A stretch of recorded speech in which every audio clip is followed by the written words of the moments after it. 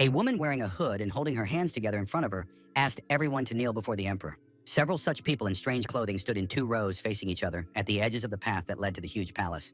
This majestic castle was beautiful, and grace descended from heaven, praising them. The palace complex was huge, including many different buildings and a bridge. The woman standing at the edge of the path leading to the palace continued to clasp her hands in front of her and asked for this grace and praise to be gathered. A knight clad in steel armor swung an impressive sharp axe and demanded that everyone kneel before the emperor. Suddenly, there was a suspicious crack of cold iron, and the warrior's terrifying weapon began to crumble. Unexpectedly, the strong knight received a powerful blow with a weapon and could no longer stand on his feet as a result of the brutal attack. The huge axe was broken after it struck the soldier, who was clad in armor and had suffered defeat. But it was not only hammers and axes that were used by the enemies today to eliminate the brave palace knights, but also sharp spears. It was with this dangerous weapon that other knights were armed, ready to strike down enemies for their ruler. Protected by steel armor, the fierce warriors held their spears in front of them, ready to engage in deadly combat at the right moment. There is an organization in this state led by His Majesty the Emperor himself in white robes. This structure, widely known as the Special Forces, exists for one purpose only. All the strong knights who are part of the organization protect the great Emperor Reincarnation. The Special Assignment Unit exists because of him. A strange woman in a hooded cloak continued to hold her palms in front of her as the flames began to rage. Some of the soldiers were defeated and lay lifeless on the ground, while the terrible flames consumed everything around them. The man in white who had defeated them walked along the path and looked at the huge palace, thinking it was nonsense. It was the leader of the Special Forces Unit, Yang, who was going to eliminate the emperor with his own hands. One of the defeated knights, who was still alive, lay on the ground and continued to demand that Yang kneel. The warrior, experiencing his last moments of life, asked the victor to kneel before the emperor. A knight standing nearby wanted the leader of the organization, Yang, to die, but he bowed before the ruler. The young man, who had been thinking about this with a grim face, decided not to back down, even if his own life was at stake. Yang looked at the knights in front of him who continued to fight, but considered them to be the emperor's pathetic puppets. One of the warriors partially uncovered his face, revealing his hellish demonic nature, and continued to demand that Yang bow down before the emperor. The soldier's otherworldly essence was fully revealed, transforming him into a terrifying creature that lunged forward at Yang. But the young man had no intention of giving up so easily and raised his deadly sword. The clash of the 2 opposing forces caused a storm of energy and a huge fire near the residence of the country's ruler. Bright golden sparks, which brought only destruction, had already appeared near the staircase of the head of state's palace. The flames were approaching the steps leading to the throne room, where the ruler of this empire usually resided. Hearing the terrible sound of the approaching fire, a fairy with large eyes and ears looked warily in its direction. The little sorceress flew up to a human hand and cautiously asked if the noise outside was bothering her master. The long-haired emperor Reincarnation, sitting on the throne in a red robe, asked the fairy not to worry because it was not a problem. The ruler looked ahead with surprise in his large eyes and struggled to understand it all. A moment later, Emperor Reincarnation saw his most loyal subject, Yan from the Special Forces, arrive below. In the ruler's understanding, Yang, walking with worn clothes and a gloomy look, had decided to betray his own master. The red mask with white fangs fell from the face of the brave warrior, who looked at the emperor without joy and addressed him. Leon was interested in the period of time that had passed since John became a leader, because he remembered the guy when he was still a recruit. On a special training ground called the Bottomless Pit of Loneliness, the young man went all the way from a slave soldier to a leader. Looking at Yang, Mr. Cavalon reminded him that the knight had everything, so he did not understand what he was dissatisfied with now. The young soldier bowed his head in silent aggression and silently raged at Leon's failure to understand his supposed dissatisfaction. Breaking the yellow piece of the shaft with strong indignation, which instantly turned into a deadly weapon, the guy was ready to rush at the enemy. This movement, which did not bode well for the emperor, only caused him to remain reserved, but Leon continued to watch the warrior. The leader of the organization seemed to want to rush forward with the dangerous blade and deliver a fatal blow to his opponent. Dissatisfied with the emperor's head, Leon Cavalana Yang brought the blade to his ear, where a green creature began to curl around it. At first, Yang, with dead eyes, was going to deal with this miniature swamp-colored dragon. The creature with a forked red tongue flew down, and Yang told the emperor how he had lost everything, mocking his words. A little fairy with purple hair sat on Mr. Cavalon's palm and silently stared at the knight who had invaded their space. The ruler of the state sharply squeezed the magical girl with his fingers when Yang spoke about the loss of his memories. Yang glared at his opponent and shouted about the loss of his family, his identity, and even his life. For a second, the head of the Special Forces unit fell silent, not finishing his aggressive speech, and partially lost his left arm. Behind him was a sharp sword with an incredibly beautiful hilt, twisting in the air, which was surely the cause of the changes in the boy's body. Stunned, Yang remembered something that had already happened once before, and it was connected with his life. And if the young man had been looking ahead, he was now forced to look back, not noticing the stain of his own blood in front of him. Emperor Leon Cavalon rose from his throne and felt resentment, even though he did not know how his subordinate had understood everything now. With a look of madness in his eyes, the ruler of the empire admitted that the head of the Special Forces unit was his favorite toy. Various thoughts of the unfortunate warrior flashed chaotically in his weakening mind, and he thought how futile it had been to go through with it. A voice asked Yan to wake up and get up, and when he stood up, he did not understand how he had survived with his heart pierced. Yan looked up calmly, and there was light, and rocks were visible all around, but the young warrior knew this place. Having previously attempted to fight the ruler Leon, Yan touched a huge white pillar next to him. Suddenly, a strong surprise overwhelmed the young man, who opened his eyes and looked at the unusual phenomenon. The former leader of the Special Forces unit stood before the great stone sword, striking in its grandeur and size. It was the symbol of the squad's training ground, and thousands of recruits had died in front of this huge stone sword. But the young man was also deeply concerned about the drastic changes in his own body. He was now wearing the clothes of the recruits training on the ground. An unexpected and incomprehensible noise appeared nearby, as if someone had run past Yan, who continued to stand there with a surprised look on his face. From the powerful blow of the tall man's large fist, the young man felt a sharp pain in his shoulders and held them with his hands. Unexpectedly attacked, the young man instantly flew to the side, and his formidable assailant advised him to watch his back. What had happened enraged Yan. He clenched his strong white teeth and bulged his eyes, filled with hatred for his opponent. The 12th recruit of the Special Forces unit, Roman, who had hit him, considered Yan a little insolent, but he had not changed in other respects. Clenching his muscular left hand, the soldier now remembered one moment. He looked with noticeable surprise at the one who had called him, the 12th member of the Special Forces unit. Standing directly in front of the slightly beaten young man who had fallen to his knees, Roman realized that he was not so simple. Getting to his feet, Yan asked if they were on the training ground. But for Roman, training was just an excuse. He wanted to deal with his rival. According to the 12th member of the squad, no one would care if a low-level recruit died unexpectedly. Standing with a sullen expression on his face, Yan found himself in a strange situation after invading the Imperial Palace and couldn't believe one thing. But there was a large sword that appeared before his eyes, as well as the boy's thin body and Roman's strange actions. Yang was happy to return to the past, and it didn't matter why it happened, because what was important was the new opportunity to start all over again. Now it was important for the young man not to make a mistake, because this time he was determined to get the Emperor's head. Standing before him was Roman, the 12th recruit of the Special Forces unit, to whom the young man wanted to tell something. When Yang told his rival that it was impossible for them to experience love before the age of 40, Roman stared at the young man in complete incomprehension. Clenching his fists, the strong recruit instantly rushed at his opponent, who dared to say such terrible words to him. Quickly stepping aside, Yang ironically told his enemy that he couldn't believe he had missed such a slow blow, considering himself pathetic. The eyes of the Special Forces recruit burned with wild rage when he heard the mocking words from his weaker opponent. Wanting to strike the young man who continued to mock him so cruelly, Roman ran zigzagging around Yang, unable to hit him. With a cool expression, the young warrior intended to give one piece of advice to his rival, who was glaring at his opponent with anger. Approaching the restless recruit Roman, Yan touched his body with his finger and recommended that the man close the distance and attack. Then he suddenly delivered a powerful blow to Roman's stomach, who clearly did not expect it. As a result of the treacherous attack, the 12th recruit flew somewhere to the side while his opponent stood with his fist clenched. Screaming in wild pain, Roman's eyes bulged, and he couldn't understand how a mid-level recruit could have such skills. Clenching his strong white teeth in a fit of aggression, Yang continued to instruct his opponent, urging him to keep attacking. But the young man immediately looked away from his opponent and saw a mysterious purple object flying past him. The strange pendant hit the wall and fell to the ground, but Yang couldn't remember finding anything like it. Picking up the object from the ground, the young man turned to Roman, who was lying nearby, and suggested ending the fight, since the recruit had been very lucky. The lid of the mysterious pendant opened, and the young man sat up, examining the interior of the object, where something was. Suddenly, the former leader's eyes widened as he began to examine the contents of the object. Inside the pendant found by the young man was an old picture of a boy with a man and a woman behind him. The brave warrior Yang recognized himself in this childhood photo with these unfamiliar people.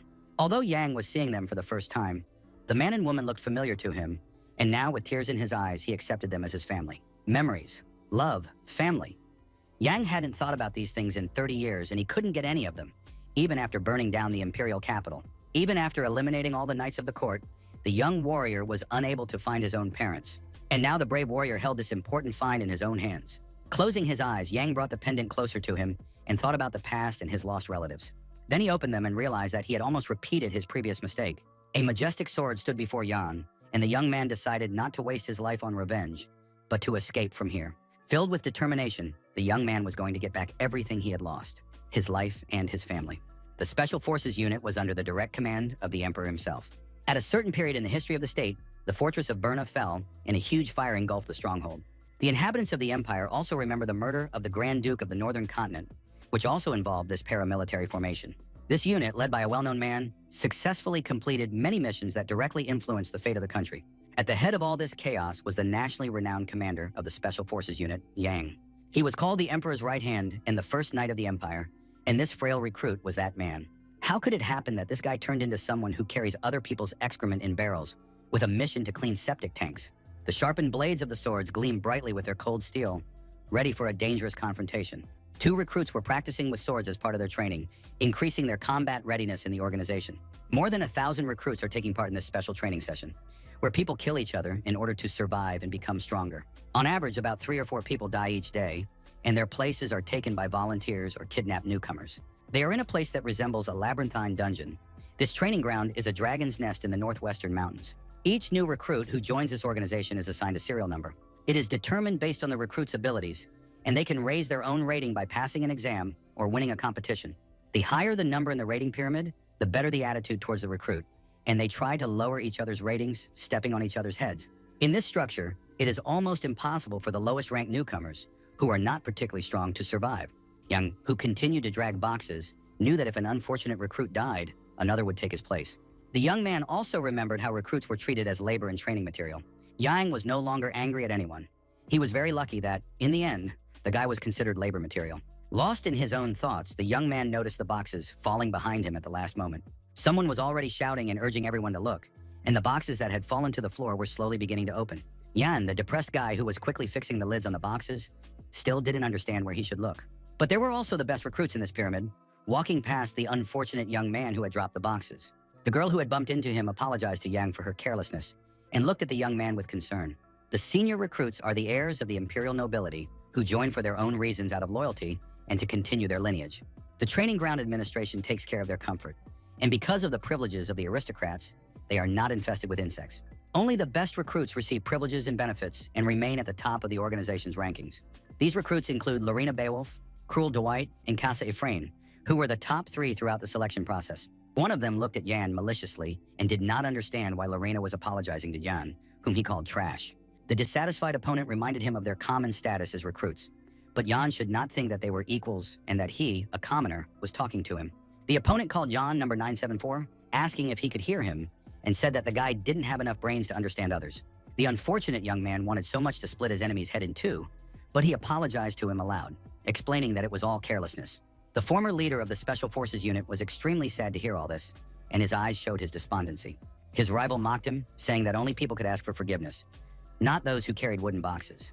The smirking villain was sure that people like Yang should beg, demanding that the guy bang his head against the wall and ask for mercy. The unpleasant face of the malicious recruit, with his nasty smile and demand to beg, continued to stand in front of the poor boy. His opponent openly mocked John and laughed, saying that it was as if the boy was seeing a nobleman for the first time, while the poor fellow closed his eyes and tried to remain calm. The arrogant villain laughed that Yan had swallowed his tongue in fear, thinking that this always happened when meeting Cruel. Finally, the trio of top recruits went on with their business. Cruel demanded that the boy be careful in the future, and Beowulf apologized and stacked the boxes. Rubbing his face, Yang looked at them and mentally asked them to be happy with their current ranks, because it was even better for him that way. After such an unpleasant encounter, the young man continued his journey with the boxes along one of the walls of the large fortress. Suddenly, he looked ahead with great attention. Something unusual caught the attention of the guy with the boxes. Mysterious sparks flew out of the nearest door on his way, and someone was always hiding in the dark corners. The young man's eyes widened, and he suspected that Roman, the recruit, was involved in this. But the young man had a strange feeling. Feverishly thinking about what was happening, Jan considered pretending he knew nothing and then simply approaching closer. Approaching the place where the glow was coming from, the guy started talking about how hard it was for him, but a girl said she had been waiting for him.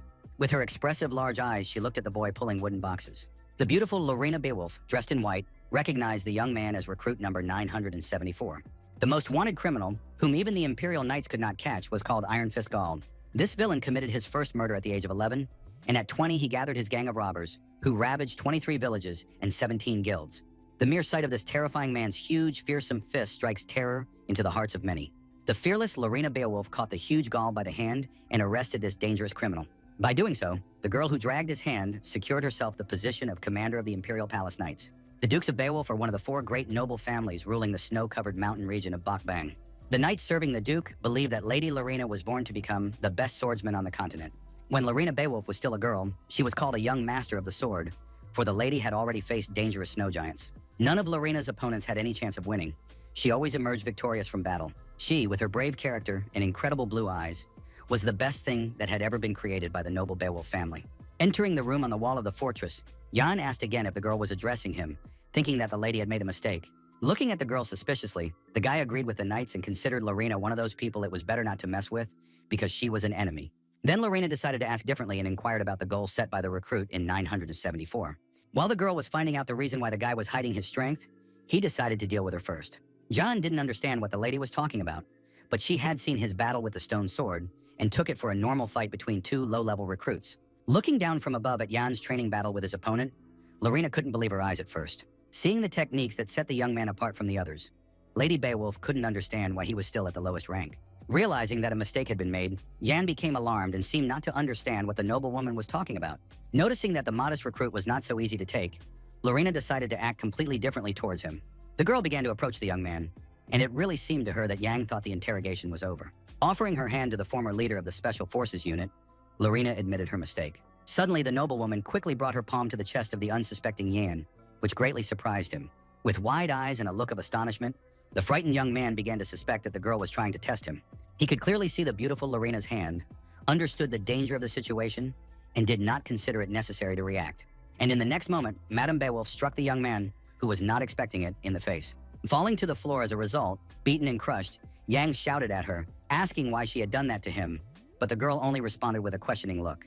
Now she looked at the guy in amazement, thinking he would be able to block the blow, so she apologized, and Jan assured her that it wasn't him who was fighting then. The lady apologized because she had expected something else, and Yang decided to play on her pity, pretending to be a commoner who had been treated unfairly by a nobleman. With a character like the girl's, such a trick, as the young recruit hoped, was bound to work. Lorena expressed her willingness to carry Yang's boxes, asking where they should be taken, and wanted to take one, but Yang did not see the need for it. Since they are recruits, Lorena Beowulf asked the guy to talk to her informally, which is a little strange for Jan. As she continues to carry the boxes, the lady believes that higher-ranking recruits should not treat lower-ranking ones like slaves. If Lorena becomes ruler, she will defend the rights of slaves on her land, while John thinks how talkative she is. Thanks to her, the guy delivered everything safe and sound, and the girl gathered herself back together after hearing words of gratitude from her companion. As she was walking toward the exit, Lorena said that she might be mistaken about something, and Yang became nervous, not knowing what she wanted this time. Suddenly, the noblewoman turned to the young man and reminded him again how she had attacked him some time ago. After all this, Madame Beowulf intends to keep an eye on Jan, which makes him feel afraid. Continuing to stare intently at the young man, Lorena wants to hope that she has made a mistake in her thinking after all.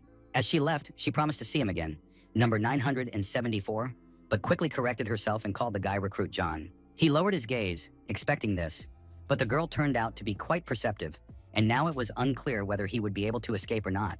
A new bold thought appeared in the mind of the former leader of the Special Forces unit, and he raised his gaze. Imagining a predatory hand on a human neck, John considers doing something important right now. Jan could easily deal with the current Lorena, but if he killed her, the Beowulf family would immediately turn against him. Opening the door slightly, the young man thinks it would be foolish to turn the family into enemies, just for the sake of dealing with this lady. Entering the bathroom, the young man decides to first escape from this complex, remembering the time when he was a commander and knew about deserters. Most of these escaped soldiers were unable to leave the training ground and received their punishment. The young man remembered one deserter who managed to escape from the training ground and was later found in a nearby forest. Yen then managed to find out from this man how he had managed to escape, and he told him everything sincerely, being very touched by the commander's kindness. The exhausted fugitive soldier, in great pain, mentioned the third section in the fifth toilet to Yan. With his own hand, the former head of the Special Forces unit touched the wall behind which his freedom might lie. Yan barely smiled, having made the long-awaited discovery. He had finally found what he had dreamed of. In the process, the young man managed to destroy the wall of the fifth toilet cubicle and find an exit behind it. Some of the bricks fell down, and a dark hole appeared in the wall, pointing the way to long-awaited freedom. Deep inside, a light was visible, still very faint, but symbolizing liberation from captivity in the fortress. Jan continued to stare at the hole in the wall, thanks to which he could gain his desired freedom. Although the gap was still too narrow, if it were enlarged, the chances of success would increase exponentially. The young man, who wanted to stop being a recruit in a place he hated, smiled maliciously and hoped even more strongly to escape from here.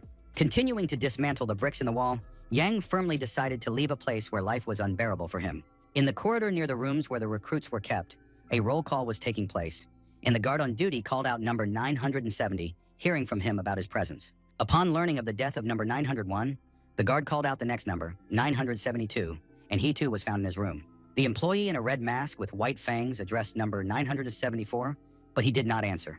Immediately suspecting something was wrong, the man approached the bars and grabbed them, thinking that the recruit might have escaped. Lazily sprawled on his bunk, Yang gave his serial number and indicated that he was just resting, but the officer on duty shouted that he needed to respond quickly. Satisfied with the completion of the roll call, the institution's employee demanded that the recruits turn off the lights, after which the candles went out. Without changing his position on the bunk, Yang came to the conclusion that in carrying out the task, he understood the need to be cautious because the probability of success was higher. Reflecting on this important issue, the young man looked up sadly, realizing that he had only one chance of success. Even if Yan managed to escape, the entire guard would start chasing him, and then the unfortunate freedom-loving man would definitely not fare well. If the guy made a mistake, he would become an extremely frightening example for all the other local recruits. Lowering his hand to the wooden floor, the former leader of the Special Forces wanted to get a trump card that would become an unpredictable variable in the game. At first, the room where candles had been burning just a few minutes ago was dark and completely silent. Then everything was illuminated, and Yang realized that he had no choice. But he didn't know if it was possible to carry out his plan with a body like his. A light appeared around Yang, and he activated the breath of the divine dragon, a method of controlling mana that is only available to outstanding geniuses. The young man had all the knowledge, but his body was not yet up to the task. And to reduce the strain on his body, he needed to create a core for mana. However, there is not enough time for it to appear using only the breath of the divine dragon. But the young man has no other choice. Dreaming of freedom, the recruit pressed his lips tightly together, his desire to achieve his goal requiring special concentration. Finally, the divine dragon's breath made itself felt, and this method began to bear fruit for the young man. The young man's transformation began. His strong, muscular arms seemed to be pierced by bright lightning bolts. Nick did not expect such a rapid flow of mana. He felt every cell of his own body releasing magical power. The young man felt as if a dragon had entered his body, and truly incredible things were happening to him. The divine breath of the dragon is a secret technique of the first emperor, who conquered many countries with his sword and founded an empire. This powerful technique was created by a calculating ruler during his own period of apathy. While Yang was thinking about this technique, which was as delightful as its name, another thought struck him. Looking at his body and the changes that had taken place, Yang realized with fear the risk of mana leaving his core, which could not be allowed to happen. The young man's muscular body seemed to be covered with bright, lightning-like curves. Now Yang had to try to keep the magical mana inside him, so he focused all his efforts on achieving this goal. The magical actions taking place caused Yan's room to glow brightly, illuminating the surrounding area. But in the next moment, everything suddenly fell silent, and the light went out, and the room was dark and lifeless again. Disappointed, the young man bowed his head in grief, realizing he had made a mistake, and was left feeling upset. Pulling at his hair, the unhappy and sad Yan considered it impossible to create a core valuable guide to this technique, and his body was still weak. Once the emperor revealed the secret of this technique to the young man, but Yang did not know if it was a momentary whim or if the sovereign was testing him. Then the ruler gave the young man a book where he was able to learn about gathering mana, but nothing about concentration. The secret technique was not yet perfected, but now Yang needed to focus on escaping before it began. The day after everything that had happened, the young man heard about the leadership's intention to disqualify everyone gathered there. The recruits standing nearby in uniform were surprised by this information, but some of the guys had also heard about it. To Yan himself, this seemed like nonsense. He was sure that this would definitely not happen, but his friend now doubted that they would return. The young man remembered that he was supposed to come to them today, so the recruit was going to do everything he could to make sure that this person did not notice him. Roman suddenly appeared somewhere behind him and started calling Yan, who hid under his hood, amazed at his friend's persistence. And then the recruits noticed the instructor standing on a special podium in front of them and even hoped to return home today. The instructor looked at the group of students emotionlessly, lost in his own thoughts at that moment. The next moment, he rudely called out to the recruits and ordered them to be quiet, causing the unfortunate ones to tremble and become extremely frightened. People recoiled from the loud scream, and Yang suspected that it was the voice of mana, which the instructor had decided to use on ordinary recruits. Now the guy was clutching his heart from the voice of mana, a technique of adding magic to sound, which could cause fatal injury. From the top of the podium, the organization's instructor called the recruits trash, lacking both talent and status. Staring intently at this aggressive man, Yang could not have imagined that he would meet this madman again. Damien, the chief instructor for training people for the Special Forces, arrogantly asked if the recruits knew why they were still alive. One terrified blonde-haired student was already being dragged by the collar, and everyone present was ordered to be quiet.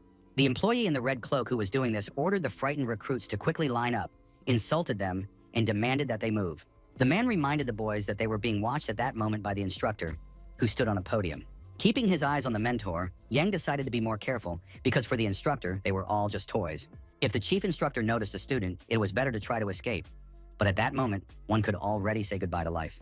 Damien addressed the recruits, calling them respected, and said he was glad to see them all here, but according to him, they were all trash without talent or status. Looking down at the young people gathered below, the chief instructor admitted that he wanted to kill them all. Covering his eyes and putting on a friendly face, the coach asked the unfortunate recruits not to worry. Yang heard him call them trash, capable of being useful to the great emperor, and that it was not for nothing that they were given another chance. As if possessed by terrifying fangs, the mentor spoke of the opportunity still available for the boys to be selected for the Dragon Soldier Project. This project selects people who will protect the emperor, the dragon of their country, and the selected recruits will be honored to protect the ruler. But in reality, it's not that simple, because the recruits are brainwashed by implanting parasites in them. The real goal of the project is to turn the recruits into obedient puppets of the monarch who cannot die without orders.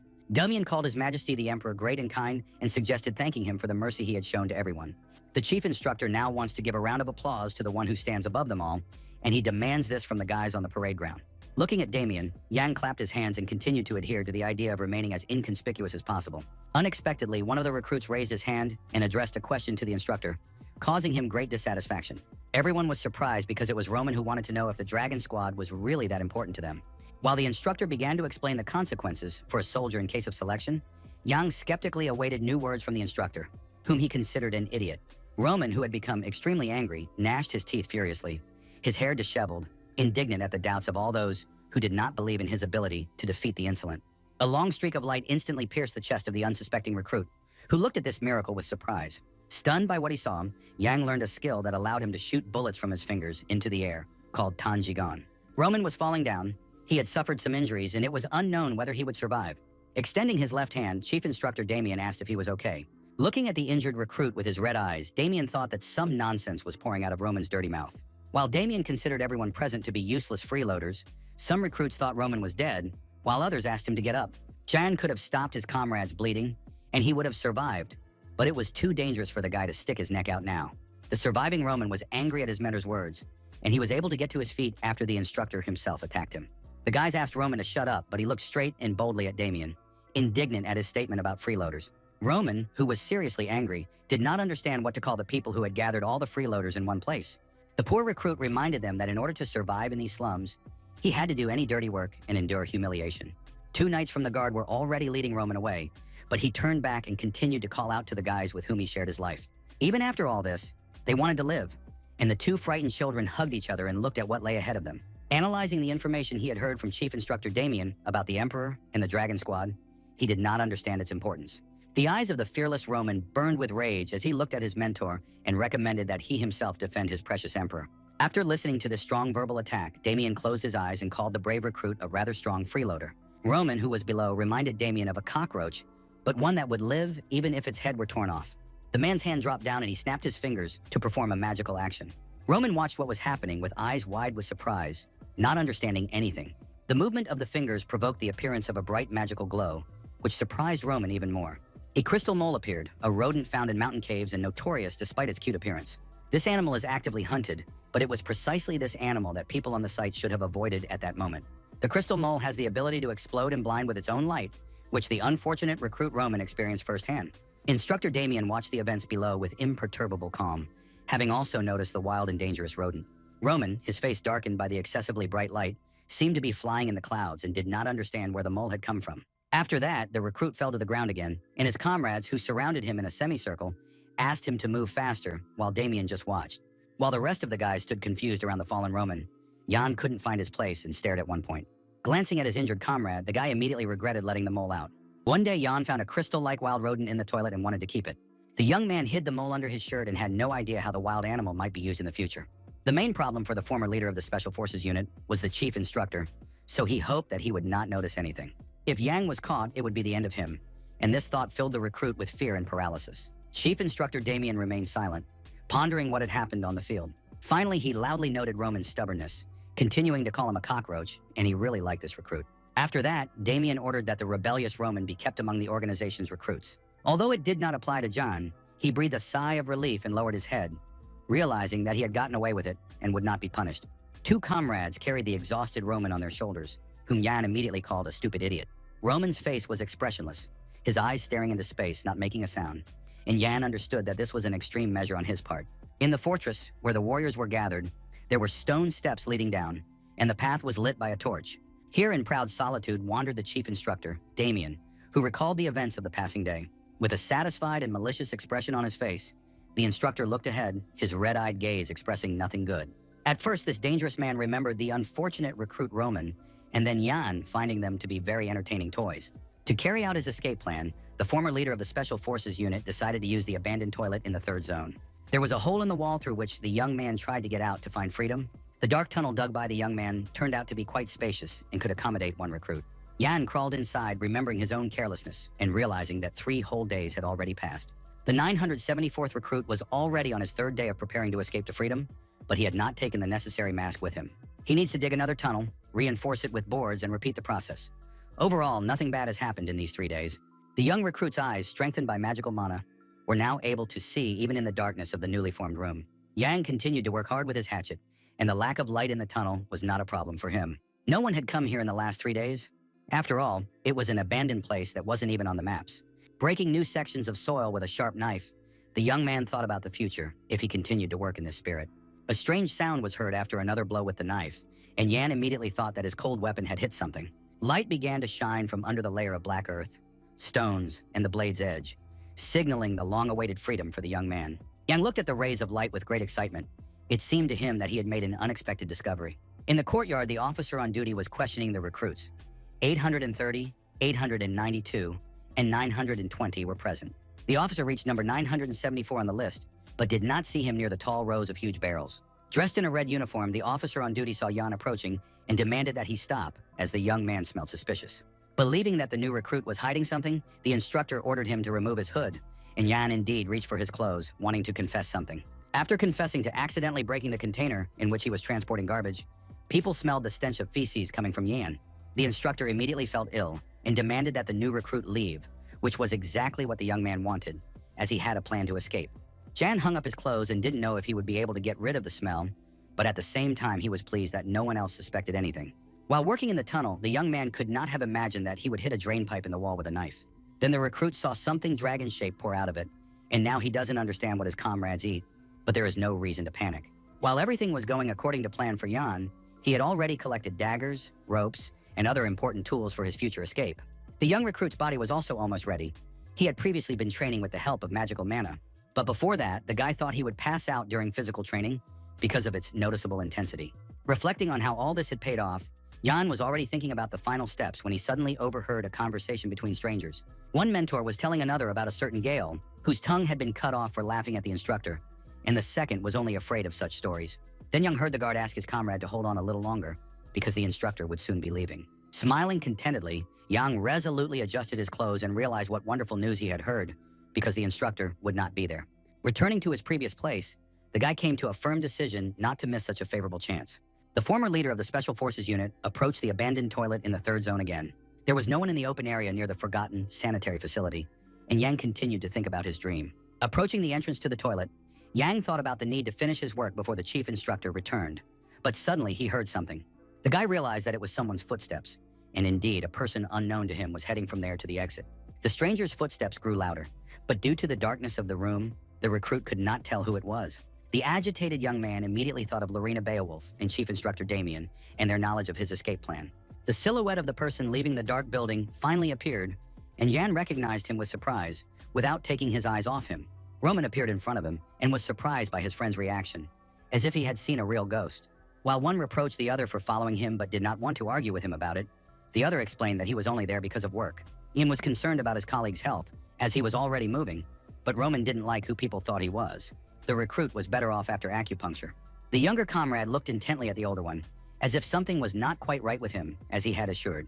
Pointing to the blood flowing from his body, Jan heard Roman deny this, explaining that it was all due to acne. Accepting his colleague's point of view, Yang headed for the abandoned toilet, explaining that he had a lot of work to do. Recruit Roman smirked and did not believe what he heard from his junior comrade, considering it frivolous.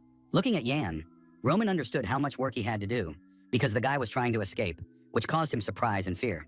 The man who had recently quarreled with the chief instructor looked at his comrade with an evil grin and said that if the mentors found out about this, now he wants to know if Jan is interested, who didn't like his colleague's words very much. Angry, Yan grabbed his work dagger and decided to use the 16th Dark Spirit and hunt the Dark Falcon. Such serious actions caused a storm of indignation in the recruit Roman, who bared his white teeth and was outraged at how Yan dared to do such a thing. He was curious to know who this young man, who was so skilled with a sharp blade, really was. The young recruit just looked ahead calmly, as if he didn't hear the cries of the man who knew his secret.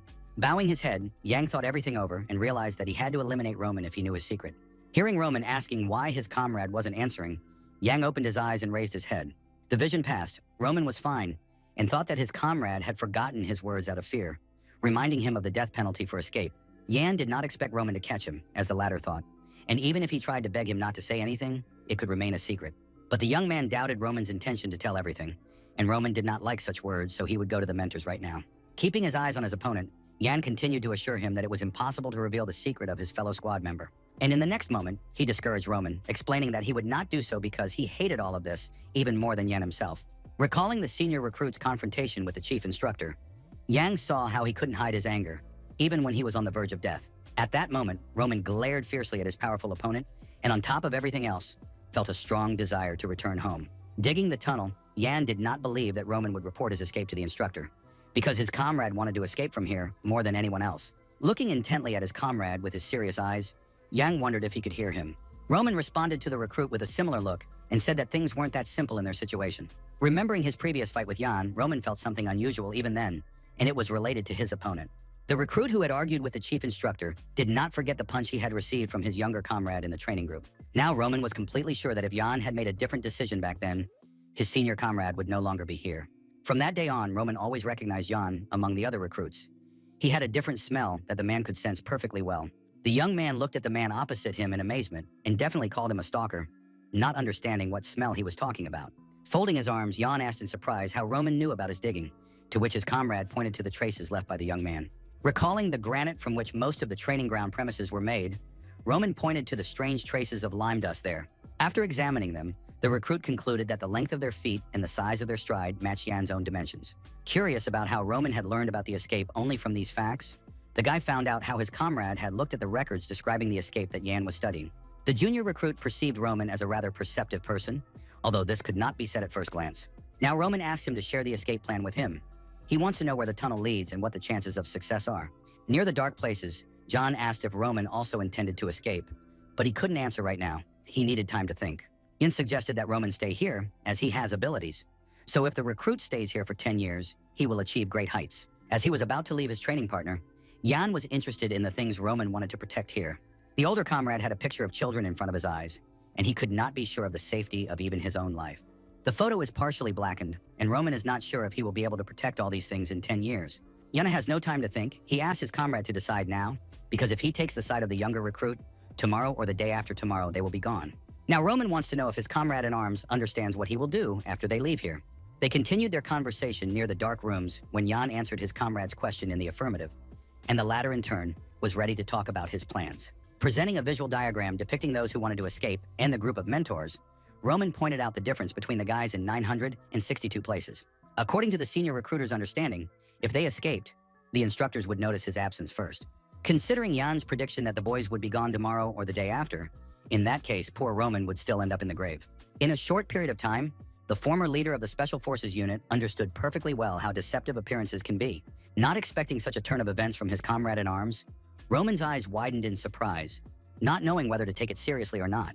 They were like casting a fishing rod into the water at random, and one of the guys asked not to complain and was ready to take a big risk. When the question of what to do was raised, Roman closed his eyes and thought about it. After concentrating on the difficult moment, the senior recruiter finally opened his eyes, realizing that they had no other choice. Above the tall, pointed cliffs where the new recruits were training, stars burned in the dark night. Chief Instructor Damien smiled and hummed quietly to himself as he prepared to give a speech to the cadets. Continuing to appear cheerful, surrounded by his assistants, Damien noted the refreshing evening air. In his speech, Damien explained how he had gathered them all here at such a late hour because he had an important announcement to make. High-level recruit number 32, Kais, heard Damien apologize to everyone for having to meet at such an hour. His low-level colleague, number 525, Mabin, had heard the good news from the instructor, so he wanted to get straight to the point. Low-level recruit number 974, Yang, suggests holding the exam today if the chief has gathered them. Continuing his nighttime speech, Instructor Damien told the guys about preparing a schedule for their first exam in the organization. The rules for the surprised recruits are very simple. Each of them will be sent to a specific location, and if they last a week, they will pass the exam. With his head bowed slightly, Yang listened attentively to Chief Instructor Damien as he discussed the details of the upcoming journey. Finally, the instructor, with a smiling but not very kind face, announced the location of the first test, which was the Mountains of Blades. Young recruit Yang kept his eyes on the speaking squad leader, as he knew well about this dangerous territory. There was a story about an adventurer named Nilf, who had gone to the Mountains of Blades after learning about the herbs that could cure his mother. The pleasant young man, suspecting nothing bad, asked his mother not to worry and assured her that he would definitely find the necessary medicine. Then something incredibly terrible happened. But with his last ounce of strength, Nilf asked his mother not to worry, promising to bring back the medicine. His mother waited for his return until her death, but the good thing about what happened was that she never found out about the consequences of his journey. The Mountains of Blades are a refuge for many monsters, where goblins are the weakest, but the further you go, the more dangerous the monsters become. In this dangerous area, you can also encounter representatives of large species that easily defeat other monsters. Giant, bloodthirsty creatures, usually found only in fairy tales, inhabit the Mountains of Blades. There are monsters there that nothing is known about. Recruits can meet them today, and deep in the Blade Mountains lives it. Chief Instructor Damien, who told them about this, clapped his hands and ironically counted the guys burning with impatience. Not knowing which of these worms, as the instructor called the recruits, would still be alive in a week, he felt cheerful at the thought of them dying. The assistant standing nearby apologized to his boss, but was about to tell him something that piqued his interest. Recruit Yang, who was closely following the leadership, heard the assistant say that they had been contacted and told that an instructor was needed. Damien, who was watching the assistant out of the corner of his eye, listened to him and agreed with what he said. After speaking, the chief instructor's assistant smiled grimly, as if difficult times lay ahead for the students. Deciding that they had discussed everything, Damien suggested that everyone present disperse. Taking his hood in his hands, Recruit Yang assumed that the chief instructor was not in a good mood if he had finished so quickly. No matter how well trained the younger guys were, they had almost no chance of surviving in the Mountains of Blades, as the instructors would help the nobles, the older recruits. Yang's eyes widened when he heard the voice of a woman demanding that they move away from her. All the recruits immediately lined up in 2 rows, letting Miss Lauren pass, who outshone all the low-level recruits. Covering himself with his hood, Yan looked at this surprisingly popular figure, who was a real star here. Even people like Lorena participated in the organization's night event, and the guy hoped she would just walk by. At first, the girl walked by without paying any attention to the unfortunate recruits, as if she were lost in her thoughts. But then something happened that the young recruit Yang did not want to happen, because Lorena Beowulf turned her gaze in his direction. As if she had seen a real ghost, the girl stared wide-eyed at the guy standing among the other boys. Yang, who was so eager not to be seen by any of his superiors, looked gloomily at Lorena and realized that she had noticed him. Even though Ms. Beowulf walked past him without stopping, the young man realized that things couldn't get any worse for him. His shadow fell on the gray ground, and Yang reassured himself that he shouldn't worry, because he would definitely escape from here. Yan turned to Roman, who was standing nearby, and asked if he had done everything his younger comrade had asked him to do, but the recruit had done everything. Not quite believing his comrade, Yang asked him to look at the stone sword standing in front of them, but Roman saw nothing special in this annoying monument. When Yan said that starting tomorrow, Roman would no longer have to look at the annoying sword, his older comrade looked at him with great surprise. The young recruit was well aware of the message the instructor had received some time ago. Before the first exam, he must personally visit the royal family and report to the emperor on the situation at the exam. The chief instructor of the detachment, Damien, did not like visiting the royal palace, but he could not disobey the emperor's order.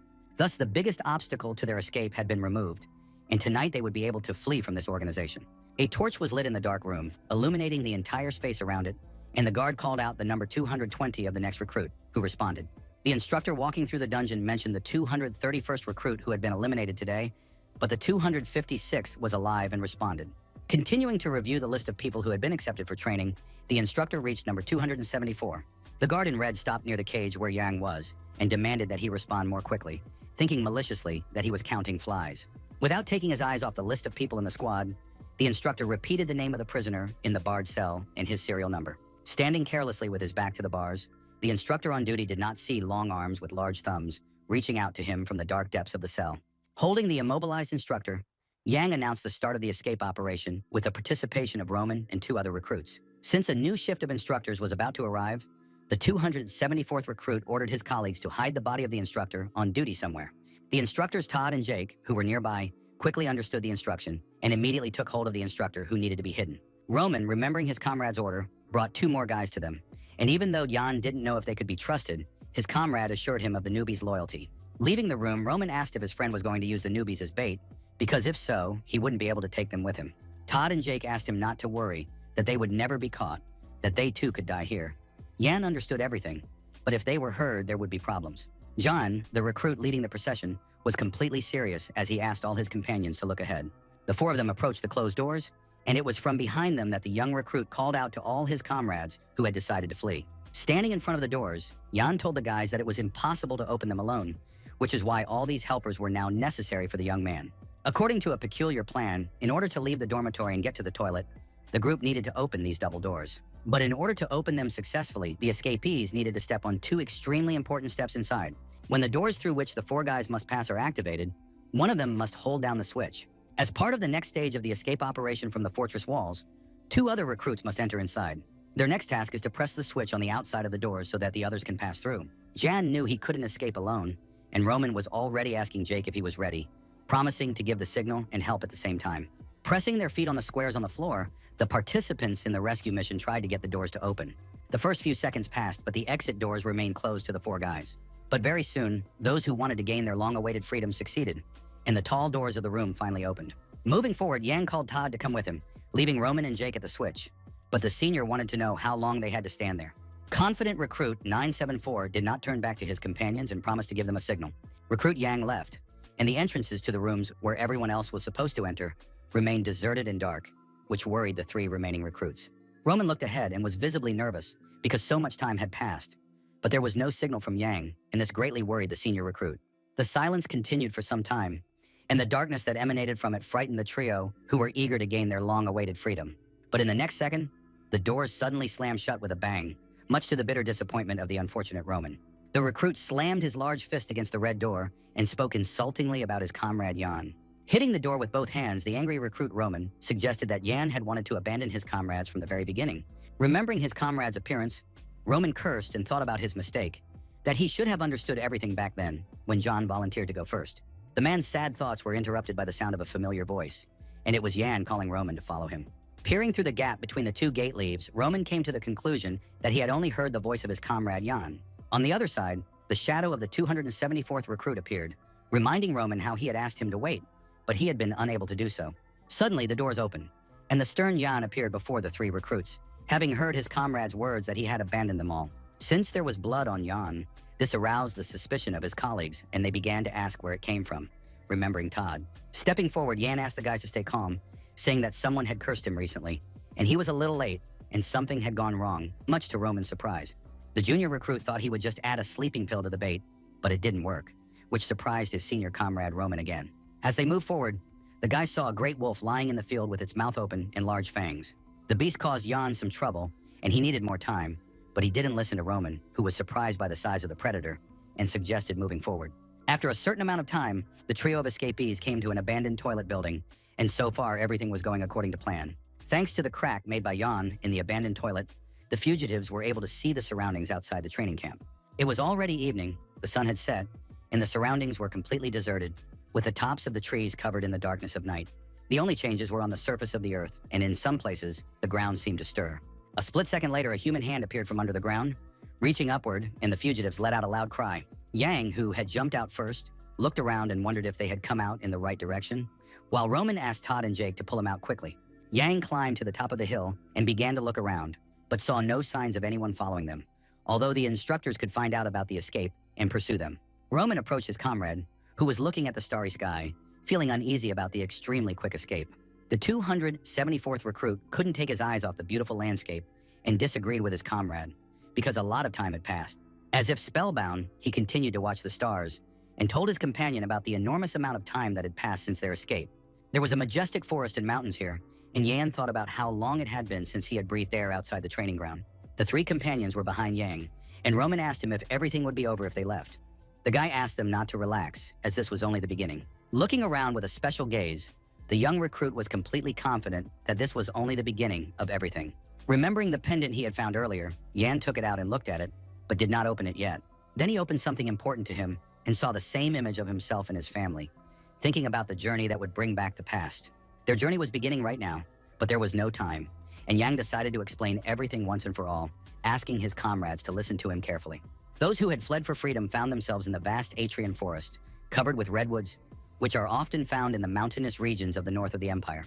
Showing the plan with toys, Yang pointed to the guy's location in the center of the forest and said they could get out of it in 2 days, although Roman suggested hiding there.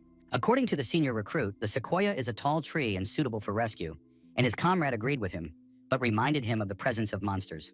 The young man was also sure that the organization was already looking for them, and it was only a matter of time before they were caught in the dense forest. The pursuit squad consists of about 20 people, and if the punitive group manages to find the guys, it will be the end of them. The young man has only one way to increase the team's chances of success, which is to split up so that the squad disperses. If the group splits up, the pursuers will have to divide themselves, and each will be able to take out 5 enemies, thus increasing the chances of escape. The dissatisfied Roman considers himself bait in this case because the punitive squad will go after him first, as he is the highest-ranking recruit in the organization. Jan looked at his comrade and, agreeing with him, stated the need to be cautious, because no one wants to be bait.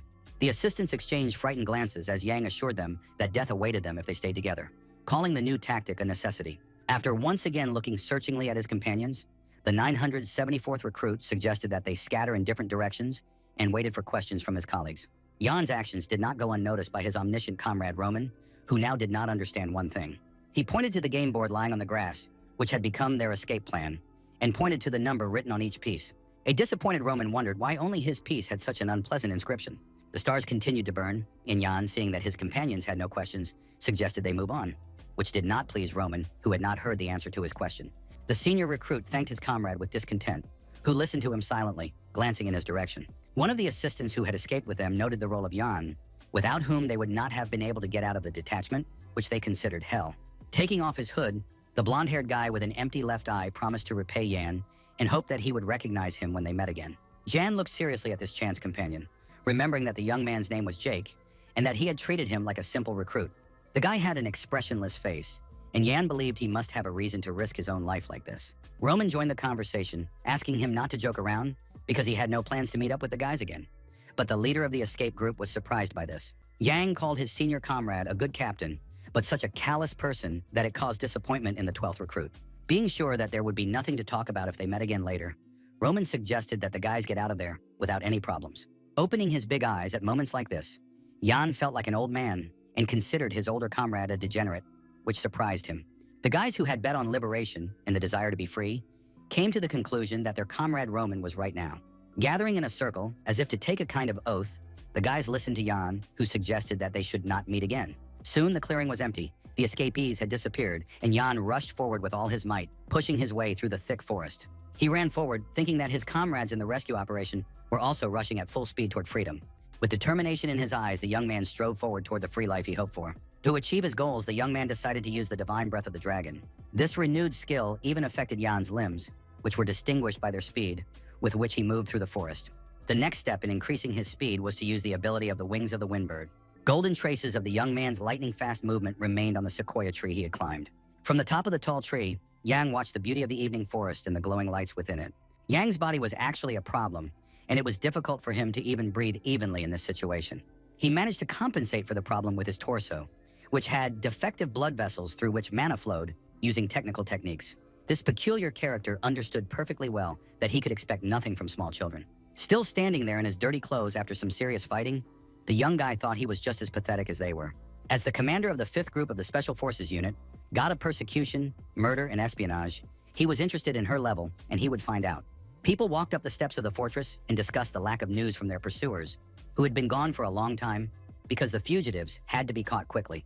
The mentors in red uniforms walking down the corridor hoped for the quickest possible capture of the fugitives before the return of the crazy instructor from the palace. The very same crazy instructor who had returned put his hands on the shoulders of the unsuspecting guard, and now the guys were in trouble. The terrified instructor glanced at his boss out of the corner of his eye and muttered with a tremor in his voice that he didn't mean to say that. Chief Instructor Damien's feigned cheerfulness quickly disappeared, and he glared at the offender among his subordinates. Then Damien smiled his smile, which usually did not bode well for those in front of him. He tried to pat the recruit instructor on the shoulder, urging him to breathe calmly and assuring him that everything was fine and that anything could happen. Passing by the columns, the instructor continued to apologize, explaining that he had misspoken, and Damien reminded the man of his words about wanting to see the Emperor's wrath. The silent instructor was stopped by the guards, and Damien led the culprit away and questioned him about the roll call of recruits, considering that it had been difficult for him. The instructor who had offended his superior asked him not to worry, because the pursuit squad would soon catch the fugitives. With a smile that lacked kindness, Damien asked how this would be done. The subordinate turned to the chief instructor of the organization, not understanding his simple question. This time, Damien looked at his employee with truly evil eyes, their pupils burning with madness and horror. And suddenly, in the next moment, the chief instructor abruptly placed his left hand on the shoulder of the unsuspecting mentor. As a result of the leader's terrifying movement, the mentor in the red uniform fell down with his legs twisted in different directions. The unfortunate man, having fallen down, writhed in pain in his own legs, while the heartless Damien reproached him for not anticipating the recruit's escape. The guards in white heard their boss accuse his subordinates of not noticing the digging of the passage and the theft of supplies for the escape by the fugitives. The injured instructor raised his tormented gaze and asked the chief instructor to give them another chance. The angry leader of the organization responded by stomping on his unfortunate subordinate with his boot, causing him pain. With a cold and insensitive expression on his face, Damien pointed out to the employees that they had lost all their opportunities in this job. Experiencing incredible pain from the chief instructor's blow, the mentor now asked only for salvation. It was no longer Damien looking at the unfortunate man, but as if his demonic essence had broken out, and he knew who was behind the poor mentor. Leaving the scene of his own crime, the chief instructor ordered the guard in white to tell the members of the pursuit squad to go to the chief. Red stains remained on the floor, and Damien promised to keep a close eye on everything from now on, especially the recruits. Recalling the cohort of new recruits, the chief instructor of the ruthless organization knew some very interesting guys, and now he couldn't wait to deal with them. Fog continued to reign in the Atrian forest, covering an increasingly large area of the forest, helping the escaped boys. A pursuit squadron numbered 3 was already actively operating in the forest, searching for the 4 deserters. Wearing sturdy boots, the pursuers quickly cut through the terrain, leaving only crushed grass behind them. Like all other members of the organization, these men also wore the organization's signature red masks over their faces. The leader of the squad, who was running ahead, suddenly raised his left hand and ordered his 2 subordinates to stop immediately. The trio of pursuers stopped moving and stood near a large tree, the younger ones assuming that the fugitives' tracks had disappeared in the forest. Removing his red mask, the leader of the group denied that there were any problems, saying that the chase was going quite smoothly. The commander of Pursuit Squad number 3, Kelly, asked his men if they found it strange that the search operation was going so smoothly. Team member Chael believes that everything is going smoothly because they are dealing with number 974, but Andre thinks that the boss has his suspicions. They were following the tracks in this direction, but some tracks point to another route here. The squad leader noticed a piece of cloth hanging on a short branch and understood the fugitives' desire to escape as quickly as possible. According to Chael and Andre, because of this suspicion, their leader had no time for anything else. Not even his girlfriend, which made him unhappy. Kelly looked ahead warily, overcome with anxiety, but it could have been just a premonition. The unpleasant feeling did not leave the guy, but he did not see the barely noticeable thin light threads stretching along the entire length. The guys continued to stand next to the large tree, trying to figure out the situation, while the fog rose higher and higher. Kelly's next order was to capture Jan before he took advantage of the situation and hid even further away, and his subordinates immediately accepted it.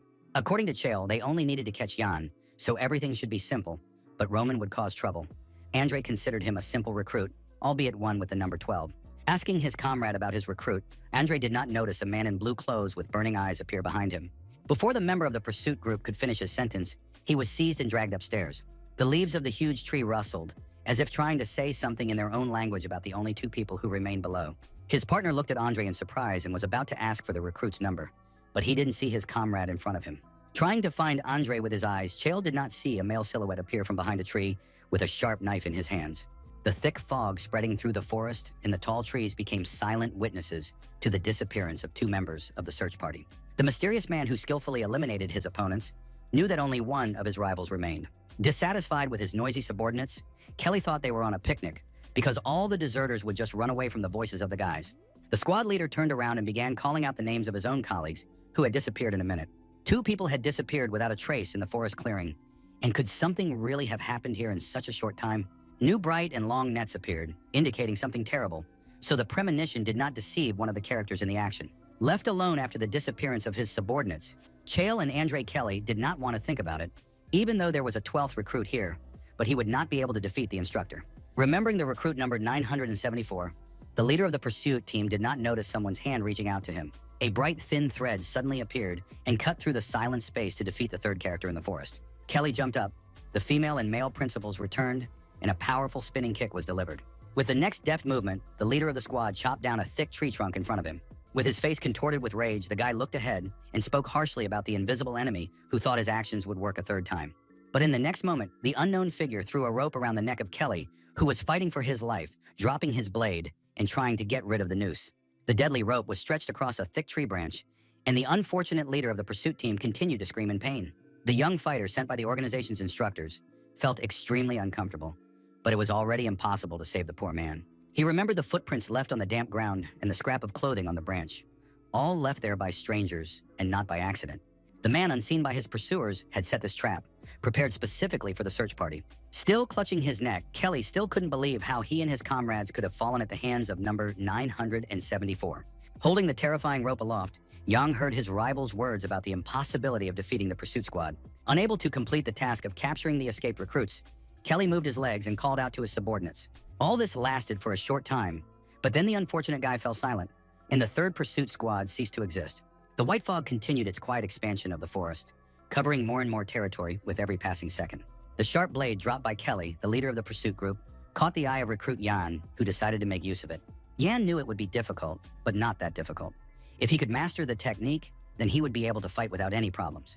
The stern and determined look on the face of the young man, who wanted to be free, showed his intention to get out of the forest before the fog cleared. Looking around, Jan noticed a nearby tree, which, like everything else around it, was covered in the blood of his pursuers. The red liquid was everywhere, and the hunting dogs would still smell it and come here for the fugitives. The guy decided to hide his own scent with silamo grass, because it would be easier for him to escape that way.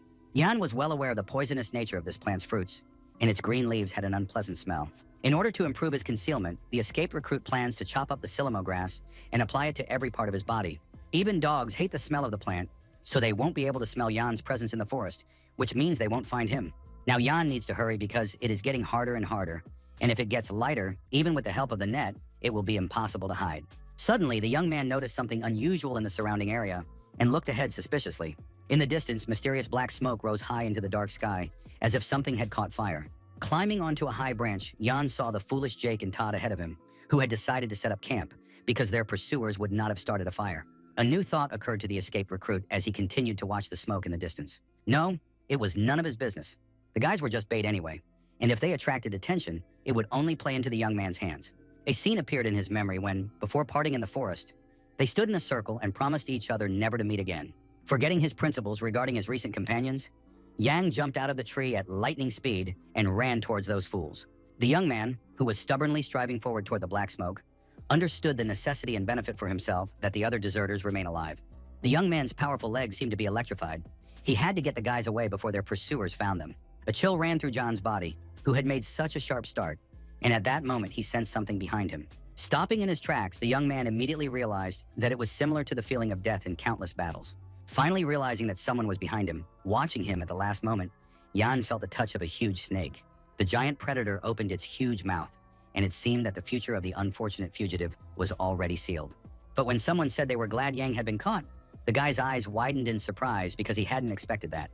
While the guy was looking at the butterfly, someone continued to say that he immediately perceived Yang as an interesting character when he first saw him. Sitting on the green grass, the little yellow butterfly fluttered its wings, and the stranger, as if upset, said that Jan had not revealed himself. During the strange monologue, the young man who had run away felt a strong typhoon and looked back.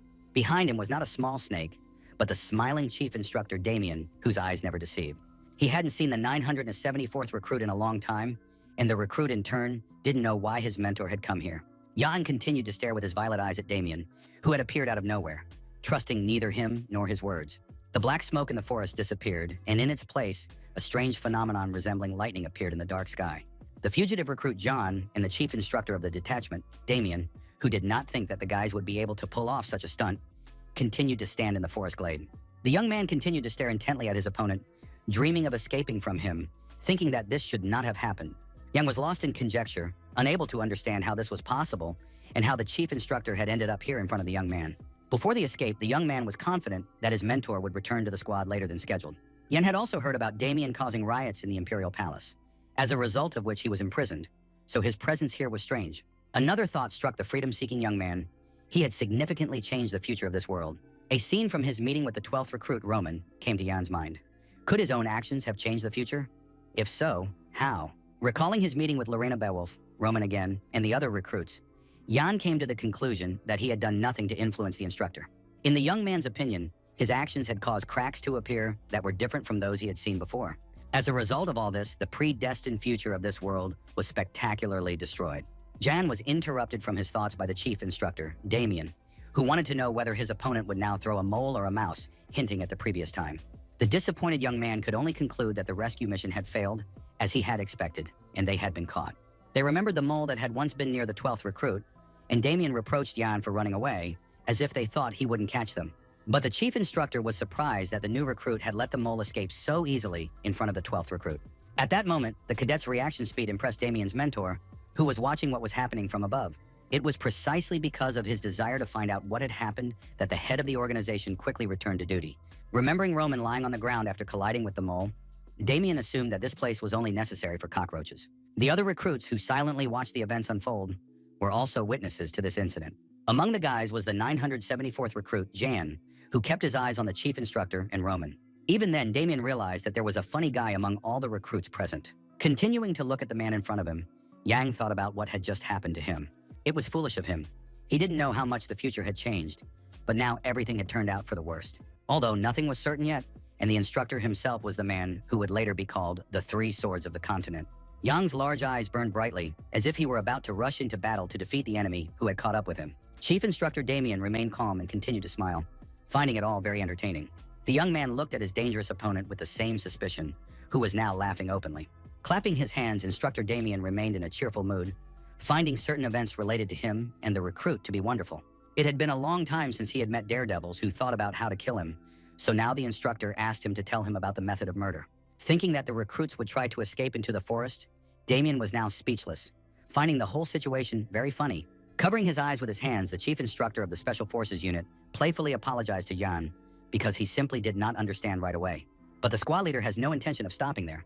He agrees to give the escaped recruit a chance. In an instant, Damien's face became as serious as possible, his previous smile disappeared, and he suggested that Jan kill the instructor, after which the guy would receive his desired freedom. Surprised by such an unexpected proposal, the young man looked at the head of the organization in amazement, not knowing how to respond. The head instructor was once again a kind and pleasant man, and he pointed out the change in Jan's gaze after those words were spoken. Damien had never met such guys in his life before, and this low-level recruit managed to destroy a demonic beast. He also managed to neutralize all the members of the pursuit squad who had been sent after the recruits. Prudence, courage, endurance, and calculation are character traits that do not correspond to the level of trash, and the guy tied up his seekers. According to Damien, Yang seems to have been born for the special forces, which the true elite have the honor of serving. If the guy continued to develop under the guidance of experienced instructors, he would risk becoming a real monster of combat. Armed with vast knowledge and experience, equipped with a demonic red mask, and with burning eyes, Yang would have no equal in battle. Listening attentively to Damina, Yang at first remained silent, nervous and not knowing what to say in response to such a proposal. Something unusual began to happen to him, and the poor guy's knees immediately began to buckle. Unexpectedly, the young man who had recently dreamed of personal freedom collapsed to the ground and was ready to show his abilities, begging for mercy. Yang remained on his knees waiting for the chief instructor's response, while the latter looked at his subordinate with surprise. Damien, who did not expect such a turn of events, did not immediately find what to say to the man who had run away from the squad. Crying in front of Damien, John asked him if he was really an instructor, saying that the guy just couldn't see well and didn't even know who was standing in front of him. The guy had no intention of running away. They dragged him out and promised not to leave him alone until he did what the others wanted. And when they abandoned the young man, the instructor suddenly appeared. Evening came while they were talking, and Damien asked if John had really been forced, and he confirmed it. The young man blamed everything on the 12th recruit, who cursed the chief instructor every day with the worst words. Closing his eyes, Damien continued to listen to the fugitive cadet's words. But did he really think he could deceive his superior so easily? The 974th recruit was so surprised that his eyes nearly popped out of his head when he heard this. To make himself look more credible, Yang burst into bitter tears and tried to beg the chief instructor further. Remaining extremely calm, the chief instructor Damien kept his eyes on the member of the Special Forces unit. The leader of the organization waved his hands sharply, and a bright light appeared before them.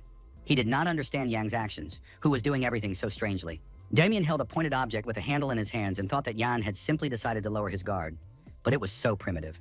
Looking at the device with feigned admiration, the chief instructor of the squad was disappointed. Quite unexpectedly, in the next moment, the tip of the tool was right next to the mentor's eye. Just as suddenly, the deadly little weapon flew past Damien's head, saving his life. The dagger's flight was not entirely safe for Damien. Thrown surreptitiously, as it seemed to him, by Yan, the knife left 2 scratches on his face.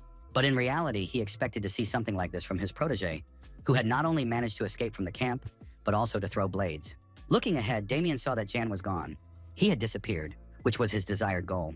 Jan, who was flying above the chief instructor, who seemed unaware of all this, had a very real goal. The chief instructor stopped smiling, looked back with intense irritation and glared at the insolent young man. Jan's eyes burned with determination to defeat his enemy, and the process of reflection and shadows of 15 was already underway. Everything happened quite quickly. The recruit seemed to strike a powerful blow against his strong opponent, but the latter masterfully parried the attack. The battle with his powerful opponent began to take its toll immediately, as Jan's leg was injured and bleeding. The guy looked ahead and did not see Damien's distinct silhouette, so he assumed he was using black fog. With his large eye, which was closely watching what was happening, Jan saw the fog moving quickly in his direction. More reminiscent of a terrible black tornado, this creature seemed to sweep away everything in its path and rush straight at the guy. The fog and bright light seemed to merge into one, with the aim of capturing the brave Yang and engulfing him in its deadly environment. The young man, who remained calm, kept his eyes on the dangerous element as it continued to pursue him, leaving him no escape. Then Jan took out his sharp blade to continue the battle with his powerful enemy, whom he hoped to defeat. The young man's touch on this weapon caused the blade to glow, and now he was ready to engage his opponent in combat. The young man used a secret technique involving the 5 senses, and a bright light appeared, which could work in favor of the brave fighter. Building a web of light to defend himself against Chief Instructor Damien, the escaped recruit Yang performed a quick swallow throw. The brave young man's dagger could not withstand such heavy work and broke, much to the disappointment of its owner. The black mist began to shrink in size and settle not far from Yang, and Damien reminded him in a human voice of his promise to let the boy go if he won. While returning to his usual appearance, the chief instructor of the Special Forces decided to take back his promise. Emerging from the magical mist, Damien looked at the young man and was no longer going to let such an interesting guy go. He praised Jan and allowed him to play games with him, because that way he would never be bored. Keeping his eyes on his experienced and strong opponent, the 974th recruit thought that he looked as if he had been bitten by a rabid dog. Suddenly, the young man's eyes fixed on a single point. He saw something unusual and at the same time painfully familiar. On the right side of the neck and chest of the chief instructor Damien, Yang noticed a pattern that he had seen before in an image. 22 hours before the escape, Yang was in his cell, and torches burned brightly in the corridor, illuminating the room. In the dormitory for junior recruits of the Donhell Special Forces Unit, the standard roll call had ended and the officer on duty had given the all clear. Having finished preparing for his escape, Yang sat on his bunk and thought about today as his last day here. He wanted to escape and return to his family, but the young man knew nothing about his relatives, and the only clue the unfortunate youth had was an old pendant in his hands. Looking at the image of a boy surrounded by a man and a woman, Yang promised himself that he would find them and live a normal life. Before he had time to think about his dream, the boy noticed something that had happened to the object that was so precious to him. Part of the pendant cracked and crumbled, even though it was his only clue. But inside, the young man noticed something strange. Inside the damaged part of the pendant he had found, there was a pattern that visibly excited the young recruit. Looking closely at the fragment he had found, the soldier came to the conclusion that it was the coat of arms of his own family. Yang noticed the engraving of a mysterious pattern on the inside of the object, but he did not understand the reason for it, which meant there was a reason to hide it. At least something was becoming clear to the recruit, because if a family had its own coat of arms, it meant that they no longer belonged to the lower class or were slaves. If the young man found someone who knew something about this pattern, then he would be able to find his relatives. That's what the 974th recruit thought before, but now he sees a similar pattern on the body of his chief instructor, Damien. The coat of arms of recruit John's family is drawn on the powerful neck and chest of the leader of the Special Forces instructors, and this strikes him. Taking off his outer clothing, Damien headed towards John, who stopped and, as the instructor thought, gave up. But the guy was only thinking about the pattern. The boy couldn't believe that the instructor could be a member of his family, and the latter was upset by his opponent's lack of reaction, because the fun was in full swing. With a smile on his face, Mr. Damien approached his opponent and said that he would die right now.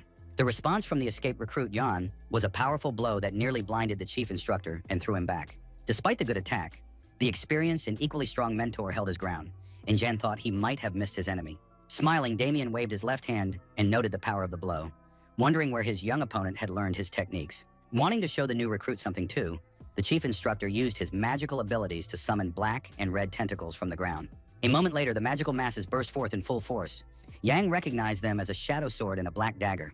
The terrifying magical weapons began to attack the young man, but he skillfully dodged them, evading the dangerous blows. During his next jump, Yang was caught, and the shadow dagger pierced his pants but did not cause significant damage. The black magic swords flew relentlessly past the young warrior, who did not want to die in battle with his chief instructor. Landing on the ground, the 974th recruit realized that Damien was just having fun. Otherwise, he would never have been able to withstand the attack of the black dagger. When Damien was less vigilant, Yang would try to escape, but then he would not find out why there was a pattern on his boss's body, so he had to find out everything. The leader might be related to the guy's family. Soon, the Armenian rebellion would begin on the continent, provoking the destruction of 10 kingdoms and the elimination of the aristocracy, putting the imperial family in danger. But the ruler of this country will be able to suppress this huge uprising thanks to his great sword, destroying the enemies of the state. He had to not only execute the instigators of the rebellion and their relatives, but also incinerate all of his other rivals. The fire, which burned for almost a month, was called the 20-day sunset, and the main instigator of the uprising turned out to be the bastard son of the previous emperor. There were many rumors about the reasons for the failed revolution, but no one ever learned the truth because all records of those events were destroyed by fire. The man without whom nothing terrible would have happened in the country, without whom the Armenian uprising would never have taken place, was executed in a terrible way. But all those who remembered the rebel called him the Three Swords of the Continent, although he was better known as the chief instructor at the training center for special forces. Approaching Jan, Damien noticed that the young man was not with his main mentor. He seemed to be deep in thought. If Jan's family was connected to the Armenian rebellion, then his relatives could die in the coming uprising, so the brave recruit needed to keep this a secret. Deciding to postpone his escape plan, Jan intends to stay at the center and gain the instructor's trust, who must believe that Jan is necessary for him. The young man looked at the chief instructor standing in front of him and remembered something that would help him carry out his plan. It had grown quite dark in the forest while the battle was going on, and Yang praised the chief instructor's skill and did not expect him to chase after him. Damien was very pleased to hear this, as well as what his protege said about the leader of the special unit, who was grateful for his hard work. Just as he was about to say how much he appreciated it, Yang was suddenly interrupted by the instructor, who covered the young man's mouth and face with his hand. Then in a fit of rage, he threw the 974th recruit away with a powerful blow. The unfortunate recruit flew toward a large, sturdy tree, while the vindictive Damien recalled what he considered to be a funny joke. Against the backdrop of the dark forest, an otherworldly glow appeared, reaching the tops of the tall trees. After a powerful blow from senior instructor Damien, Yang fell with a cry onto a pile of trees and hung his head. Approaching the unfortunate young man and grabbing him by his clothes, the squad leader told him how he thought he was a fine fellow, but the young man clearly did not know how to watch his tongue. Lifting Yan up, Damien wants to know if this is how he intends to end his life. But the guy insists that his cheeky tongue is sometimes capable of saying useful things. But now the young man's rival wants to see if what Jan said is true. Still hanging on the fist of his powerful enemy, the young man reveals his understanding of the captain's weakness, which will help kill him. The words spoken by the guy who escaped from the camp caused noticeable confusion in the chief instructor of the detachment, as how could he know about this? Lifting his head with a cheeky smile, Jan mentioned the county of Simons and the number 52. The young man was well aware of his opponent's vulnerability, and the latter was struck by his rival's knowledge. Several hours passed after their confrontation in the forest, and events began to unfold again at the training center. This large corridor with tall columns was well known to the 974th recruit and his comrades. The man put a gray glove on his left hand with the feeling that it did not fit him properly. After his adventures in the forest, Damien complained that his new clothes were a little too small for him, but he didn't want to ruin his favorite uniform. Humbly lowering his gaze and closing his eyes, the chief instructor of the Special Forces unit came to the conclusion that there was nothing to be done. His assistant, who was descending the stairs with him, wanted to mention the location of the other fugitives, but Damien ordered them to be thrown into the mass grave. The assistant accepted the order of his boss, who, by his own admission, had no intention of worrying about some bugs. With a look of dissatisfaction on his face, Damien, the chief instructor of the center, wanted to remind them of another order, but did not have time to finish. In front of him, he saw a man with a cane standing in the shadows, who thought Damien was pretending to be busier than everyone else. Clearly feeling his own superiority over the chief instructor, the man demanded that he look at himself now. Frowning, Damien looked at this important person, who called him junior in rank and pointed out the instructor's abundance of free time. He was a stately, military-bearing older man who called Damien lazy and demanded an explanation from him. Bowing his head slightly, the accused asked this man what business he had come on without warning. Before Damien stood the stern, blue-eyed Rodrigo Mayer, captain of the first-rank Special Forces. Sitting on one of the floors of the huge building, they talked, and Captain Mayer asked him to tell him how the training had been going lately. Chief Instructor Damien claimed that the men were working hard, but Rodrigo Mayer did not believe his subordinate because he had heard something completely different. Yan's recent opponent had heard about the superiority of the center's cadets over the skills of the squad members, but the captain of the organization did not believe it. Looking at his colleague with a piercing gaze, Mayer believes that the center's graduates have tremendous abilities. Damien does not believe that the members of the squad are to blame, suggesting that the person in charge of them within the organization should be punished. Not at all angered by this verbal attack, Captain Rodrigo Mayer thanked his colleague for his advice and promised to take it into account. A guard in a white uniform standing behind the senior commanders noticed mana vibrating in the air. There was indeed some strange movement near one of the columns of the large building. According to the guard in a red mask with fangs, this was incredible, because usually untrained people would lose consciousness. Damien closed his eyes when Captain Rodrigo Mayer mentioned how the chief instructor had not appeared at the palace by imperial decree. The senior colleague assured the mentor that he had more important things to do and did not want to waste time on pretentious meetings, which surprised the captain. The royal palace appeared before his eyes, and Rodrigo Mayer did not understand What could be more important than carrying out the decree of His Majesty the Emperor? Mayer began to speak, making assumptions about his subordinate's actions, but then paused for a moment. With all his attention, Chief Instructor Damien looked questioningly at his boss, not knowing what he was thinking. Opening his eyes in surprise, the mentor heard Mayer mention his blue blood flowing through his veins, capable of helping him survive. Damien did not show up for the appointment because the cadets had escaped from the center, and it would be bad if he couldn't even deal with them. After first asking the chief instructor not to worry, the captain didn't finish his sentence. Damien interrupted him, and Mayer simply misunderstood everything. Deciding to leave his boss, Jan's recent opponent went straight ahead and began to deny the existence of any escapees. Captain Rodrigo doesn't believe it because he heard something, but Damien denies it because the elderly man clearly has hearing problems due to his age. Explaining that the cadets had gone outside with their instructors to prepare for the exam, the head instructor pointed out the appearance of cockroaches, which surprised Mayer. Remembering his unfortunate subordinate, Damien compared him to a bug that he would crush with his boot if he saw it in the center. But this irritates the chief instructor so much that no matter how many insects he eliminates, they continue to crawl forward. The captain of the Special Forces unit just listened silently and didn't say a word to his subordinate. Now Damien thinks he has found the cockroach nest, so he will be able to destroy all the larvae. After that, the chief instructor of the squad wished Captain Rodrigo Mayer a safe journey and announced that it was time to leave. Damien thinks he has managed to calm his feelings at the sight of the captain's confused look, and that it is time for the old man to start organizing his own funeral. Behind the chief instructor walked a guard in a white uniform, and the participant in the battle with Jan wanted to ask him something. Now he is interested in what the assistant said, because it may all be 100% true. Taking off his red mask, the assistant asks his boss not to worry, as he is not deceiving his allies, and Damien will soon be able to see this for himself. The chief instructor turned back suspiciously, glancing at the guard as if he did not believe his words. Looking at his boss with great confidence, the assistant declared that all the information he had provided was true. The abandoned street at number 592, located in Simons County, is shown. It was here that a boy once lived in one of the sturdy and well-built large houses. A child's cry was heard near one of these rooms, but the area was deserted and completely silent. In a place where there were almost no people, a boy stood and insisted that the window be open, saying he wanted to show something interesting. He stood in front of the house and looked up at the attic window, talking about catching a big rat, calling it a cutie that was worth seeing. This street was not suitable for children to live on, but this was where the boy was, asking for the window to be opened, not sure if the person he needed was at home. But the window still did not open, so the boy began to doubt that the owners of the house were home. Soon a voice was heard from the window. Someone called the boy a fool, and he just stared silently at the house. The person the boy was calling didn't understand why anyone would want to look at a rat, but no one opened the window. Finally, it opened slightly, and a little girl appeared who wanted to see a squirrel more than a rat. She was the daughter of the captain himself, and she lived in this abandoned place. Various papers lay on the desk, and there was a lamp for lighting, and a man was listening to the story. The boy told the man how he had been friends with the girl since childhood, and the man kept agreeing with him. In the chief instructor's office, Yang told Damien about the abandoned street where not many children lived, so they all knew each other. Listening to the recruit with his eyes closed, the mentor asked about the girl Jan played with as a child, and it turned out she was the captain's daughter. In the room with the window slightly open, the young recruit confirmed his own words, and for Damien himself, it was like luck. Young was sure that the chief instructor would not believe him, as it was too implausible a lie, but he had to make him do it. He already knew about the hostile relationship between the chief instructor and the captain of the special unit. Combing every inch of the county in search of the captain's weak spot, the instructor has so far been unsuccessful. Damien's reaction to the words of the 974th recruit proves this, so he needs to use this information. The mentor finds it strange that if Yang knows the whereabouts of the captain's daughter, why does he consider this to be Mayer's weak spot? Damien tries to assure the guy that he heard all this personally, but the chief instructor doesn't really believe it. Once, when Yang climbed onto the roof and sat near an open window, the girl said that she would soon leave, and this upset the boy. Bad people want to harm the girl's father, so they are looking for her to blackmail her, and her father thinks it is right to leave.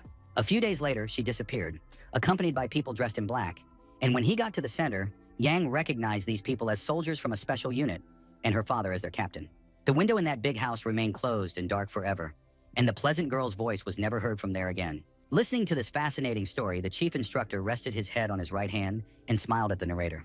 He found it incredible, and everything was turning out so well because his subordinate was friends with the daughter of the captain of the center himself. Then Yang learned about the tense relationship between Damien and Mayer, and that the instructor was looking for his weaknesses, and the young man knew about it, which was an amazing coincidence. Jan assumed that the head instructor was under the patronage of the goddess of luck, but Damien doesn't understand how he came to that conclusion. Suddenly, an unusually bright glow appeared near the recruit, and he stared at him with obvious suspicion. A dark pen was thrown at the office wall with such force that it caused cracks in the wall. The weapon grazed the young man, leaving a scratch on his face, and he looked at the chief instructor with alienation. Instead of considering it a lucky coincidence, Damien would rather position Yan as the captain's spy. It seemed more logical to him.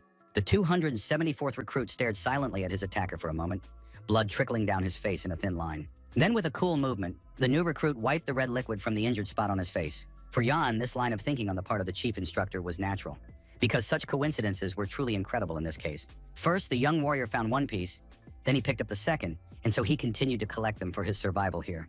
The recruit's personal childhood memories gradually formed a complete picture of his existence. Then there was an addition in the form of an understanding of Captain Meyer's relationship with his family members. The guy also mentioned the hierarchy within the special unit, and even the feud between Mr. Rodrigo and the chief instructor Damien. Thinking about what information to keep for his own benefit, John put his memories and the information he had received together like a puzzle in his head for the sake of his own survival.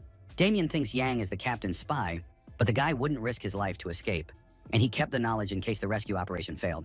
Mixing truth with lies, the young man wanted the center's chief instructor to experience both disappointment and hope. And then, according to John's plan, the scales of faith in the heart of his current opponent would be balanced with the scales of doubt. Thanks to this narrative and his efforts, the young man hoped that faith would prevail in this case. This was not all the information for the chief instructor of the squad, so Jan continued his story. Damien stared intently at Yan, who also knows where the daughter of Special Forces Captain Mayer is now.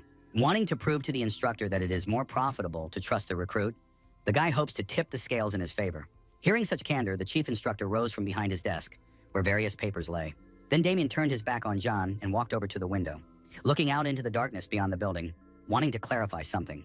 The recruit kept his eyes on the chief instructor, but did not know if he had tipped the scales with his convictions. After Damien asked if the goddess of luck was really on his side, John came to the conclusion that everything had worked out for him. Responding positively to Damien's question, the guy compared himself to a lucky charm, but his boss told him to stop talking. Continuing the conversation by the window, the boss promised to turn a blind eye to today's events and asked Yang to return and keep his mouth shut. The guy realized that he had passed the test, but did not outwardly express his joy at this occasion. Damien didn't believe every word Yan said, but that was fine with him. He had no intention of rushing things. Apologizing, the young man expressed his hope that his mentor would be able to rest well, to which the latter agreed verbally. When Damien was left alone, he began to study the folder with the personal file of the departed guest, who had only the number 974. There were other documents on the desk, but the head mentor remembered his colleagues at the center and did not believe in their blindness. Closing his eyes, Damien immediately thought about the rating system, which could have failed, but then a completely unexpected thought came to his mind. Holding Jan's personal file, recruit 974 in his own hands, the mentor thought about his own. Damien smiled slyly. There was one important moment that interested him greatly. A week after the events described, it was time for the activities in the Blade Mountains. It was the Blade Mountain Range with its impenetrable forests and treacherous red swamps, where the first test for the cadets of the special unit began. The Emperor issued a decree prohibiting visits to this terrifying territory, which could only inspire fear in the citizens of the kingdom. Here, amid the unwelcoming local landscapes, dwell a wide variety of monsters. All these dangerous beasts have long made the ridge incredibly dangerous for the ordinary people who inhabit the country. Among the local terrifying creatures is the swamp goblin, whose appearance frightens even the most experienced warriors of the Empire. One of the center's recruits had to engage in open combat with this monster, striking it blow after blow. One of his well-aimed lunges was successful, and the swamp goblin felt his strength rapidly draining from his terrifying body. The cadet of the Special Forces unit, covered by two comrades, managed to eliminate the dangerous monster, which lay lifeless before them. While the victor breathed a sigh of relief, one of his comrades rejoiced, knowing that they would prevail, while the other assured him that there was nothing special on the ridge.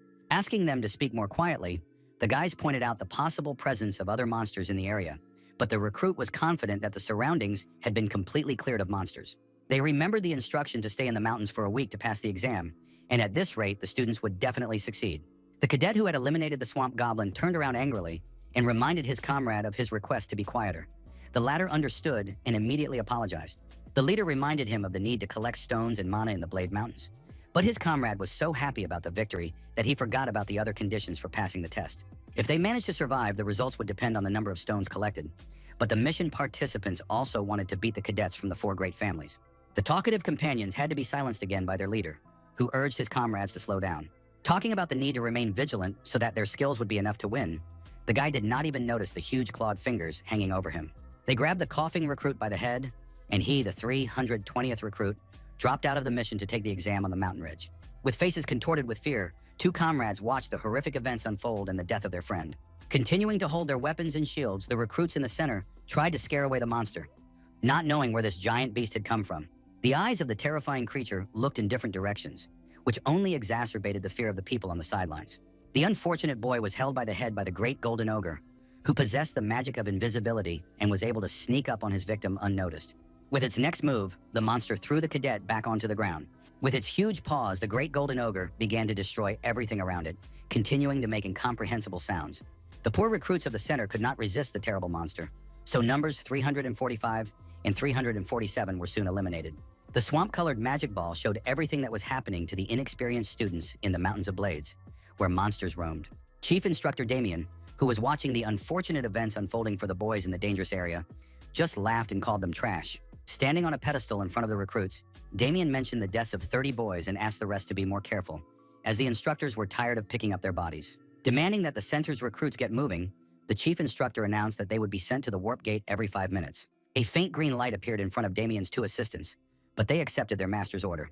Yang, who was among the other students in the squad and was not in the best condition, realized that he too would end up in those cursed places. The chief instructor was in a good mood, and he surely ordered his searchers to search the place that the guy had previously told him about. In the very house where Captain Meyer's daughter had previously lived, the detectives would be able to find some traces, but they would not be able to find anything worthwhile. In order to get even closer to the chief instructor, recruit John needs to get excellent results on the exam. Therefore, he needs to work on his own body. But because he has only mastered half of the Divine Dragon's breathing technique, there will be a limit to his progress. Being on the mountain ridge is not so bad, and the determined Jan must take advantage of this opportunity. There are 2 treasures in the Mountains of Blades that no one has heard of yet. If the guy can get them, he will become stronger and faster. Suddenly, the chief instructor Damien asked one of his subordinates something in a very surprised tone, not knowing if it was true. The change in Damien's mood did not escape the notice of the 974th recruit. The instructor seemed confused after hearing what he had said. Then Damien and his 2 assistants knelt down, and the chief demanded that his men show their respect. The sole ruler of the Kabbalan Empire, the legitimate heir to His Majesty the Emperor, appeared on the pedestal and was greeted. Yin watched the proceedings with excitement, and if his memory served him correctly, 500 cadets had died during the exam. Nothing special had happened then, but something unusual had clearly happened if Crown Prince Leon Kabbalan had appeared. Recruit Jan stared at the heir to the throne with wide eyes, not understanding the reasons for his presence here in the center. The Crown Prince himself had come here, and the 974th recruit could not forget it. While Leon Kabbalan greeted all the recruits in the square, John remembered that he was the last one he saw before his death. For the young man, it was the face of a real monster, for whom Jan's life was just a toy. The painful memories were fresh, as if everything was right before his eyes, and the recruits stared intently at this man. Continuing his presentation to the students of the Special Purpose Center, the prince gave his full name and title. Those present at the meeting bowed one knee and began to greet His Highness Crown Prince Leon Kabbalan. Forced to bow to the future ruler, Yang looked at him and thought that he would never regret anything again. But when the new recruit of the Special Forces saw the face of Crown Prince Leon, rage began to boil inside him. Continuing his speech, the guest, as the bearer of the title of Crown Prince, asked the people to speak without fear. Shouting, Leon ordered those who wanted to get out of this hellish place right now to raise their hands, and he swore by his name and promised to ensure their safety. Turning his face away, Damien listened as the Crown Prince asked those who had been brought here by force to respond, promising to free all these people. Surprised by Leon Kabayan's strange speech, Jan looked at the prince, not understanding what he was saying in the presence of the chief instructor. The new recruit to the squad was already seriously doubting whether this was the Crown Prince he had known before. There was a chessboard on the table, and one man was telling another about the invasion of enemy territory by the 4th Special Unit. In the residence of the Emperor of the capital, Avalon, Jan bowed and told the ruler about the successful outcome and the actual burning of the Mana Stone mine. Looking out the window of his residence, the Emperor praised his subordinates for a job well done. Continuing to bow, Yang announced his intention to send reinforcements to the group to ensure a successful retreat, surprising the ruler. Yang explained that the invading force was too small to ensure a safe retreat, as there was no guarantee that they would return alive. Not turning his back on his subordinate, the Emperor had already made a decision on the matter and was preparing to announce it to the young man. After hearing the order, which was to take no action to help the group so that its people would sacrifice themselves to destroy the enemies, Yang objected. The warrior expressed his unwillingness to abandon his own soldiers fighting for the future of the empire. But for the Emperor, they and the whole world were chess pieces. The ruler of the state treated slaves and citizens of the empire, knights and representatives of the aristocracy as chess pieces. All these pieces exist only for the sake of the emperor. And that is exactly how Leon Kabayan saw it. Hundreds and thousands of people die for their sole ruler.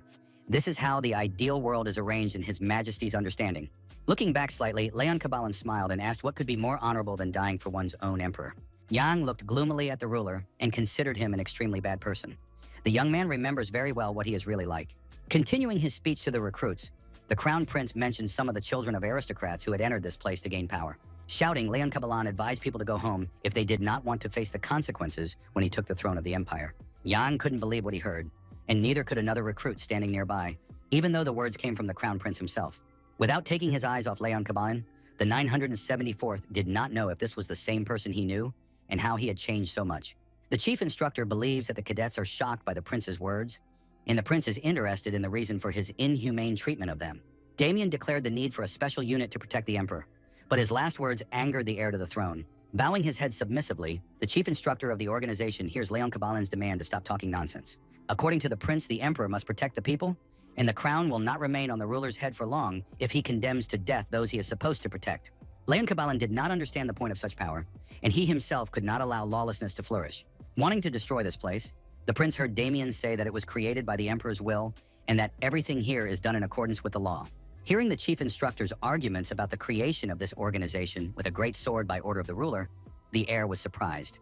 Determined, Prince Cabalan is interested in the personalities of the cadets who agreed to take this exam, and if there are any, he will back down. The recruits who continued to kneel did not see a single person willing to take the deadly test. The future ruler immediately pointed this out to the chief instructor, Damien, who looked away gloomily and mentally called the prince a populist. Unexpectedly, one of the recruits stood up, apologized to His Highness, and addressed him, shocking the others. Standing resolutely before them, recruit 974 announced his desire to take part in the exam. The astonished crown prince looked at this strange young man, but the number he had announced seemed quite familiar to Leon Cabalan.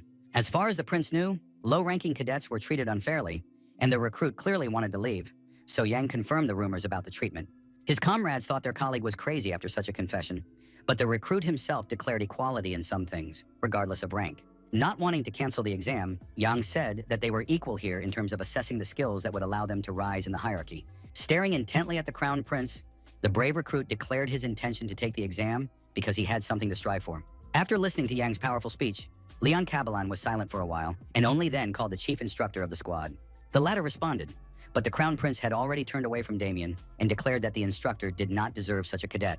Closing his eyes, Leon said he did not want to go back on his word and told his subordinate to continue with the exam. Prince Cabalan intended to personally observe what was happening at the training center for recruits, and Damien immediately accepted his order. Returning to the recruits, the chief instructor demanded that they recognize the prince's generosity and do everything possible to repay him for his kindness. Two instructors in red came down to the group of students and continued their work, asking them to listen carefully to their explanation of how the warp gate works. Initially, the recruits would pass through the gate and be teleported to the mountain range where the exam was usually held. Then the mission leaders would determine the location of the participants who would end up at various points. The recruits were puzzled when the mentors asked them not to worry about the possible splitting of some of the guys' bodies during teleportation. Immediately after that, the instructors called over number 974, who was standing nearby, and pointed him to the right place. When the guy took his place for teleportation, the activation of the gate was announced, and there were only seconds left before the relocation. Yun, waiting to be transported to the mountain range with the monsters, remembered that in his previous life, Leon had never come to the training center. But now everything was different, and the young man thought that his own actions had influenced the heir, but that might not be the reason. While the young man continued to reflect on himself and the heir to the imperial throne, there were only seconds left before the magical gate was activated. The teleportation began, but recruit Yang still could not understand the reason for Leon Cabalan's change in behavior. A white stream of air descended from the dark skies onto the mountain ridge, and there was not a soul around. The head of the recruit John appeared on the surface of a bright magical space on the gloomy rocks. The teleportation process was coming to an end, and the brave young warrior was gradually emerging from the magical place. Finally, the young man found himself entirely in the new territory, and upon checking his limbs, he was convinced that they were intact. Assuming that he had been thrown onto some kind of wasteland on the ridge, the guy decided to start by finding something that could be used as a weapon. Walking through unfamiliar terrain, Yang smelled a strange odor that he hadn't smelled in a long time. Being on the mountain ridge of Klinka, the Valley of Winds, the young man recognized the smell as the stench of sulfur mixed with the demonic energy of the valley. Suspicious sounds were heard behind him, and the brave warrior immediately turned his attention to them. Spreading its huge fingers, an unknown monster with burning eyes rushed at Yang, who did not even have a weapon with him. At another point in the Mountains of Blades, the giant cockadoo griffin attacked a group of recruits from the training center, opening its huge mouth. Armed with sharp swords, the recruits were terrified and wanted to flee the battlefield, fearing death. The large cockatoo continued to make eerie bird sounds, spreading fear among the young men sent by the organization. To the great surprise of the recruits participating in the exam, the bird received a fatal blow, from which it suffered complete destruction. It was the 15th stage of the Dark Soul and Lorena Beowulf, who had eliminated the terrible cockatoo griffin with her own weapon. Only now did the recruits from the training center recognize this beautiful girl, who was ranked #1 in the cadet group. Thanking Lorena for saving them, The boys who otherwise would have died saw the wounded among them and asked if there were only low-ranking members in the squad. According to the boys, they were mostly number 700s and many had been injured. They had planned to get out of there, but it was all because of these monsters. When they asked Ms. Lorena for permission to follow her at least until they left the valley, she agreed because Ms. Beowulf didn't care either way. At that moment, the girl was looking at the gloomy terrain and searching for Jan with her eyes, not wanting to believe that he had already been eliminated from the game. Remembering how the guy had remained confident even in the presence of the Crown Prince, Lorena did not understand why he had done it. The second cadet, Cruel Dwight, approaching her, believes that their princess, as he called the lady, is once again making foolish decisions. His partner thinks Miss Beowulf is going to wander around here with these 7th-rate recruits, but in doing so, she will expose herself. Calling the low-ranking recruits idiots, Cruel Dwight does not consider them suitable even as a human shield for her, Lorena. The angry guy reproaches the girl, as if she wants to be a nanny for the guys, but her pity won't help them. Lorena asks her colleague to watch his language. Lady Beowulf asks not to judge a person solely by their number, but Cruel now thinks that the top spot after the exam will go to another cadet. Looking sternly at her comrade at the training center, Lorena warns him against thinking only about numbers. Otherwise, he will miss something more important. Engrossed in conversation, the guys did not notice the approach of the 3rd cadet, Casa Afrena, who criticized her colleagues for sorting out their differences in their free time. Considering Cruella short-sighted, Casa reminded them that they would receive individual grades for the exam, so there was no need to compete with each other. Dwight was curious about her desire to hang out with lower-ranking cadets, but Casa believed that a large squad would be better able to cope with crises and that she would help them pass the test. She reminded the 3rd-ranked cadet of the obligation of representatives of aristocratic families to take leadership over commoners. Her colleague's mention of aristocrats only provoked a sneer from the malicious Cruel, as if he did not consider her to be one. Casa Afrane stared intently at her second partner, who wanted to know since when a family of traders had been considered aristocrats. And if the girl intended to rule over commoners, then let her answer Cruel about what her family had done to the people. And she needed to be careful, or it would be very sad to see the last of the Afrane family on the guillotine. Casa smiled quietly and, laughing, thanked her colleague for his concern, but she was fixated on rebuilding her family. Continuing to sort out the tense relationships in the rocky terrain, the 3rd cadet told Cruel how jealous she was of her at times like this. Reminding recruit Dwight of his 2 older brothers, the girl stated that they were responsible for their family, not him. When she advised Cruel not to burden his mind with complicated thoughts, the guy wanted to hit Casa, but his hand was intercepted. Lorena Beowulf, who arrived at the scene of the conflict just in time, held back the aggressive Dwight, with Casa standing nearby with a smile. Insulting the girl, the 2nd cadet tried to grab her with the fingers of his left hand, but without success. Standing nearby, Lorena calmly demanded that her partner immediately calm down. Not daring to go against Ms. Beowulf, Cruel only hissed with anger and gritted his teeth. Then he demanded that Lorena let go of his hand and got rid of his squad mate's touch. Moving away from the 1st and 3rd members of the squad, as well as the low-ranking fighters nearby, Cruel called everyone worthless. The students fought terrifying monsters among the huge, sharp white rocks of the Blades mountain range. Walking through this area, Cruel Dwight came to the conclusion that it would only get worse for him if he continued to hang out with his current partners. Suddenly, Cruel stopped. An unexpected thought popped into his head, and it seemed right to him.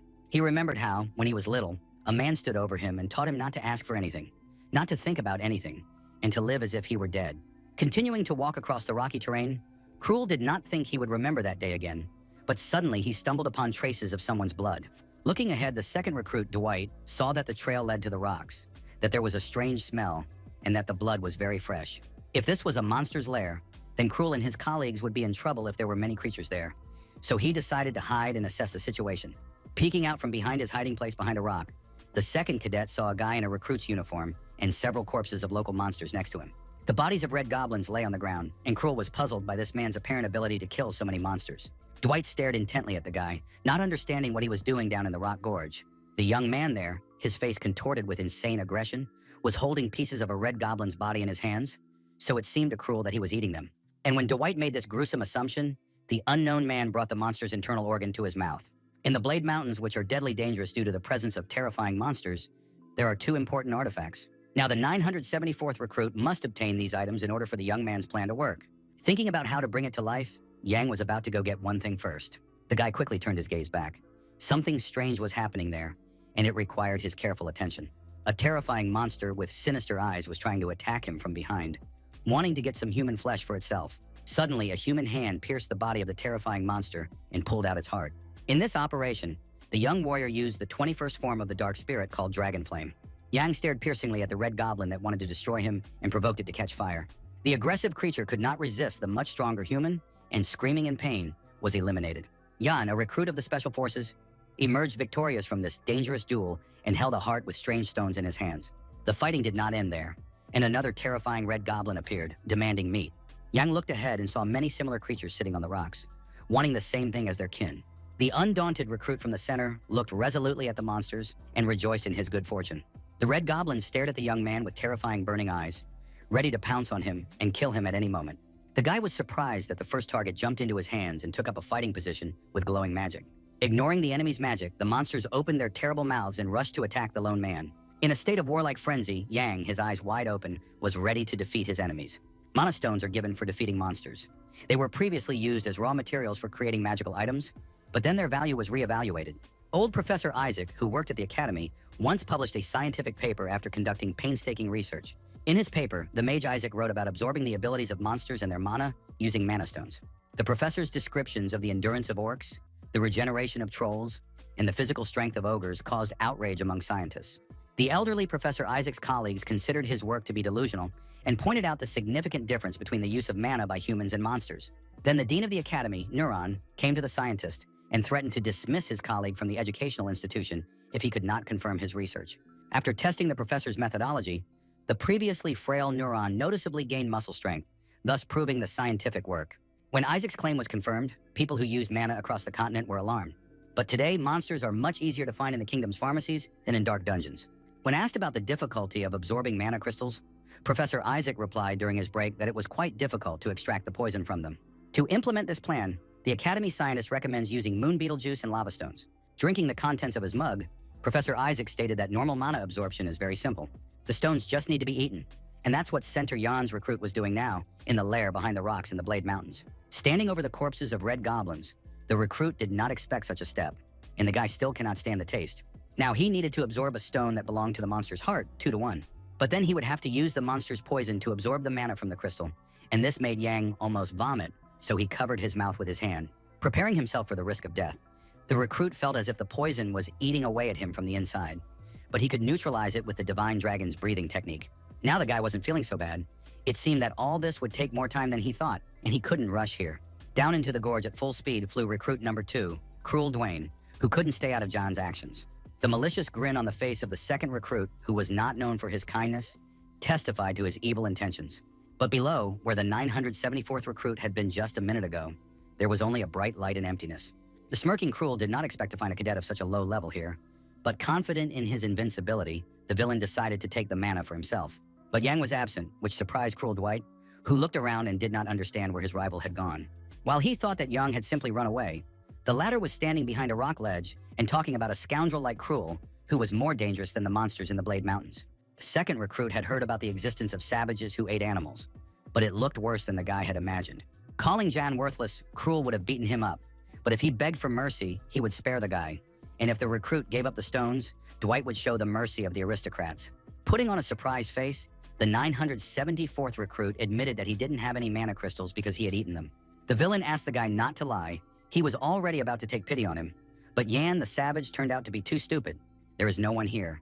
No one will find out about Cruel's murder of such a minor pawn, and if Yang wants to live, let him give up the stones. But the recruit suddenly agreed coldly.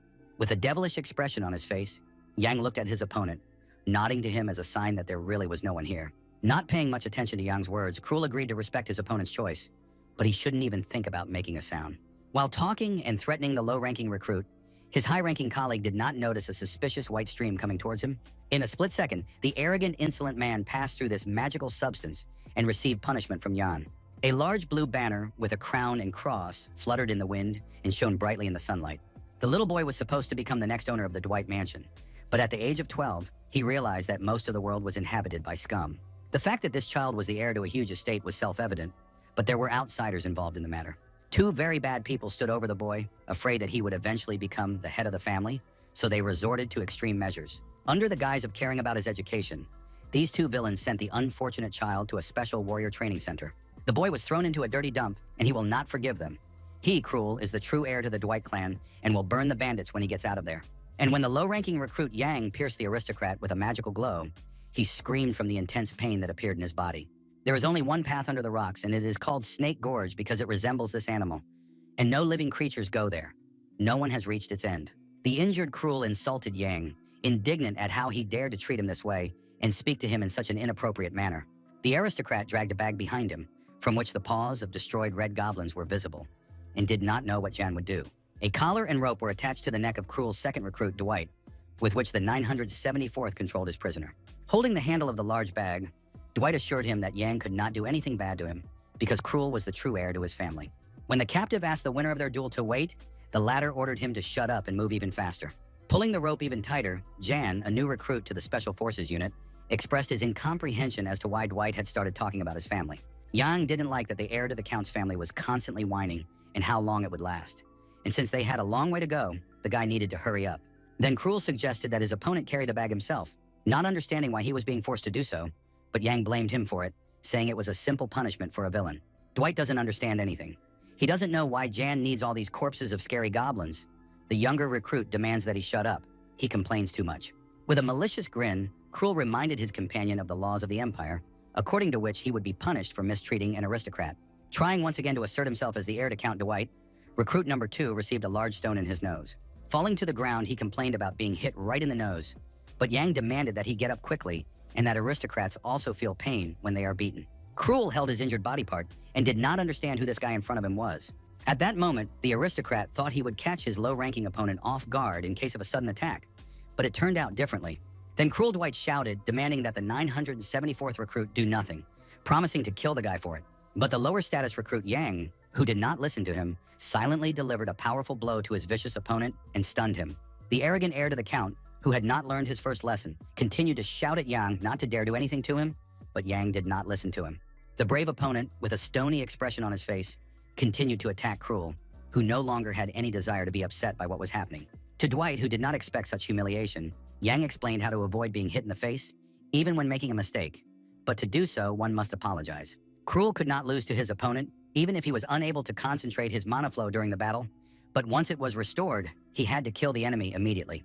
Yang's eyes became wild again, and he turned to his opponent walking behind him, thinking that he had not understood anything the winner had said. The eyes of the young recruit of the Special Forces unit lit up with a fiery glare, and he was ready to repeat his words. The Count's heir looked at his offender with no less malice, pulling the rope, ready to promise Jan a terrible fate. But in the next moment, Dwight's expression changed and he softened. He now respected Jan and wanted to be friends with him in the future. But 974 could see all the thoughts in Cruel's head, so he had to keep quiet if he didn't want to crawl around like a cockroach. Turning back and looking at his defeated opponent from an aristocratic family, John considered him a remarkable character. The junior recruit noticed a thirst for life in the Count's heir, but the energy flows emanating from him are disorderly. He knew of only one thing capable of radiating such energy, and that was demonic knowledge. There are also sorcerers who actively use black magic and the power of darkness in their activities. Therefore, there are also warriors who use darkness in sword fights and achieve success more quickly. But for those who use black magic, their minds and bodies gradually fall into ruin. When the terrible darkness completely engulfs these people, the most frightening thing happens. They go mad. In his past life, the aristocratic recruit of the Cruel Dwight squad was nicknamed the Bloodstar. The thing is, this young man managed to lead his own family thanks to his cruelty. Reflecting on this, Recruit Yang suggested that the reason for all this could be Cruel's demonic knowledge, but he had not yet fully mastered it. Dwight asked to have his collar removed and assured him that he would not run away, as this was the only way out, although Yang did not trust him. He did not consider himself an animal for losing the battle, and it seemed strange when someone led men on a leash. And his guide must understand if people suddenly think something about them.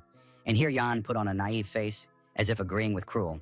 The 974th recruit of the squad really took off the prisoner's collar, and it hung in the air. Now Dwight could breathe. It seemed to him that Jan would lead him around for the rest of his life. But the younger recruit reassured the guy that his suffering would soon come to an end. Yen announced that they had arrived at their destination, but the aristocrat did not understand where they were now. Everything here was unfamiliar to him. Staring intently ahead, the 974th recruit spoke about the most important reason they were here. Both guys were on a cliff, and below was some mysterious complex, and here was the real treasure. Young, who was considered a low-ranking recruit, corrected himself, because it wasn't even treasure, but a monster. Cruel Dwight, having listened to his rival, now cannot believe in his desire to drag an aristocratic recruit to such a place in order to dump corpses. After throwing the bodies of the eliminated red monsters into the abyss, Cruel completed Yang's task. He was curious whether he had done his job correctly or not. In gratitude for the hard work, John is ready to give advice to his companion today, which involuntarily surprises him. John looked with some tenderness at his defeated enemy, who did not quite understand the man standing next to him. Then the conqueror of the Red Goblins advised Cruel to run away from there immediately and not look back. The young man's recommendation was extremely timely, because at the bottom of the black abyss, two lights suddenly appeared, as if they were the eyes of a demon. At the very bottom, near a large complex, lay the corpses of red goblins in various places. The terrifying creatures, showing no signs of life, had found their final resting place in this strange place. Suddenly, mysterious black outlines began to appear on the floor, gradually transforming into a single whole. After a certain amount of time, the final image of a magical black symbol appeared. The pattern began to glow red and seemed to come to life, and then a terrifying sound was heard, as if someone was asking a question. A black demon with burning hellish eyes appeared, whom someone had now dared to wake up after a long sleep. Standing on the edge of the cliff, the aristocratic recruit Cruel Dwight panicked and shouted at Yan, not understanding his actions in this snake gorge. But below, terrifying demonic eyes burned, and Jan asked his opponent what he was doing. Turning toward his former captive, the 974th recruit pointed to the arrival of him, this creature. Gradually, the contours of this terrifying hellish creature emerging from the depths of the eerie abyss began to take shape. Opening its lifeless eye, the demonic creature demanded people's souls. Casa Afrain, who was on the surface, immediately sensed strange changes and asked Lorena about her feelings on the matter. The focused Miss Beowulf also felt the inexplicable changes and understood what had just happened. They stood on the rocks, and Lorena felt an overwhelming surge of black magic emanating from Snake Gorge, not understanding what was happening there. Turning back in fear, Lady Casa Afrain told her friend that she had never encountered anything like this before and was uncertain. Now the girls were concerned with the most important question, which was how powerful this new magic was. Lorena Beowulf looked firmly at her companion Casa and announced an urgent change to their previous plans. Now she considers it necessary to return to the gates immediately, but Casa does not understand the reason for such suddenness. Approaching the recruits and despite the exam, Lorena ordered them to go to the gate and drop all their cargo, including the mana stones, urging them to run and evacuate. The recruits near the stone arch obeyed their commander's order, but not all of them understood the reason for such haste. It was Casa, and now Lorena reminded her of her friend's question about the power level of this black magic. Turning away, Lady Beowulf said that this type of magic was as powerful as her own father's. Hearing this confession, Casa Afrain was very surprised, because she knew her comrade's parent very well.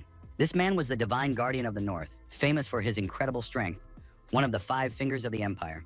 Remembering Lorena Beowulf's father, recruit number 3 could not believe that the new magic could be as strong as him.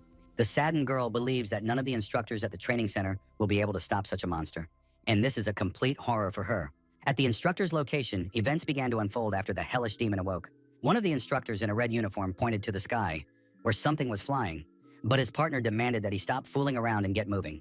The creature's sharp fangs terrified even the bravest person, and the demon demanded more and more. It was not enough for him. Suddenly, strange things began to happen to the center's instructors.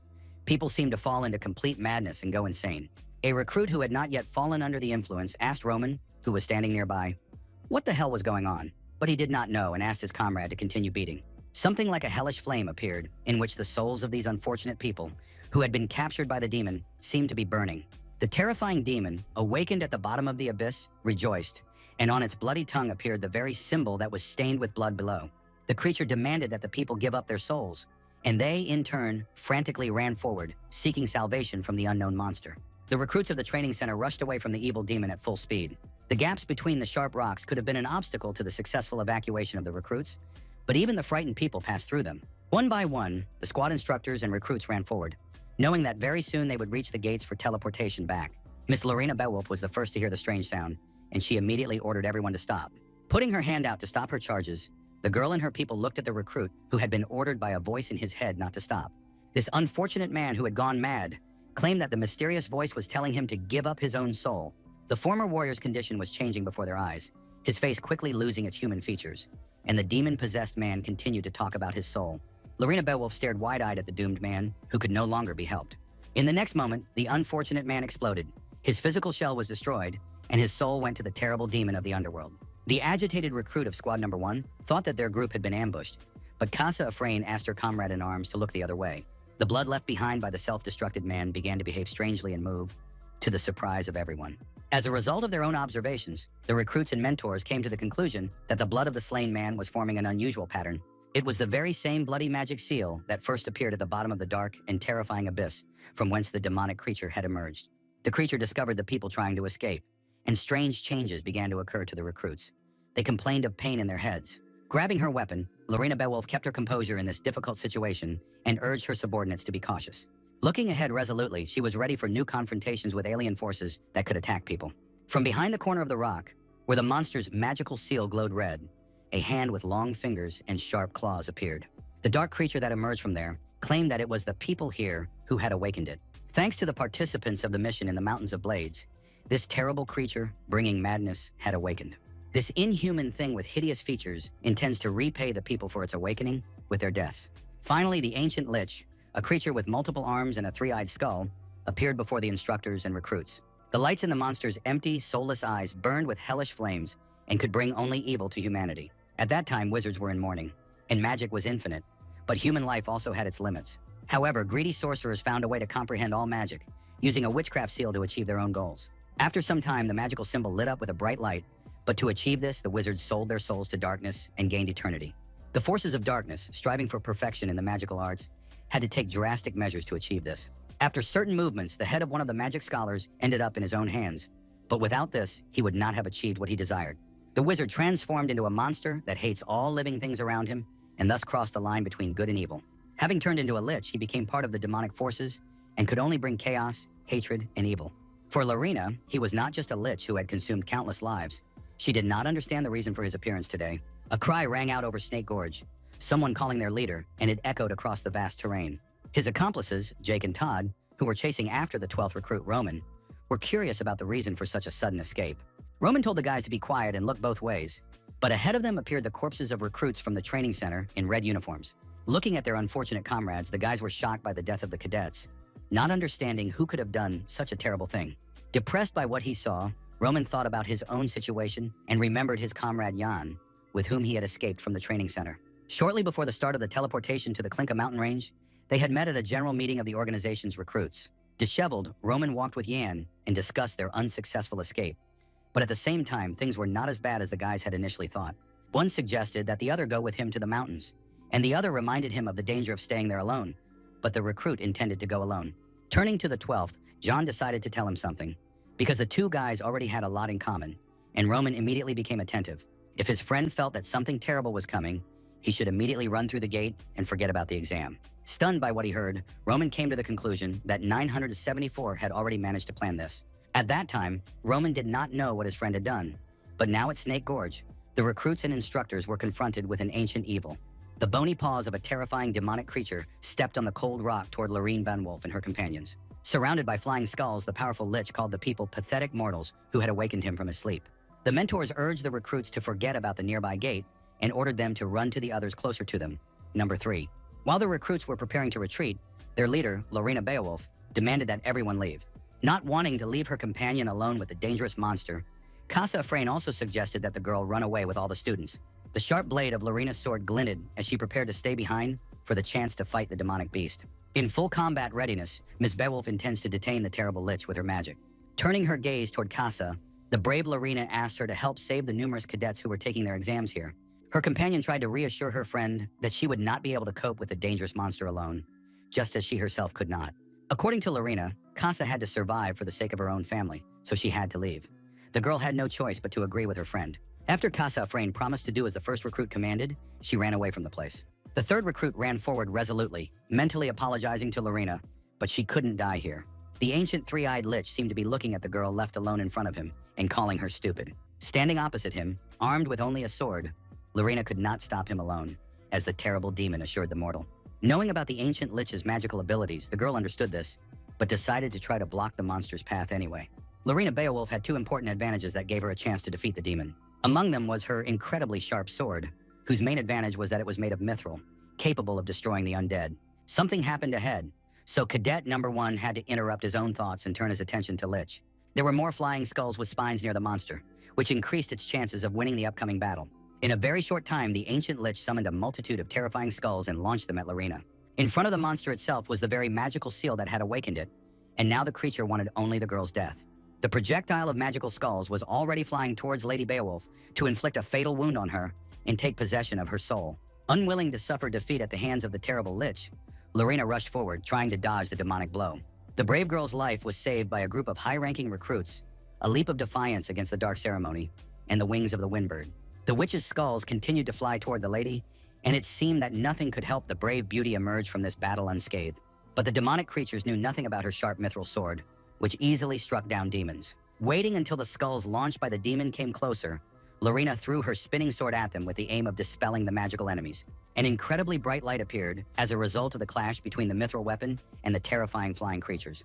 The ancient lich could only watch silently as his first plans to destroy the girl, who was not afraid of him, were ruined. For the hellish creature, the brave Lorena Beowulf had prepared another way to get rid of him once and for all. The demon was utterly terrified when a super bright pillar of divine light, released by the girl, appeared before him. In her understanding, wizards are unable to cast both attack spells and defense spells at the same time. Thanks to this technique, Lady Number 1 was going to emerge victorious from the dangerous battle. Suddenly, something unusual happened. Something that the brave aristocrat did not expect to see on the battlefield. A protective seal appeared in front of Lich, but Lorena could not understand how the demon managed to cast 2 spells at the same time. Lady Beowulf did not believe in the ability of demonic skulls to cast spells, but if so, how many spells could all these skeletons cast? Surprised by these unpleasant discoveries, the girl did not notice another terrifying skull flying at her from behind. A moment later, the hellish creature sank its teeth into the body of the unfortunate beauty, who did not expect such a treacherous attack. Taken by surprise, Lorena Beowulf dropped her powerful mithril sword, on which she had pinned so many hopes in battle. She regretted losing her weapon, but the cold and terrifying tentacles had already wrapped around the neck of the unfortunate captive of the ancient lich. Seeing the flying skulls rushing around her, Lorena demanded that these vile creatures release her immediately. Lady Beowulf hung in the air thanks to the flying magical skulls, not understanding what was happening. The terrifying lich approached the captive girl. This terrible creature, devouring human souls, needed her. Lorena looked with disgust at the creature that had seized her for having the courage to stand up to it in a dangerous battle. And now the awakened ancient evil intends to destroy the valiant soul of the noble girl, who was not afraid of it and entered into battle. The lich promised Lady Beowulf that he would turn her into a corpse that would serve only him.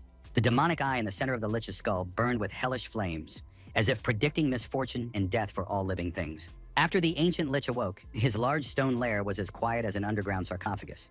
In front of the entrance to this eerie room, the former dwelling of a dangerous demon, stood the shadow of an unknown creature. To get inside the huge building, it was necessary to climb the steps, and it was right in front of them that the creature stood. The strange visitor wore all kinds of skins, and instead of a head, it had an animal skull with long, curved horns. The creature declared someone defenseless, but there were no people or monsters nearby. In front of the strange guest was a mysterious complex with black entrances to the halls of the ancient lich's palace. Suddenly, the mysterious visitor felt something incomprehensible beneath his feet, as if some kind of magic was rising from the ground. Approaching the steps of the complex, the creature stepped into a magical seal, which was actually a trap and was already burning with a bright light. Suddenly, a tall pillar of flame appeared, caused by the influence of higher fire magic and a flash of lightning. The fire burned stronger and stronger, so the horned monster had no chance of surviving such an incident. Finally, the outline of the horned creature appeared, striving to get inside the sinister house of the ancient and terrible lich. Mysteriously surviving the fire, the stranger removed his skull, which turned out to be an ordinary mask for disguise. Behind the terrifying skull appeared blue hair, and its owner admitted that he thought robbing the empty lair would be easy. This was the 974th recruit Yang, and he was met at the doorstep with weapons drawn. The guy used the armor of a volcanic armadillo, whose skin is resistant to fire and fire magic. He was well aware of the presence of 492 magical traps in the palace complex, and Yang had already climbed to the 12th floor of the lair. But when he was walking on the 36th floor, he remembered the presence of 30 moving traps in the dark building, and not only those. Using goblins to lure Lich out of the lair, Yang wanted to get the treasure, which was his original plan, and it would not be easy to carry it out. It was entirely possible to do so with sufficient knowledge of the lair's layout, and Yang had learned about the Lich while serving as captain of the squad. After the young soldier returned from a combat mission, he was given a report on this ancient demonic creature. The first training group on the Blade Ridge participated in the operation against the high-ranking monster, of which 900 died and 100 survived. Due to the losses, the center could have ceased operations, but the report mentioned the possibility of awakening the long-sleeping Lich after consuming the cadet's blood. As a result of the investigation, the location of the treasure was established, and the beast's lair itself was built in ancient times and is full of mysterious treasures. Among them was a huge library with books, one of which could make you a sage just by reading it. And in numerous boxes, there were various jewels, and just one coin could provide its owner with a comfortable life. Recalling all this information, the recruit Yang knew that the most important thing was missing from the lair of the demonic beast.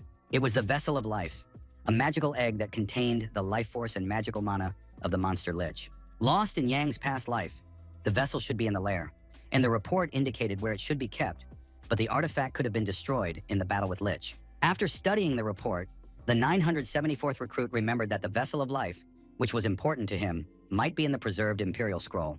There was talk of the possibility of accepting the contents of the vessel, but it is impossible to assimilate its potential.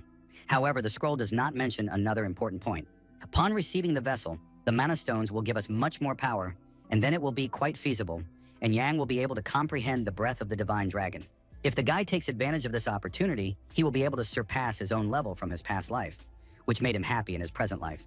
Yang passed under the high arches of a huge castle, where the ancient demon lich had been in hibernation for a long time. Finally, the young recruit's journey to the center ended, and he found himself where he had been striving to be. Now the guy stood in front of a massive tall door, which according to his understanding, was the lower floor of the awakened demon's lair. As Yan had learned from the center's report, this was where the altar of the ancient lich was supposed to be. Unable to bring himself to open the door, the young warrior recalled the details of the report that touched on this moment. To begin with, the skilled soldier tried to throw a lightning weapon to destroy the large doors. The steel blade, launched by John's skilled hands, flew straight at the barrier and seemed to shatter it into splinters. But something unexpected happened. The massive doors of the lair did not receive a single scratch, as if the dagger had not even been able to reach them. In the next moment, there was a loud crash that sent Jan flying to the side, and a magical mark appeared on the door. Quickly getting to his feet, the brave young man immediately guessed what the problem was. He had heard about the protection of these mighty doors before. Even before recruit Yang reached the gate, the incorporeal ghost noticed him, activating the Feistlock magic seal. The ghost, like a computer hologram, continued to hang in the air and did not recognize the face it was programmed to recognize. The incorporeal phantom, beginning to evaporate before disappearing completely, mentioned the correct face, the one it could let pass. Putting his hand on the wall, Yang tried to overcome the difficult obstacle anyway, knowing one sure way. Recalling the place described in the report he was studying, the brave conqueror of monsters ran his hand along the wall, searching for the very spot that was somewhere here. Finally discovering a square carved into the wall, Yang pressed it, gaining the necessary pass to the inner chambers of Lich's lair. There was a rumbling sound typical of castles, and doors that were invisible at first crept upward, revealing a dark and frightening space before Yang. It was a secret passage for moving slaves, and the report indicated that in the past there had been many such captives in the lair. The building resembled a real labyrinth with many primitive traps, so it would take some time to successfully overcome them. Remaining in a positive mood, Jan continued to consider himself the captain of a special squad, which meant that no one and nothing would leave him behind. Stepping onto the secret passageway, the guy headed for his goal, especially since he had plenty of time for it and would receive a big reward. At this time, Lauren, who had been captured by the evil demon lich, stared intently at the monster that threatened her with death. The brave Lady Beowulf tried to resist the demonic creature, which was launching its terrifying red tentacles at her. In this deadly moment, the girl mocked this rotten skeleton, which stank of decay and was incapable of doing anything to her. The terrifying lich laughed maliciously and could not wait to see the torment of the unfortunate girl's soul from the training center for recruits. The terrifying creature, which had emerged from the depths of hell, began to verbally taunt poor Lorena, telling her what it would do to her in the future. The lich is ready to turn Lady Beowulf into a man-eating zombie, and then she will hardly remain as defiant as she is now. After finishing his terrifying speech, the hellish monster ordered the girl to forget about her chatter, preparing to destroy the poor beauty. Red tentacles flew toward the girl who had fallen into the hands of the demonic beast, foreshadowing her imminent demise. It seemed that the deadly, otherworldly, slimy creatures had finally taken control of recruit number 1, and that there was no chance of salvation. The ancient monster, anticipating his imminent victory over the human, continued to laugh mockingly. Suddenly, something happened that Lich did not expect to see at all, staring at the girl he had almost buried in his terrible thoughts. Without losing her desire to defeat the inhuman monster, Lady Lorena bit the demon's bloody tentacles with her strong teeth. He had not yet managed to intimidate her, and this infuriated Lich, who threatened to leave not a single piece of flesh from the brave aristocrat. Using the magic of dark destruction and dark fracture, Lich was about to turn poor Lady Beowulf into dust. Suddenly, the ancient demon stopped, his eyes still burning with hellfire, but he did not take any action to destroy his captive. Remaining resolute and looking boldly into the enemy's face, Lorena looked questioningly at the demon who, just a second ago, was about to kill her. She did not understand why Lich had stopped his attack and was now turning away excitedly. At that moment, the monster was experiencing strange feelings, and a truly terrifying thought for his existence arose in his hellish mind. Thanks to his supernatural abilities, the demon Lich saw through the walls the destruction of the barrier on the altar. A large crack glowed on the magical sign that was supposed to guard the beast's lair, where a stranger unknown to Lich had crept in. Accusing the girl of being nothing more than bait, the monster tightened its red tentacles around the unfortunate lady's neck even more. Lorena Beowulf did not understand his words, and Lich considered it all a planned move against him. And while he was distracted, someone climbed into the beast's lair. The demon viciously ordered the girl, who was trying to protest, to be quiet, and after rudely insulting the poor thing, threw her into a powerful wave of gravity. Recruit number 1 lay unconscious on the floor, while Lich ordered the flying skulls to return to the refuge and open the gates. Lich's magical mark began to turn bloody red again, and the skulls circled round and round according to the outline of the demonic symbol. With their actions, the monster's otherworldly helpers formed gate number 127 and 5 to return to the beast's lair. Passing through this portal, Lich gave the order to move him and the flying skulls to the altar in his castle. Lifting herself up on her hands, Lorena, noticeably weakened after the monster's blow, made plaintive sounds. Holding her injured body parts, the girl watched her departing tormentor and did not understand where he had decided to go. The altar of the Lich was bright, completely deserted, and filled with serene silence as if the demon had never awakened. In the central circle of the altar, where a minute ago there had been emptiness, the outline of the demon Lich's magical sign began to emerge. Now the symbol of the monster was fully visible on the once white altar, and the monster could freely ascend to this place sacred to him. Lich, who had burst into the room, was indignant at the intrusion of a stranger into his native abode, who dared to desecrate his sacred altar. The beast could not understand how the stranger had passed through all the traps and broken through the barrier created by Lich 1,000 years ago, for only he knew where the altar was. While the demon suspected that members of the Emperor's Guild of Wizards and Knights were responsible for the intrusion, he came across bottles filled with elixir.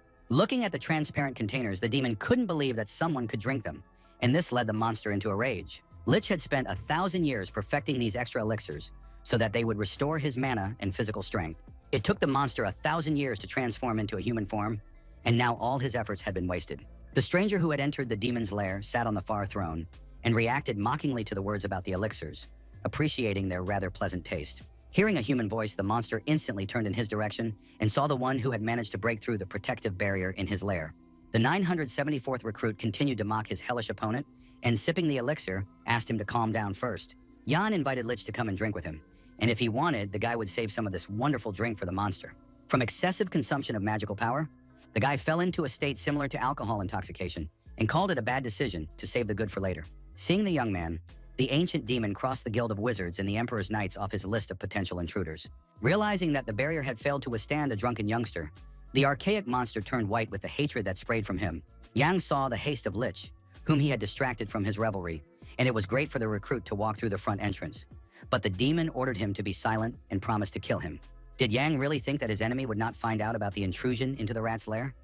The good warrior himself stole one rare item from the monster, but the monster did not notice it. Then he told about his passage through the secret tunnel, but Lich is sure that Yang is mocking him and does not understand why he broke the barrier at the front entrance. Hearing the words of his terrible enemy, the boy remembered how he had walked up the steps of the barrier to reach the altar. And at that moment, it seemed as if Lorena was watching room 974 and approving of his performance in front of Lich. Then Yanu simply wanted to break the protective barrier at the entrance. He deftly overcame the terrible incorporeal ghost and emerged victorious from the duel. In addition to elixirs, there were many ancient texts here, even a book called Dungeon about the mana engine, and Lich collected these works like a man possessed. The ancient demon seemed to laugh. He did not like the brave boy's words at all. After that, he asked the boy if he knew where the monster got all this. The monster's name was Momin, and he had turned into an undead creature 1,000 years ago for the sake of revenge and had been preparing for all this for 10 centuries. And a rat like the man who decided to invade his home decided to change all the plans of the otherworldly creature. To take revenge on the one who betrayed Lich and deprived him of everything he had, he cursed himself to exist as an undead creature. Because of the man, all of the monster's grand plans went down the drain. But Yang just kept drinking the elixir indifferently and mockingly asked the demon to continue.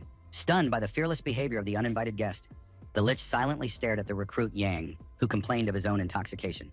In an effort to harm the young man, Lich raised his hand with a magical seal and began to insult Yang for his excessive self-importance. Using the spell of the Great Flame and the breath of the Raven, Lich set out to burn all the arrogant blood out of the brave young man.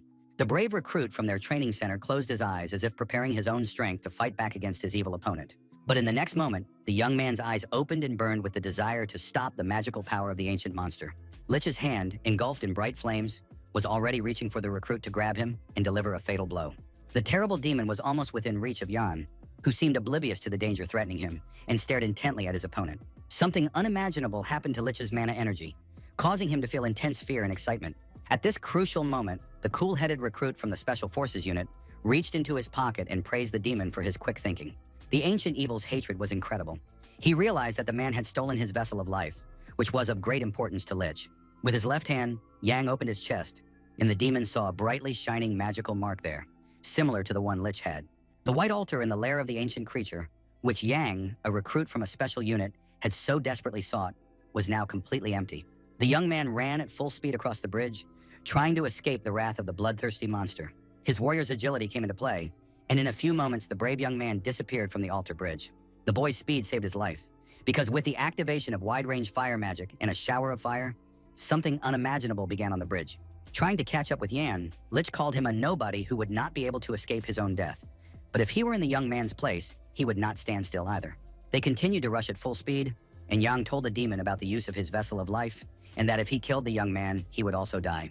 When the monster said it had no intention of killing the recruit, he looked back at his terrifying pursuer with disbelief. The devilish creature planned to be reborn in the body of the center's 974th recruit. Since Yang had destroyed what Lich had been waiting for 1,000 years, the demon would deprive his enemy of his appearance, which was a fair exchange in Lich's understanding. Moreover, the young man's body contained the power of the elixirs created by the demon, so he would simply take it from Yan. Opening his eyes in surprise, the Special Forces soldier looks at the creature that has decided to take his body for itself. Putting on a tired face, Yang apologized to the ancient monster, but its desires are not part of the young man's plans. The Lich demanded that the young man surrender immediately and promised to treat his body with care when he was able to obtain it. After activating the parallel chain spell and the storm of curses, several magical seals appeared at once, which Yang saw. Now he had to use the dragon's divine breath because he had no other choice. A powerful yellow flame began to emerge from the red magical seals of the archaic monster Lich. The mana heart was activated, after which the magical symbol that Yang had encountered near the secret entrance burst into flames. Due to the powerful influence of the witchcraft spells, the demon's strong floor began to crumble in its lair.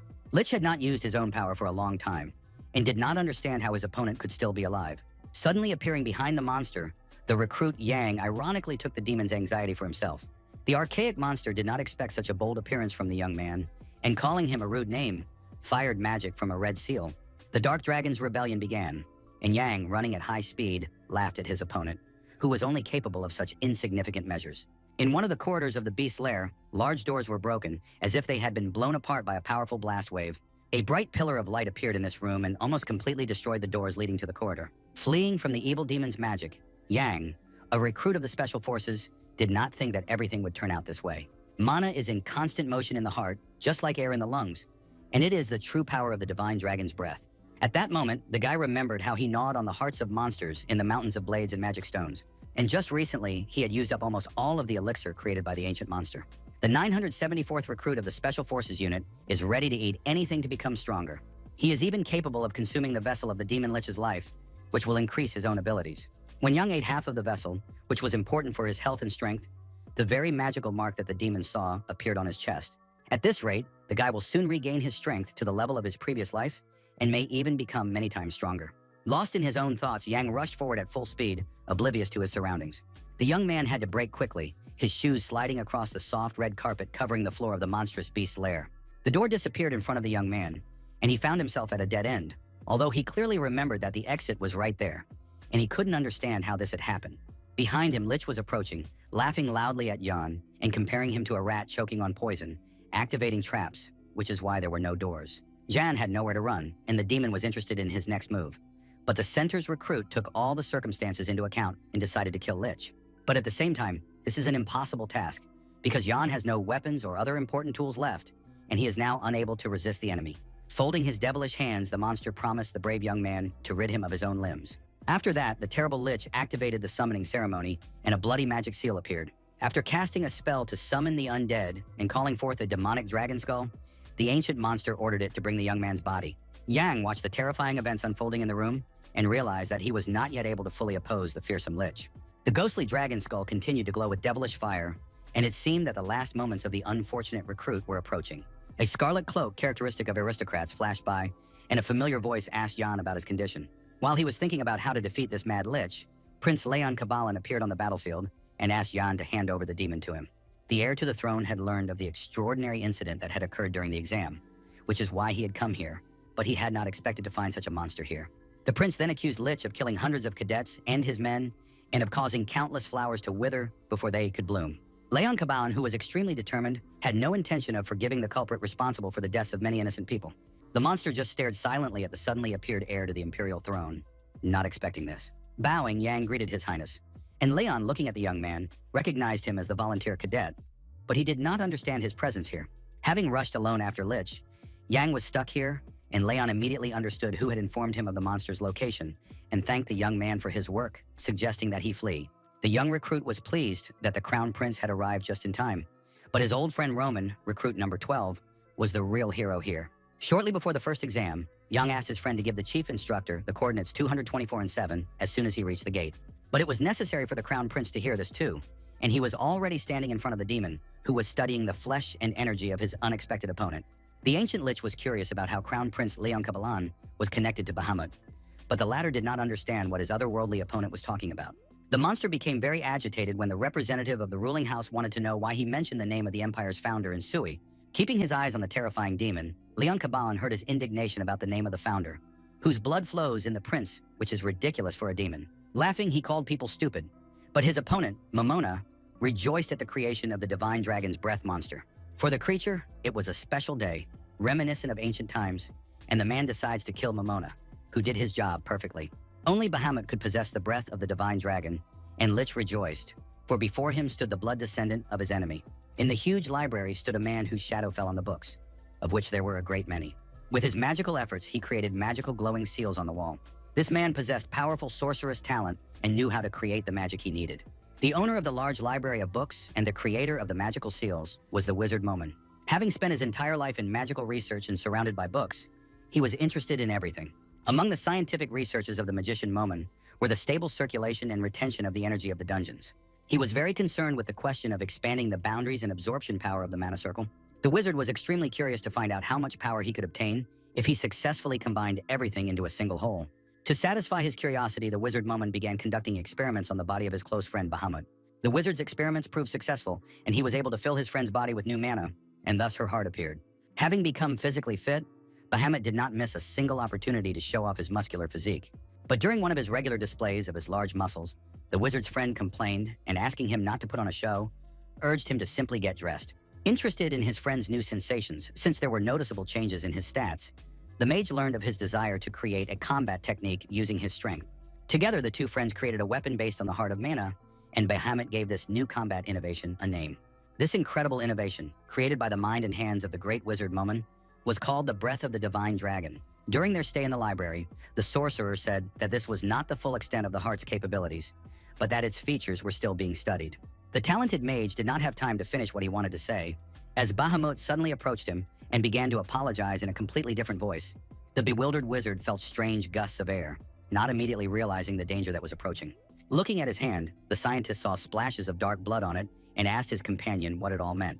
Bahamut, who had betrayed his friend, said that Momon's role as a wizard was over, and Momon did not understand how they could do this to him.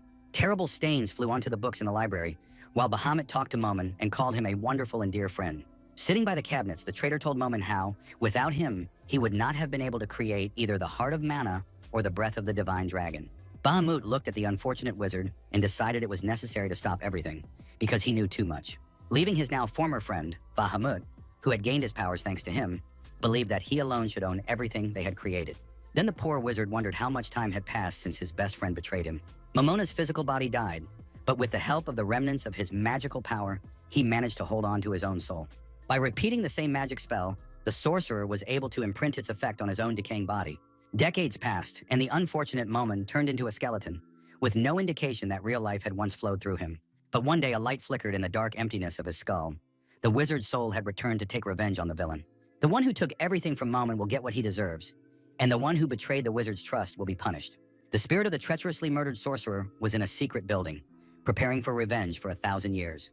A great stream of light caused a powerful explosion, and the stone door of one of the rooms flew open with a crash. After many centuries, the wizard found a second life, and in the form of an ancient demon, broke free to long-awaited freedom. He was ready to take revenge on his enemy's descendants, with flames burning in the empty eye sockets of the hellish creature, and nothing could stop him. Seeing a sudden brave opponent before him, Momon, who had become a lich, spoke harshly, preparing to destroy him. A bright light burned, fragments of the stone door flew, and the monster prepared for the battle he had been longing for all this time. With a parallel chain spell and a storm of curses, the demon lich promised to reduce his new opponent to dust. To increase his own strength and gain the ability to eliminate the enemy once and for all, Lich used the secret technique of Dragon's Breath. The ancient monster was surrounded by glowing magical seals, and nothing could stop him on his hellish path. The heir to the throne, Leon Kabalan, skillfully wielded his sword and summoned the magic of the Yellow Dragon River in an attempt to repel the enemy's attack. The skull of the long-dead wizard Momon is outraged by Bahamut's actions, who even after his death continues to torment the mage. The brave warrior who clashed with the demon in battle looked defiantly at his hellish opponent and demanded that he not utter Bahamut's name in Suya. A white glow and dark red mana fell to the ground, symbolizing the good royal heir and the devilish messenger of darkness. Cutting through the magical seals of the ancient demon with his magic sword, reincarnation broke through them to his mortal enemy. The light of the yellow dragon burst into one of the remaining bloody seals to weaken the terrible monster. The magical technique used by the prince bore fruit in his desperate struggle with the demon. Lich saw that Leon was preventing the magic circle from activating, so he ordered his slaves to tie their opponent's legs. Before the prince, who had not lost his courage, appeared another series of bloody magic seals with many skulls. Grabbing the hilt of his sword, Leon mocked his attempts to stop the brave warrior with his own sorcery. Then the crown prince decisively thrust his cold weapon into the ground, thinking that it was even better for him that they had met here. The third form of the yellow dragon he summoned was an evil dragon spirit that easily destroyed Lich's magic seals. In this case, the ancient demon's black magic was no match for the light power of Prince Leon. The evil demon was terrified of his actions and wanted him dead. But the heir with the seventh form of the yellow dragon summoning and the third form of the sword would remove the dead man from the past. Not willing to lose, the archaic demon Lich begins to use 5th level total destruction magic.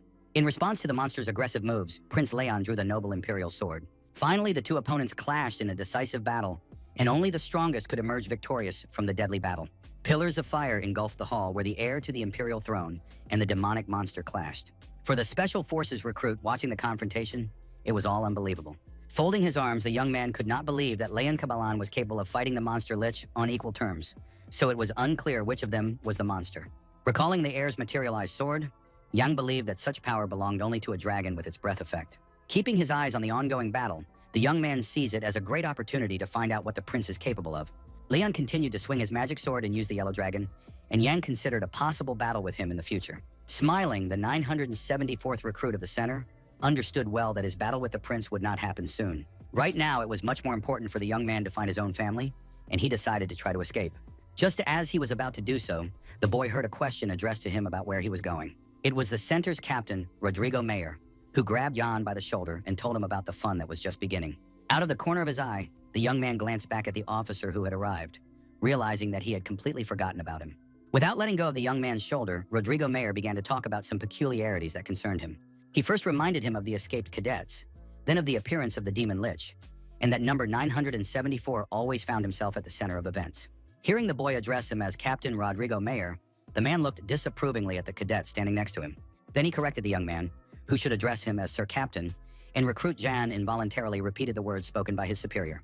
Rodrigo was dissatisfied with modern education if the boy behaved this way with his superior, because this was not even military training, but basic etiquette. Chief Instructor Damien then tried to hide the fact that his subordinates had escaped from everyone at the recruit training center. But the papers containing information about those who had decided to escape soon reached the captain, who immediately studied them. He learned of the recruits' actions, and Mr. Rodrigo Mayer was very unhappy about the incident. Upon learning of the incident, the captain was unable to recover for a long time and stared intently at a single point in front of him with his blue eyes. It became known that 4 people had escaped from the training center, cadets numbered from 10 to 900. 3 of them were caught in the nearby forest by organization employees during a special search operation. The first to search for the escaped recruits was a group of 3 representatives from the training center who roamed the forest in search of the fugitives. Members of this third pursuit team were found dead, but the location of the cadets could not be determined at that time. Rodrigo Mayer, a recruit who was nearby, said that the runaway was indeed him. Now Jan learned from the captain of the center about the need for the chief instructor of the organization to go in search of the escaped young man. The elderly man does not understand how, with such a low rating, the young man managed to survive the pursuit squad and the chief instructor, and now the battle with Lich. Captain Rodrigo Mayer did not think that the young man was simply lucky, but Jan did not call these events mere luck. Hearing these words from the new recruit of the Special Forces unit, the old man looked at him intently with his clear blue eyes. For Jan, it was super luck. He must have done a lot of good deeds in his past life, but Rodrigo Mayer thought the young man was joking like an old man. They stood near the steps, and Jan recounted how he had no chance of escape, and a little more, and he would have fallen victim to Lich. But the prince saved the young man. Captain Mayer, who had turned away, did not believe the young man and did not consider it mere luck. But according to recruit Jan, he was indeed very lucky. Anticipating his own victory in the verbal confrontation with Rodrigo, Jan expressed hope that he would not be punished for his usual luck. Giving the boy a disapproving look, the captain thought of him as an unscrupulous person who still dared to behave this way with his superior. Rodrigo 974 seemed like an insolent man, but he could be the bastard son of some important aristocrat, although that was impossible. When recruit Yang asked the captain about the possibility of helping the crown prince, the man told him that it was nonsense. According to his superior, in such a case, the young man would only interfere with the crown prince in his battle, and Yan was upset that there was no room for anyone else. The new recruit Yang also watched the confrontation closely, where the fighting lich lost the vessel of life but still did not die. The young man began to doubt his complete absorption of this vessel, which the ancient demon lich had prepared in his dungeon. Just as he began to think about what would happen if the mana heart was activated and the remaining power of the vessel of life was depleted, Yang was forced to turn his attention to the battlefield. But there the battle was coming to an end, and Crown Prince Reincarnation had already raised his sword victoriously over the ancient monster lich, seeking to strike him down. A huge stream of magical light appeared in the room, to the surprise of everyone present. Leon laughs at the demon lich trying to flee the battlefield and does not understand the reasons why he is doing so, but the monster demands that the prince be silent. In this difficult moment, Lich felt his mana output decrease, and he had the feeling that his magical power was being sucked out of him. The ancient monster looked at Captain Rodrigo Meyer and recruit Jan standing nearby, and a sudden thought occurred to him. The 974th recruit gave a thumbs up, and the demon decided that this boy was the cause of his misfortune. To the monster, the young man was like a pathetic puppy who treated him with contempt, so Lich would not understand anything. The Crown Prince kept his eyes on the evil creature and tried to understand its behavior at that moment. Grabbing his clothes, Lich began to tear them apart and informed his rivals of his intention to take the body of one of them for himself.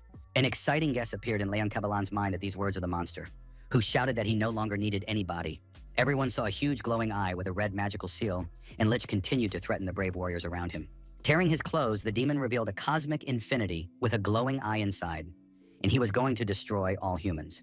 This was expansion of possessions, a state in which the spellcaster's hidden desire is realized in reality, and it is used by the heads of the Empire's most powerful families. Yanu and Captain Rodrigo Mayer could only watch what was happening, but they immediately recognized this terrifying technique of the monster. No longer hoping for victory, Lich screamed in a demonic voice and wished death upon the brave and courageous descendant of Bahamut.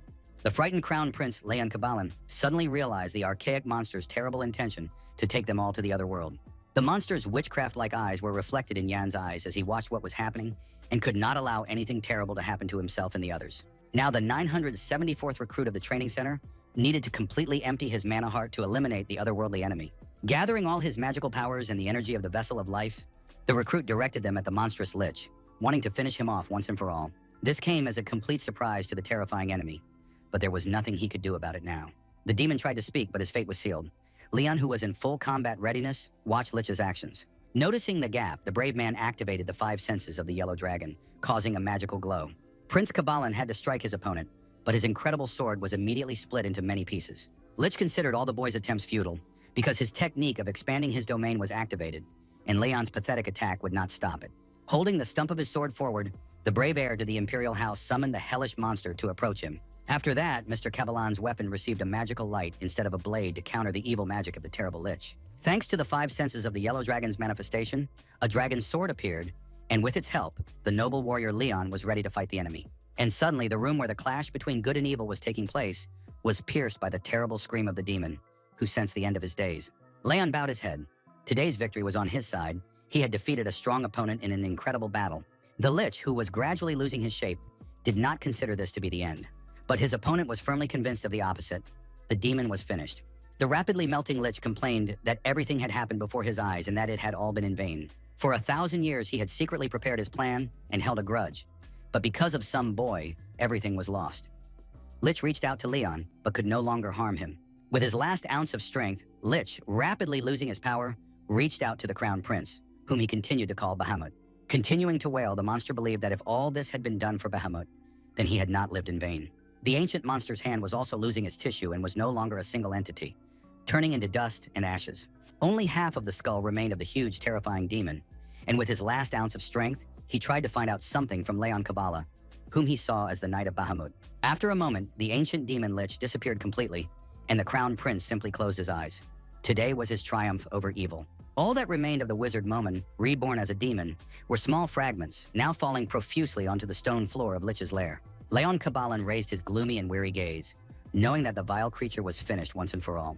The prince also understood that the Lich had used domain expansion, and if the technique had been performed perfectly, the people would not have been able to survive here. After completing this grueling battle with the monster, Leon was still weak, the fight having visibly exhausted him. This was pointed out to him by the captain who had come with Jan, who could not believe that he wanted to fight the demon himself, given his status as heir. But to Leon, it was all grumbling.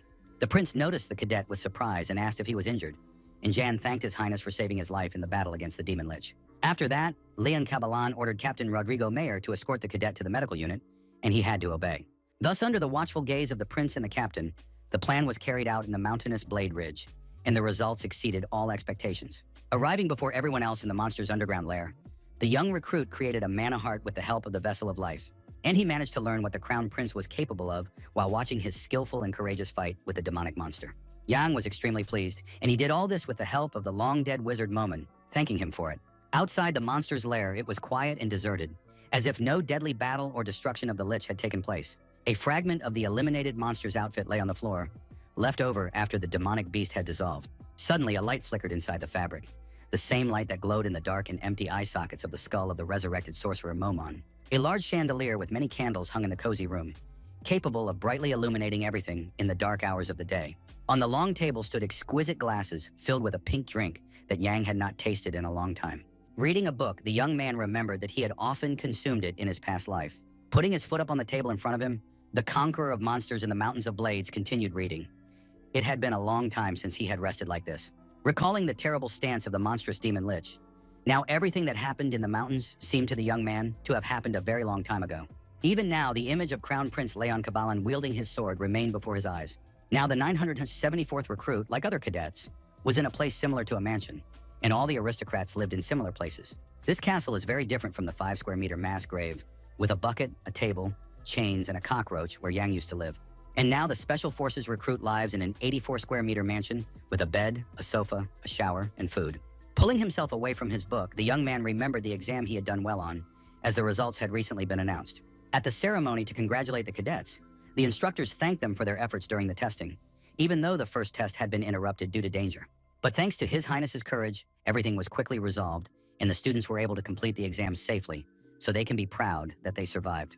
The cadets listened to the announcement of the grades and learned that those who took 1st to 10th place would receive the highest score, while those who took 11th to 100th place would receive an average score. When the lowest grades for the remaining recruits were announced, the instructors discovered that the chief instructor had not come to the event. Continuing to reveal new information, one of the training center employees said that the assessment would determine where the recruits would live. The recruits were amazed to learn that those with the highest scores would have the opportunity to enter the Imperial Armory. This place holds treasures, books from the founding of the Empire, and all kinds of weapons, including hundreds of the latest swords. The library, which is comparable in size to an entire fortress, deserves a special mention. Those who took 1st to 10th place will live on the 3rd floor. Those who took 1st to 100th place will live on the 2nd floor, and everyone else will live on the 1st floor. When the results were announced, Roman took 5th place, even though he managed to defeat the largest number of rare goblins in the mountain range. Cruel Dwight, who took 4th place, single-handedly conquered the Troll's Lair and believes that the mentors are doing them a favor by not allowing them on the 4th and 5th floors. Casa Afrain, who conquered the Orc village without injury, recalls passing the exam as an easy step, since everything went without damage. Unexpectedly for many people present at the event, Lorena Beowulf took only 2nd place, defeating the Golden Ogre single-handedly. The aristocrats are surprised by this, as they considered Lorena to be the best among them and do not understand who will ultimately become the leader. The girl herself, with a sad expression on her face, looked ahead and considered the rating completely meaningless. For this outstanding lady, 1st place was nothing more than an illusion, as she couldn't even cope with a real monster. She wanted to become stronger, but Cruel, who was standing nearby, ironically called his friend a princess who looked ridiculous. Dwight mockingly called Lorena a snob, as if she were capable of saving everyone. But at the same time, she had not yet managed to hold her own place in the rankings. They say that Lorena was able to stop Lich on her own, which is incredible. She is the pride of high society, but people ask not to pay attention to Cruel. Casa Afrain assured him that Dwight had gotten worse after Miss Beowulf's return, but the villain asked the girl to be quiet and told her about a new rumor. He looked at the recruit with the 1st number and assured her that she had not actually fought the terrible Lich. According to Cruella, his companion barely persuaded this pile of bones to spare her life after the unsuccessful confrontation. The unfortunate girl just looked silently at the unfriendly guy, but she was not going to tolerate these offensive accusations. Then, to the complete surprise of the 2nd cadet, the girl fully confirmed his words about the battle with the monster. Her own skills were not enough to achieve complete victory over the dangerous monster. Leaving Cruella, Lorena thanked him for his concern about the rumors concerning her and suggested that he worry about his own exam grades. Deciding to continue mocking the girl, Cadet Dwight called Miss Beowulf a good person and added something else. To the departing girl, the evil guy ironically expressed his hope that she would be able to take the place of the deceased Duke Beowulf. Hearing the words of her comrade in the Special Forces unit, Lorena wanted to respond, but the villain interrupted her. In his opinion, Lauren's brother was originally supposed to be the heir to the Beowulf family, but after his death, the title was vacant, although she wanted to get it. At first, Cruel said that today was a good opportunity for the lady to carry out this plan, but then suggested that she had arranged everything herself. If all this is true, then the second recruit considers Lorena to be a hero. But the girl is also ready to ask the young man her question. Turning to her offender, the unfortunate lady asked him a rather simple question about his death, because he could die right now. The embittered, cruel Dwight waves his left hand and asks Mrs. Beowulf to look at him now. Calling on his magic, the guy considers the girl to be no different from him, and Cruel can't stand it when she acts like she's the only one. Then the magic only gained momentum and increased, and Cruel asked the girl to attack him, promising to deal with her in return. Just as the villain threatened to remove a certain mask from Lauren, someone approached from behind and grabbed the evil man by his right ear. Frightened, Cruel Dwight screamed in pain, not knowing who dared to do this to him, but someone behind him advised the villain to stay where he was. Recruit number 2 begged his opponent to let go of his ear, because he was about to tear it off. The aristocratic cadet from the training center, still kneeling, could not understand who his attacker was. At that moment on the upper floor, the instructor was about to announce the student who had taken first place in the exam results. It went to number 974 John, who was holding Cruel's ear, causing him to go into shock and call the guy a savage. The young man who had fought with Lich continued to hold his enemy by the ear, while everyone else was surprised that a low-ranking cadet had taken first place. The recruits at the training center couldn't believe this outcome, and some had only heard of John without knowing him personally. With surprised and sparkling blue eyes, Lorena Beowulf looked at her comrade, not understanding how he had become the leader. An angry Cruel expressed his hatred for how such a guy could have achieved this and wanted to threaten him if he didn't let him go now. Yen looked coldly at the angry Cruel Dwight and wanted to know what would happen to him if he didn't stop holding him by the ear. Sensing the change in the recruit's mood, the villain stopped mocking him. He was just hurting now, nothing more. Yan and Miss Beowulf hadn't seen each other in a long time, but the girl asked her companion not to call her Miss, which he had to agree to. While the young man recounted how he met Cruel during the exam, the instructor finished announcing the results, and Jan was pleased that Lorena had no serious injuries. Even before that, Lady Beowulf had perceived Jan as an unusual person, but she couldn't believe in his ability to make Cruel fear him. In addition, the girl sensed a power in the young man that was ready to explode at any moment, so she didn't understand what had happened to him. Lorena wanted to ask the young man a couple of questions, but now she could only say one thing, so she immediately turned to John. Coming closer, Lady Beowulf told him how Cruel had been insulting him for a long time, but the malicious aristocrat tried to deny it. Cruel immediately denied the girl's words, calling them a lie, but then screamed louder and louder in pain as the recruit Jan squeezed his ear. Yan received his quarters as a reward for first place, and now sitting around doing nothing turned out to be more difficult than the young man had thought. Now having access to the Imperial Armory, where the library was located, Yang took a book from there and read it in his spare time. Suddenly, someone knocked on the door, and all the attention of the 974th recruit was focused on it. Remaining focused, Yang allowed the visitors to enter his new room. The conqueror of monsters in the Mountains of Blades stared intently at the door, not knowing who could be coming to see him and for what reason. Finally, the door opened slightly, and the visitor wanted to know how Yang knew that a guest was standing outside, even though he himself had made too much noise. Chief Instructor Damien appeared in the doorway, and with his usual smile, reminded the recruit of some unresolved issues, making a lot of noise. Entering the room, Chief Instructor Damien began to taste the rosé wine, and Jan wondered if his boss liked the drink. The guy stood in front of his boss, who was sitting on the sofa, and talked about how he could have prepared in advance, knowing that Damien was coming, while Damien drank wine and called it tolerable. According to the Special Forces recruit, even if you hide from view, you can't escape the Chief Instructor's aura. But for the guest in the room, that's not true. John was curious how the Crown Prince had forced Damien to do this. The instructor was clearly worried about it, and Leon had indeed asked him to take care of the recruit's treatment. Returning to the training center, the Crown Prince suggested that Damien was just another of Yan's infatuations, which surprised the mentor. Now that Damien was present in the room of recruit 974, he listened to the man with extreme concentration. The chief instructor could do nothing about it and did not want to upset the Crown Prince in that situation. And unexpectedly for the Goblin Slayer himself, Damien, who was sitting imposingly on the sofa, announced his desire to kill him. With an unpleasant smile on his face, the chief reported on the arrival of a report concerning the county of Simon and number 52. Recalling that very large house, the man confirmed that it was uninhabited, but that was to be expected. However, no one had lived in that large room with empty windows for several years. John considered the captain to be an old fox who had a hand in this. He could have noticed that he was being followed and immediately began to cover his tracks. Allowing for the chief instructor's disbelief, Jan did not finish his sentence, as Damien would not accuse him of lying. It did not matter to him whether he was telling the truth or not. Pressing his foot on the floor, where magical dark circles appeared, the evil teacher is going to act on his own. Using the magical technique of the Sword of the Dark Spirit, Damien delivered a powerful blow to Jan, whom he considered completely useless. Everything happened so powerfully and unexpectedly that even the table on which the wine glasses stood was smashed into pieces. The chief instructor watched the events unfolding in front of him, where fragments of the magic sword were flying, considering the recruit already eliminated. Suddenly, the outline of a young man with a book in his hand appeared before him, and the recruit John himself believes that Damien does not necessarily have to kill him. Losing his typical ironic smile, the mentor was surprised by his opponent's ability to repel such an incredibly powerful attack. Remaining safe and sound despite the magic swords, Yang showed the book and told about the discovery of a very important piece of the puzzle. The evil Damien knows nothing about the puzzle or this book, although he sees that it is a study on energy interruption, judging by the title on the cover. Yang took this book from the Imperial Armory as he was granted access to the third floor, where the main arsenal is located. But the young man decided to go to the first floor, where there is a special library with books and scientific research collected by past rulers.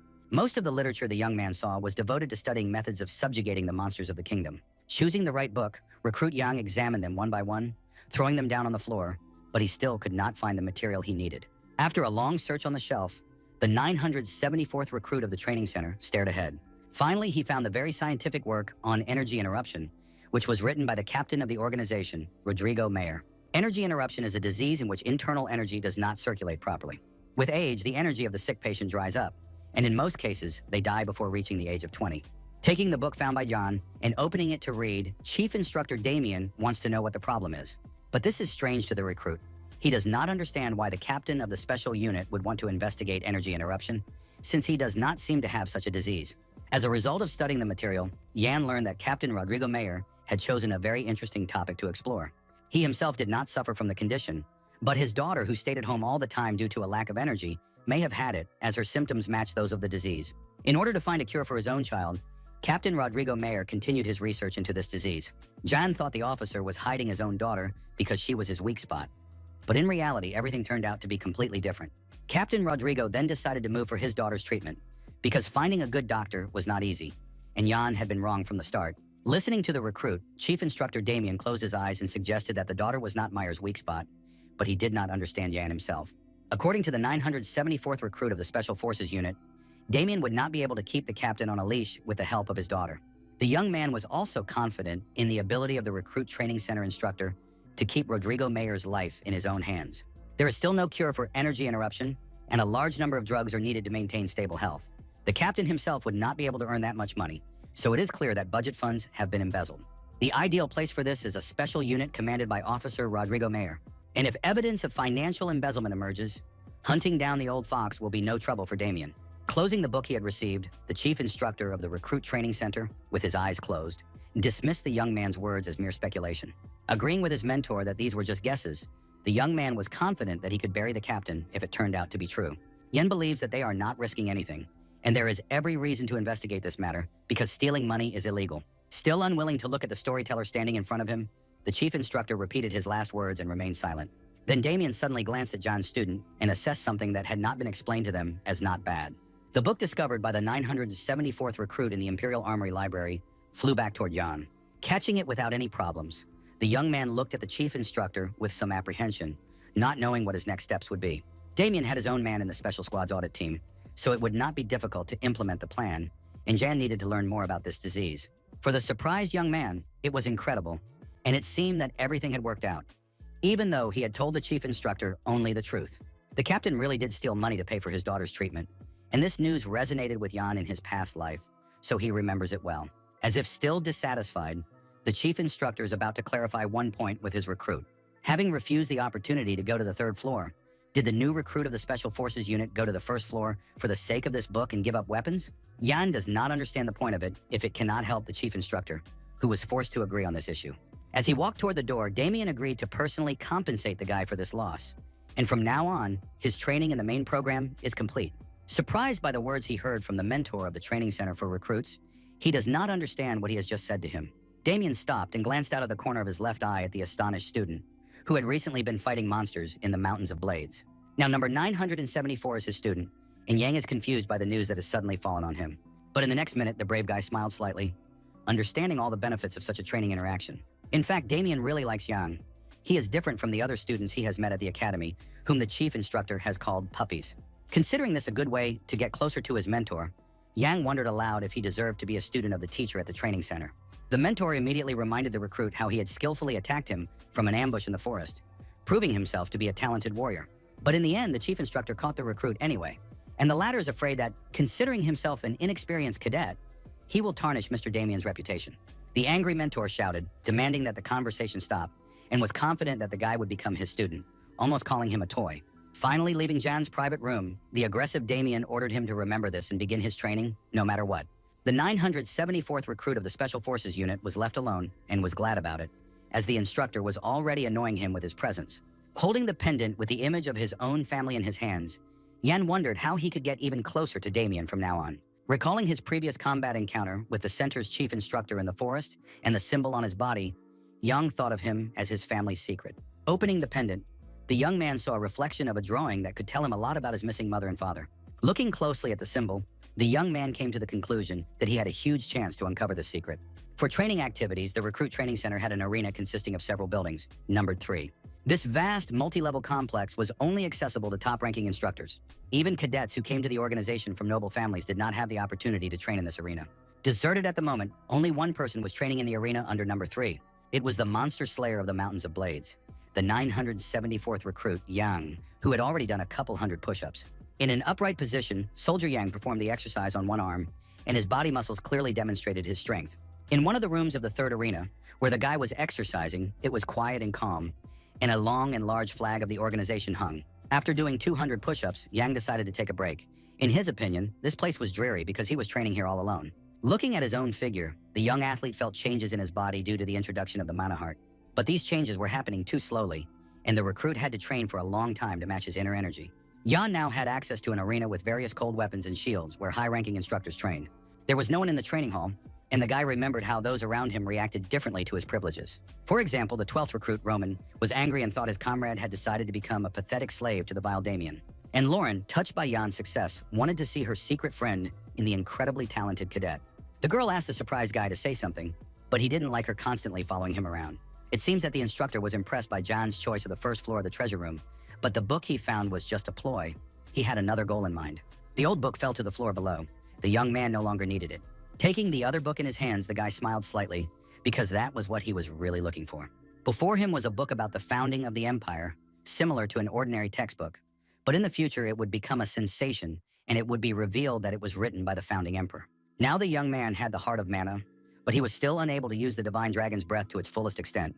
In ancient times, this breath was created by Emperor Bahamut himself, together with the wizard Momin. Now, the 974th recruit needs the power of these two characters to quickly master the technique. He desperately needs the knowledge of the founding emperor. Yan feels sorry for Momin because they took away what the wizard had worked on for a long time, and then they killed him, which is a compelling reason to become a vengeful person.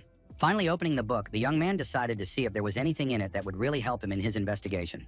At that moment, an expression of utter surprise and amazement appeared on his face, as if the young man had seen something absolutely incredible there. The pages of the book were completely white, with no letters at all. Not only the page that Yang had opened, but all the others were blank, even though the young man remembered rumors that the book had been written by the emperor who founded the country. He killed Momon in order to become the sole possessor of the divine dragon's breath, and that was probably why he did not write about it. A new thought appeared in the mind of the 974th recruit after receiving the emperor's book. While Yang was lost in thought about the strange find, he did not notice the terrible black hand hanging over his head. Sensing something was wrong, the young warrior turned around, but the training hall of Arena Number 3 was still silent and empty. With strong suspicion, the recent conqueror of the monsters in the Mountains of Blades looked into the far corner of the room where he was standing. He himself had just felt as if someone was watching him, but he didn't know who it was.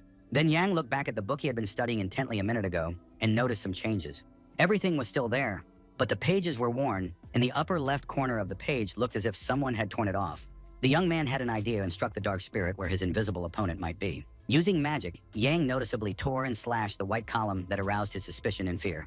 The student of the recruit training center tried to cut it now, but he still couldn't do it. The nimble and brave young warrior was still not as good as Damien, the chief instructor of the Special Forces unit. Suddenly, someone behind the column laughed in a voice very familiar to Yan and called him an idiot, causing him to be puzzled. The stranger, who was still hidden behind the column, loudly doubted the recruit's ability to unravel the mystery of the book.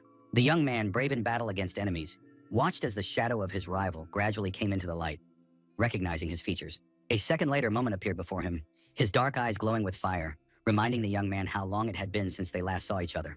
Recalling their last confrontation in the underground lair, Yang did not understand how the demon had ended up here and managed to survive after those mortal wounds. The monstrous lich made eerie sounds that vaguely resembled laughter, and then, in that battle, he understood something. The monster hovered in the air and told the young man about some pathetic bugs that could become annoying if ignored for too long. And immediately, the ancient resurrected demon clarified that he was referring specifically to the 974th recruit, John.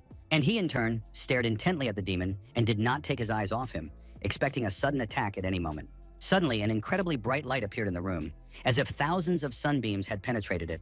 Leaping at the young man, the monster lich promised to kill him immediately, seeking revenge for his heavy defeat in their previous confrontation. Yang was greatly angered by the sudden appearance and subsequent intrusion of the ghost, but he had to fight it again. From under the creature's hood appeared a face with long, light hair, promising to kill Yang at all costs. With his eyes wide open in complete amazement, Recruit John stared at Momon in his incredibly changed face. A girl with the magical seal belonging to Lich on her forehead rushed at the guy like a madwoman and threatened to take Jan's body for herself. Yan looked at the demon, but the dangerous creature's appearance did not fool him. Even though it looked different, it was still the same evil Lich. To eliminate the demon once and for all, the young recruit struck the monster with his powerful blow, but Lich, with a smug grin, simply flew past him. Laughing at the Special Forces recruit, the creature continued to fly back and forth past him, and the young man did not understand how this was possible. At first, Yang thought Lich was just a regular ghost, but then he remembered something called thought manifestation. Perhaps even after the transformation of Lich's vessel of life into Momon's mana heart, it remained in the form of a manifestation of his ideas. The creature posed no danger. In fact, it didn't even exist. But the demon flying back and forth, wanting to kill the guy, began to annoy him. Still in the training hall, Yang asked Momon to go to the other world, but he had an incomprehensible appearance and wandered around this world. The creature with the red magic seal only laughed in response to the questions of the young athlete from the recruit training center. The physique of the ancient witchcraft creature was not uniform, and it continued to mock the recruit Yang. All this time, Momon had been a walking corpse, but now she was able to regain the appearance of her days as a living sorceress, thanks to the effect of Yang's mana heart. Did he really think that the mage would simply disappear? And now that she had returned, she would be able to kill everyone, just like that guy, the descendant of Bahamut? A magical seal burned in the girl's eyes, and she vowed with fierce anger to eliminate everyone who had betrayed her. Strange changes began to occur with the flying Momon, which immediately caught the attention of Yang, a recruit of the Special Forces unit. The sorceress was getting smaller in size, but she couldn't do anything about it because it was more economical to use the girl's magical abilities that way. Remembering the previous terrifying image of the demon lich, the warrior did not understand how the sorceress would be able to take revenge on all people, as if she had undergone plastic surgery.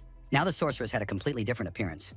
But in her opinion, all people looked exactly the same on the inside, and moreover, it was their own fault. She maintains her manifestation only thanks to the energy of Yan's mana heart, but this connection is too weak to display her full appearance. The angry sorceress does not understand why, after drinking all those elixirs, Yan has such a low energy level, because any mutt would be stronger than him. It was rude for the guy to hear such words because at the moment it does not directly threaten him, but there is a certain point. Even Yan feels a weak flow of mana being transmitted to Momon, but the fact that this path is open suggests that the demon will be a hindrance to the warrior in the future. Right now, the training center recruit's enemy is one of the most powerful mages, and if she starts to feed off Yan in the future, he won't be able to stop it. While the young man was lost in his own thoughts, the sorceress flew up behind him unnoticed and raised her hammer above him. When the recruit noticed the girl, she pretended to be busy and put away her dangerous weapon. But there was nothing he could do, and the 974th recruit of the squad lowered the book he had picked up before Momon appeared. Yang was happy to meet the demon and wanted to see the world before disappearing, while Momon asked him not to tease him for his poor adaptation to the mana.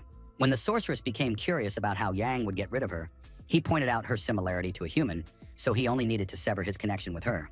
During the conversation, the conqueror of monsters in the Mountains of Blades explained how the dangerous sorceress was parasitizing on his mana heart. Then he wondered if he decided to reduce the flow of mana, it was unknown whether the girl would be able to continue her manifestation. Looking back at the otherworldly demon Momon, the stern Yang recommended that he disappear, because his life had already ended. The resurrected creature began to rage again and bare its white fangs, believing it necessary to stay alive. The archaic creature's outline and clothing could be split into small fragments, but Momon did not want to disappear. No one interrupted the conversation between the sorceress and the man in the training room, and Momon assured him that the boy would regret the magician's disappearance. The young soldier still held the book of the emperor who founded the kingdom in his hands and believed that the demon wanted to learn the secret of Bahamut's book.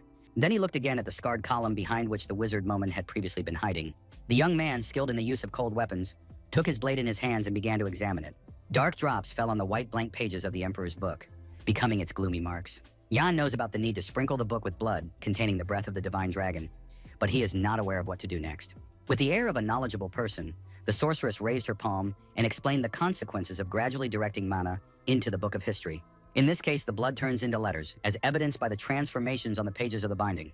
The young recruit stared in amazement at the book in front of him, where new letters kept appearing. For him, it was light and darkness, and these two components were now merging on the pages of an ancient book written by the founder of the empire. The writing seemed like nonsense to the young man, So he asked Moment if he understood the meaning of the strange words, but the demon did not know what Bahamut was writing about. Carefully studying the contents of the book, the 974th recruit who had defeated the monsters did not believe that the ruler wanted to write this nonsense. The new changes on the page of the book further agitated the brave warrior, whose eyes widened. To his great surprise, the letters began to fly upward, leaving the white pages of the mysterious book. Yang was even more surprised when the magical flying letters began to form whole words near him. The new sentences floated in the air and could now be easily studied. Then they began to move on to the young recruit's body, and Yan noticed their presence on his own hand. All these sentences gathered together in the heart of Mana, where the magical seal, seen earlier in the dungeon of the terrible Lich, was already shining brightly. But suddenly they began to bypass this heart and form a new one, much to the surprise of the brave muscular warrior. With glassy eyes, the Special Forces recruit stared ahead, amazed at the metamorphosis taking place. The Book of the Emperor who founded the kingdom, held so tightly by the young man, fell to the floor of the room where he and the demon were. The sorceress, who had noticeably shrunk in size, did not understand why the young man had dropped the book, while he thought it was all just a figment of his imagination. Raising his hands in front of him, Yang looked at them and thought about the letters that had reassembled into different words in the new heart of Mana, which could not be an illusion. So this was the great secret Bahamut had hidden in this book, and now it was necessary to uncover it, despite the danger of doing so. Yang began to approach Mammon, who was floating in the air, with whom he now had a common cause. Heading for the exit, the recruit called Momon to follow him, promising to find a way in the future, but the sorceress did not understand what he was talking about now. Turning to the flying magician, the warrior spoke of a way to find a new body for him, because the creature could not parasitize the young man forever. The sorceress looked with a hint of bewilderment after the departing monster slayer, who promised to study the matter with her. Realizing what the young man had said, the girl was delighted with the possible prospects. Delighted by the young man's smooth talk, the sorceress does not understand what has come over him, but Yang asks her not to get too excited, as he will not help her for nothing. Therefore, he demands that the sorceress not do anything strange, and the owner of the magical seal of Licha gives her consent. She seems to have gone mad, and a terrifying burning eye appears on the sorceress's forehead in the center of the seal. She will not help someone like the recruit Yang. Right now, she just doesn't have enough energy to do what she needs to do, but as soon as she has enough, the poor guy will be the first to die. Unaware of anything, Yang continued to move forward, while the sorceress stared at him with a terrifying, inhuman gaze. As if sensing something was wrong, the talented recruit turned toward Momon, but the creature was no longer glaring at him maliciously, instead putting on a relaxed expression. But this was questionable for the guy, and he thought about banishing the mage right now, which he did not agree with as they shared one body, but Yang still considered it his own. The huge multi-level complex was located in the thick of the forest, where interesting events were taking place. A crimson sky sparkled above the seemingly deserted buildings, and tall black trees loomed overhead. Something was happening here, and the green leaves of the trees from this forest flew back and forth. Someone's hand in a black glove, clenched into a tight fist, was waving during physical and strength training. It was the 974th recruit of the Special Forces Unit, Yang, in his training uniform, pumping up his strength skills. A bright beam of light had just flashed in front of the guy, who deftly dodged the obstacle. The long, bright beam barely touched the young man's strong arm, which gleamed with impressive muscles. As if possessed, the new recruit at the training center, Yang, trained relentlessly in this stream of bright light. The brave young man's strength skills allowed him to skillfully and deftly dodge the magical light in this place. Appearing to the left of the young man, the large glow almost struck him, but he deflected the light with a correct movement of his foot. But the light grew stronger and stronger, and Yang himself was almost invisible, as if the stream had engulfed him. In just a fraction of a second, the light completely enveloped the brave warrior, and it seemed that he had no chance of winning this confrontation. But this did not last long, and once again the brave man used his hands and feet to escape the dangerous glow. The light receded more and more thanks to the young man's skillful and timely blows. Performing the right movements, the muscular recruit fought off the magic and was unmatched in this confrontation. It seemed that the young man had overcome this problem and emerged victorious from the confrontation, but suddenly a huge flash of light appeared before him. The guy raised his hand as if trying with all his might to escape being engulfed by the strange glow. But in the next moment, everything disappeared, and Yang stood alone, aggressively watching what was happening around him. Now the warrior stood on a paved path under the arches, and in front of him was a man in a long robe. It was Damien, the chief instructor of the recruit training center, wearing a floor-length cloak and with his eyes closed. Yen looked resolutely and directly at the mentor of his Special Forces unit, as if he was about to attack. And a second later, the conqueror of monsters in the Mountains of Blades suddenly lunged toward the instructor. The chief instructor of the organization continued to stand calmly in place, as if he was not trying to get rid of the threat. But soon a dark circle appeared under his foot, as if it were imbued with magic and could save Damien from the danger that threatened him. Recruit Yang noticed this, his eyes fixed on the head instructor's newfound abilities, as if he were testing the young man with such magic.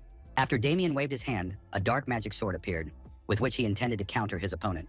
Holding the magical weapon elegantly in his hands, the chief instructor did not even look at the boy, not perceiving him as an equal opponent. Damien swung the blood-black sword again and again, trying to instill fear in the recruit in front of him. All he could do was watch with wide eyes as the instructor at the training center for new recruits performed dangerous maneuvers. Rising into the air, Yang approached the teacher, who was still wielding his terrifying sword, striking fear into the young man. Another moment, and the weapon could have struck down the 974th recruit, but he crossed his arms to protect himself. The darkness of the magical weapon barely touched the young warrior, who spread his legs and tried to stand his ground in battle against an experienced opponent. The tactic chosen by Yan helped him survive the confrontation, while the archers behind him instantly fell down. The space behind the Red Goblin Exterminator in the Mountains of Blades was illuminated by a strange light, as if a huge explosion had occurred.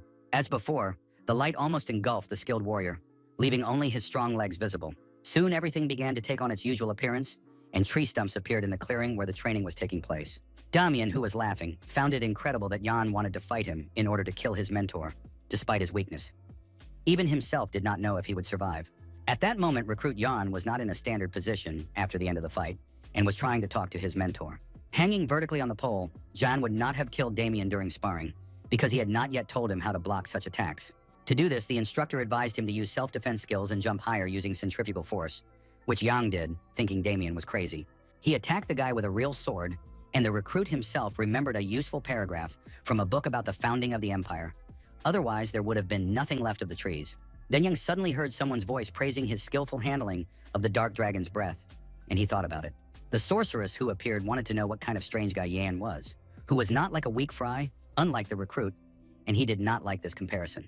Upon learning that he was the chief instructor, the sorceress realized that his energy was familiar to her, but she was angry that he was a descendant of the founding emperor, Bahamut. She wanted Damien to pay for the sins of his ancestors with his life, and the unsuspecting instructor felt a pain in his shoulder. Damien was enjoying relaxing with his student, while the latter wanted to know how easy it had been for his teacher. The young man had just seen the first form of the dark breath sword called the Coward Slayer. None of the cadets had seen the second one yet, because none of the recruits at the training center had survived the first one, and that was boring for Damien. Addressing his student first as number 974, but then calling him by name, the mentor wants to know how long he will last.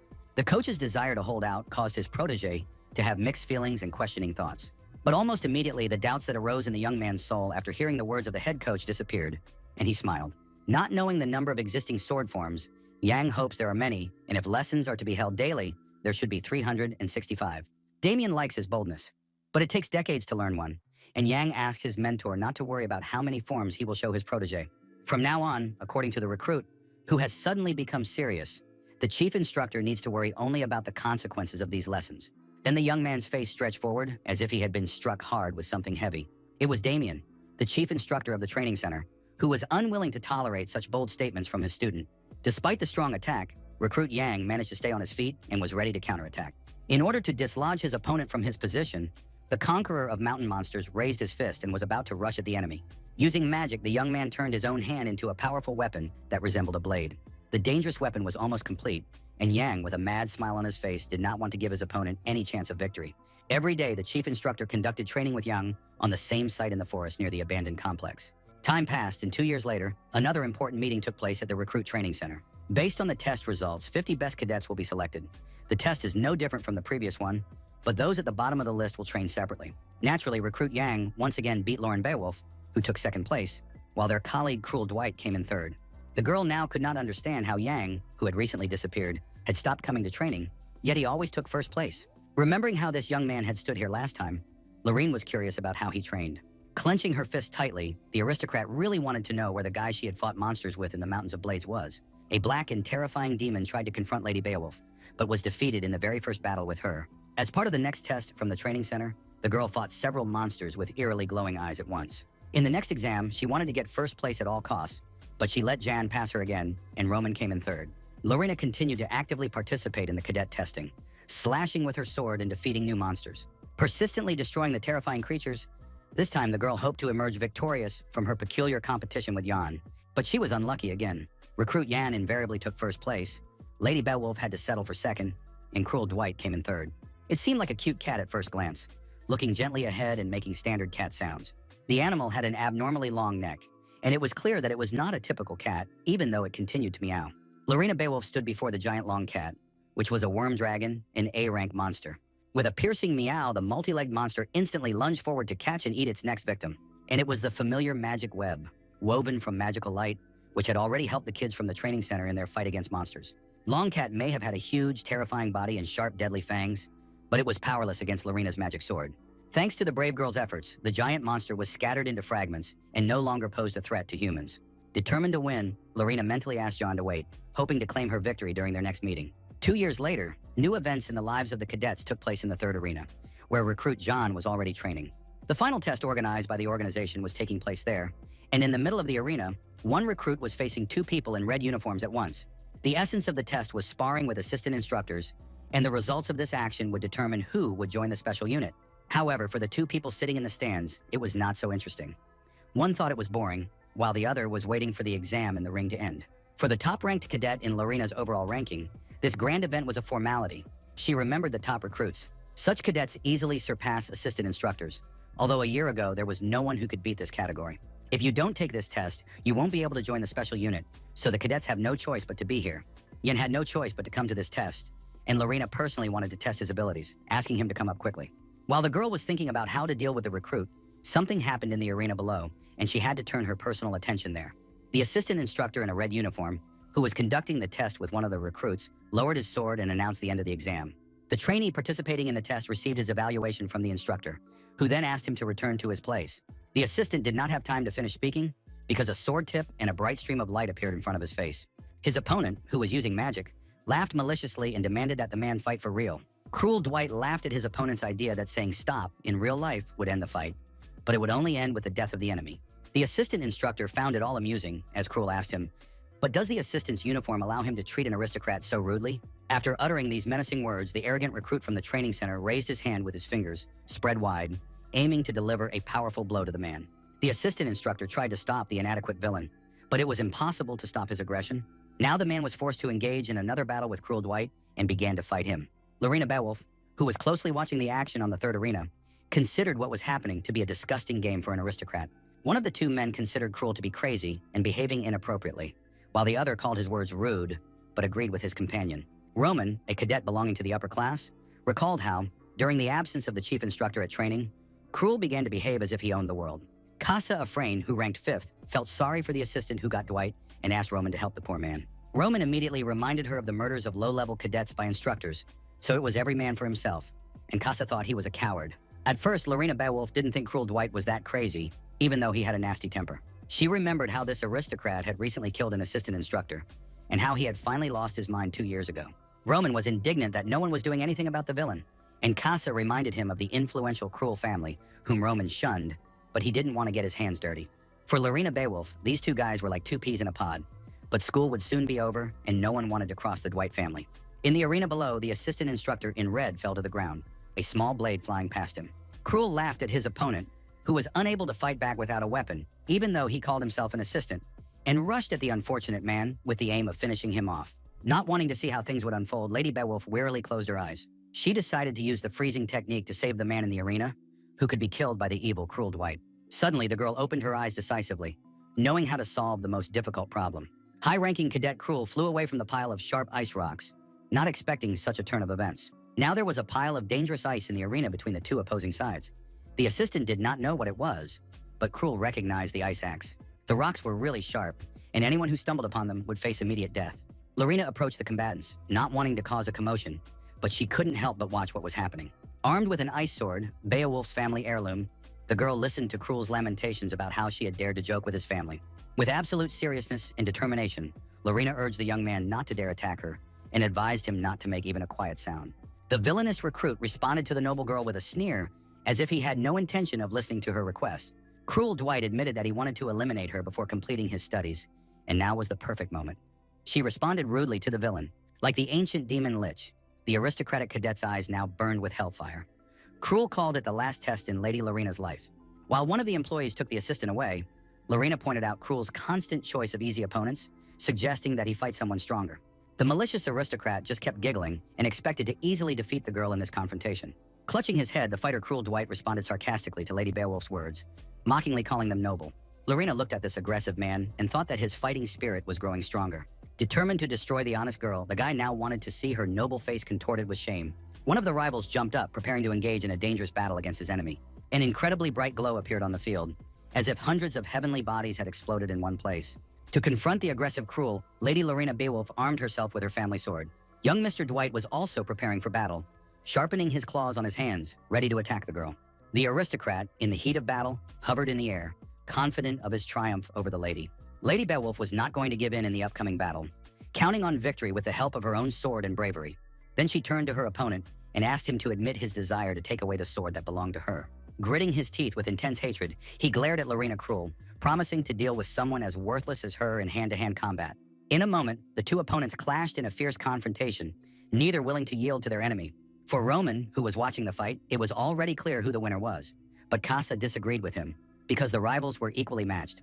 The 12th recruit noticed that Lorena had gained a slight advantage, and that after the 30th blow, it would be harder for Cruel to keep up with her. High-ranking cadet Casa Afrain was happy about all this, but still had some doubts. Cruel periodically emits a strange energy, but at the same time, his family members have never used the secret dark techniques of the special unit. But he could use it now, and besides, Cruel was fighting for real, unlike Lorena, as Casa believed, which raised questions for Roman, who was standing nearby. Putting his hand on her head, the fighter doesn't understand what this girl could know, being in 5th place in the overall ranking of recruits at the training center. Roman reminded him that Cruel had been in 3rd place for the last couple of years, and Casa reminded him of the existence of the heavenly trio of leaders, but the guy didn't care. Seemingly discouraged, Casa listened to her comrade in the organization, who knew perfectly well what she was focusing on. She had created a squad of 80 commoners and aristocrats' children, but it was more like an idle fan club, and apparently Casa was busy recruiting the nobility at the time. In response, the girl reminded the guy that he was also busy at the time. Roman just looked silently at Casa Afrain. The squad of slaves and cadets created by Roman consisted of 56 soldiers, 7 groups of 8 people, capable of performing tasks such as escape. According to the recruit, his acquaintance was too interested in others, while Casa was sure that Roman thought about her very much. Suddenly, the guys heard a strange sound, after which they stopped discussing their working relationship. Lorena's sharp sword was at Cruel's throat, and it seemed that the duel between them was over, which pleased the two spectators. Falling to his knees, the bold cadet Dwight looked up at Lady Beowulf and tried to speak to her, but the girl clarified that it was over and suggested fighting again. If he continued to rely solely on his own strength, he would lose. So Lorena asked the young man to learn to be humble and not disgrace himself again. The aristocrat could only get angry and accept defeat. He breathed heavily and glanced at the tip of the sword near his neck. A black shadow appeared next to the guy, as if it were his black double, and asked maliciously if Cruel would put up with this again. Laughing at poor Cruel, the shadow reminded him of his losses and failures, that he was constantly at rock bottom and giving away his personal belongings, and that nothing would change in the future. The smirking shadow believes that if Cruel had fought and killed, none of this would have happened in the young man's life. Then the black creature suggests that the guy remember how everything was his own, including the mansion, when he was still a small child. Once upon a time in those distant years, Cruel Dwight had the position of heir and the love of his father. Then the unfortunate boy lost everything, and now the black shadow considered the young man to be so pitiful. Hearing her words, if he fought and killed, he would have everything, even the mansion, the inheritance, and the love. Evil appeared in Cruel's eyes, and he agreed with the shadow. He agreed with the words of the otherworldly creature that all this would be his property if he killed those who stood in his way. Still kneeling, Dwight considered Lorena a very confident lady, but the noble girl did not understand what he was talking about. Then with a bolder look, the villain looked at the high-ranking cadet standing in front of him with a sword in her hands. And with a malicious grin, he admitted that he was now talking about Lady Beowulf's opportunity to destroy him. Surprised by these unexpected words from her comrade in arms, the lady did not understand the meaning of what this man had said. Cruel, continuing to smile inappropriately, announced his willingness to die in the arena now rather than lose the battle. Lorena called Dwight crazy for deciding to do something so insane and asked him to stop.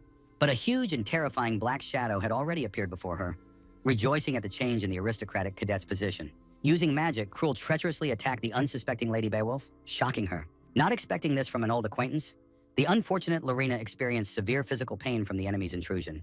As if maddened, Cruel Dwight spread his clawed fingers and rushed at the poor girl, wishing her dead. Magical shards floated in the air above the training ground of the 3rd arena, where a fierce confrontation was taking place. A strange black shadow suddenly appeared in front of the unsuspecting Cruel Dwight, who was greatly surprised by the inexplicable appearance of the stranger. The angry aristocrat wanted to know who this person was, who dared to interfere with the warrior's plans to eliminate his opponent. A large black wolf with burning eyes descended to the ground in front of the villain, appearing out of nowhere, much to Cruel's surprise. Unexpectedly, the animal spoke in a human voice, calling itself the black wolf who had returned here. The recruits Roman and Casa Afrain, who watched the sudden appearance of this beast in amazement, quickly recognized the voice. The boys were completely astonished and stared wide-eyed at what was happening in the arena below. Hidden beneath the appearance of a large predatory wolf was a man who was very well known to everyone present. The unconscious girl was quickly picked up by a young man who was easily recognizable even from behind. The 974th recruit of the training center, Yang, rushed to Lorene's rescue. Stunned by what had happened, Roman and Casa couldn't take their eyes off the training ground. Cruel Dwight's eyes were like glass. He couldn't believe what he was seeing, but he didn't try to resist his opponent. Before him stood a black wolf, in whose guise recruit Yang had come to rescue Lorene Beowulf.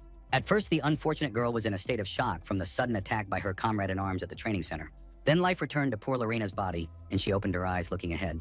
The brave warrior could not believe that the former low-ranking recruit Yan was standing before her. The girl enthusiastically uttered the name of her brave savior, who had prevented the evil Cruel from killing her. Not losing hope for victory, Dwight approached them, believing that luck was smiling on him today, so he would deal with Yan, just as he had with Lorena. Putting the girl under the protection of the Black Wolf, the 974th recruit asked her to rest a little. With a malicious smile, the aristocrat Dwight laughed at Lorena, as if she had taken in a stray dog and was taming the wolf for the circus for the second year in a row. John kept his eyes on his opponent standing opposite him and told him that even though 2 years had passed, the villain had not changed. Suddenly, a new character appeared in the training arena, who saw the appearance of someone else interesting here. The witch Momon, who had flown in, seemed to be consumed by Cruel's energy, but Jan had no doubt about it. He knew it all along. The sorceress looked at the new enemy and thought that the 974th recruit could see everything too. It seems to her that Cruel has made good progress, so it's time to fix that, otherwise they won't have time to blink before the aristocrat becomes a demon. The demonic essence of Cadet Dwight chuckled maliciously in response to the words of the sorceress, who had arrived at the arena. The Mad Cruel is curious about what Yang is talking about with the owner of this body, and the recruit now feels that his opponent is worried about his future. The victor of the monsters in the Mountains of Blades is confident that his current opponent will regret his actions. Calling for an end to the chatter, the villainous, cruel Dwight lunged at the brave young man to kill him. But before the rivals could clash, a man appeared at the entrance, calling the boys arrogant during his 2-year absence. They felt the energy emanating from the chief instructor, who wanted to make a final announcement, urging them to stop and take their places. With his usual smile, Damien demanded that John and Cruel hurry up if they didn't want to die here on their last day.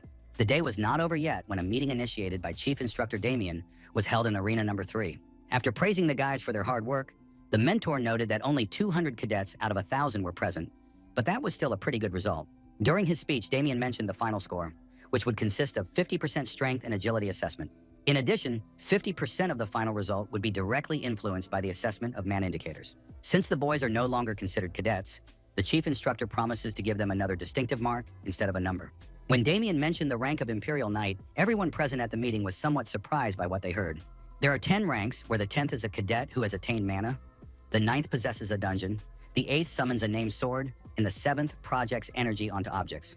The 6th can cast a spell on a body or sword, the 5th rank is better at wielding a sword with energy, and the 4th creates a sword from energy. Closing his eyes as if he were already tired, the chief instructor decided to end his speech, promising to announce all the scores, starting with first place. First, they named the recruit John, who was to be awarded a certain knightly rank for his merits. The dormitory, intended for the best cadets of the special unit, was impressive in its size and aesthetics. A young man walking across the floor complained to another person present that he had not slept in a normal bed for a couple of years. John was surprised that Momo knew nothing about the ranks and qualifications of Imperial Knights, but it seemed that this had not been the case even 1,000 years ago. Then in simple words, he began to explain to the resurrected wizard that knights are divided into categories similar to magic circles. Most receive the 7th and 8th ranks, which seems low, but it is enough to be able to defeat most monsters alone. The Elite Four received the 6th rank, and no one among the cadets could defeat them. Having such a rank at the age of these guys means being the top elite. Behind the brave cadet, Lady Lorena Beowulf was approaching, who thought that the guy had changed a lot over the past 2 years. Looking at the tall young man, the noble girl realized she hadn't seen Jan in a long time, his hair having grown considerably since their last meeting. The monster slayer also looked at the lady and thought that she had also grown up a little since the old days. Remembering what had happened to Cruel, Lorena didn't finish her sentence, and Jan asked her not to worry about it and said he had some ointment in case the lady was feeling unwell. She wondered why Jan had done something that no one had asked him to do. Did he expect Lorena to lose the fight with Cruel? The angry girl asked the guy not to think that he won only because he has the 5th rank, because it's just a number. Many knights dream of the 5th rank, which is the level of mastery of internal energy, and the only one who received it at the age of 17 was the heir. Leaving her companion, Lorena Beowulf thinks that his new hairstyle does not suit him, which is very hurtful to the young man. The girl walked down the long corridor of the dormitory for cadets of the special detachment and realized the shamelessness of her misdeed.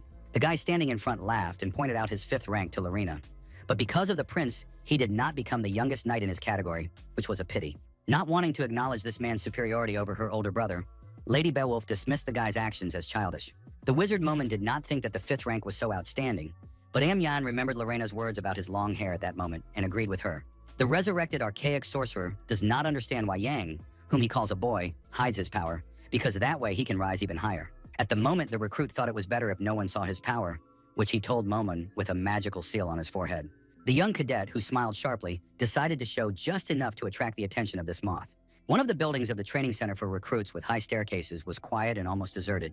Chief Instructor Damien, walking in the company of one of his assistants, talked about how Yan had intimidated other people, which he had not expected at all. He also remembered the Black Wolf, although Yan had not been taught how to summon this beast, and now Damien was curious whether the cadet had used the Dark Dragon Sword technique. The assistant walking behind his boss tried to object to him on a certain issue. Apologizing, the assistant expressed the opinion that Damien was too attached to Yan, and that the use of such techniques was a violation of the center's rules. Hearing these words clearly, the chief instructor turned to the senior instructor, Jacques, who was walking behind him. The assistant responded immediately, not yet knowing how his boss would react to his bold words. Damien thought Jacques had lost his fear and reminded him of his recent promotion to senior instructor, asking him since when he had been expressing his opinion. The frightened assistant immediately apologized, but the boss only demanded that he tidy up the room because it was time for him to leave. Left alone, the senior assistant sighed with relief and came to what he considered to be the correct conclusion. He concluded that it was impossible to rely on the chief instructor's judgment any longer, and his colleagues behind him agreed. Remembering the recruit John again, the senior assistant, his eyes flashing with hatred, thought about the need to get rid of this cadet right now. Tall doors guarded the peace of the occupant of the large room with an impressive chandelier. On the other side of the room, a tired young man slept quietly on a large sofa. It was the young cadet Jan, who had grown noticeably stronger and more muscular over the past year. The young man who had destroyed the monsters in the Mountains of Blades slept peacefully, and it seemed that no one could disturb his peaceful rest. Something hidden in the darkness, with glowing eyes, stood near the young man and laughed softly. Above the sleeping Yan was the sorceress Momon, who considered the young man's body to be her own. Yan might have thought that the mage had given up, but in reality the latter had been taking every opportunity over the past 2 years to gradually gain strength. Calling on a magical seal for help, Momon looked at the talented cadet with burning hellish eyes, wanting to give him a hint. Using magical symbols, the sorcerer cast a spell on the sleeping cadet with the aim of hacking into his mind to take control of his body. Not in a hurry, the sorcerer intended to do everything little by little and ultimately gain control of the young warrior's body. Wanting to mention what would be done last, Momon did not do so because some changes had taken place in the room. The conqueror of monsters on the mountain ridge opened his eyes and looked at the greedy creature encroaching on his life. Demanding to be released, Yang threatened the wizard with a magical black wolf, which was already poised to pounce on Momon's head. Smiling, the magician said that he wanted to test Yang's magical abilities, but Yang reminded him of his promise to wipe Momon into dust if he caught him doing such a thing. The ancient magician was angry at the boy's unwillingness to give him his body, and Yang almost fought him, but suddenly someone asked if the cadet was in training. Walking to the door of his bedroom, the boy was surprised by the nighttime visit, not understanding who had come to him at such an hour. Finally, the door of the Special Forces cadet's bedroom opened slightly. On the threshold stood one of the instructor's assistants, who said that the head instructor was currently looking for Yang. Hiding his face behind a standard mask, the man looked at Yan and was about to escort him to Chief Damien. The free trade alley of the special unit was empty and quiet at night, with absolute silence reigning here. The numerous windows of the complex were dark. All the people who inhabited these rooms were now asleep. Walking behind the assistant, Jan wanted to know why his chief instructor had called him and why he had been summoned at such an hour, given that the exam was over. The talented cadet of the squad found the place they were moving through strange and had some more questions for the silent assistant. Continuing to question the man in front of him, Yan wanted to know if it was Damien who had called him, but the man kept his mouth shut. Trying to discreetly pull a weapon from his sleeve without the unsuspecting young man noticing, the assistant decided to use a dark attack. Thinking that Yan was quick-witted, the assistant turned sharply toward the young man, brandishing his deadly weapon, but Yang suddenly disappeared, much to the surprise of the treacherous employee of the recruit training center who had attacked him with his sword. Just as suddenly, Yang appeared behind the unsuspecting assistant. Because he was not only quick-witted, an unusual bright light appeared in this place, where the cadet was forced to engage in battle with his next opponent. Using the 7th form of the Dark Spirit, the recruit threw back the villain who dared to attack him in close combat. After receiving the blow, the attacker landed on the ground and looked up at John, who had repelled his attack from his knees. Senior Instructor Jacques, who was watching the young man from below, wanted to know if his opponent had noticed this moment. How could Yan not have noticed after everything he had been through? And Jacques should be better trained to be sufficiently discreet. The assistant considers the guy to be a show-off. The brave cadet paid special attention to the energy that had just come out of his opponent's weapon. It was an impressive blood-red sword, and Yang knew perfectly well where and how such weapons were used. Continuing to look at Jacques, Yang tried to clarify whether he was really a senior instructor and wanted to know if the chief was aware of everything that was happening. Jacques cursed when his opponent mentioned that it was unacceptable for senior instructors to act this way and pointed out the unpleasant consequences for him. In his opinion, Jan had gotten too big for his boots because he had achieved the 5th rank, and he and others like him were lucky in the exam. But these guys were getting cocky. Several people in uniform immediately rushed at Yang, and Jacques wondered how long his insolence would last. Smiling, the talented cadet realized that he could not cope with so many opponents. Soon, silence and calm returned to the free trade alley of the Special Forces unit. Yang, who had emerged victorious from previous battles with monsters, sat on the ground, bound. This time, the brave young man had been defeated by his rivals. The wizard Momon, flying nearby, did not understand the young man's actions, but he asked him to be quiet. He asked the senior instructor why he was doing this, while the other accomplices suggested that the captain quickly deal with the prisoner and leave. When Jacques asked Jan if he really wanted to know the reason, he answered in the affirmative, as he wanted to understand where he had gone wrong. After that, the senior instructor asked the young man if he remembered the events that had taken place 2 years ago. On that day, Jan and the other cadets had escaped from the center, and many other instructors from the organization had been sent after them. In the end, all these people died at the hands of Jan, who was then a 974th recruit. Then Jack told him about his younger sister, who was among the instructors sent to chase after Yang. The senior assistant is sure that the current elite cadet does not remember this girl, but she was the leader of the 3rd Pursuit Group. The vengeful Jacques has not forgotten any of this, believing that his sister's life was sacrificed for a cockroach like Jan, while she writhed in pain with agony on her face. With eyes burning with hatred, Jacques is ready to kill the cadet, avenging his younger sister, remembering only that ill-fated day. Grabbing his blood-red sword, the senior assistant was about to deliver a fatal blow to the young man, sending him to hell as he thought. The cadet continued to sit calmly on the ground, bound, and only asked his opponents to let him go. With a vicious cry, Jacques raised his sharp blade over the young man, wanting his enemy to pay with his life for the life of his poor sister who had died. Without losing his composure or coolness, Yang instantly called on the Black Wolf, who had already helped him out many times before. Using the Black Dragon sword form, the cadet managed to prevent his own death, and the magical beast swallowed his opponent's sword. The senior instructor could only watch what was happening, deprived of the opportunity to settle scores with his blood rival. Realizing that he was facing a black wolf that had lost its own weapon, Jacques held the remains of the fabric in his hands. His sister did her job well, according to Jan, but they were fighting to the death, and the cadet won, so he had no pity for her. Moreover, it was difficult for Jan to believe that Jacques and his men had come here solely for personal revenge. But these words surprised the instructors. Ready for a new battle with his enemies, the elite cadet Jan does not know whether he should call them all rebels now. The Armenian uprising became a loud rebellion that shook the entire empire and the entire continent. But in the end, it all ended in failure. A small group of rebels managed to gather a huge army of comrades, and they all called themselves the Army of the Revolution. The Order of the Red Revolution appeared, named after the sword used by the representatives of this organization. The weapons of these people were always sprinkled with their own blood to give the blade a frightening color. The battles in which the soldiers of the Red Revolution took part were always bloody. The leader of this order developed a skill so that all other knights could inflict as much damage as possible on their opponents. But when this skill was used, the blood began to burn, which was a drawback of the order leader's innovation. To mitigate the negative consequences, representatives of the military organization were forced to resort to vampirism. Yen told them about the rebels' preparations for a mutiny. They had wanted to meet with him anyway, but he approached them first and saved them time. Now the cadet was curious whether they obeyed the orders of the chief instructor or if there were other conspirators at the training center. After hearing this, the senior instructor muttered an insult about the guy who had stood up to them alone. Ian looked at his opponent with tension, not expecting anything good from him. Jacques doesn't know how the cadet knows everything. But since he mentioned the upcoming rebellion, the senior instructor is ready to kill him with a clear conscience. After that, the villain gave the order to his accomplices to start the Red Revolution, and they took up their large swords. Keeping an eye on the criminals, Cadet Yang realized that everything had happened just as he had thought. A sword blade with a red magical aura appeared near the young man standing alone. The villains surrounding the young man, armed with cold weapons with elements of magic, threatened to kill the 974th recruit. Since they used a skill against a 5th-ranked knight, he would have to use force against them in retaliation. After that, he summoned a black wolf, and this magical creature with sparkling eyes would help the young man in his struggle. With his mighty hand, Cadet Yang controlled the actions of the magical beast to repel the blows of his opponents.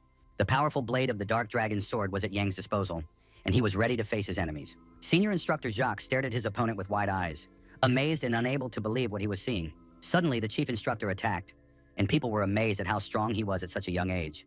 But Yan, who had become part of the elite cadet squad, was still present in the square, wielding his magic sword. The bold young man's nimble and confident movements caused his magical weapon to unleash ever greater waves of power. At one point, the magical black streams almost completely covered the villains surrounding him. A giant magical strip resembling a tsunami wave rose above the shopping alley to the sky. But gradually it decreased in size, having already inflicted serious damage on the attackers who had attacked Yan. Jacques sat on the ground near the wall, bewildered by what had just happened to him and his colleagues. The senior instructor remembered perfectly well how Cadet Jan had struck with his sword only once. But as a result of this attack, Jacques' comrades had died.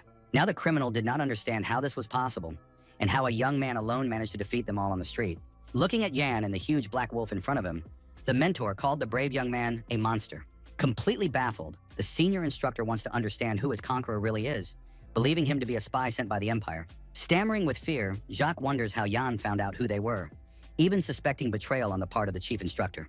But only the cadet from the special unit decided to ask questions, and he immediately stepped on the villain's injured leg with his boot, causing him to scream in pain. Yan reached into his pocket and asked his opponent not to worry, saying that if he answered well, he would not touch him again. Taking out the very pendant with the image of his parents, the cadet wanted to know if the senior instructor had seen the picture before. The man's eyes widened at the sight of the picture, and it was clear that he was feeling intense excitement and fear.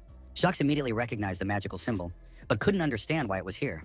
Grabbing the defeated senior instructor, Yang shouted that he had finally found the symbol, and Jacques groaned in pain. Wanting to know the meaning of the symbol and assuming that it was a family or guild crest, the cadet wanted to know how the chief instructor Damien was connected to it.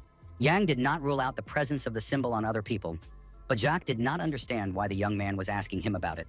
The agitated young warrior stared intently at his defeated opponent and did not understand what was happening to his face. Jacques only mentioned the symbol and was covered with strange bubbles. The man seemed to be inflating with air, like a balloon. The next moment, the senior instructor at the training center exploded, and dark spots appeared on the wall he was leaning against. Jan, who emerged victorious from the battle, thought that his opponent had destroyed himself, realizing the meaning of the mysterious symbol. The wizard Momon disagrees with this, saying that a magical taboo was placed on Jacques, but he himself was probably unaware of it. There is a kind of magic that, when a certain word is spoken or an action is performed, begins to drain energy and blood, leading to an explosion. Momon does not know who these people were, but they are very strict about safety, and the sorcerer hinted at this to the young man. After everything that happened, the young warrior came to understand that he had received a hint, albeit a weak one. This symbol is connected to the chief instructor and the rebellion, and the parents of Cadet Yan are also involved in these matters, so he has a bad feeling about it. Now the brave guy plans to tell the chief instructor Damien about what happened, and the sorceress wants to clarify whether he will do it now or not. After all, Yan killed his subordinates and decided to eliminate him as well, but Damien himself could have sent the fighters, and most likely that is the case. However, at the same time, the guy did not think that it was Damien who gave the order to his own student. Perhaps he sent them so that Yang would destroy them. And then the young man turned to the chief instructor, standing behind him, asking if he was right. The instructor's face wore his usual smile, which was so familiar to Cadet Yan. He disagreed with the fighters because no one in their right mind would send their subordinates to certain death. Damien remembered how Jacques had recently been taunting his boss, so he decided to teach the scoundrel some manners. Turning away, the chief instructor let Yan go to submit his report, promising to give him a real job starting tomorrow. When he asked the young man to get some rest after the events that had taken place, Jan just watched the man walk away. Leaving the shopping alley where Jan had fought the villains, Damien assured him that the new job would seem difficult to the young man, given his current skills. The weather outside was beautiful, the blue sky was calm and peaceful, and the tall trees in the forest were covered in fog. A train was moving quickly along the railroad, passing by the trees one after another. It was a transcontinental train with many cars, heading for the northern lands of the Beowulf family. The train car windows were covered with neatly folded curtains for a better view for the passengers. In the luggage compartment near the window, through which light penetrated, the suitcases of travelers stood on a special shelf. A conductor walked through one of the sparsely populated carriages to check passengers' tickets. When he approached a man in a dark blue uniform, he apologized and asked to see his ticket. It was Yang, a 5th-rank knight of the special squad, who reached into the inside pocket of his jacket to pull out his pass. After checking the ticket, the conductor of the transatlantic train wished the passenger a pleasant journey. With his exams over, the talented warrior could travel quietly and calmly on the train. But in reality, this was not the case. Yang was traveling to the northern lands to carry out a certain mission. After the exams, all the surviving cadets officially became knights of a special squad and were sent on their first assignments without delay. The fighters were sent to the east, west, north, and south of the empire. In other words, they traveled across the entire continent. Each direction had its own tasks. Casa and 80 soldiers under her command went to the east of death, which bordered the lands of the dead. The strange west, with its unusual natural phenomena and teeming with monsters, was assigned to Roman with a detachment of 50 military men. The south of storms, where storms and pirates rage, became the location for 60 high-ranking soldiers. The frosty north, bordering the frozen lands and the territory of the barbarians, went to Yan, who was first in the ranking, and 3 other fighters. Only a few people expressed a desire to go to the northern lands, perhaps because even dragons froze there. Cadet John considered this a more positive option for himself, because without extra people, he would feel more at ease in the cold territory. When he looked the other way, he saw his squad, which seemed rather dubious to the elite knight. Jan's companions on his mission to the north were the 6th-ranked knights Cruel and Lorena, as well as the 8th-ranked knight Cheryl. In his opinion, the 3 biggest thorns in his side had gathered in one place, and Cruel maliciously called Lorena a princess who had attached herself to him for revenge. The vicious warrior of the special squad continued to make offensive remarks about the girl, but she looked at her abuser and ignored him. Modest Cheryl asked Cruel not to use such language, probably because, in her opinion, Loren wanted to say the same thing, and this infuriated the guy. An angry Mr. Dwight was outraged by Cheryl's words and considered her to be a servant, which offended the poor girl, and she began to deny the accusations. The 8th-ranked lady repeated her name and told how she had been friends with Miss Lorena since the trial in the Blade Ridge. When Lorena saved Cheryl, she decided to be friends with her, and wherever Lady Beowulf went, Cheryl followed her, and no one ever stood up for her. Suggesting that Cruel shut his filthy mouth, the girl assumed that this was exactly what Lorena wanted to say to him, but he only wanted to hear it from Beowulf. The evil knight began to threaten the brave girl, which annoyed Jan, who wondered why they couldn't ride in silence. Glaring at his companion, Cruella didn't care about Lorena at all. He had decided to go to the Northern Lands for one reason only. It was all because of Jan, with whom he had sat on the same bench, and the knight headed there for the opportunity to kill the guy. Recalling their very first meeting now, Cruel Dwight knew that it was then that he disliked the young recruit from the training center, John. There was also an episode when Jan quietly approached from behind and grabbed the vicious Cruel by the ear, constantly getting on his nerves from then on. Now that they were no longer at the training center, the aggressive villain, burning with hatred for his comrades, could attack at any moment. The aristocratic knight took out his sharp blade from his cloak to attack Jan. Cruel was unable to do this unnoticed, as he was distracted by the question of how many times to strike him, which made the guy's eyes pop out of his head. It was Jan sitting nearby, who wanted to know how many blows Cruel would allow him to strike. The daredevil demanded an answer as quickly as possible, and Cruel, taken aback, hesitated and questioningly said the number 1. Disagreeing with this figure, Knight Yang punched his opponent in the face. Meanwhile, the transcontinental train was traveling at full speed toward the northern estates of the aristocratic Beowulf family. Ignoring the quarreling boys, Lady Lorena looked out the window, watching the flashing landscapes. She did not think she would return home so soon, and before the noble lady's eyes stood her family castle. A long time ago, someone had demanded that she stop a certain discussion, not wanting to hear anything, promising to expel the girl from the territory if she uttered one name. It was the homeland that Lorena had left without hesitation, and since her departure, she had not been able to find out anything about her own brother, so she could not just return like that. Jan looked at his companion, not understanding why she was so quiet today. It seemed that the girl was not very happy about her return to her homeland. Soon his companion would hear news that would open her eyes. The guy was sure of it, and the girl would be very surprised. In the train car, the passengers began to discuss the imminent arrival of their transcontinental train in Avalon. Jan suddenly heard someone ask if that person would really do that, causing the young man to look questioningly. One of the passengers asked the conductor if the train would not stop in Avalon, since it was nearby, and the conductor thought the man was worried. According to the conductor, the passenger could not pass by because of the prince's disappointment, but the man reminded him of the end of the prince's studies. Yang heard the words of the passenger, who did not understand why the prince was asking him to come, and that was why the brave cadet chose the northern lands. At first glance, he may seem like a harmful old man with a bad temper, but he is the teacher of the emperor and Prince Uyghur, considered the chief sage. Yang is here to meet him. Although Uyghur is a commoner with no knowledge of magic or martial arts, he is an outstanding man respected for his knowledge and philosophical teachings. For such significant achievements, the emperor of the kingdom awarded the wise man Uyghur, who came from a humble background, the title of count. In his previous life, this scholar had also lived a life of luxury, as befitted a man of his high rank. Weeping bloody tears, Uyghur told the ruler about the suffering of the people he had abandoned, blinded by power and forgetting the enlightened rule of the monarch. For his display of loyalty, the mad emperor rewarded the unfortunate scholar with the death penalty. That would be in the future. Yan had time, and in the train car, Uyghur apologized for the inconvenience, while the conductor recounted how he had expelled everyone who was disturbing the old man. The train staff prepared a separate compartment for the scientist and offered him to move there. Uyghur smiled and thanked the conductor. The scene did not escape the attentive Yan, who listened carefully to what the two men were talking about. A moment later, the conductor and Uyghur passed by the young men, who were on their way to their first mission, and headed for the separate compartment. During the journey, the conductor put his right hand behind his back and pressed his thumb against his index finger, as if showing something. After that, the transcontinental train employee bent his little finger, keeping the others in the same position. Then the conductor moved his thumb to the side, tucking his index and little fingers. Cadet Yan immediately understood that this was sign language, and that the conductor was sending a message to another person. Their long, fast train continued on its way and soon came to a dark tunnel. And at this dangerous time, the elderly scientist Uyghur could be killed by these malicious individuals who appear to be respectable. A satisfied smile flashed across the face of the elite cadet Yan, because he had been waiting for this very moment. He was loyal to the empire, not the emperor, a man ready to sacrifice his own life for his country and its people. The wise man Uyghur was too intrusive, so the soldiers of the Revolutionary Army tried to kidnap him. Having developed a special sign language, the soldiers used only it among themselves. The conductor announced that the train would have to stop in the tunnel for technical reasons, urging passengers to remain in their seats. A brawl was about to break out in the tunnel, but the 5th-ranked knight and cadet Yang had been expecting this, and now he needed to rescue the sage and establish contact with him. Yang asked his companions traveling with him to be careful, because right now he was going to talk to them through a mental connection.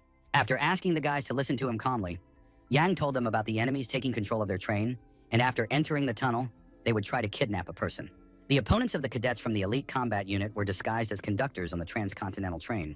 The mission leader did not rule out the possibility that some of the villains could be among them in the passenger car, also in disguise. With a malicious smile, Cruel reminded everyone that there was no mission assignment yet, so he was not going to listen to Jan's words. The next second, the aristocrat received a slap from Jan, and the leader of the group wanted to know if anyone else had any questions. An agitated Lorene Beowulf found it difficult to understand what was happening and wondered how the young man knew all this. The cadet explains that he received a secret order from the chief instructor, which is why he chose the Northern Territories for the mission. Now Lorena wants to understand what else her comrade-in-arms might know, such as who their enemy is today. The brave warrior does not yet know the exact number of enemies, but he clearly knows who the enemy is. Jan mentioned the Revolutionary Army, and it is its representatives who are involved in the kidnapping of VYPs, which frightened Lorena. Meanwhile, the train continued on its final route, as if there were no villains on board. In the carriage, one of the conductors asked about putting the passengers to sleep, while the other talked about spraying sleeping gas and the decision to move them to the freight carriage. Holding a sword in his hands, a villain in the group mentioned that there were members of a special unit among the ordinary passengers. One of the conductors looked at his colleagues in surprise, not understanding why they needed weapons. Suddenly, Lorena Beowulf descended on the group of villains as if from the sky, sword in hand, but they did not understand who she was. With her first powerful blow, the brave girl cut the sword held by the villain in two. The first two attackers stood there in bewilderment, watching as the unknown woman defeated their comrade. The owner of the damaged blade screamed in pain and complained that Lorena had wounded him with a piece of ice. Since the uninvited guest had an ice sword with her, the criminals concluded who they were dealing with. Now they understood that they had come into conflict with a representative of the Beowulf family. Meanwhile, the transcontinental train continued its journey to the Northern Territories. Lorena agreed with John about the villains, and they guessed that there was a special unit on the train, but did not expect to see Lady Beowulf among them. Smiling maliciously, the villains called her a captured child and hoped to receive a promotion and ransom money for the girl. The brave girl looked coldly at the people standing in front of her, calling them members of the Revolutionary Army. Unafraid of her armed opponents, she began to threaten them with harm to their own families for the crimes committed by the bandits. Long ago, Lorene Beowulf had to leave her family home when she was still a young girl. She then joined a special unit to track down these villains, who were responsible for the disappearance of Lorene's brother. And now, thirsting for revenge, the lady thanks the representatives of the Revolutionary Army for falling into her hands. The vicious soldiers found the brave beauty's emotional speech laughable, considering it amusing as they prepared their red swords. According to the criminals, Lorena Beowulf must be well aware of her own family's misdeeds. Who does she think is responsible for her family living in luxury, while the soldiers' families are forced to survive on rotten food? Grabbing her sword, the girl reminded them of the Beowulf family's tradition of defending the Empire and the North, so she would not let them win. The reason lies in the threat posed by the Revolutionary Army to the Empire itself and the Northern Territories, which Lorena considers to be the spawn of evil. Something terrible happened, and all the windows of the transcontinental train carriage were smashed with incredible force. One of the gang members did not know what was happening in the neighboring car, where his comrades had stopped communicating. The representative of the Revolutionary Army walking in front of him suddenly stopped and saw this man in front of him. The tall guy in the long coat was grinning, looking for someone to take his anger out on, and these two villains were perfect. Meanwhile, the train continued on its route at tremendous speed, traveling many miles. On the floor of one of the train cars lay a human hand, and dark bloodstains were visible nearby. The man responsible for this incident called the magnificent sword from the Imperial Treasury that he wielded. Cruel Dwight, the high-ranking knight who had eliminated his opponents, sighed, realizing how much he had missed the sight of blood. He looked ahead with a malicious gaze and mentally asked John to prepare himself, because he was going to kill him next. In the first car of the transcontinental train, the revived sorceress Momon sensed magic, which she told Jan, calling him small. The sorceress, floating in the air, demanded that the high-ranking warrior stop calling her for trivial matters. In response, the young knight reasonably pointed out to the mage the need to work off his previous debt. They settled on the roof of the car, and the young man called the sorceress back to the train because they needed to save the old sage. Before that, Lorena Beowulf went to the front cars of the train to fight the Revolutionary Army, while Cruel Dwight took care of the cars at the rear. Yang was going to sneak into the front of the train through the roof, and this bold move earned him the approval of the sorceress, who called him a trickster. Lorena is more talented than Momon thought, and Yang is glad that the sorceress did not kill the girl last time. Beowulf is like a time bomb. Not sure if it's necessary to save the old sage, Momin asks Jan about it, but he confirms it because Uyghur is part of his plan.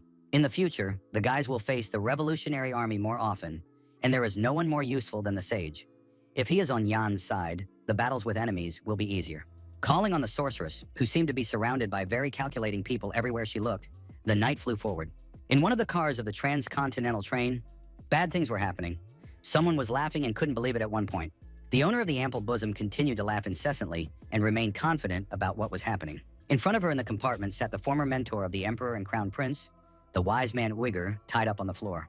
In an attempt to break his will by intimidating the elderly man, the villainess threatened that she was asking him for the last time. The commander of the 7th Corps of the Revolutionary Army, Erectus Hell's 3rd light sword student, interrogated Uyghur to find out if he was indeed the ruler's teacher. Since he is so intelligent, he must know ancient languages and dialects, and the bound man replied that he does have certain knowledge. Hella is interested in the sage's knowledge of the language of dogs, because dogs also communicate with each other. Then she demanded that Uyghur start barking immediately, indignant that he was not doing so, and the elderly scholar was forced to obey the villainess's order. When the sage barked, the commander of the 7th Corps of the Revolutionary Army laughed, and the old man explained that this was how he called her very beautiful. While Yang, standing on the roof of the car, assumed there were 2 people inside, judging by the energy emanating from them, and Momin reminded him of the others, Uyghur decided to show his cat tongue. Hearing the old man meow, the sorceress was skeptical about the sage's ability to help them, but Yang had always known Uyghur to be just like that. The knight was only frightened by the old man's ability to cast aside his pride without hesitation if it benefited the empire. This man was a great utilitarian.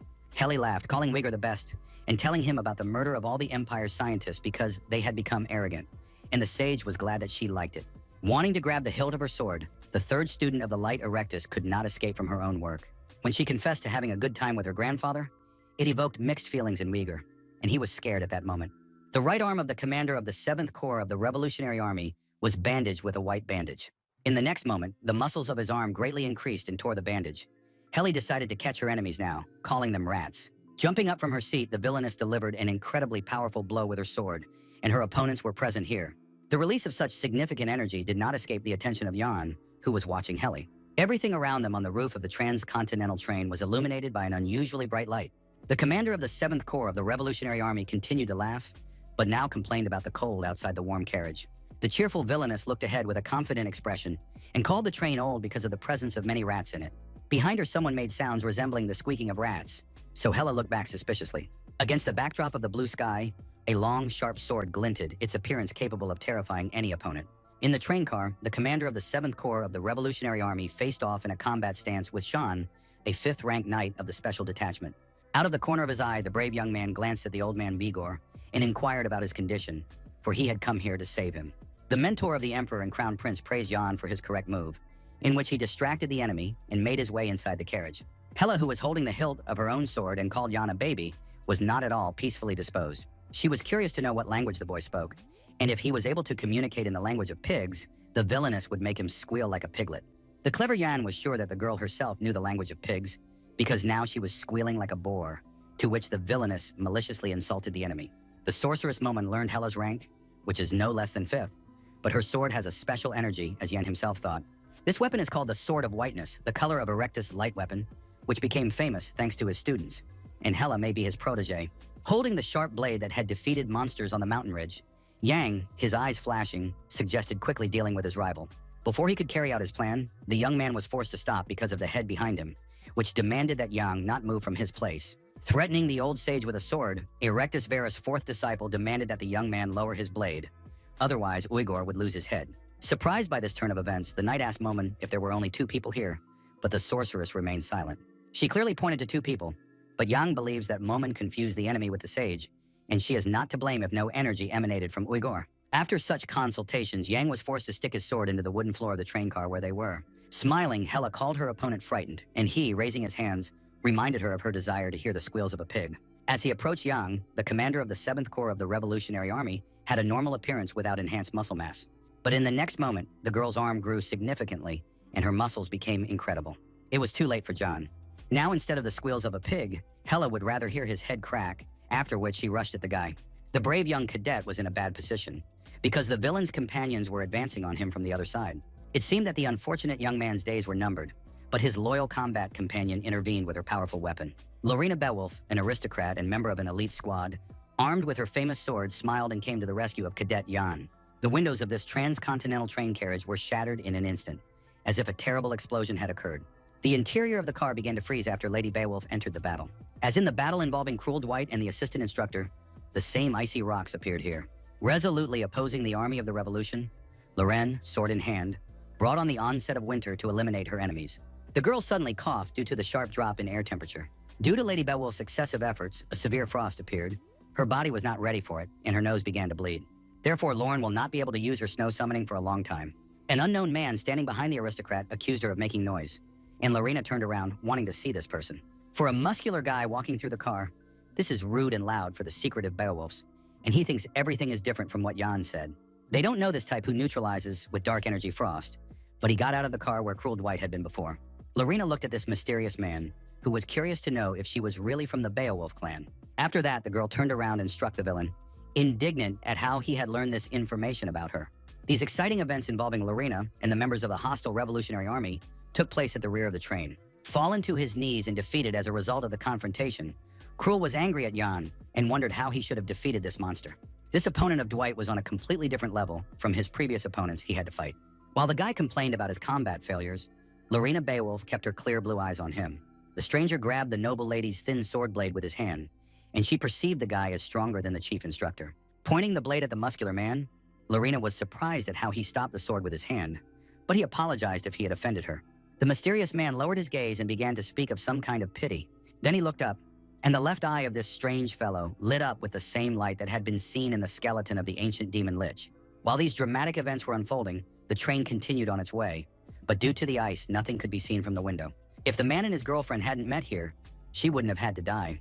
While both sides of the conflict were sorting things out, the compartment where the passengers' suitcases were kept was quiet and deserted. Cheryl also knew how to fight, but she was asked to hide there. Even though the girl was only 8th rank, she had passed her exam and become an Imperial Knight. Then the girl remembered Lady Lorraine and expressed hope that her friend was all right now. For some reason, an image of blood splattering and a sword falling to the ground appeared before Cheryl's eyes. She imagined the unfortunate Lorena Beowulf lying dead after fighting enemies, even though Cheryl was supposed to protect her. The transcontinental train continued its journey toward the northern lands, where Avalon, the final destination, was located. The man's large bare feet stepped on the cold floor of the train car. It was the same muscular man who had been talking to Lady Lorena Beowulf. Looking up, he gazed with his glassy eyes at the girl in front of him and mentioned pity. Turning around as if he were about to leave, the stranger wanted to tell her about the consequences if she kept her head down. Then he would have spared her, but Lady Beowulf looked at this man with a bold gaze and called him rather rudely. Surprised that she was sticking her neck out, the guy was amazed at Lorena's stupidity if she didn't understand her inability to defeat him, because he wouldn't do anything to her. Lady Beowulf may have seemed tired after today's battles, but she had no intention of yielding to her opponent. And he just stood there and listened as the brave girl agreed with the opinion that she was different from other members of the Beowulf family. She was also not very skilled with a sword, guided by her own emotions, and could not even use the vision properly. But Lorena still had her sharp blade, which she never parted with and fought monsters with. But at least she could die like one of the Beowulf clan, unable to win, but fighting to her last breath. After Lorena's desperate speech, the mysterious guy closed his eyes and fell silent, not saying a word. Then the stranger opened his eyes and looked intently at the girl, whose courage was beyond doubt. According to him, every battle is a matter of life and death, and the aristocrat had just made a big mistake. Clenching his incredible fist tightly and flexing his arm muscles, the man said that he was a black tiger named Cupid. Concentrating all his strength, the man began to prepare for the mountain tiger's attack, wanting to show what he was capable of. Silence reigned in the train car with the torn roof. Only the dark sky was visible with shining stars. Erectus Verus, the 4th student, looked ahead in surprise, unable to believe what was happening. He and his group could not lose because they outnumbered their opponent, were able to disarm the enemy, and even took a hostage. The commander of the 7th Corps, Hela, was pinned to the wall of the carriage with a large sword, and Verus did not understand why this had happened. He looked bitterly at the dejected face of the leader and wondered why it had all happened. Questions about why greatly angered the guy with the unusual hand who was standing opposite the defeated enemy. It was John with a hand shaped like a black wolf's blade, and in his opinion, today's opponents were weak. Wagur, standing behind him, wanted to know if it was over, and the cadet asked the sage to relax, but it was not yet desirable for the old man to leave. Verus is curious how the young knight managed to repel the attacks of the Revolutionary Army, and Yang responds to his opponent's question with a smile. It's just that the elite squad member actually remembered how in his past life, he was able to defeat Verus's teacher, the light sword Erectus. The young man knew that this sword had once been broken, and besides, if they, including the commander of the 7th Corps, Hela, were all just students and not Erectus himself. Yang remembered Hela's powerful movements, But even if the sky itself fell on their heads, he would not lose to this army of revolution.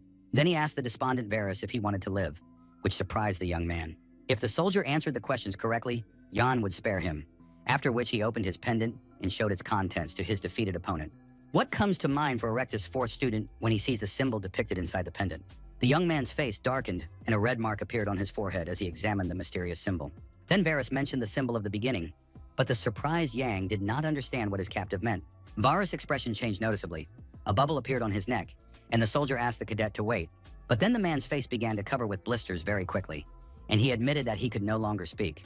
Remembering senior instructor Jacques, Yang came to the conclusion that there was also a taboo on Varus, and that even Erectus' students were forbidden to talk about the symbol.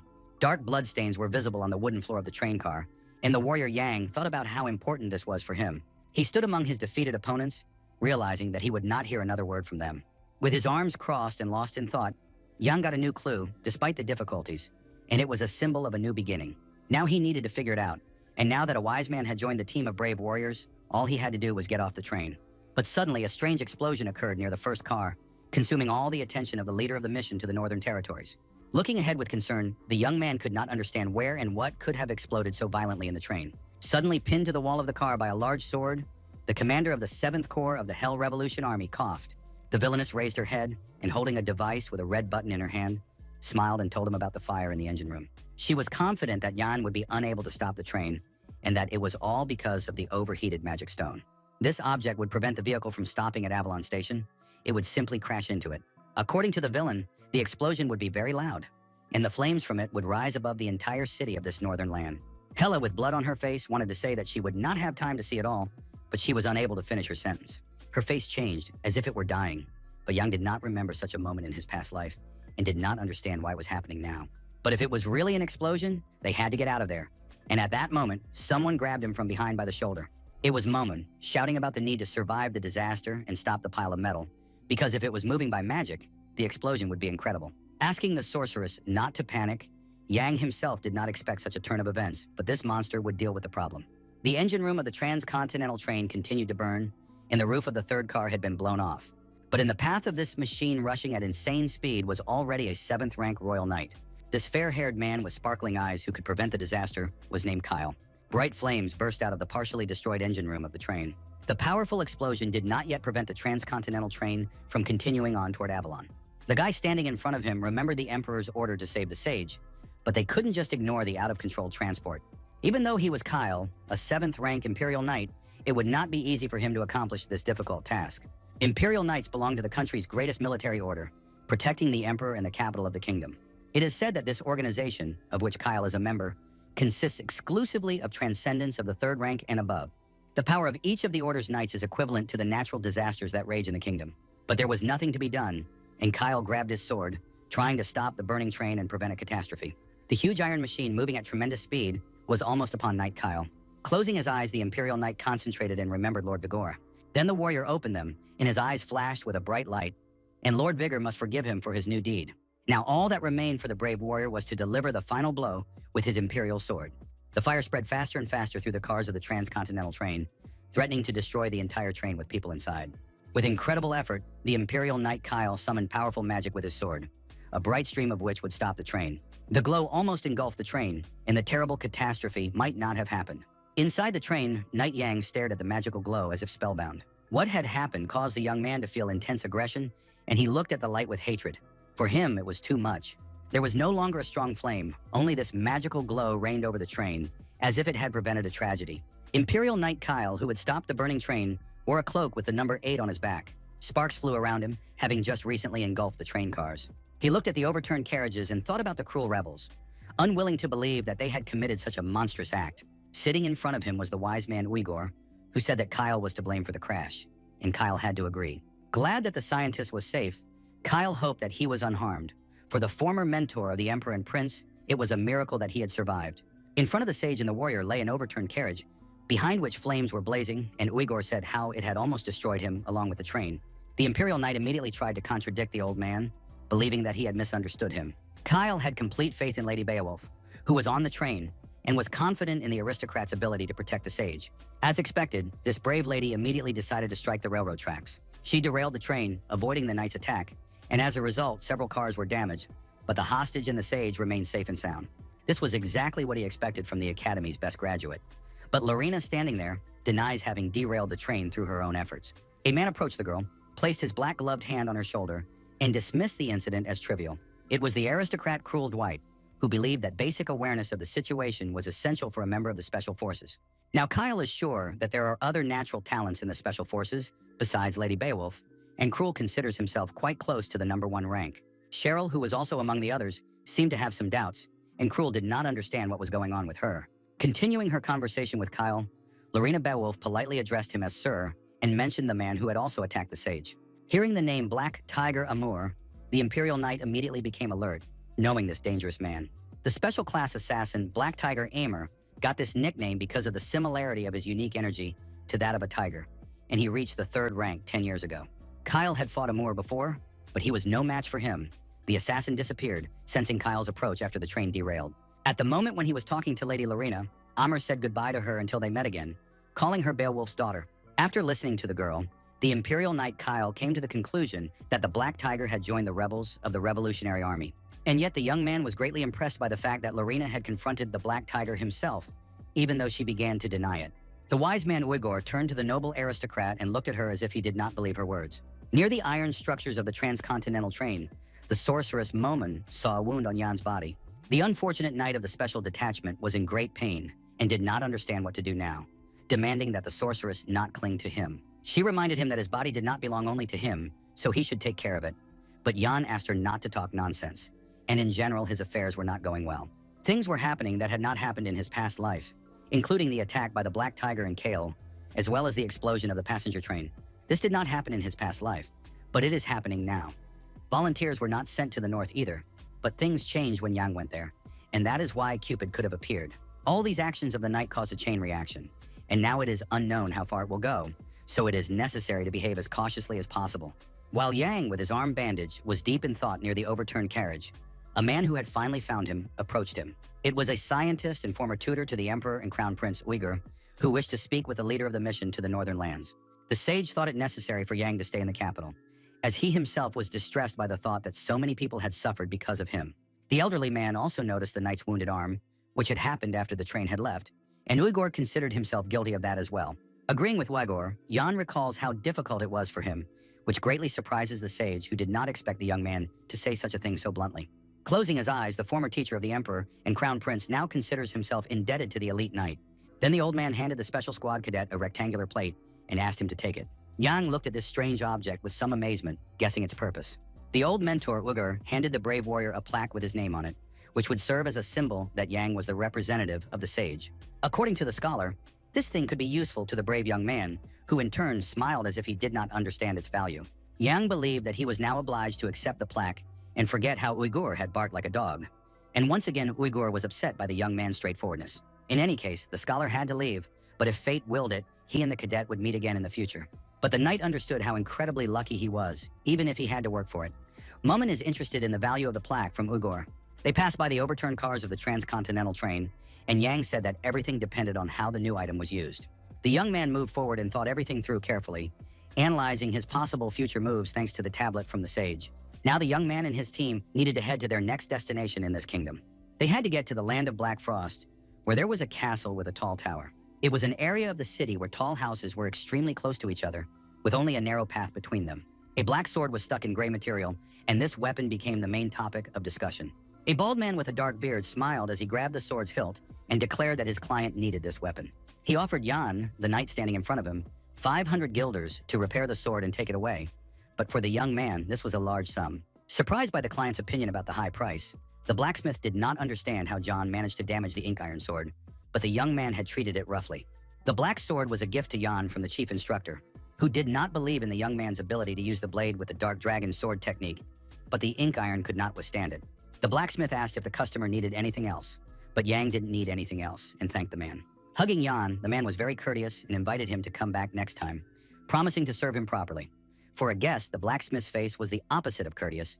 After the incident with the transcontinental train, a team from the training center arrived in the town of Willian, not far from the Beowulf territory.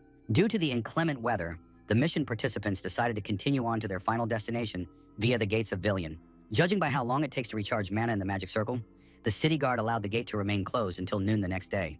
However, Willian is a small town, so it doesn't take long to recharge mana. The members of the special task force needed time to rest before their important journey, so they walked around the town. For the first time since his reincarnation, Yang found himself in a place where there were many commoners, because when he woke up, he ended up in a training center. The sorceress sitting on the shoulders of a high-ranking knight found all this strange, but Yang did not understand what she was talking about. Once again, the sorceress Momon remembered the royal knight named Kyle, whom they had all met after the intercontinental train crash. The girl wondered if Cadet Yang had not felt the energy of the yellow dragon emanating from Kyle at that moment. Looking at the townspeople, the knight knew nothing about this, so Momon was amazed at the guy's lack of understanding of the power he possessed. The Heart of Mana can store only 6 powers, including black, red, blue, green, earth, and gold, and the latter contains the yellow dragon. Yanu doesn't understand. Isn't this power enough without the Mana Heart? It's just one of many elements, but the guy's knowledge surprised the sorceress. According to Momon, if everything were simple, anyone could have founded an empire. But the energy of the dragon can be summoned by the breath of the divine dragon in the Heart of Mana. The sorceress does not understand how her companion can be so superficial about it and does not know if there is anything in his skull, but Yan assured her that there is. The only ones from whom Momon felt the dragon's energy were the chief instructor and the crown prince, for they are descendants of Bahamut. But Cadet Yang really wanted to know how the royal knight was connected to him, so he decided to find out more about this man. Suddenly, someone recognized Yan and said the number 974, and the surprise guy remembered his old number. The head of the mission to the northern lands saw Lady Lorena Beowulf and Cheryl, who thought they were very lucky, holding bags of groceries in their hands. They suggested he return to the lodgings, and Yan told them about the order to repair weapons and the need to prepare for the mission. The girls were getting ready too. Not quite believing his colleagues, in the young warrior's opinion, their so-called preparation was more like shopping. Holding full bags of various goods, Cheryl, with her 8th rank, just smiled. According to the aristocrat Lorena Beowulf, they had only purchased essential items, mainly food. Cheryl could only listen as John asked if they could eat everything in one day, and her friend didn't know how to answer the guy. Then the girl smiled, as if hinting to Jan that they could consume absolutely all the food. Offering Jan to go shopping with them, Cheryl was sure that he wouldn't last long in Beowulf's territory in his outfit, but the guy wanted to buy it himself. Smiling broadly and trying to look as cute as possible, Cheryl asked the guy to go with them, while Yan looked at her and thought about how people change. The salesperson promised individual service in the store and could specially select clothes for the customer, so Jan asked him to speak more quietly. Behind the wall near the store window stood a man who listened to everything the customers and the salesperson were talking about. On the windowsill on special stands were dresses offered as merchandise to customers. Another window of the retail space was almost completely covered by curtains, and there were chairs nearby for the convenience of customers. Yan, a knight from a special unit who was visiting the store, was trying on black gloves. He decided to take one size of coat and gloves for cold weather, as well as winter boots, because if the clothes were heavy, they would only get in the way. Floating in flight, Maman discontentedly calls his companion a bore, but the guy disagrees with the sorceress, considering her to be exactly the same. Wondering if Yang would take everything from the store, Cheryl suggested he look at Lorena's outfit, and the young man was surprised by the idea. Finally, the curtain in the fitting room opened and the fashion show began. First, Lorena tried on a dress that was too tight, but who would wear something like that in a new city? Then the noble girl put on a timeless classic in a combination of black and white. There was also a killer outfit, like light armor, but Lorena didn't understand why she would wear a swimsuit in such cold lands. They wanted to show Lady Lorena one more outfit, but she flatly refused. She was tired of it all, but as the girl thought, nothing suited her. Cheryl disagreed, considering each of the outfits very cute for her colleague. Then she asked Jan, who was standing nearby, seeking support for her own words. Not wanting to stand aside, the high-ranking fighter also confirmed that all the clothes suited Lorena. In his opinion, she just didn't wear such things often, so these outfits seemed unusual. But Lady Beowulf only agreed with her colleagues in words. Cheryl did not give up and asked the knight Jan what then suited their companion best from everything chosen in the store. Jan thought it was the outfit Lorena was wearing at the moment, covering the noble aristocrat's entire body. All the outfits suited her, but her sword skills and beauty were best emphasized by this particular outfit. The young man's words of praise made the girl a little embarrassed. She didn't even know how to respond to him. Lorena Beowulf fell silent and at first simply remained in a state close to stupor. Then she turned around and announced her intention to go to their lodgings, while Cheryl tried unsuccessfully to call Lady Lorena back. The frightened lady turned to Jan at number 974, wondering what he had said to Lorena, but the cadet did not consider his words offensive. After this unpleasant incident, Cheryl quickly gathered her things and left with Lorena, leaving Jan alone in the store. Momum doesn't understand what just happened, but for her it's madness. And Jan doesn't know if it's madness and if he really caused it. Meanwhile, Cheryl catches up with Lady Lorena, apologizes, and takes responsibility for the incident. But the girl just thanks her for helping her pick out clothes. Cheryl asks her friend not to pay attention to the words of men who don't understand anything, but Lorena doesn't care, just as she doesn't care about nonsense from others. Lowering her gaze wearily, the noble aristocrat considered the whole incident to be nothing but nonsense. Near the entrance to the clothing store where the members of the mission to the Northern Territories had just been, someone called out to Lorena.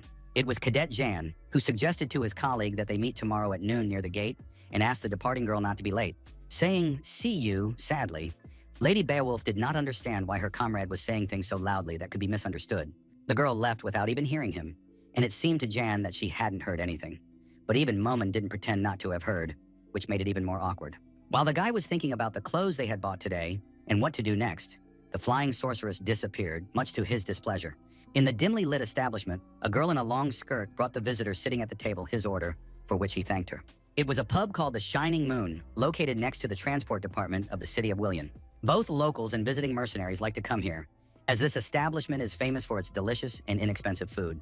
There was a large wooden mug filled with alcohol on the table, and the customer who had ordered it was swearing. An angry, cruel Dwight had no idea how to defeat John, because even when he was asleep, this cadet was like a monster. After calming down a little, the knight of aristocratic origin secretly felt all this. Recalling his previous confrontation with this strong warrior, Cruel assumed that Jan had not yet shown his true skills. Drinking his beverage, Mr. Dwight could not understand why his rival constantly hid his own strength. He had to listen to other people's conversations, where one accused the other of cheating, even though he was buying alcohol, and it almost came to a fight. Unable to restrain himself, Knight Cruel Dwight loudly called the pub patrons noisy and ill-mannered idiots. Turning to them, he shouted and pointed at himself, indignant that no one could see that Cruel was now having lunch and that the commoners had no manners. While he was eating, they couldn't even breathe loudly, and if the patrons continued to make noise, Dwight would show them how ordinary people differed from aristocrats. One of the muscular men in the establishment asked Cruel about his desire to show the difference in status, and Dwight was angered by such boldness. He looked in surprise at Yan, who was standing nearby asking to be shown how aristocrats dine, amazed at his presence. Calling the people degenerates, Cruel pointed out their lack of basic rules of conduct and excessive noise, but Jan thought it best not to interfere. Glancing sideways at his companion on the mission to the northern lands, the aristocrat did not quite understand what he was talking about, but he was sure that the fighter from the special night squad sitting in the pub had suffered from all this himself. He found himself in this new place precisely because of the difference in the current situation. If Cruel stopped depending on his position, he could become much stronger, but Jan's words surprised his comrade. Suddenly, someone put his incredibly strong hands on the shoulders of the unsuspecting aristocrat Dwight and called him a stranger. The leader of the mercenaries, Billy Thunderhorn, who did this, heard the guys talking about their desire to become stronger and was ready to reveal a secret. A man becomes stronger by lifting weights in 3 sets of 8 hours, and if Cruel joins the mercenaries, they will supply him with protein supplements. The aristocratic knight finally lost his temper when Billy promised to give him anything he wanted to increase his strength. Turning sharply, the warrior delivered a powerful blow to the huge strong man with his trained leg. The leader of the mercenary group, Billy, did not expect such a response from an opponent who seemed weak and unprepared.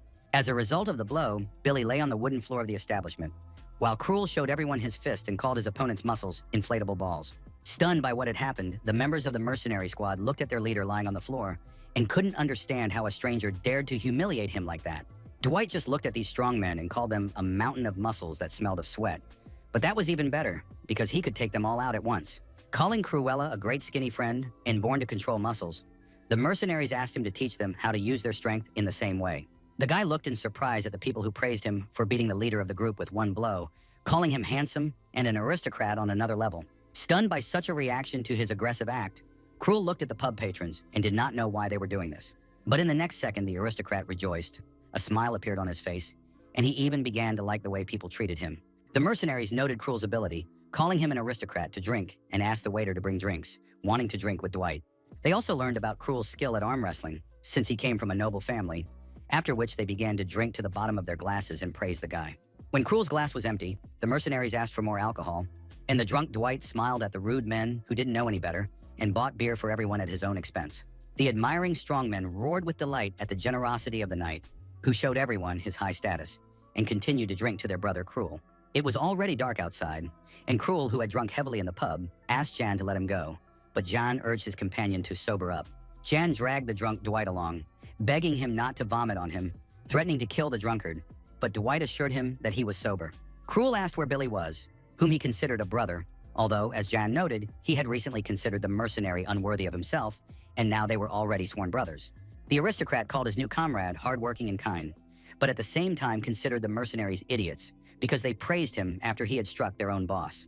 Cadet Jan looked skeptically at his companion, for whom the mercenary's attitude toward him seemed strange, since they had only met today. It was completely dark outside as they walked to their hotel, and the drunk Cruel was interested in Yan's opinion because it was all so strange to him. They were so kind to Cruel, even though they had only met today, and the guy wondered why his family members had never been so friendly to him. Jan continued to look at the mission participant, who was still remembering moments of fun and thinking about the mercenaries who could simply call him a good guy. They could also say that they supposedly believed in Cruel Dwight or something like that, but they spoke warmly about the guy, and that surprised him. The suddenly appearing sorceress Momon believes that Jan mixed something into Cruel's mug, and he made a grim expression. The sorceress saw her companion in the pub pour some substance into the drink that Dwight was drinking, and Yang was forced to admit it. Then he added a powder that cleanses demonic energy, and judging by Cruel's condition, it seems to be working. But Momon is surprised because the substance is expensive. Momon does not understand the knight's unexpected attachment to Cruel and his sudden concern for him, but Yang does not think so. He simply remembered the old days. When the mission leader sees people doing evil deeds under someone else's influence, it starts to eat away at him. That's why Yang did what he did, but he has to hurry because Cruel might throw up, although Momon doesn't care because it won't hit her, and this sarcasm upsets the guy. Duke Beowulf's castle was impressive for its enormous size, splendor, impregnability, regular shapes, and grandeur. One of the towers of the large castle was surprising in its power and triangular roof shape, and 3 more turrets seemed to complement it. In the large room of the fortress, there was a peculiar mirror resembling a portal to another world. The huge structure stood upright, and people dressed in special uniforms stood in a row next to it. These stern warriors covered in cloaks and helmets were the knights of Beowulf Castle. Human legs appeared from the sparkling magical portal. These people had finally arrived at their final destination. The head of the mission, Yang, and his loyal high-ranking knights, Cheryl, Lorena, and Cruel Dwight, arrived at the castle. While the mistress of this huge castle remained silent, Cheryl looked around and was delighted with what she saw. Once inside, Cruel began to feel a strong chill, and now wondered if it was always this cold in Lorena Beowulf's homeland. Cadet Jan looked ahead.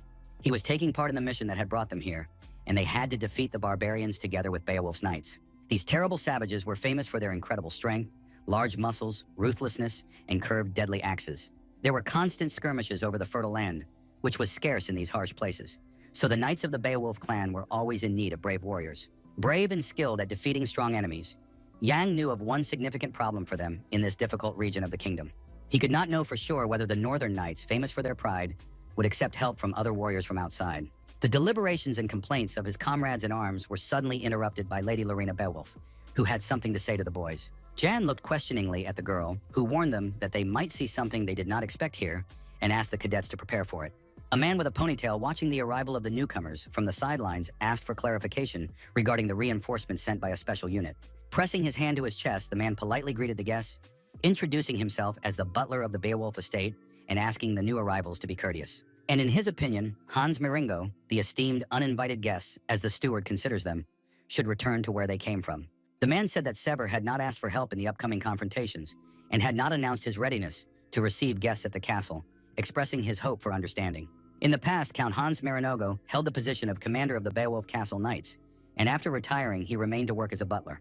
No matter what condition he was in, Jan believed that Hans should have at least 3rd rank to lead the knights, and it was unbelievable that he was working as a butler. Lorena Beowulf approached Mr. Maringo and reminded him how long it had been since they had seen each other, but he just looked at her silently. Asking Hans to watch his words and show respect, she informed him of their visit to carry out a mission as representatives of a special unit. With difficulty calling the lady ma'am, the butler reminded her of her unauthorized departure from here and her return to the castle a few days later. Unable to hold back his tears, Hans considers Lorena's words rude because she joined a special unit without telling anyone and has no idea how worried they all were. Knight John, along with Cheryl and Cruel Dwight, watched the scene with wide eyes, not expecting anything like this. When Hans pointed to the scratch on Lorena's cheek and was indignant at the captain who dared to allow such a thing, the lady reminded him that this was why she did not want to come. Once again, Mr. Mering heard such hurtful words, even though they had been waiting for the day when Lorena would return, and that was the only thing that kept everyone in the palace going. Finally, the aristocrat relented toward her loyal butler and acknowledged her own rudeness toward him. The girl looked warmly at Hans and pointed out the gray hairs that had appeared while they had not seen each other and wanted to know if he was feeling well. The butler's expression became astonished again. He was amazed at such concern for him on the part of his young mistress. Finally, poor Hans Marinogo, who just a minute ago had been an incredibly stern man, burst into tears, unable to contain his emotions. Because of the cold, Hans invited Lorena inside and mentioned their cook, who was capable of demonstrating his skills and almost forgot to invite Yan and the others. When Lady Beowulf walked ahead, the butler informed her of the master's imminent return from hunting. According to Hans Maringo, they would even be able to have lunch together, but the girl herself reacted rather coldly to the man's statement Lorena was forced to turn to Hans again, who prepared to listen attentively to the mistress of the family palace. Asking the butler not to mention her father, the aristocrat of the special detachment did not want to hear anything about him now. The squad of knights sent to the northern territories intends to complete their mission before Lorena's father returns. But Hans tries to object. According to the former commander of the Knight Squadron, Beowulf, Lorena simply misunderstood her own father. In one of the large rooms of the Beowulf family castle, there was an equally large chandelier, and someone was talking, irritably considering everything a joke. Cruel Dwight, a knight from an aristocratic family, and his colleague Cheryl sat at the table and waited for Lorena to arrive, which the young man did not like. It was hard for them to just look at the delicious dishes they wanted to eat, but the maids assured them that this was the order of things. The hungry knight Cruel was especially angry at having to wait and not touch the food that was right in front of them. The angry aristocratic knight compared himself and Cheryl to trained mongrels and did not understand why Lorena was taking so long. Cheryl asked her colleague to be quieter, otherwise they would treat him worse than a mongrel, but Cruel did not consider his words to be bad, and he did not insult anyone. Outraged when the maid compared his manners to those of a mongrel, Cruel immediately flew into a rage and called himself the son of Earl Dwight. But the domestic worker knows perfectly well who she is dealing with, as she works at the Beowulf estate. Cruel is surprised by the enlightenment of an ordinary maid, and Cheryl asks him to calm down, because Jan has not arrived yet, and the knight is surprised by his absence. According to the girl, the head of their mission was talking about some business. That is, he is interested in something that can only be obtained in this place. Soon, the knight of the elite special unit, Yang, found himself in the armory of the Duchy of Beowulf, where he had been so eager to go. Here, the aristocratic family kept various types of weapons, including large halberds and sharp swords. Yang remembered well how, in his past life, the emperor of the kingdom had traveled across the continent in search of the sword he needed. Then the dragon slayer, who had managed to defeat the one dragon, divided the body of the defeated dragon after his triumph and made 2 swords. After Bahamut killed him, one of the weapons passed to him, and the emperor did everything he could to find the other sword that the founder had not found. To achieve his important goal, he paid a large sum of gold to representatives of a special detachment. He then spread the search across the entire continent, but was unable to locate the coveted weapon. He was about to give up, but the sword was eventually found. And now Yang stood in the armory and looked at the sword that the founder had not found, the location of which had not been revealed.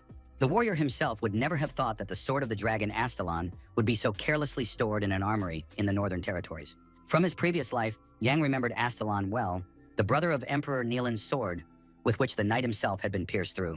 It was a truly magnificent cold weapon with a beautiful hilt and a red steel blade. Looking at the long-awaited find, the young knight smiled and now had no doubt that this was indeed the very sword.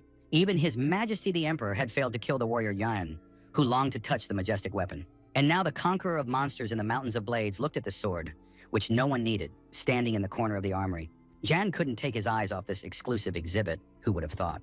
Before him now was one of the 2 blades left behind by the Dragon Slayer, and it was the legendary dragon sword, Astalon. Smiling as he examined his valuable find, Knight Yan was completely certain that he was looking at the older brother of Neelan's sword, which belonged to the Emperor. Suddenly, a strange sound was heard, even though the young man was alone in the room with the weapons. Yan looked at the weapon lying in front of him with great surprise, not quite understanding what was happening. And suddenly he realized that it was the voice of the ancient sword, that it was the source of these strange sounds, and then he grabbed the hilt. An otherworldly glow appeared. The weapon raised a large pillar of light, and it was as if the sword was trying to express its own indignation. With its sound, the magic sword told the brave warrior that he had no right to it.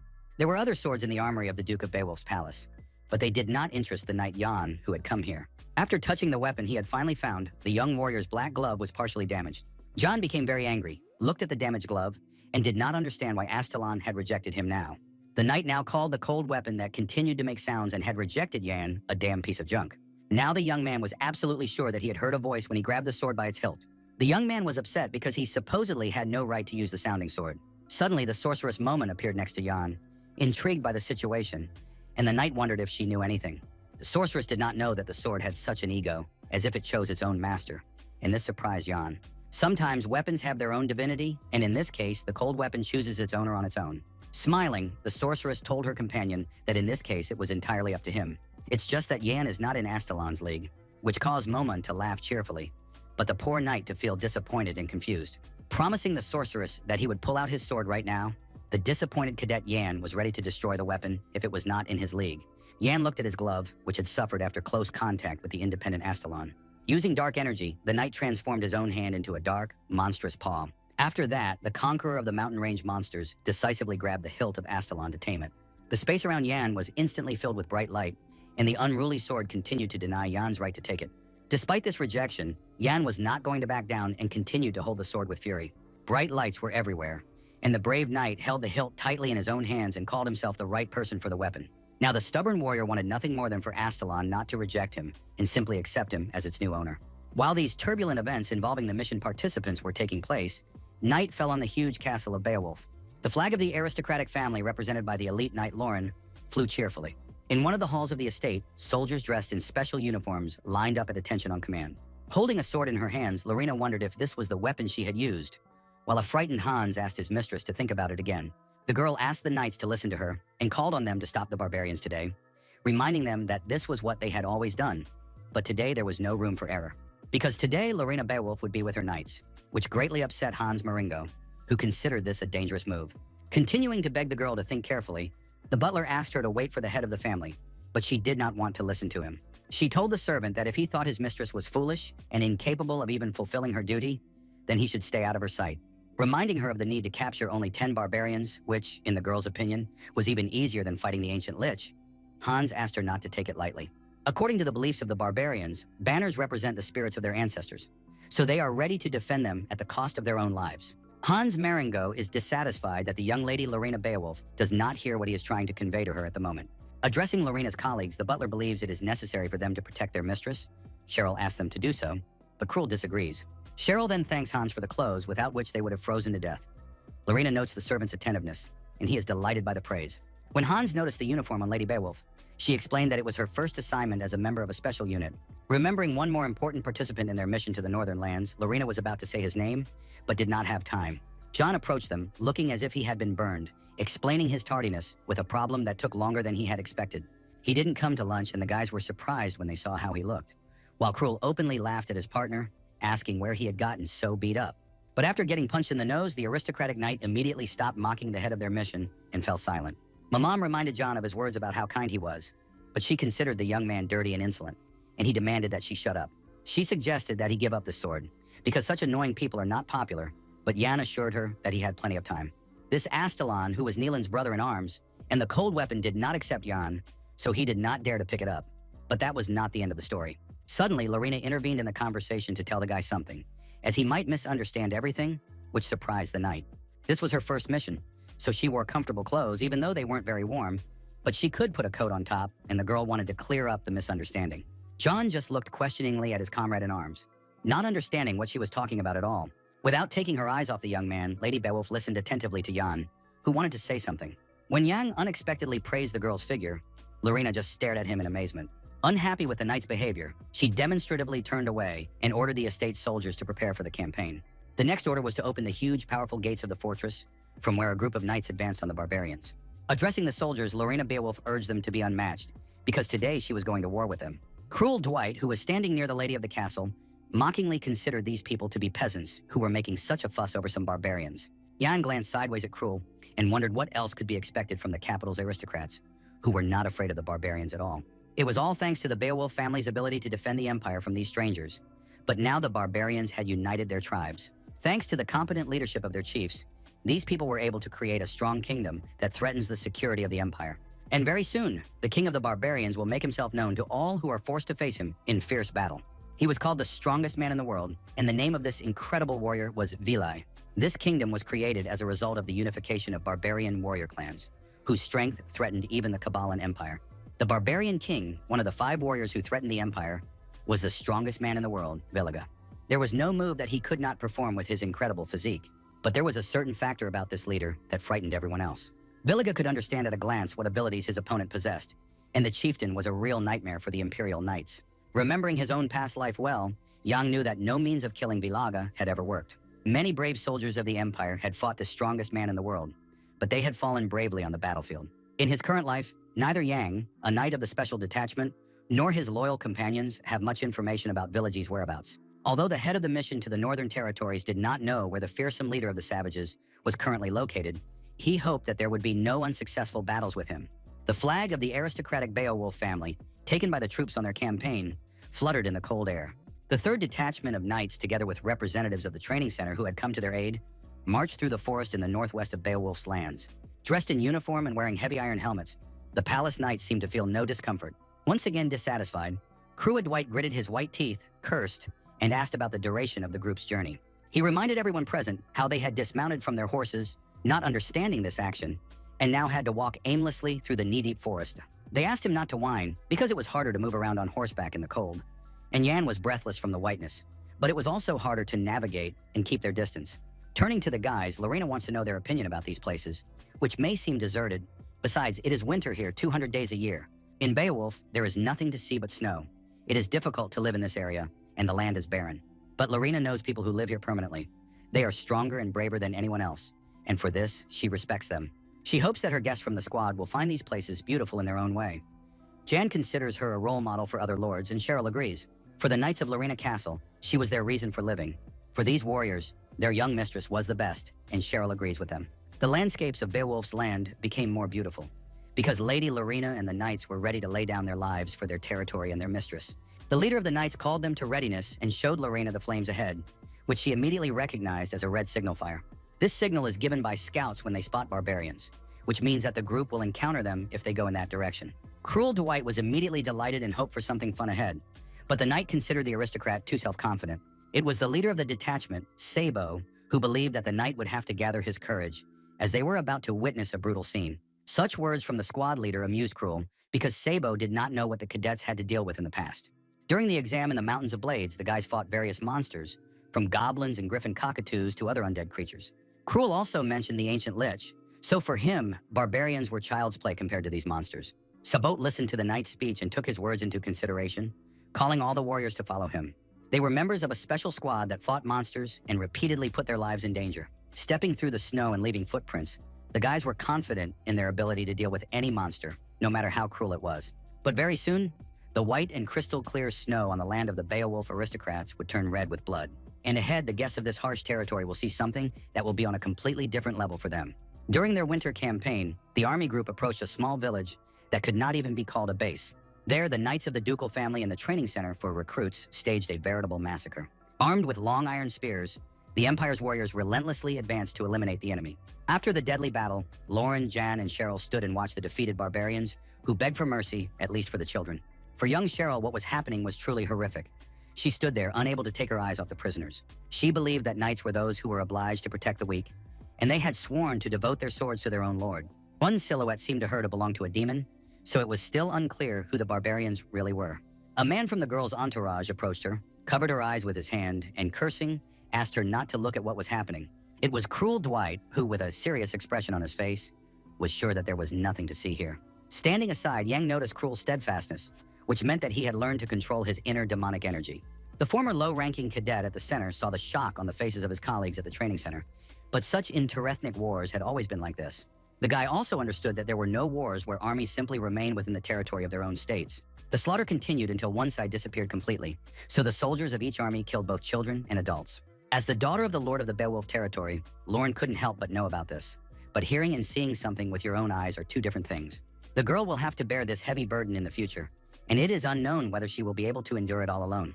The thoughts of Jan, a knight of the special detachment, were interrupted by a child's cry coming from where the barbarians were. On the cold snow, which could no longer be called white, lay a dead woman, and next to her was a crying baby, calling unsuccessfully for his mother. Not indifferent to the grief of others, Sherry suggested that Cruel, who was standing nearby, approach the child, considering him to be good, but the guy asked her not to take such a risk. The unfortunate barbarian child continued to cry bitterly and call for his mother, who could no longer hear him, and suddenly someone thought the child was lucky. One of the knights raised an iron axe over the child, preparing to kill him there and then so that he would not live on as a vicious barbarian. In a split second, the sharp, cold axe would have fallen on the unfortunate victim when someone screamed piercingly, demanding to stop. Cheryl screamed with all her might, waving her arms and begging the knight not to do his terrible deed. The terrible situation caught the attention of all the guys who had arrived in the Northern Territory, including Cruel, who was indifferent to strangers. Cheryl had already stopped screaming. She just looked at the knight with his huge axe with her huge eyes full of sorrow. Knight John, who had been silent until then, not daring to engage in a verbal altercation with the Imperial warriors, also cast his gaze on what was happening. The knight's metal mace never came down, blocked by the hilt of someone else's cold weapon. To the surprise of everyone present, it was Lady Lorena who stopped her subordinate, who was ready to kill the child. She ordered an end to the killing of the defeated barbarians, causing some shock and surprise on the part of the knight. Considering this sufficient, the lady reminded them to eliminate all armed men, calling for them to replenish their supplies and move on. The aristocrat Lorena Beowulf gave the order not to kill the child, which was also her personal decision.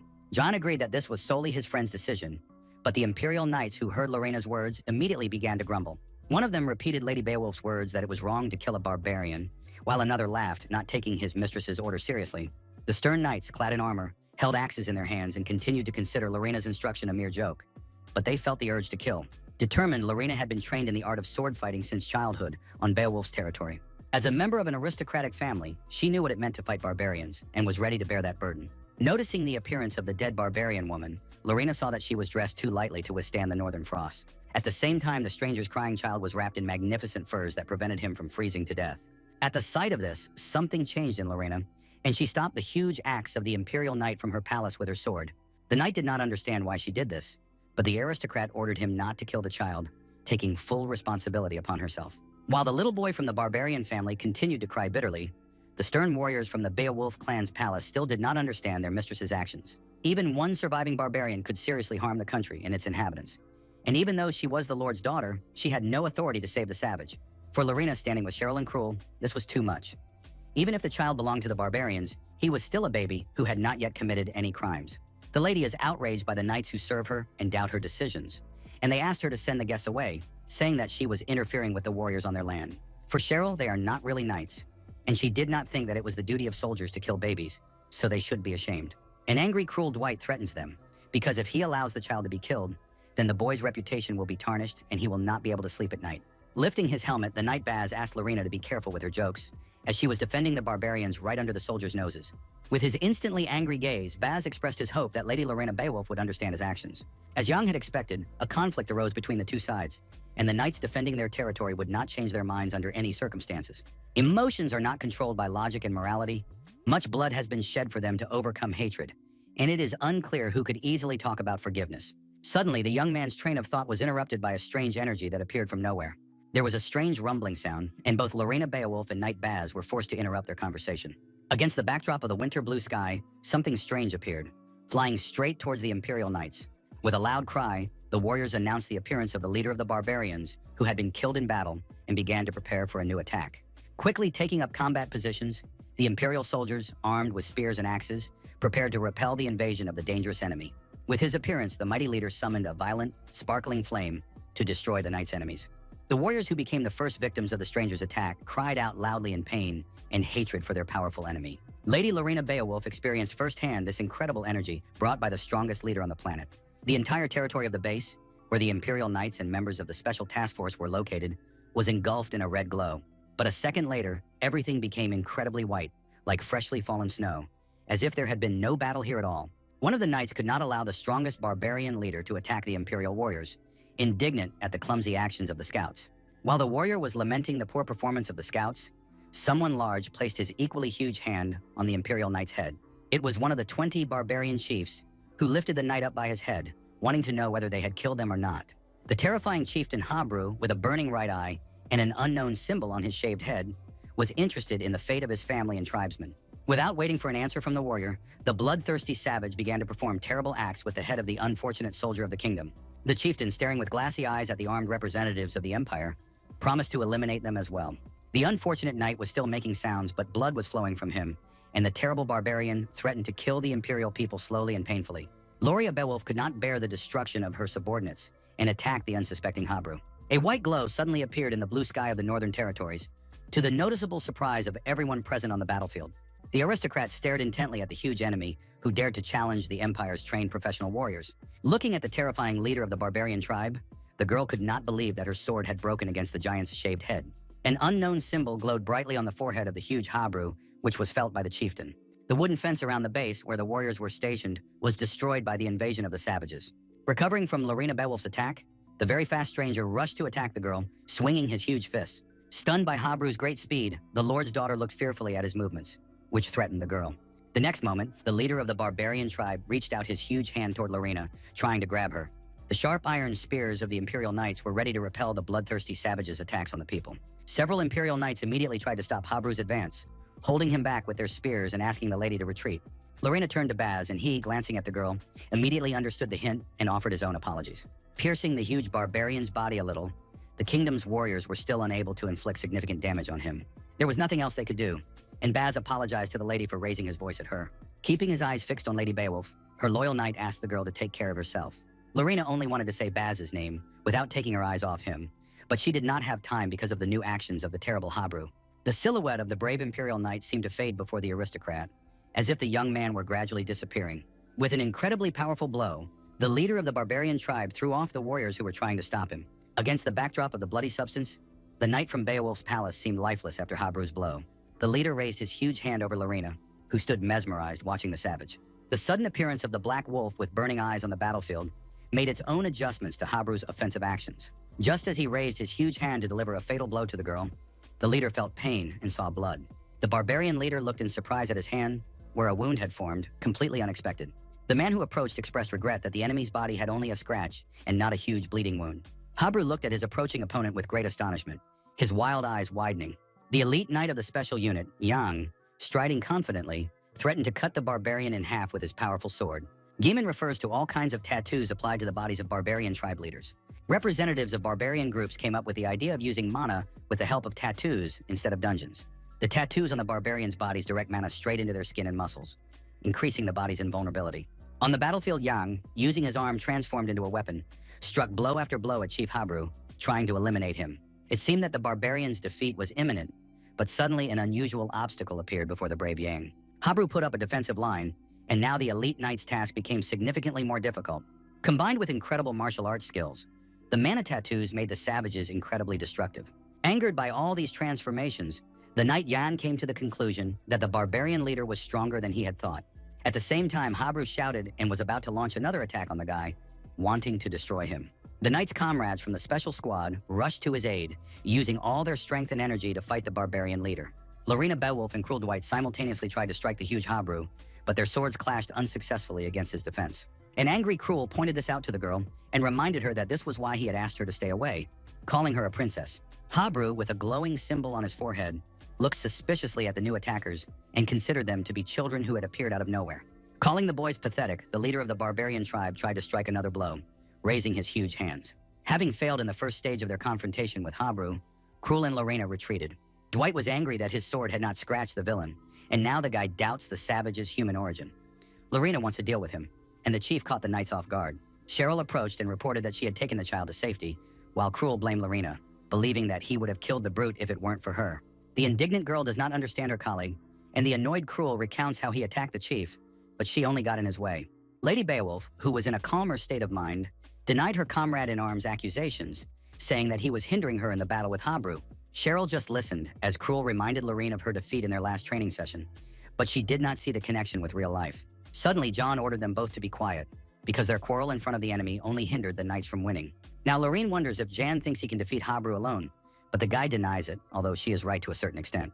Demanding that Jan stop, the girl is sure that he cannot attack the savage right now, and that there is a risk if the leader attacks the guy. The chief quickly approached the guys and someone shouted to run, but the barbarian delivered a magical blow that threw the knights aside. Accusing the people of killing his tribesmen, the savage Habru promised to destroy everyone present on the battlefield in retaliation. Angered by the enemy's actions, Cruel decided to attack him and asked Lorena, who was nearby, not to interfere this time. Meanwhile, the barbarian continued to swing his huge arms, but the knights diligently turned away from his attacks. Standing as if on the sidelines of the battle, Yang looked at his formidable opponent and realized that things could not go on like this. If Lorena and Cruel Dwight were experienced, it would be fine, but since each of them wanted to prove themselves, it turned into a cacophony. Cheryl announced her desire to attack Habru along with the others, and Yang just wanted to say that her help might get in the way, but he stopped himself. Suddenly, the elite knight of the special squad thought for a moment, and an unexpected thought popped into his clever head. Cheryl now helps Lady Lorene, asking her to act at her discretion, and thanks to the girl's intervention on the battlefield, everything has changed. He noticed the appearance of another rival in Brave, who was somewhat confused by the changes. There was nothing special about Cadet Cheryl's attacks for the barbarian chieftain, who was experienced in combat, and her sword and hand movements were very simple. But even these small attacks performed by Cheryl fit between the notes that strive to assert themselves.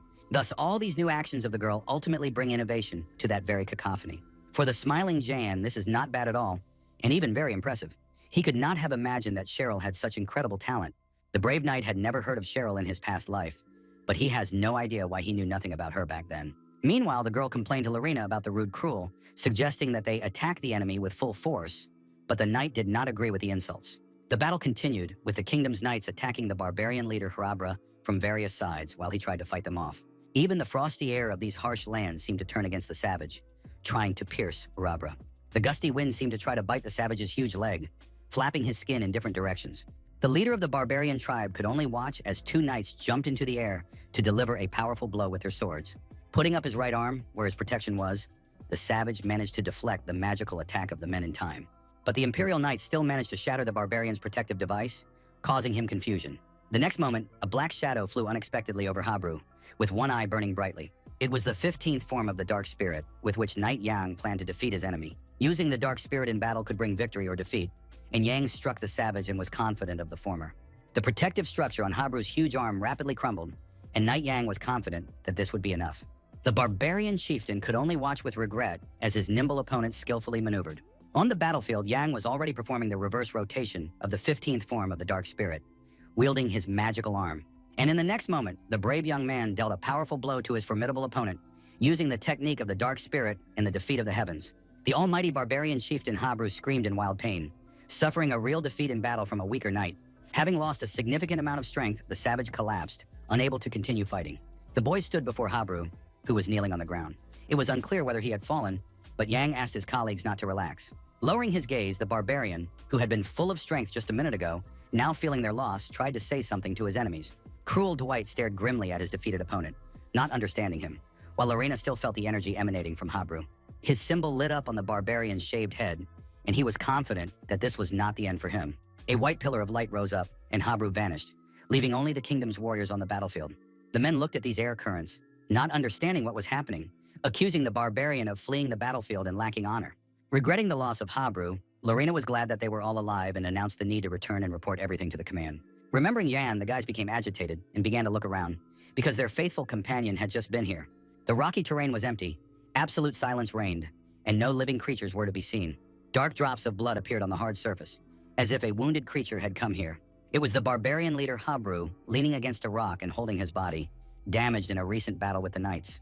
The barbarian was in pain, but all these serious wounds were nothing to him compared to the suffering of his native tribe. Remembering the beating of his people, the savage was determined to survive and take revenge on the royal forces for the destruction of his tribe. Suddenly, someone nearby called the giant's words cold-blooded, which surprised the defeated leader.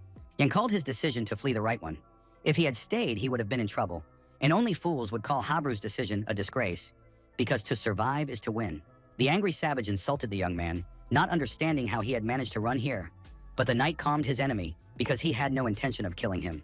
Yang asked him to answer a few questions and was ready to let the leader go. He was curious, but the leader might have heard one important name before. Tom could only look in surprise at the rival who had appeared out of nowhere, whom he had fought an hour ago. Turning to the barbarian, Jan, an elite knight of a special detachment, wants to know if Habru has heard anything about Vilai. Or, for example, the chief could tell Yang about Vilai's location, but Habru demanded that the knight remain silent. Yang stared intently at his opponent, as if he did not quite understand his actions towards him. An angry Habru raised his powerful fist above the young man and demanded that he not dare open his mouth and utter that name. The nearby rocks instantly began to crumble, rolling down to the ground in huge boulders. Yan decided that his opponent had chosen to die when he raised his fist and wanted to beat the elite knight of the empire. Considering Yan a dark wolf, the barbarian leader invited him to attack, and the young man prepared for another confrontation with the giant. With the help of magic, John smashed the rocks around him, and Habru was indignant because the boy had promised not to kill him, but if he continued to miss, he would not harm him. The embittered savage promised to destroy anyone who tried to harm Vilai himself. Yang looked boldly at his opponent and had no intention of retreating in this decisive battle with the formidable barbarian. Once Habru was offered to create a new beautiful world together, and if he united with him, the world could become better. Without taking his eyes off his opponent, the elite knight realized that this was exactly what he thought about his enemy. After uttering a spell, the guy reached for a magical symbol he had noticed in the dark lair of the ancient monster Lich. Habru did not understand what his opponent was doing. He had no idea what he was up to. Ordering the stone wall to rise, Yang summoned a series of pointed formations between himself and the huge Habru for defense. The stunned chieftain looked at the new barrier and attributed its appearance to the magical abilities of the Knight of the Special Squad. Gritting his teeth in incredible rage, the barbarian leader instantly understood everything, but he had no intention of retreating. Setting about destroying the man-made rocks, Habru began to realize that John had a trump card up his sleeve: mud. Having almost destroyed the entire defensive line, the chieftain reached out his hand toward the knight, seeking to capture him. And to Yan's complete surprise, the dangerous giant managed to reach the brave young man's shoulder. Grabbing the young man with his left hand, the giant raised his right hand and, shouting about his desire to kill him, was ready to carry out his plan. Unexpectedly, a third participant appeared on the battlefield, who pulled out a hidden trump card to eliminate Habru. In the next moment, the barbarian strongman was pierced by a thin bolt of lightning directed at him by the sorceress Momon. The magical attack lasted only a few seconds, but the giant's fate was almost sealed.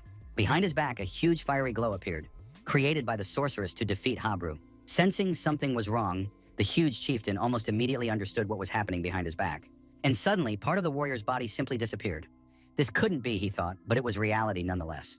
Performing the necessary commands on the magic symbol, the sorceress Momon assured him that it was impossible to survive without her participation. She had always considered magic without imagination to be poor, but with her, magic would be like that, and Yang was still her student. But the knight asked the girl to be quiet. With enthusiasm, Momon, with a glowing symbol on her forehead, declared how long it had been since she had fought so well. They apologized to the barbarian chieftain, who could no longer do anything against his powerful opponents. The defeated bully seems to think he will no longer be able to keep the promise he made at sunset. But despite the bitterness of his loss, Habru expressed great hope for the coming of this beautiful world. The sorceress and the knight stood near the defeated chief, and Momon said how difficult it was for him to stop the barbarian, but he had not mastered what she had taught him. Having learned less than half of everything, Yang looked at Habru lying on the ground, calling him a strong opponent, even though he had been defeated in battle. The barbarian leader, who was still alive, could speak and address the boys with one important question. The unfortunate leader really wanted to know why his tribesmen had to die.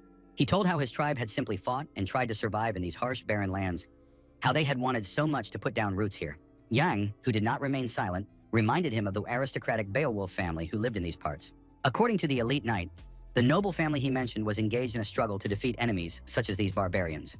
Habru looked at his victor with amazement and now believes that after such a victory, he decided to joke around. Knight Jan was completely serious when he called his words to the leader sincere, calling his defeated opponent a strong and confident warrior.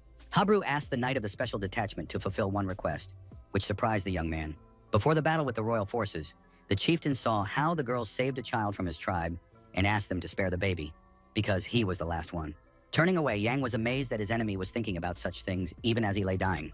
He asked the barbarian to calm down, because the child had been taken by a good man and would not be a slave when he grew up.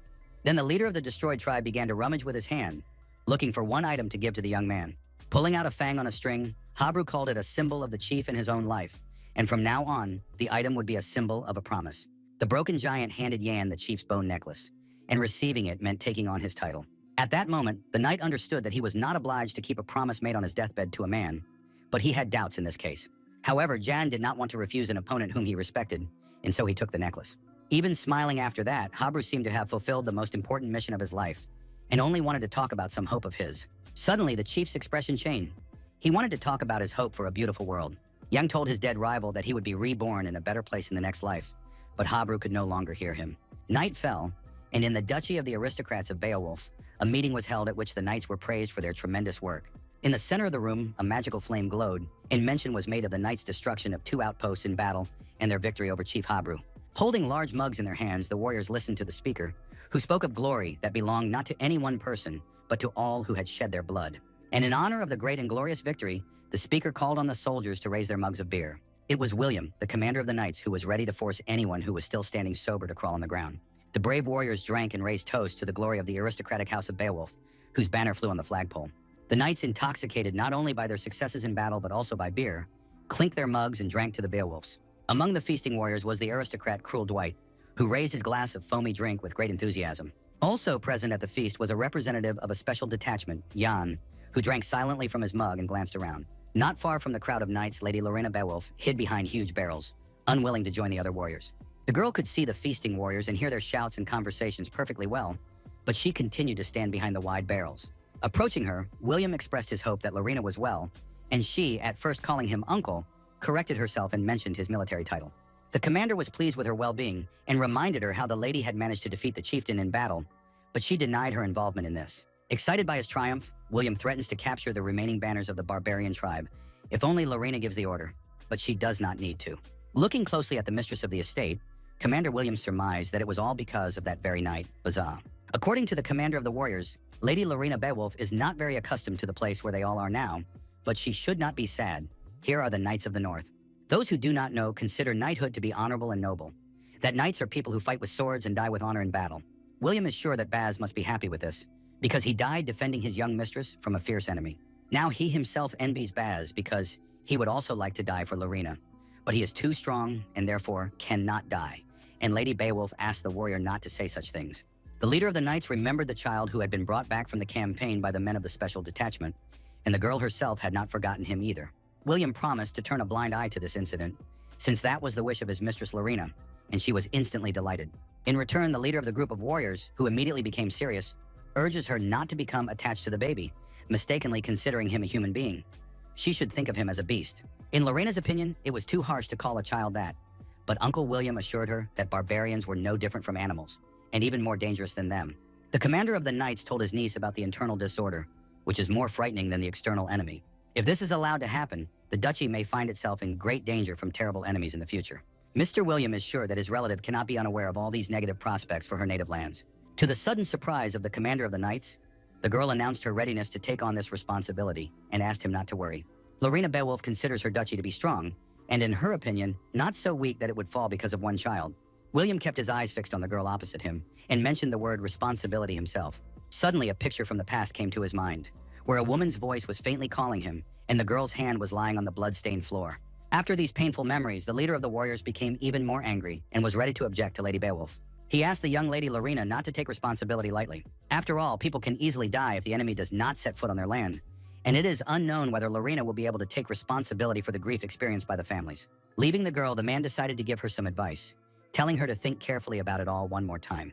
Lorena called Uncle William, knowing him to be a kind man, as always, but she did not understand his cruelty towards the barbarian child.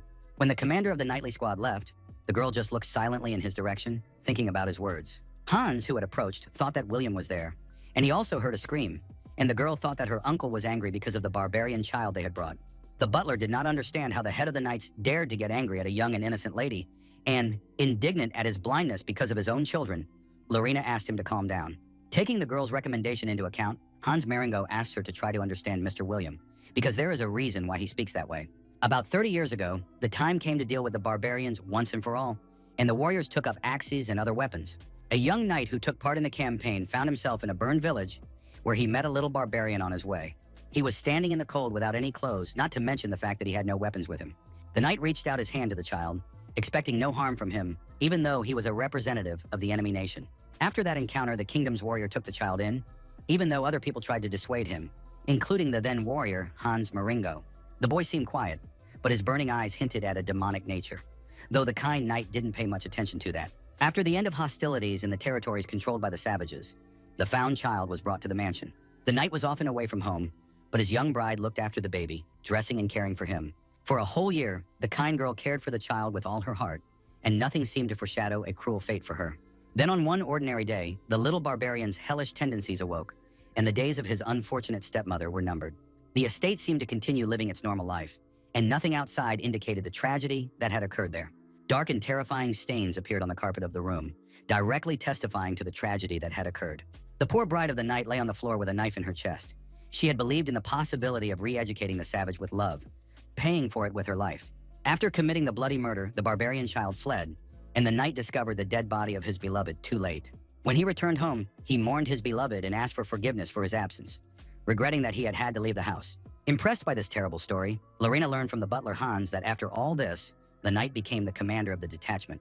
In subsequent battles, this warrior spared not even the children of the barbarians, and Lady Beowulf was struck by a sudden realization about this man. Hans immediately confirmed her thought, although he had not heard it, as that knight was Mr. William, her own uncle. Even as he mourned his innocently murdered bride, he was suddenly overcome with anger and regretted that he had not killed the savage back then. Lowering her head, Lorena, who immediately became sad, knew nothing about such an unfortunate incident involving her uncle at that time. According to the butler, this had happened not only to him, but also to many other knights whose relatives or friends had died at the hands of the barbarians. The girl tried to say something to her father's butler, but she couldn't because she was too preoccupied with thoughts about the fate of the unfortunate knights. Asking the young lady not to be too hard on herself, Hans Marigo was unaware of Jan's presence, who was hiding behind one of the barrels. The knight understood what had happened, which meant that the commander would not change his mind, but Jan remembered the promise he had made to Habru after the battle near the rocks. Hans, the butler, who continued to talk to Lorena, had not yet finished the story he was telling about the knight's misfortune. Currently, the barbarian tribes are uniting under various banners on their lands. And at the head of this powerful alliance stands the great chieftain Villiga, who is the very child adopted by William. Knight Jan was astonished by this important information. He thought about it and couldn't understand why this name had come up now. Before that, he had tried so hard to get any information about this leader Villaga from various sources. All this time, the savage had been connected to the territory of Beowulf. They had clearly been hiding this, but now Knight Jan knew everything.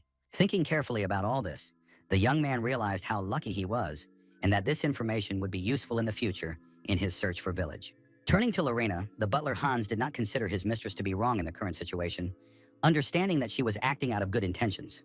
The man then suggested leaving the barbarian child alone for a while, promising to take care of him, but Lorena disagreed. She will never forgive Hans for this, and the butler suggests that his young mistress has another way out of the situation. Unexpectedly, Knight Jan appeared, who had a solution, while his colleague and the butler were looking for overly complicated solutions to a simple problem. He confirmed to Lorena that it was a simple problem and asked her to stop worrying about it. Hans demanded that the young man not interfere in the affairs of the country, even though Jan was friends with Lady Beowulf. When the elite warrior of the special unit asked for the opportunity to talk about solving the problem, Hans and Lorena agreed. The fighter reminded his comrades about Duke Beowulf, whom they would simply need to convince and obtain his permission. After all, the Duke holds the title of Lord of the Northern Territories, and no one would dare to argue with him if he gave his own permission. For the steward, all this was nonsense.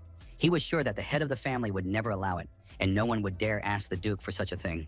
Hearing these categorical words from her servants, Lorena Beowulf thought for a moment, an interesting idea clearly forming in her mind. And to the butler's great surprise, the girl decided to do it and approach the Duke about a matter that was important to her.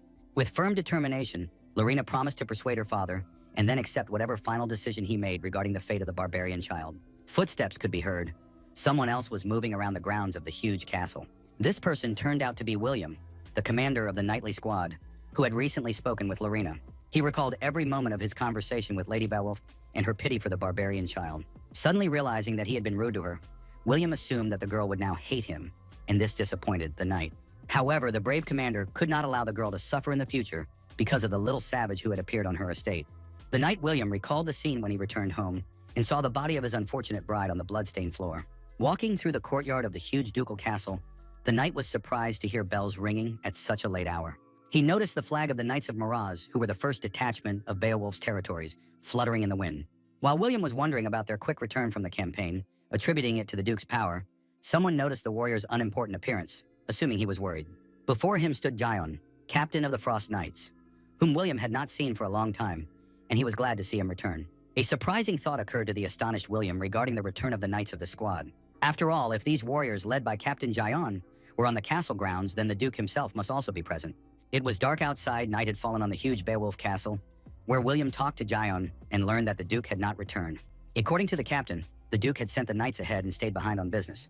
But William hoped that everything would be all right with his lord, who was himself in the North Sea.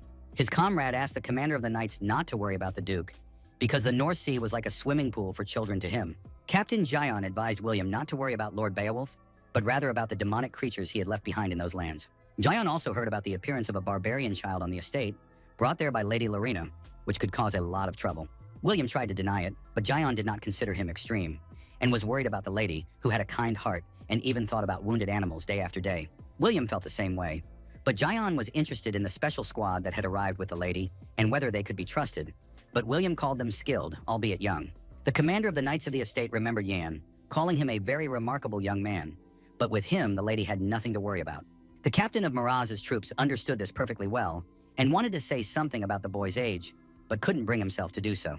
Let Lady Lorena be with them again, but Gion had a bad feeling, and William became curious about what was bothering him now.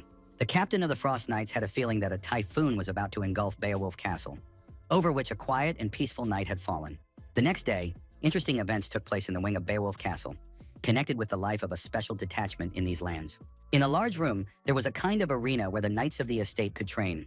The sorceress Momin drank a yellow drink through a straw, enjoying her time in this large place. Everything here was free for her, including drinks, which made the sorceress very happy. Momin remembered how the castle's inhabitants had argued over the barbarian child for several days, but recently they had calmed down noticeably. Yin warned of a suspension of attacks on the barbarians for several days. They managed to take 3 banners, but it was unclear when the rest would be taken. But that didn't stop the sorceress. She asked Yan to keep his eyes open, stop mindlessly thrusting his sword, and learn to use magic. Because of this, Maman spent all the mana she had secretly saved up. But John recognized her as incredible, and the sorceress asked for even more praise for herself. But at one point, her companion began to behave strangely and rejoice, which prompted the girl to have certain thoughts. Yang deceived Momin, which greatly angered her. Had he completely lost his fear, since he decided to take all the mana of the ancient demon Lich, demanding that she return it? Meanwhile, in the wing of Beowulf Castle, a battle was taking place between 2 men who were fighting each other with wooden and iron swords. During training with Cruel Dwight, William, the commander of the knights, asked him to dodge to the right and be bolder when attacking the enemy. The experienced commander pointed out his partner's overly rough movements and demanded that he lunge deeper. Exhausted by the sparring, the aristocrat Cruel was only angry that he had failed to outplay his opponent in the training battle. Thinking about this, Dwight did not consider the conditions of the confrontation to be fair because he had a wooden sword while William had a real one, so it was impossible to win with a stick. Continuing to consider it unfair to fight with such an advantage, Cruel nevertheless rushed into the attack, which pleased William because his opponent was determined to win. Jan watched the sparring match between his colleague from the special unit and the commander of the knights. Mumum didn't understand why they had suddenly started training, but her companion was bored for some reason, which Jan reluctantly agreed with. During the battle with Habru, the talented knight realized that he still had many shortcomings, and if it weren't for Mumum, he would have been in danger again.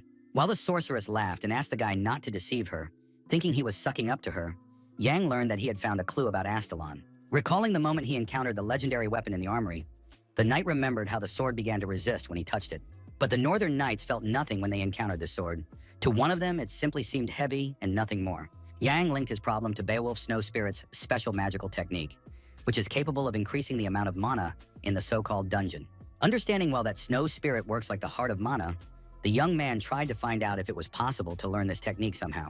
The sorceress Momon, who was standing next to him, could not understand why the aristocrat Cruel Dwight continued to spar with Commander William. According to John, Dwight was tired of being beaten by him, so Cruel asked others to beat him up.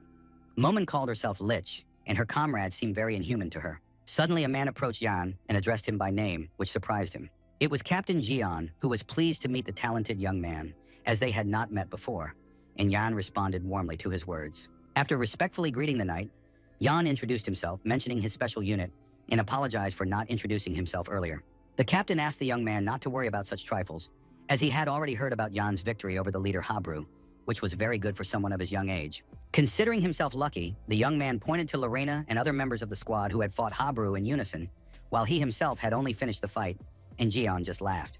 He was curious why Yang called Lorena by her first name, which was a sign of familiarity, meaning they were more than just friends, and urged the young man to answer him immediately. Thinking of the local men as abnormal, Yang assured him that the captain had misunderstood, that he and Lorena hardly ever spoke, which Guion accepted and apologized for. He asked why John doesn't talk to the lady, thinking that she doesn't like him. Or maybe he doesn't like her, and the captain admitted that the knight had offended the girl. But now Captain Guion understood perfectly well why William, the commander of the knights, praised this young man Yan. The man came to understand that the young man was at the 5th level, and that this was not a strict limit for him in service. In this regard, the captain admitted that Yan had enormous military potential, which meant he was a very valuable person. Another wooden sword flashed through the air, the kind that the fighters used so actively during training sessions at Beowulf Castle. The weapon fell into Jan's hands, and he was offered to compete in a sparring match in the arena of the aristocrat's family castle. The proposal came from Captain Jian, who said that even the youngest of his subordinates was capable of giving the young man a good beating. One such military craftsman was a knight from Morosmir's detachment, who introduced himself to John and appeared to be an extremely calm person. No one noticed the slight smile that appeared on the face of Jan, a former low-ranking recruit who had been given a remarkable opportunity. Although it made no particular difference to him, the young man could not refuse Captain Jion himself and was obliged to spar with this man's people. When the brave Jan offered Jion and the other fighters real swords, the Knight Mira's face showed noticeable surprise. The Imperial warriors standing in a row with hoods on their heads were in a state of shock, digesting Yang's strange proposal. As if trying to defuse the situation, Gian smiled and called modern youth insolent, hinting at Yang. Then with a cool exclamation, he addressed Knight Mir, who still couldn't get over Jan's initiative. The captain urged his subordinate not to hold back in the upcoming battle and to fight with all his might, and he accepted the order. Jumping up, Mir tried to strike his insolent and self-confident opponent, believing that he would be better off wielding a real sword. Holding a wooden weapon in his hands, John kept his eyes on his opponent, reading all his moves in the confrontation. Suddenly, everything glowed with an incredibly bright light. Yang's face changed, and his eyes sparkled with a magical glow. Something spun rapidly in the air under the ceiling of this huge room in the wing of Beowulf Castle, and now the stump of the very wooden sword with which Yang had fought his rival Mira was falling down. Witnessing this unusual event, Captain Yeon's eyes widened in surprise, and he could barely utter 2 words. The commander's knights seemed to share his mood. They could not understand how such a miracle had happened during their comrade's sparring match with a stranger. The wooden sword was near the throat of the defeated Knight Mira, which meant that the Imperial warrior had been defeated by the new recruit. Everyone around was amazed at how Yan defeated the Knight of Miraz's squad with just 1 blow in a quickly ended duel. Yang's eyes burned as if he had transformed into a demon during the battle, but now he asked his opponent if he was okay. Meanwhile, in the northern forest of Stone Spikes, other characters were involved in their own events. On the ledge of one of the rocks, a man asked the man sitting behind him about a certain person who might still be in the North Sea. The bald-headed old man in a single robe confirmed that Beowulf would not be returning to his duchy.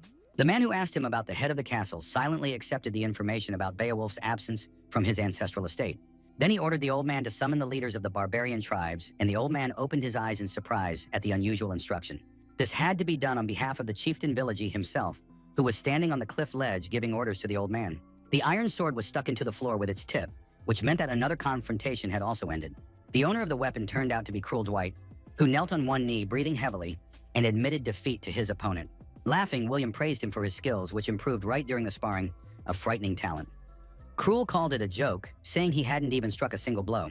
According to William, Dwight almost hit him, because the distance was 600 sheets of paper, which is a lot for Cruel, but the commander was just joking.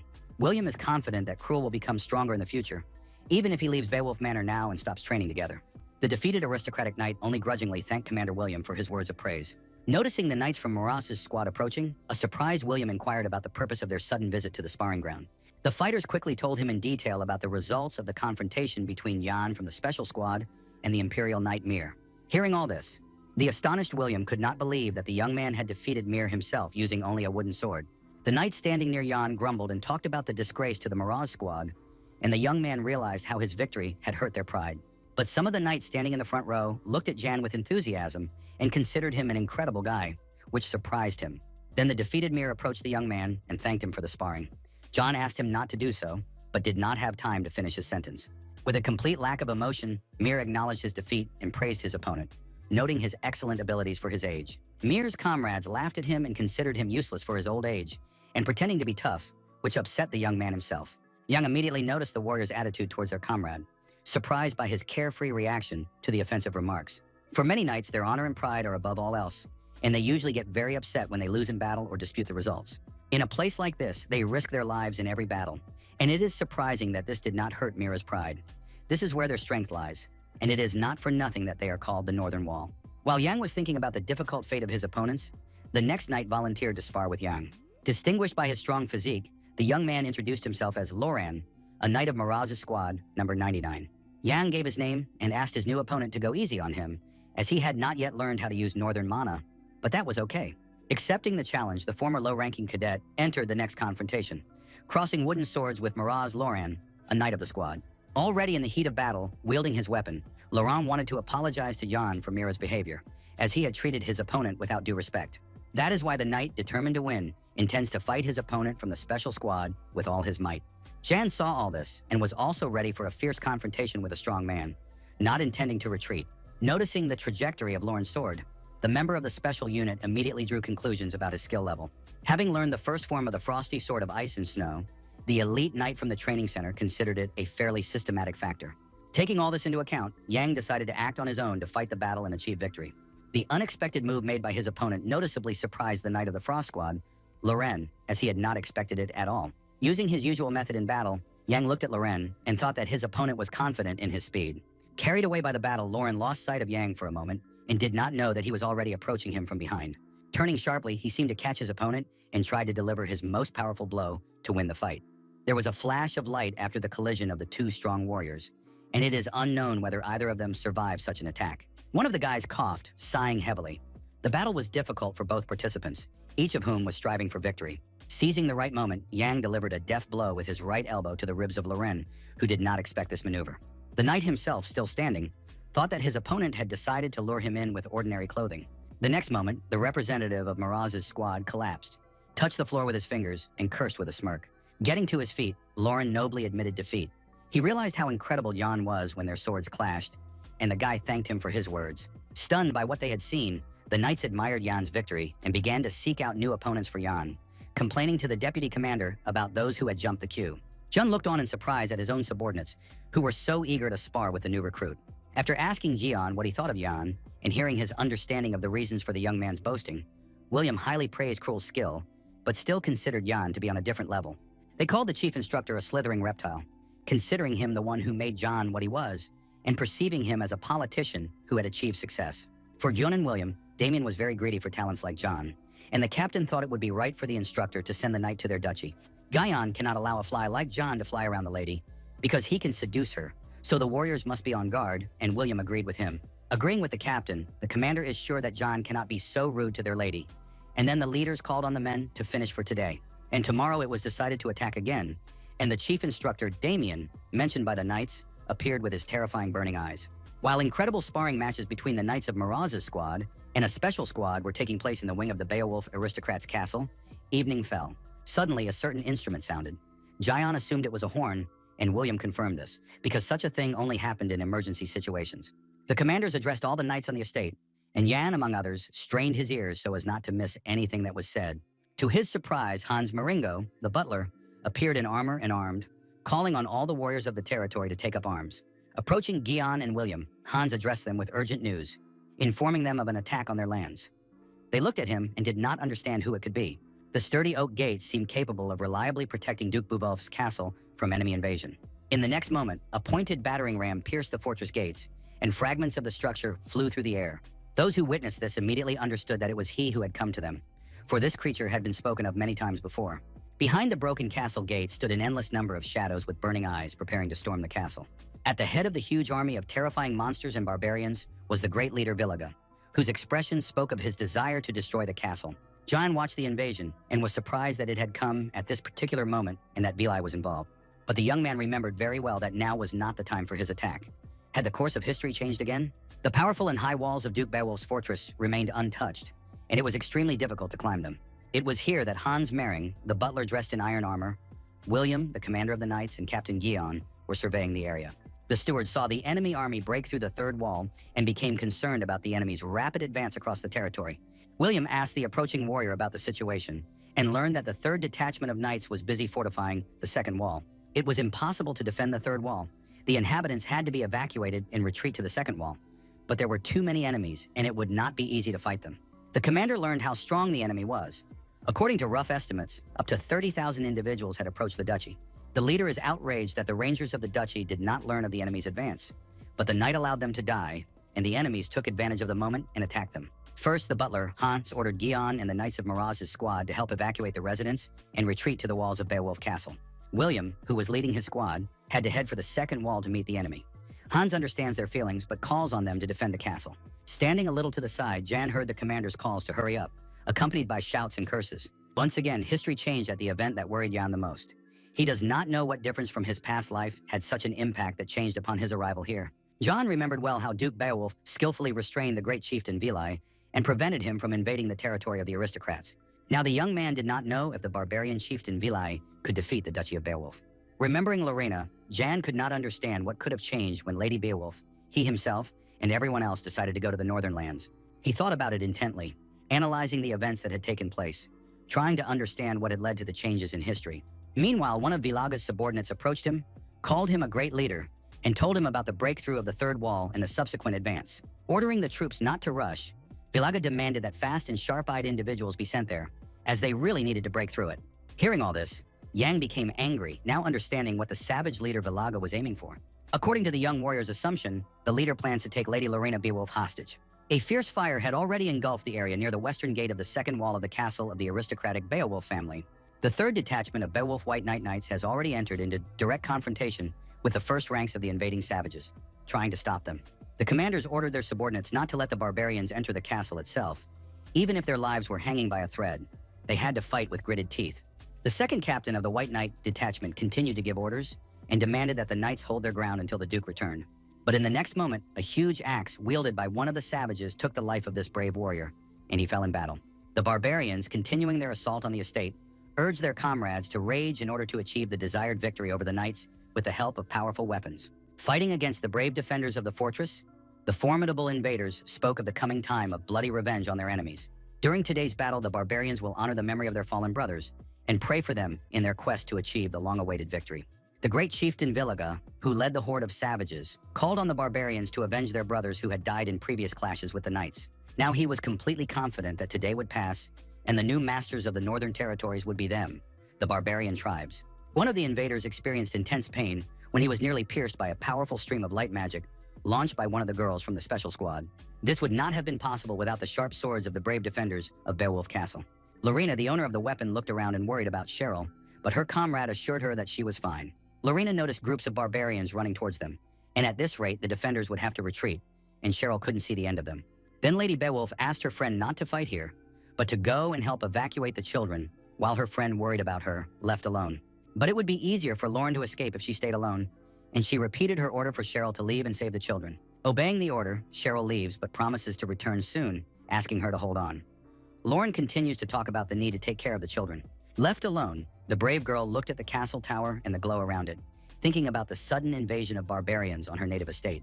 Suddenly, a terrifying laugh rang out behind Lorena, which clearly could not have come from the Imperial Knights or her friends. Very quickly, a huge barbarian appeared next to the girl, swinging his axe, delighted to have found Lorena. Seconds passed, but the savage did not rush to strike, as if something was preventing him from carrying out his evil plan. Lady Beowulf did not try to run away to save herself, but stood still, not understanding why the barbarian warrior was hesitating to strike. In response, the savage only cried out in pain and could no longer do anything bad to the young defender of the family estate. Jan stood next to her, looking sternly at the girl and helping her avoid a terrible fate. Jan had finally found his companion, but Lorena did not understand why he had been searching for her. After that, the elite knight of the special squad took his friend by the hand with determination, intending to take her away from there. As they began to run away, Lorena asked why he had grabbed her and where they were going, but the guy said they needed to hurry and return to the castle immediately. According to him, the main target of the invading enemies was Lauren Beowulf, and the girl was very surprised to learn this. The great chieftain Villiga was targeting the aristocrat in this attack because she was the Duke's weak spot. And this savage wants to use her as bait to lure out the Duke. And while the knights are holding him back, if the chieftain makes his move, victory will be theirs.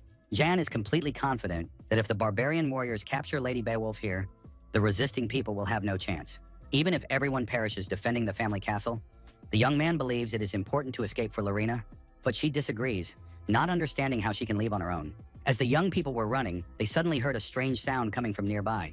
The boy and girl stopped and looked at the tower of Beowulf Castle, which was crashing down to the ground with a huge crash. They couldn't believe it and quickly let go of each other's hands to avoid being hit by the huge tower. Glancing at his companion, Yang asked her to run away from there.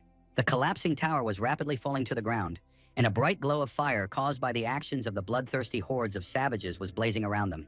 The other towers of the huge castle of the aristocratic Beowulf family were still standing, but the fire was beginning to reach one of them, and the partially destroyed tower was in danger of soon repeating the fate of its predecessor. A girl sat on the ground, complaining about her leg, which had been injured during the rapid movement. It was Lorena, who felt incredible pity for the tower destroyed by the barbarians, not knowing who could have done such a thing. Looking with great regret at the crumbling tower of her native estate, Lorena continued to call out to the knight Jan. Suddenly, a new voice sounded nearby, calling their acquaintance too abrupt, and Lorena immediately recognized the stranger. With her eyes wide open in surprise and fear, she looked at this new acquaintance, who was none other than the great leader of the barbarians himself. Standing at the top of the tower, the formidable Villiga was himself a little surprised that the aristocrat knew him. The leader of the savages, his eyes burning in the darkness, no longer saw the need to introduce himself to the girl watching him. This terrifying stranger frightened the young lady, who involuntarily averted her gaze with his appearance and mannerisms. For the first time in her life, someone other than her own father had made the unfortunate girl feel such fear. If the battle lasted a long time, Lorena, with her injured leg, would have no chance of victory, so she had to finish off the barbarian leader with one blow. At that moment, Villiga noticed that Lorena was focusing all her mana in one place, which greatly surprised her. Then in an instant, the huge savage was next to Lady Beowulf, which shocked her almost completely.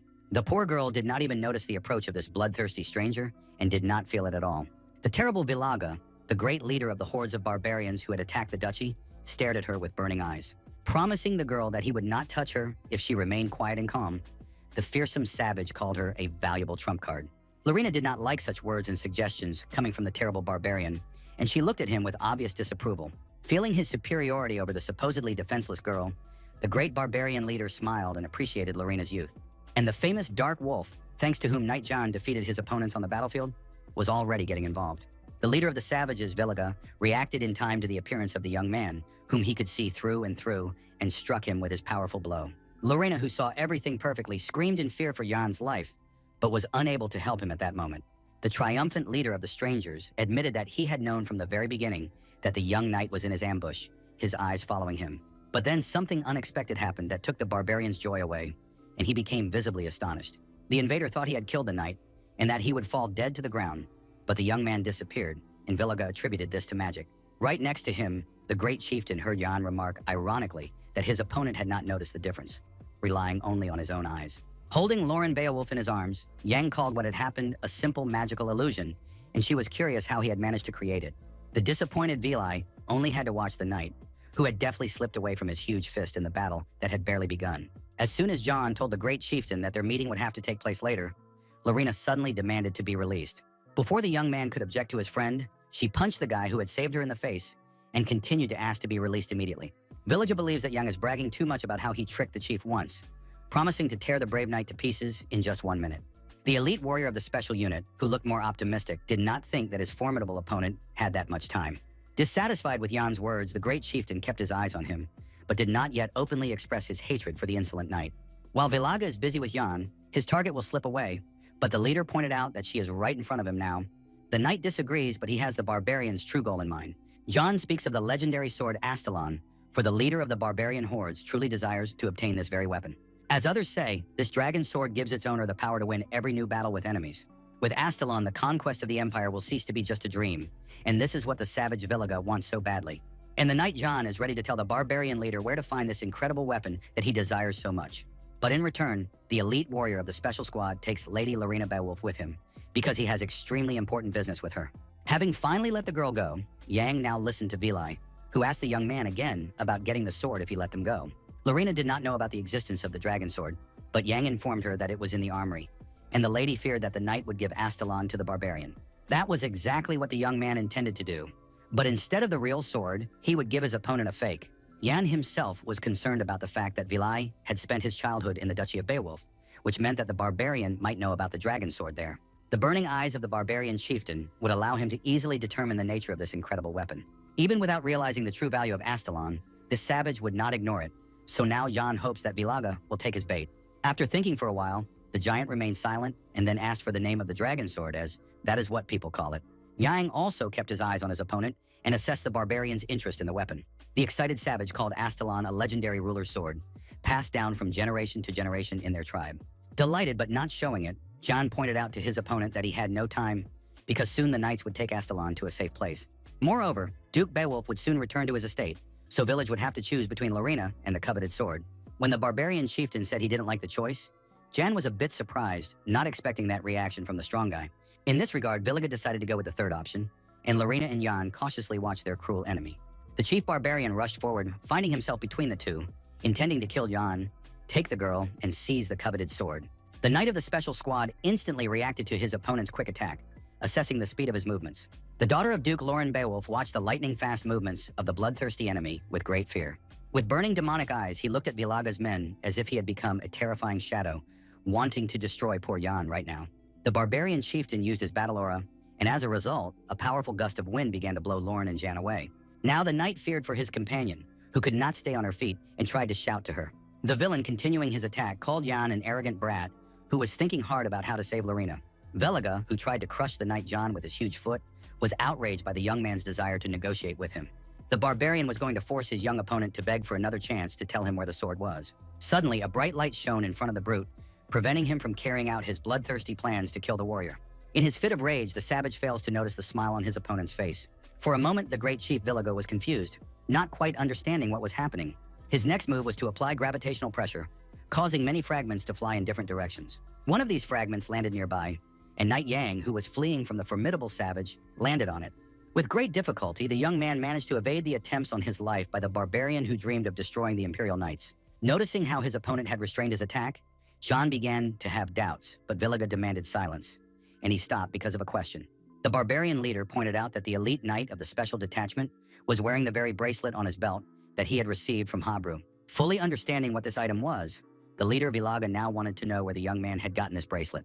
The giant was very surprised when he found out who Knight Yang had received this unusual item from. Recalling during the conversation how he had dealt a fatal blow to Habru, the warrior from the training center for recruits said that Habru had entrusted the bracelet to him. Standing next to the dying chief of the savage tribe, John heard the defeated enemy's request to fulfill his last wish.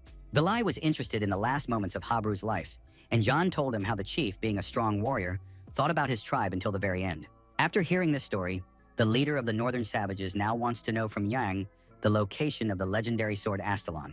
If the knight of the special detachment agrees to do this, the chieftain agrees to set him free, out of respect for the man who took on Habru's will. But when Villaga suggests that Jan abandon Lorne, the savage threatens to kill the young man if he refuses.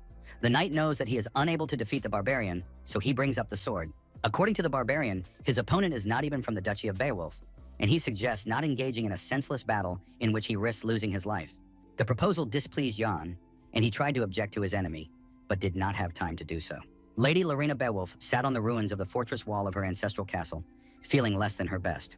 The girl seemed to be in a state of oblivion, but suddenly someone disturbed her peace, telling her how he had disturbed the peace of the beautiful aristocrat. It was the barbarian leader Villiga, who crossed his huge arms over his broad chest near the daughter of Duke Beowulf. Raising his large hand above the defenseless girl's head, the invader announced his desire to see the Duke's reaction to this. The barbarian was very interested in the expression on his rival's face after he saw his own daughter in such a terrible state. While the leader of the savage hordes was anticipating his victory over Lorena and her loyal knights, someone called him an idiot, which surprised the stranger. It was Lady Beowulf, who believed that the self-confident village relied too much on his own eyesight, which angered him. That is why the barbarian is deceived time and time again, and then the girl's figure scattered into many pieces, and it was the magic of puppets. The aristocrat asked her opponent not to worry, because the information about the sword voiced by Jan was true, and suggested that he hurry up with his search. Realizing that he had been cleverly deceived by the representatives of the knightly group, the savage struck Jan's figure with great hatred, calling him unpleasant names. At this time, the real Jan was telling Lorene how he had pointed out the location of the sword village, but they had managed to get far away, and the barbarian would go after the weapon, not them. Momum spoke admiringly of the savage's level of magic, calling it exceptional, which could not be said of Jan's toy, and he agreed that it was impressive. After asking her companion about his intention to take Habru's bracelet with him, the sorceress learned that Yang knew it was impossible to reach the savage. It seemed that the bracelet had helped him, and now the loyal knight was going to wake Lorena to get the sword Astalon, which was very important to him, with her help. Yan did not give up, and let the mage not think that he would retreat after going through so many trials. Responding to Momon's question about the victory over Vilaga, he mentioned a protective spell. Without it, the fearsome savage will not be able to get to the legendary weapon just like that, and when that happens, the knight will have everything under control in this matter. The Duke of Beowulf's armory contained a large number of various weapons, including axes and swords. Behind the wooden doors of the room, there was some kind of strange noise, as if someone was approaching the armory. Suddenly, in the next moment, the sturdy doors of the complex were blown to smithereens by an incredible blast wave. The barbarian chieftain Villiga appeared at the entrance to the armory, wondering if he had come to the right place, as Jan had told him. Looking at the armory of Beowulf's estate, the floor of which was littered with debris, the savage sensed an unusual magic. In front of the invader stood the legendary sword Astalon, which seemed to be surrounded by some kind of magic. Without taking his eyes off it, the fearsome barbarian continued to admire the ruler's sword, planning to use it for his bloodthirsty purposes. Approaching the long-awaited weapon, Villiga examined the sword and planned to use it to confront the Duke. Trying to grab the hilt of Astalon, the great leader of the barbarian tribes was already thinking about how he would kill the Duke with this iron weapon. And what had already happened to the knight John, who had also attempted to easily seize the ancient sword, happened again. An incredible light rose up and someone's metallic voice boomed, declaring the rough savage unworthy of wielding Astalon. Villiga stood with a surprised expression on his face, trying to understand what this great sword, skillfully wielding magic, was doing now. To some extent, the savage began to resent the fact that the sword dared to raise its voice against the greatest leader of the barbarians. For now, the formidable barbarian silently watched the proceedings, unable to say a word. He stood in the stream of light, then smiled slightly and mentally called what was happening a sweet moment. Demanding that Astalon stop whining, Villiga resolutely grabbed its hilt, intending to finally take possession of the great weapon. The excited savage stared at the sword with burning eyes, asking it not to resist and to pass into the possession of the mad barbarian. Villiga laughed eerily, continuing to hold Astalon in his huge paws, thinking that the sword had calmed down a little. While the leader of the savage hordes was thinking about taking possession of Astalon, he did not notice a small crack appearing in the ceiling of the armory. The man in military knight's uniform who appeared from the crack in the ceiling, to the great surprise of the savage celebrating his triumph, did not agree with this at all. Hans Marengo, the butler who had unexpectedly appeared in the armory, formerly an imperial knight, intended to destroy his enemy, Vilai. The chieftain was very unhappy about the appearance of an outsider who dared to interfere with him at such an important moment. Raising his sword decisively, the giant was ready to destroy his opponent without regret. At this time, the knights John and Lorena Beowulf came to a shelter near the tower, which was protected from detection by Mana. Jan asked the girl to stay here and rest until everything is over, but she refuses to listen to such nonsense, determined to continue fighting. In the young man's opinion, the beautiful aristocrat will not be able to fight the barbarians with her injured leg, but for her it is a trifle. Everyone is fighting, and Lorena cannot hide and sit idly by while blood is being shed on her land. And it seems to Jan that the lady ceases to be cold-blooded when her family's mentioned. Does she really see her role as having to go out onto the battlefield? Jan doesn't think Lorena should sit idly by. She must do something to defeat Vilaga. The daughter of Duke Beowulf immediately asked what her task was in this important mission to defend against the bloodthirsty enemy. As soon as the girl promised to do everything she could to capture the fearsome savage, Jan made an important appeal to her. Moving closer to his friend from the special squad, Yan asked her to give up everything most precious that was inside Lorena herself. The aristocrat looked at her companion in utter bewilderment, not understanding what he was talking about. But Yang assured her that with this thing, they could defeat Vilai. Suddenly, she understood the meaning of the knight's proposal and looked at him in surprise. The sorceress Momen, who appeared nearby, was angry and indignant at how Yang could say such a thing to a girl he knew. Immediately realizing his mistake, the young man instantly began to assure the saddened Lady Beowulf that she had misinterpreted his words. Yang asked his companion to teach him the magical technique of the Snow Soul Steps, and this proposal somewhat surprised the daughter of the Duke of the Northern Lands. Almost pressing Lorena against the wall, the knight said that it was not a lack of time for details, but that this technique was their chance to defeat Vilai, and without the steps, Jan would not be able to do it. Disappointment appeared on the young man's face when his companions in the special unit thought he was crazy. Lorena pushed the warrior's hand away and explained that the technique of the Snow Soul Steps was secret and was only passed down within the Beowulf family. The girl cannot teach this technique to anyone, including the knight Jan himself. This is a rule that the Beowulf family has followed for centuries. The main events of the evening unfolded in the spire of the second floor of the Duke's estate's armory. In the next second, the upper turret flew down, and the spire partially split due to a powerful magical shot of light. Fighting with Hans, Villiga accused him of theft while the old man's subordinates were dying in battle, so he understood what he was doing. Armed with a sharp, cold weapon, the butler said he had come here to destroy the rat that had entered his house. The former knight intended to achieve his goal with the help of the 12th form of the Snow Soul, the White Flower. The barbarian chief guessed that his experienced opponent was using white flowers, which were employed by the steward of the ducal estate. The magical technique was so powerful that under its influence, the stone tower quickly crumbled into separate fragments that fell to the ground. The leader of the savages saw all this clearly and appreciated the skill of his mature opponent. Villiga noticed how each petal was covered with the sword's reinforced aura, and he could not have imagined that there was a person in the mansion who was equal in strength to the Duke. But as he prepared to retreat, the great barbarian chieftain strained all his enormous muscles to successfully oppose his powerful opponent. The actions of the butler Hans were not enough to stop the barbarian leader, who used a combat aura called Rain. With the help of this aura, Villiga seemed to have gained a second win and planned to defeat his experienced opponent in the next minute. The incredible magical downpour proved to be the most serious weapon in the barbarian's arsenal, and Hans was surprised to see his petals destroyed. Villiga's crazy eyes burned brightly, and the savage, possessed by death, rushed forward and demanded that Hans get out of his way. Unable to strike his old enemy, Hans looked at the barbarian with anger and regretted that he was not as young as he used to be. Among the ruins of the huge palace complex lay the legendary sword Astalon, stuck point first into the ground. A knight from the elite group at the Yang Training Center approached the weapon he so desperately wanted to get his hands on for successful battles with his enemies. Standing directly in front of the magically glowing sword, the young man expressed confidence in his timely arrival here. One of the knights was pleased that Yang was the first to go to the armory, but the young man would not last long there. Momon, who was standing next to the high-ranking warrior, reminded him of Vilai, who would immediately sense the reaction of the great sword. Yang knew this even without the sorceress's words. But until all this happened, the brave knight was going to put an end to the barbarian leader's atrocities with the help of Astalon. As soon as Yang grabbed the hilt of the legendary weapon, lightning bolts of glowing magic appeared around it. As before, Yang was engulfed in an incredible glow, but this time it was even stronger and brighter, as if the young man had finally taken possession of the sword. The warrior stared at the weapon's magic in a state of excitement, realizing what he had actually gotten his hands on. Before that, Lorena had told him about the rule of her house, which her ancestors had adhered to for many centuries. And then the bright glow reappeared, striking the girl, who had not expected to see anything like it. Outraged by this tradition of adhering to the rule, Yang reminded Lorena of her own warriors, sarcastically suggesting that they were not so important to her.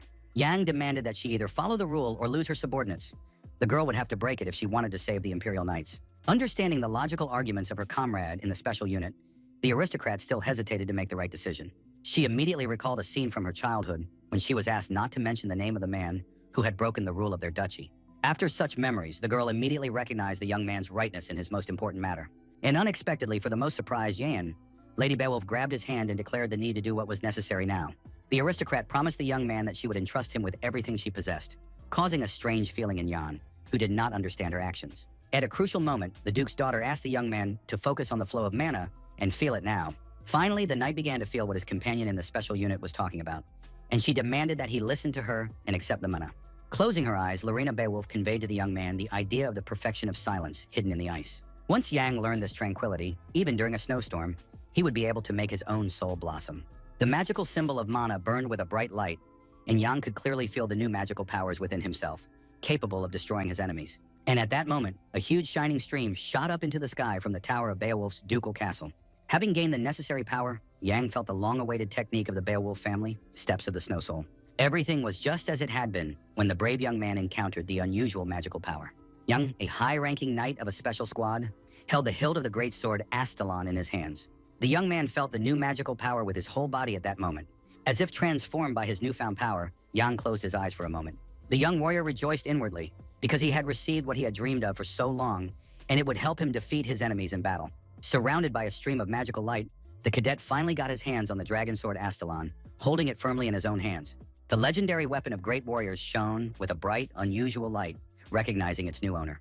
The tip of the ancient weapon was pointed upward, emitting a powerful, incomparable light. Holding the cold weapon in his hands, Yang finally saw the true form of this dragon sword. At that moment, the tip of another blade cut through the stone pavement of Beowulf Castle with a hissing sound. The knight Hans, who had challenged the chieftain, was greatly indignant and called him a monster who was able to see through this warrior's techniques. Assuming that the great barbarian leader had endless reserves of stamina and mana, the knight suspected something was wrong. In his opinion, all of this was the source of the formidable power of Villagi, who stood opposite him. The chieftain did not expect his opponent to hold out for so long, expending his life force, but he was sure that the end was coming for the old warrior, Hans Maringo. It seemed that the time had come for the chieftain to destroy the brave knight, but something suddenly distracted his attention from his opponent. With great anger, he was forced to pay attention to the light coming from the tower of Beowulf's palace, while Hans kept his eyes on his enemy. Noticing the stream of light disappearing into the sky, Villaga realized with great displeasure that Jan had managed to get hold of the ruler's sword after all. The vicious invader immediately remembered the knight of the special squad, and in a fit of rage, he rudely insulted this brave young defender of the fortress. Villaga remembered how he had decided to spare this guy out of respect for the fallen leader Habru, and he dared to deceive the giant. The experienced knight Hans Maringo, who did not waste any time, looked at his distracted opponent with burning eyes and decided to take advantage of this excellent opportunity. Running up to his opponent with his weapon in his hands, the old warrior was outraged by his distraction from the battle between them and tried to strike the barbarian leader. To Hans's surprise, the leader of the savages skillfully grabbed the blade of his weapon, managing to hold back his opponent's attack. Gloomy and with eyes burning with hatred, Villayaga did not understand what battle Hans was talking about, since their fight had long since ended. With one movement of his powerful arms, the barbarian chieftain broke the large blade of the butler's sword.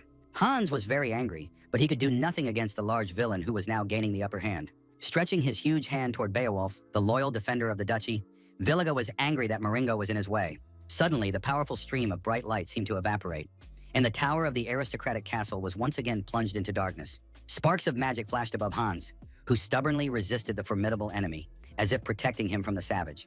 The butler looked at the giant's huge palm, but something happened that was incomprehensible to the experienced knight.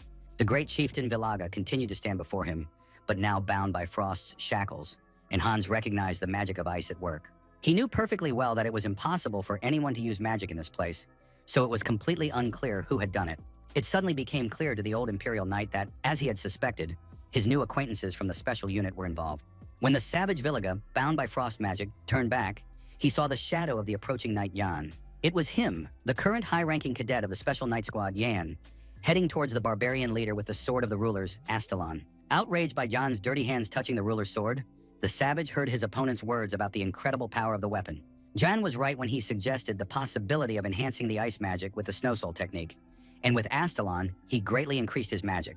The enraged Villaga did not understand how his opponent had managed to seize the ruler's sword, noticing the changes in his body.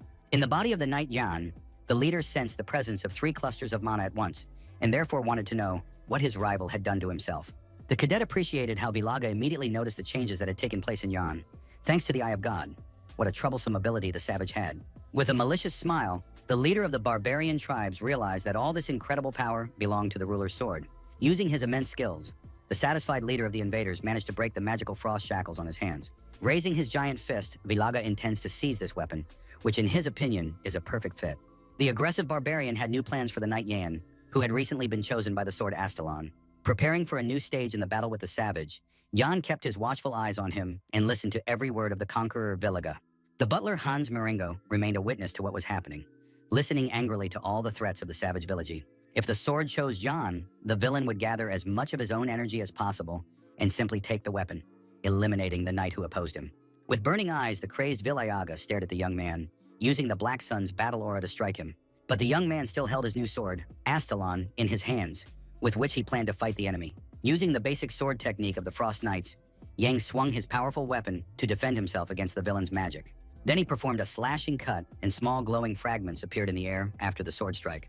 Ahead was one of the walls of the Beowulf clan's castle, where the defenders of the vast duchy were now absent. And suddenly, in the next moment, the large wall was cut in two, as if the thunder gods had decided to destroy it. The huge Villaga suffered almost fatal damage, and it seemed that nothing could help him now, and that Yang would emerge victorious from this confrontation. The light that flashed instantly almost blinded the knight, who even had to close his eyes. The leader of the barbarian hordes was not yet dead. He waved his large arms as if he was still trying to harm the young man. Using his own magical power, the savage hoped to eliminate the young but skilled fighter Yang. But even all of Vilai's power was not enough to defeat the young man, who was incredibly persistent in his fight against him.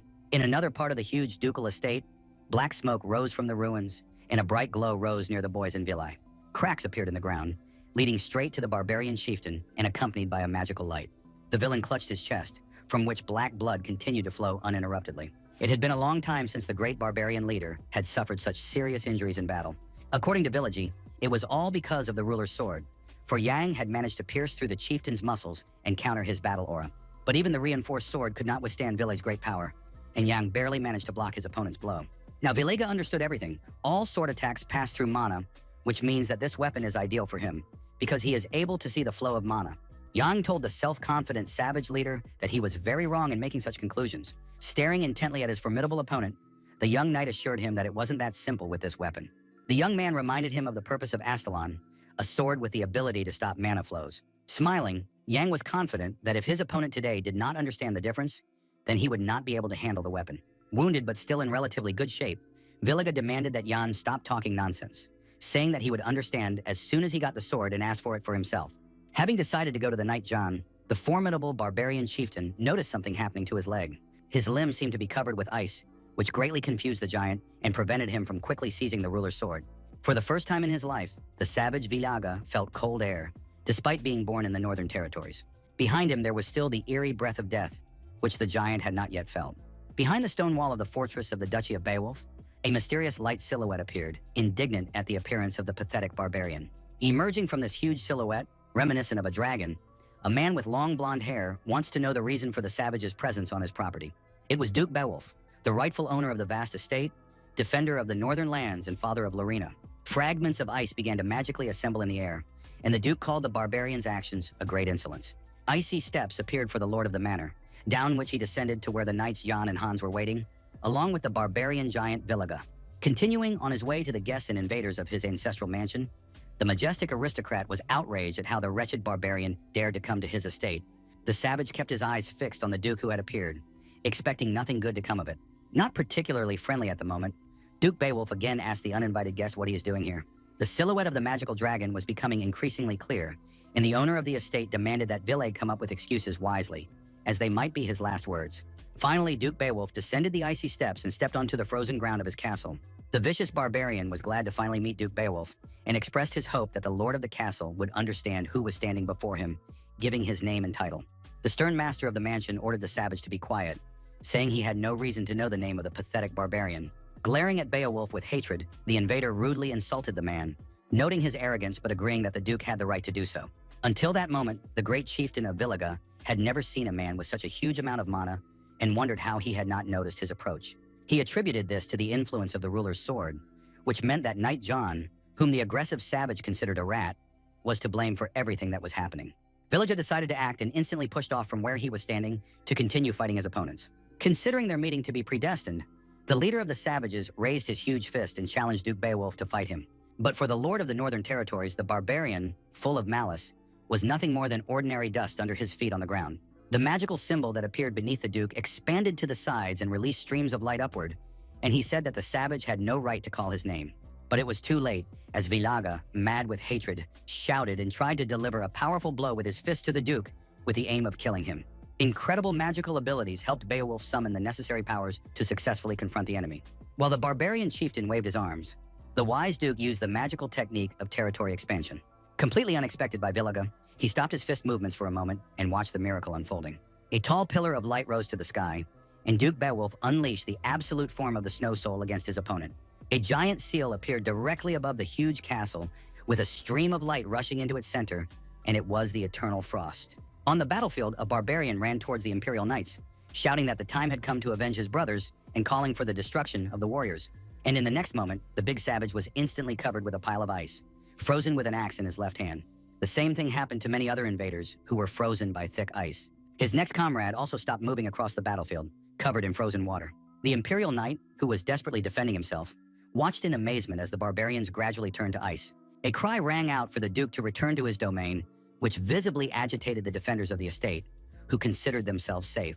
Magical petals still floated in the cold air, as if the fierce battle was still going on. Standing next to one of the frozen barbarian figures, the Duke inquired about the condition of his faithful Hans, who quickly reassured His Highness. The butler looked at his master with surprise, who noted Hans's great strength, although Beowulf had not seen his servant's techniques in action for so long. Everyone's attention was drawn to the huge fist of the frozen barbarian chieftain, Viliga, sticking out of the pile of ice. It became interesting. Could this be the incredible power of the magical technique of eternal frost?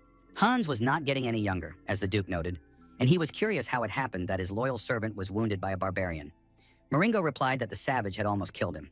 There is an expansion of Duke Beowulf's territory and an absolute form of the snow soul called Eternal Frost. Under the influence of Eternal Frost, enemies turn to ice, but the Duke's allies are not affected by the technique. He is Bacchus Beowulf, the tireless defender of the North. Bacchus is surprised how something like this could have happened to Hans, but the butler is ashamed of it. However, the Duke is glad that Larina and the inhabitants are safe. During the conversation between the servants and their master, the former pointed to a man who had greatly helped the defenders of the fortress, calling on Yan to come forward and introduce himself. Everyone began to look around and search for John, who had disappeared somewhere, assuming that he had a talent for escape. The defenders of Beowulf Castle did not consider the young man to be such. Bacchus suggested that Hans leave, and no one paid attention to the frozen Vili. Everyone left the battlefield, and the defenders of the fortress never saw the left eye of the defeated barbarian chieftain light up with devilish fire. In that very hand, Vili appeared with a magic ball, which he had already used in battle against the knight Jan. With a wild cry, the barbarian leader broke free, much to the surprise of Duke Bacchus Beowulf. The villain instantly cheered up, prepared to strike another blow at the knights, and pointed out to Beowulf how he had weakened his own vigilance. The owner of the mansion coolly assessed the savage's efforts as not bad, but not enough to destroy the Duke himself. With an evil smile, the chieftain looked at his opponent and agreed with his words about the impossibility of a barbarian killing the Duke. But there were still others, and Viliga threw his magical, deadly circle toward the tower, causing people to scream. Refugees were resting in the tower at that moment, and the bloodthirsty savage made his cruel calculation on them. While Duke Bacchus was saving his wards and buildings, Viliga was going to get out of there and back to freedom. The barbarian looked at the tower with great hope, but suddenly his plans were unexpectedly disrupted. Next to his magic ball appeared the cloak of an elite knight from John's special squad, who was determined to stop his enemy. The leader of the barbarians greatly irritated the fearless warrior until the very last moment. The young man appeared before the savage again, and the latter demanded that Jan not stand in his way, but the young man cut Village's magic ball with his sword. A dark red glow appeared in the air, beginning to transform into something round. A red sun-like object appeared, actively emitting streams of light in different directions. And at that moment, while continuing to confront the savage, Knight John suddenly felt his own fatigue. Not only was he trying to master his new sword and magical powers, but he also had to protect Larina during the battle with the monster. Yang had no mana or strength left. The unfortunate brave man had spent every last drop, so it was finally time to get some rest. White snowflakes fell on Duke Bacchus Beowulf's castle, and the walls of the fortress were covered with a thin layer of ice. Yang looked at the Imperial Knights who had loyally served the Duke and were now defending his castle to the death. William, commander of the warriors, covered in the blood of his enemies, was also here, continuing to fight the invaders. The young man saw Cruella Dwight with Cheryl, all of whom were already supposed to replace him in the bloody battles. Calming down, Jan closed his eyes and fell into a slumber. It was as if someone was calling him, but the warrior heard nothing. The call seemed to grow louder, and Jan opened his eyes, looking in the direction from which the insistent call was coming. He looked and saw a hand appear near him, and someone continued to call the young man. It was Larina Beowulf, who was calling loudly to her comrade and asking him to take her by the hand. Continuing to look at the girl from his squad, the young man realized with a touch of sadness that there was no chance of rest. Giving Larina his hand, the guy came to the conclusion that it wasn't so bad for him at the moment. News of the invasion of the barbarian hordes quickly began to spread throughout the vast empire. In the room, the large window was covered with blue curtains, and darkness reigned outside. A black raven stood on the shoulder of Damien, the chief instructor of the recruit training center, who was thinking about something with his eyes closed. The next moment, the cadet instructor opened them and smiled his usual smile. It was the very first sheet with a picture of recruit John and information about him from his personal file. Crown Prince Leon Cabalan took an interest in this document and got to know John, and the era, albeit slowly, began to change. Blue sky and falling snowflakes, wide open gates leading to the cemetery. A neatly paved brick path leads to a single grave with a monument and a cross. A woman's hand touched the monument, above which a stone cross towered, as if symbolizing eternal life. Sitting down near the grave, Lorena remembered how much time had passed and hoped that no one held a grudge against her for her long absence. The girl looked at the grave with sad eyes and wanted to know if her deceased mother was all right. The lady couldn't come because she was busy. She had to train a lot, but she did everything she could and asked her mother to look after her daughter. The world is vast, and in the duchy, there was a man comparable in strength to her brother. He was truly incredible. That is why the aristocrat intends to continue her efforts and search for her brother. The determined girl will definitely find the scoundrels who killed her mother and make them pay dearly for their crime. For some time, the poor lady stood silently and looked at the grave of her beloved mother, who had died long ago. But it was time for Lorene to return, so she said goodbye to her deceased relative and left this place of sorrow and decay. Meeting her father, the girl informed the Duke of the appearance of a certain obstacle. As they parted ways, Bacchus Beowulf asked his daughter to stop, but she told him she was late for her train. Her father turned to Lorena and handed her a small blue glowing ball, asking her to take it. According to the caring parent, if his daughter swallowed the ice crystal, it would make it easier for her to use the snow soul. Lady, you don't need a rare gem from the coldest part of the North Sea. It's the best elixir for knights who use cold magic. It seemed to her father that Lorena wanted to ask him something, and the girl continued to stare at him insistently, as if she wanted something. According to Bacchus Beowulf, his daughter wanted him to protect the barbarian child, and he offered to compromise if she wanted to make a deal. Lorena, after listening to the Duke, hissed discontentedly as if disagreeing with his proposal. When her father offered his hand, the girl rejected it, but still expressed hope that he would keep his promise. The Duke advised his departing daughter to train her snow soul instead of wasting her time, as he felt that her cold energy had dulled, and asked her to visit home from time to time. Without turning around, the girl told her father that she considered him stronger now than ever before. And given how powerful the Grand Duke's technique was, even bloodthirsty barbarians could not threaten the Beowulf family estate. Then the saddened lady asked her father a question that directly touched on painful memories associated with their family. If the Duke was such a strong man, how did he fail to protect Lorena's mother? Bacchus wielded such power, yet they still lost their mother, and her brother left the duchy, so Lorena did not want to return to a place where these people were no longer there. The girl had already left the family cemetery, but Duke Beowulf remained standing in place for some time, watching her go. It was difficult for an elderly man, and he turned to his deceased wife Helena, asking for advice on what to do, but he was still far from her wisdom. According to Duke Bacchus, his own daughter still hates him for what happened to her brother. Tell her the truth. The parent did not know if the situation would improve or not, but he remembered well the day the revolutionaries broke into the family castle. The intruders who ransacked the castle did not shy away from beating the unfortunate inhabitants until they lost blood, which was visible everywhere. There was the one who led those thirsting for revolution, and this villain who took Lorena's brother away from her family. The unfortunate man kneeling on the ground. Duke Bacchus looked with intense anger at the man who had knelt before Lord Beowulf. The Duke yelled at Deo Beowulf, pointing out what he had done, and the young man, raising his eyes, tried to address him, his own father. It is unclear whether Lorena accepted the fact that her brother was behind this, but the Duke did not kill him for her sake, simply banishing him, but he still does not know if he did the right thing. Remaining in the family cemetery, the Lord thought about the consequences if his own daughter managed to find her brother. Behind Beowulf stood a certain man, but the wise man noticed him anyway and told him he was late. This young man, who had come to Beowulf's family crypt, thought that the Duke seemed deep in thought. Approaching the lord of the estate, he was greeted by John from a special unit, who had heard that the Duke was looking for him, which is why the young man was here. Bacchus had already been informed of the talented young man's successes. The Duke rewards people according to their merits, but instead of a useless gift, he wants to know what Jan wants. All the defenders of the aristocrat's castle had already received their rewards, so only Knight John from the special unit remained. And would it be enough to give the young man the very sword he stole and hid under his own clothes? The silent Jan pondered the offer from Duke Beowulf, whose estate he had so diligently defended. The Duke was very surprised when the young man said it was not enough, because he had saved the life of his comrade Lorena so many times. In the Lord's opinion, Jan did not know the true value of Astalon, but the young man believed that the weapon was rusting in storage, that Bacchus himself did not use it, and that others could not handle it. By taking the sword, Jan helps the Duke get rid of something heavy, and does so voluntarily. The old man did not believe the stories, but he sees that the warrior is not in his right mind. Finally, the owner of the aristocratic estate laughed, as if he appreciated the strange words of the man standing in front of him. He considers Yang's desire to be known as crazy a good start. The guy does not seem to want to enslave the sword, and that's great. The Duke is ready to give him money or jewels. But at the same time, the lord of the estate has a request or even a condition for Jan. He controls the north, but has no power in the central region. From this moment on, the knight must look after Lorena, and Bacchus Beowulf demands that he swear on his life to take responsibility for her well-being. Jan does not want to marry her, but the angry Duke did not mean that. He could not possibly ask the young man for such a thing. But it was the Duke who spoke of oaths and responsibility.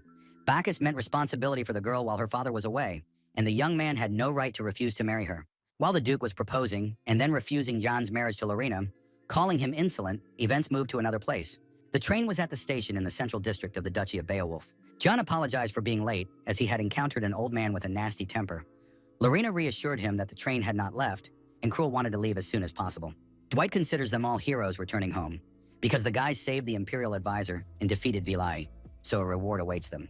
He certainly doesn't consider Cheryl to be important, and Lorena is sure that everyone worked hard and managed without casualties, perhaps for the first time in the history of the Special Forces Regiment. It is quieter here than the girl had expected, and it seems that they have managed to leave all conflicts behind in Beowulf's ancestral castle.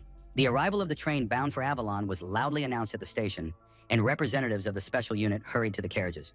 The trip to the north turned out to be more successful than Jan had expected. He was able to obtain not only an invitation from the Imperial advisor, but also the Sword of Astalon. Jan also became the owner of an incredible amount of gold from Duke Beowulf and many valuable items. The flapping of black wings could be heard as a bird flew past the boys rushing home. The loudly cawing raven landed gently on the shoulder of Yan, who was surprised by this night. The bird's eyes glowed with a bright, unusual light, as if a demonic creature had possessed it. Carefully examining the uninvited guest, the young man asked Lorena to wait, even though she was already at the entrance to the carriage. Since he had forgotten something, Jan suggested that the others leave without him. This came as no surprise to Cheryl, but Cruel did not understand what had happened. The commander asked Jan to go to Soma and buy him some snacks. Cruel, who was angry, was amazed at how his colleague ran around for his boss like a dog. The train bound for Avalon had already arrived at the platform and was waiting for its departure time and loading passengers. Soon, the train sounded loud signals, announcing its departure to everyone at the Duchy station. The wheels of the train departing for Avalon spun quickly. Jan watched the departing train, sighed with relief, and realized that the moment he had been waiting for had arrived. Holding a scrap of a note in his hands, the knight now had to carry out the true mission given to him. Who could perceive this raven as the commander's shadow? But the order was incomprehensible to the young man if the leadership required such a secretive delivery. Still standing on the platform, Yang carefully studied the contents of the strange note addressed specifically to him. Clutching the message tightly in his strong hands, Yang assumed that it was about a rather hearty snack. On the deserted city square, wooden barrels with unknown contents stood under covered awnings. The silhouette of a magical symbol belonging to the ancient demon Lich appeared on the ground. Finally appearing in its entirety, the central part of the seal flashed brightly, and the sorceress Momon rejoiced that she had been resurrected. Raising her hand, the sorceress burst out and rejoiced at her return to the living world. Yang believes he did everything on his own, but if it weren't for Momon's help, the boy would have died 1,000,000 times during his battles. Once, the sorceress put up a magic shield in front of him to protect him from blows and strengthen its power when he cut through Village's ball. In the end, the tired sorceress spent too much mana and fell asleep, but now she has restored her magical power. Now Momon is able to finish off this thick-headed barbarian and is ready to eliminate the monster with one blow. Yang looked at Momon and didn't understand what she was talking about, because the battle with Vilai and the other barbarians had already come to an end. The knight group from the special detachment had already left the territory of the Duchy of Beowulf, and the sorceress had slept all day, so she knew nothing. Upset, Momon says how much she has done for John, that he is grateful to her, that they are now in Soma, a city near the Duchy. But it is warmer here. The sorceress does not understand what her companion is doing here alone, but he has no time for conversation, and the girl asks her companion to wait. When she asks where they are going, the young slayer of monsters seems surprised by his companion's question. With firm determination, Knight Yang is going to work in the city of Soma, which is foreign to him. While the guys were walking around the squares of this new place, Momon asked about the Duke, who appeared at the most crucial moment during the battle with the Savage Chief. According to Knight Yan, Villiga managed to escape from the battlefield, and he himself got his hands on the legendary sword of the ruler of Astalon. Momon came to the conclusion that Yan's sword recognized him as its owner, to which he agreed and noted that in Soma, the duo of the knight and the sorceress were under the commander's orders. Hovering in the air near her companion, the sorceress became curious about what the commander had ordered them to do, and the young man began to tell her. Recalling the black raven with burning red eyes, Yan briefly mentioned the commander's instructions to Momon. In the note he received from the chief, Yan was informed of the need to meet with his childhood friend in Soma. Momon was surprised as she thought he had no friends, but Yang's words really hurt her, and he had no way to refute them. At that moment, the knight thought that there was only one person who fit the description of a childhood friend. A scene from some time ago came to the young man's mind when he was standing in the office of the chief instructor, Damien. The young man had made up this lie as an excuse for running away from the training center for his mentor. Jan's main mission is to kidnap the captain's daughter, with whom he played when he was a child. She should be here soon, and Jan is interested in the captain's reaction when he finds out about the knight's deception. Either everything will go up in smoke, or the captain will forget about it all. There is no doubt that John's advantage lies in his ability to contact the girl before the captain does, but first he must confirm her identity. Suddenly, the sorceress Momon, with a magical seal on her forehead, changed her expression and stared intently ahead. There were two girls there, one of whom said she wanted to drink with Jan, and the other invited him to join them. The prostitutes openly asked John to have fun, calling him handsome, and Momon, realizing where they had come, rudely called her companion. Looking slyly at the knight, the sorceress called him still young, hot, and passionate, and he had grown up so much, although the guy didn't understand anything. Promising to teach Yan how to get any girl he wanted, Moon asked him to catch a wolf and 3 rabbits, put them in any lady's bag, and then no one would dare refuse Yan. Jan thought that the sorceress was comparing him to a primitive man, but that wasn't why they had come here, and she didn't understand why. Approaching the door, the knight hoped he was not mistaken, and that this was indeed the place, a simple place, just like in the old days. Paying close attention to the sign for Habitan Tavern, the guys thought it looked too simple. Upon learning that they did not sell drinks here, the young man became curious about what they did sell in this establishment. When Yang was inside the tavern, the bartender, holding a magazine in his hands, said that they didn't sell anything here. He then suggested that the travelers visit another tavern if they wanted a bite to eat and asked them not to talk to him. The bartender barely noticed Moment on the back of his head, who was angry at the employee for being extremely rude to the visitor. There were colorful bottles on the counter, and the sorceress asked Yan to leave, saying there was nothing to see here and that they needed to catch rabbits. Looking around the tavern, the young man asked his companion to stop talking about these rabbits. In the knight's opinion, everything was fine, but there was nothing to see here, although there was a lot to hear. He told the bartender that he wanted to order 2 glasses of whiskey, served with wine and an olive on top, and the bartender immediately looked at the customer attentively. Bowing politely, the tavern employee apologized to Yan and greeted him courteously in Hobiton, calling him a respected VIP customer. Then the bartender turned to 2 containers and began to turn the handle, as if he was going to pour the guy the whiskey he had ordered. Behind the bar, there were many different bottles and jars with all kinds of contents. The next moment, one of the drink cabinets moved aside, revealing a black void. With a wave of his hand, the bartender invited them to enter the space lit by a row of torches, preparing to escort the guest. The knight of the special squad and his companion had to climb many steps leading down somewhere. The sorceress did not like this strange place, just as she did not understand Yan's further actions. But he asked her to stop talking because she had to understand everything. The sorceress knew that they were not in a club or a tavern, and that they were not being served food or drink, so she was interested in this location. As it turned out, it was all about information. In this place, they sold it to those who needed it so badly. They masqueraded as a tavern, but in reality, they sold information about what was happening in the back alleys of Soma, and now they had some data about other locations. However, very soon their influence will spread across the entire continent, and this society has become known as the Beggar's Den. Soon, the travelers found themselves in front of a half-open door from which light was coming, and a man invited them inside. In the auditorium with a bookcase, there was a chair and a table, but no one was sitting at it. However, someone was delighted with the handsome newcomer, meaning Yengen. Jan stared intently at the black shadow, who was pleased to meet this new guest. In front of the knight of the special squad was a girl with an extremely attractive appearance. She was the leader of Bella's Beggar's Den, and it now seemed to her that she had never met this young man before.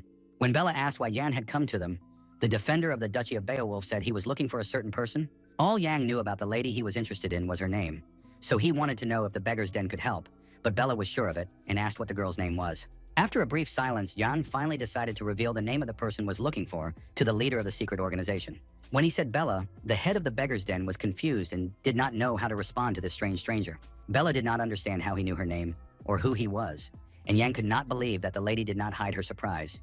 She had never learned to conceal her emotions. Expressing confidence that many people wanted to know the girl's name, the knight wondered if he was the first person to guess it. Calling her guest a dear client, Bella considered him a very curious young man. The leader of the Beggar's Den asked the young man in all seriousness about his understanding that curiosity could kill. Yan put his hand on the table of the organization's leader again, but did not comment yet. At that moment, 3 sparkling lights appeared in the hole in the ceiling of the room where the guys were. Suddenly, a multitude of sharp arrows flew down, bringing death and pain. And all these terrible weapons struck one after another, as if striking the unfortunate John, who had come to Bella for answers to his questions. Bella barely coughed and rejoiced at how the pathetic brat, as she called Jan, met his inevitable end. Already anticipating victory, the girl suddenly fell silent and looked in surprise at the guy, who was clearly experiencing something. Arrows lay on the floor near him, and the young knight himself was confident that the acquaintance was over. In a cold-blooded tone, the conqueror of monsters on the mountain ridge suggested that Bella get straight to the point. The head of the Beggar's Den did not understand how Jan had managed to avoid the arrows, assuming he had used magic, or that the young man could have been hired by the aristocrats. It seemed to her that there had been a misunderstanding. Thinking about who had sent Jan to her, Bella immediately remembered Viscount Franken, and then thought of Golden, Baron Wigan, and many others options. After clarifying whether information was sold here, the knight announced his intention to purchase something, and Bella immediately asked what kind of information he needed. But the knight of the special detachment did not need information. He was going to buy Bella herself. The astonished lady looked at the young man and did not understand his words, but Yan wanted her to serve him. Momen, who appeared near Yang, sarcastically called him a fool, but the warrior asked her to stop because the sorceress had misunderstood. When life outside the Beggar's Den was going on as usual, Yang told Bella how much he valued her ability to find information. After all, the head of this amazing organization knew not only about all the scandals that had occurred, but also where to find the best dinner. Yan wanted to know if Bella was behind the spread of rumors, as she could be accused of slandering the nobility, but the lady had earned a little money from selling the information. Until now, the girl had managed to keep herself under control as she thought, but she looked at the knight and decided that he was beginning to threaten her. With a good-natured smile, Jan looked at the girl and assured her that he praised her, and in general had a high opinion of the head of the beggar's den. After thanking Yang, Bella was sure that by becoming his subordinate, she would risk being killed by the nobles of Soma, as no one likes it when their dirty laundry is aired in public. However, in Bella's understanding, this did not mean that there was no other way in her case. At these words from the leader of the beggar's den, Knight John looked at her intently. If John gives Bella enough coins to buy off the aristocrat's threats, then it can be done, as the lady is unaware of the young man's capabilities. Hearing her words about possibilities, John approached the girl, intending to talk about it. He is curious to know how much it will cost to buy her freedom, but Bella does not consider it an amount that can be paid with the copper coins in Jan's pockets. Taking out a bag of money, the knight wants to know if it would be possible with the amount of gold coins he has. Pointing out to the girl that she has 100 gold coins issued by the Central Bank of the Empire, John asks if she understands what he is talking about, but Bella is looking at the pure gold. However, in Yan's opinion, this amount was not enough to give to the girl, and she immediately agreed. Highly appreciating the development of events, the Knight of the Special Detachment offered the girl to play a game, and he recommended betting Bella's fate, which surprised her greatly. Now, Knight Jan is ready to offer the head of the beggar's den various sums of money, and her price will rise until she stops him. If Bella manages to guess how much she is worth in her own opinion, then the guy promises to give the lady the entire amount she named. However, if the lady goes beyond reason, then she will not receive a single coin. Jan will not pay her and will hand the girl over to the nobles. After announcing these conditions, Yang suggested they start the game, but the unfortunate Bella was still hesitant and asked for a pause. Yang offered 200 coins, and this amount of gold almost confused the lady. But the young man did not stop there. He was ready to offer 300 coins at first, and then 400. Bella wondered where he would get so much money. With 400 coins, Bella could feed 4,000 people and live comfortably for a whole year. But she didn't know whether to stop the young man. While the poor girl was thinking about the untold treasures, Yang, who had offered her all this, reached into the inside pocket of his jacket. The girl watched intently as the warrior who had come to her pulled new money out of his pocket. Yang was still searching for something inside his jacket with his hand, while Bella kept her eyes on him. Suddenly, she shouted across the room, asking the guy to stop because the amount he had offered her was enough. Surprised by the quick conclusion, Yang thought they would reach 1,000, while Bella stared at the gold with her mouth open in amazement, amazed by the guy's words. All that remained was to obtain proof that Bella belonged to Yan, and she thought that the knight wanted her to offer him her own body. Hearing the beauty's assumption, the young man smiled slightly but said nothing. Holding out a sheet of paper covered in writing, Yan, not understanding what she was talking about, suggested signing the contract, and Bella agreed. After signing it, Yan was about to leave, but he was eagerly awaiting the start of their collaboration, after which he said goodbye. Under the table in Bella's office was a bag full of gold coins, and she herself did not understand what had just happened. Bella sat on the sofa, reading the contract and thinking about the money that had literally fallen from the sky onto the head of the beggar's den. Looking at the document, where everything was written in red ink, the lady remembered how she asked Jan where she should sign and his subsequent answer. As he left, the knight promised to contact the girl later and asked her to carefully study the contract by then, calling its contents very important. When the young man left her room, Bella barely smiled. Did Jan really think she was crazy? Why should Bella work for the first person she met, especially when it was obvious that this guy was dangerous? With that amount of money, Bella could live comfortably in other kingdoms and finally say goodbye to this miserable life. Considering Yan an idiot, the girl laughed to herself, because who said she would follow this contract, even if she signed it? But she was sharply surprised. The leader of the beggar's den leaned against the sofa and felt something strange in her own body. Getting up from her seat, Bella grabbed her head with her hand, where she felt pain, as if her head would split in two. Suddenly, the contract she had signed rose into the air, surrounded by a strange red glow. The contract stated that in the event of its violation or actions causing harm to John, Article 13 would apply to Bella. In the latter case, the girl's head would be blown up, and this news shocked Bella, who believed in such a scenario. Thinking about her head, which was indeed starting to hurt, Bella came to the conclusion that she had signed a real slave contract. When Yan found himself on the street, having left the walls of the beggar's den, he smiled slightly and expressed hope that his plan had worked. Smiling, Momin called Yan evil, and he cast a spell on the contract. The knight did not force Bella to sign it. She had no other choice. The warrior hopes that the mage cast the spell correctly and that Bella will not die because of it. Momin considers his self-destructive magic to be on a different level, wanting to know if Yan took those coins from the spatial bag, and if so, where he found such a valuable item. Her boyfriend was given it by Duke Beowulf, to whom he complained about the need to come up with a way to transport money, and the old man was angry at the grumpy young man. Continuing to walk through the streets of the city, Momon inquired about their return home, but Yang was categorically opposed to this. Turning to the sorceress, the young man, who had successfully concluded a contract with Bella, the head of the Beggar's Den, reported on the start of their mission. There was a large house in the forest, and it was a dark night outside, with no bright stars in the sky. Near the building, people dressed in long jackets with hoods on their heads stood in a row. One of these people wore a red mask with white fangs, which is worn by instructors at the recruit training center.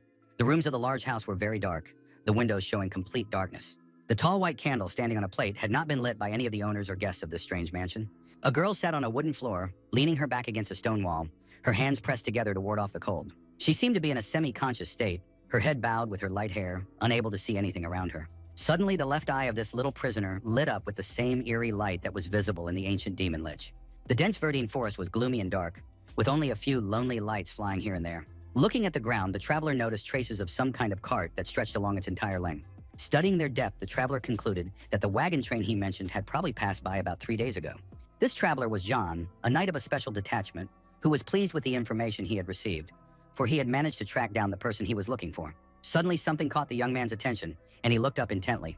While John looked around and pondered, Momon behind him wanted to know how much longer this would go on, and only then did he remember his companion. Stretching as if after a good sleep, the sorceress became curious about how long the guy was going to keep wandering around like this. The sorceress had clearly been in the world of dreams for a long time, and wanted to know if they had arrived at the training center or not. Walking through the forest, Yang reminded Momon of the mission from the chief instructor, and she remembered the need to kidnap a certain girl. As Yang pointed out, not just any girl, but the daughter of the captain of the special squad. But he did not expect the assignment to come suddenly from Damien, and Momon wondered how a member of the special squad would decide to do such a thing. The knight thought the chief instructor needed the girl to put pressure on the captain, and Momon thought it was a dirty political move. Continuing to analyze the tracks, Yang came to the conclusion that the convoy was too large to move unnoticed, and there was no large escort.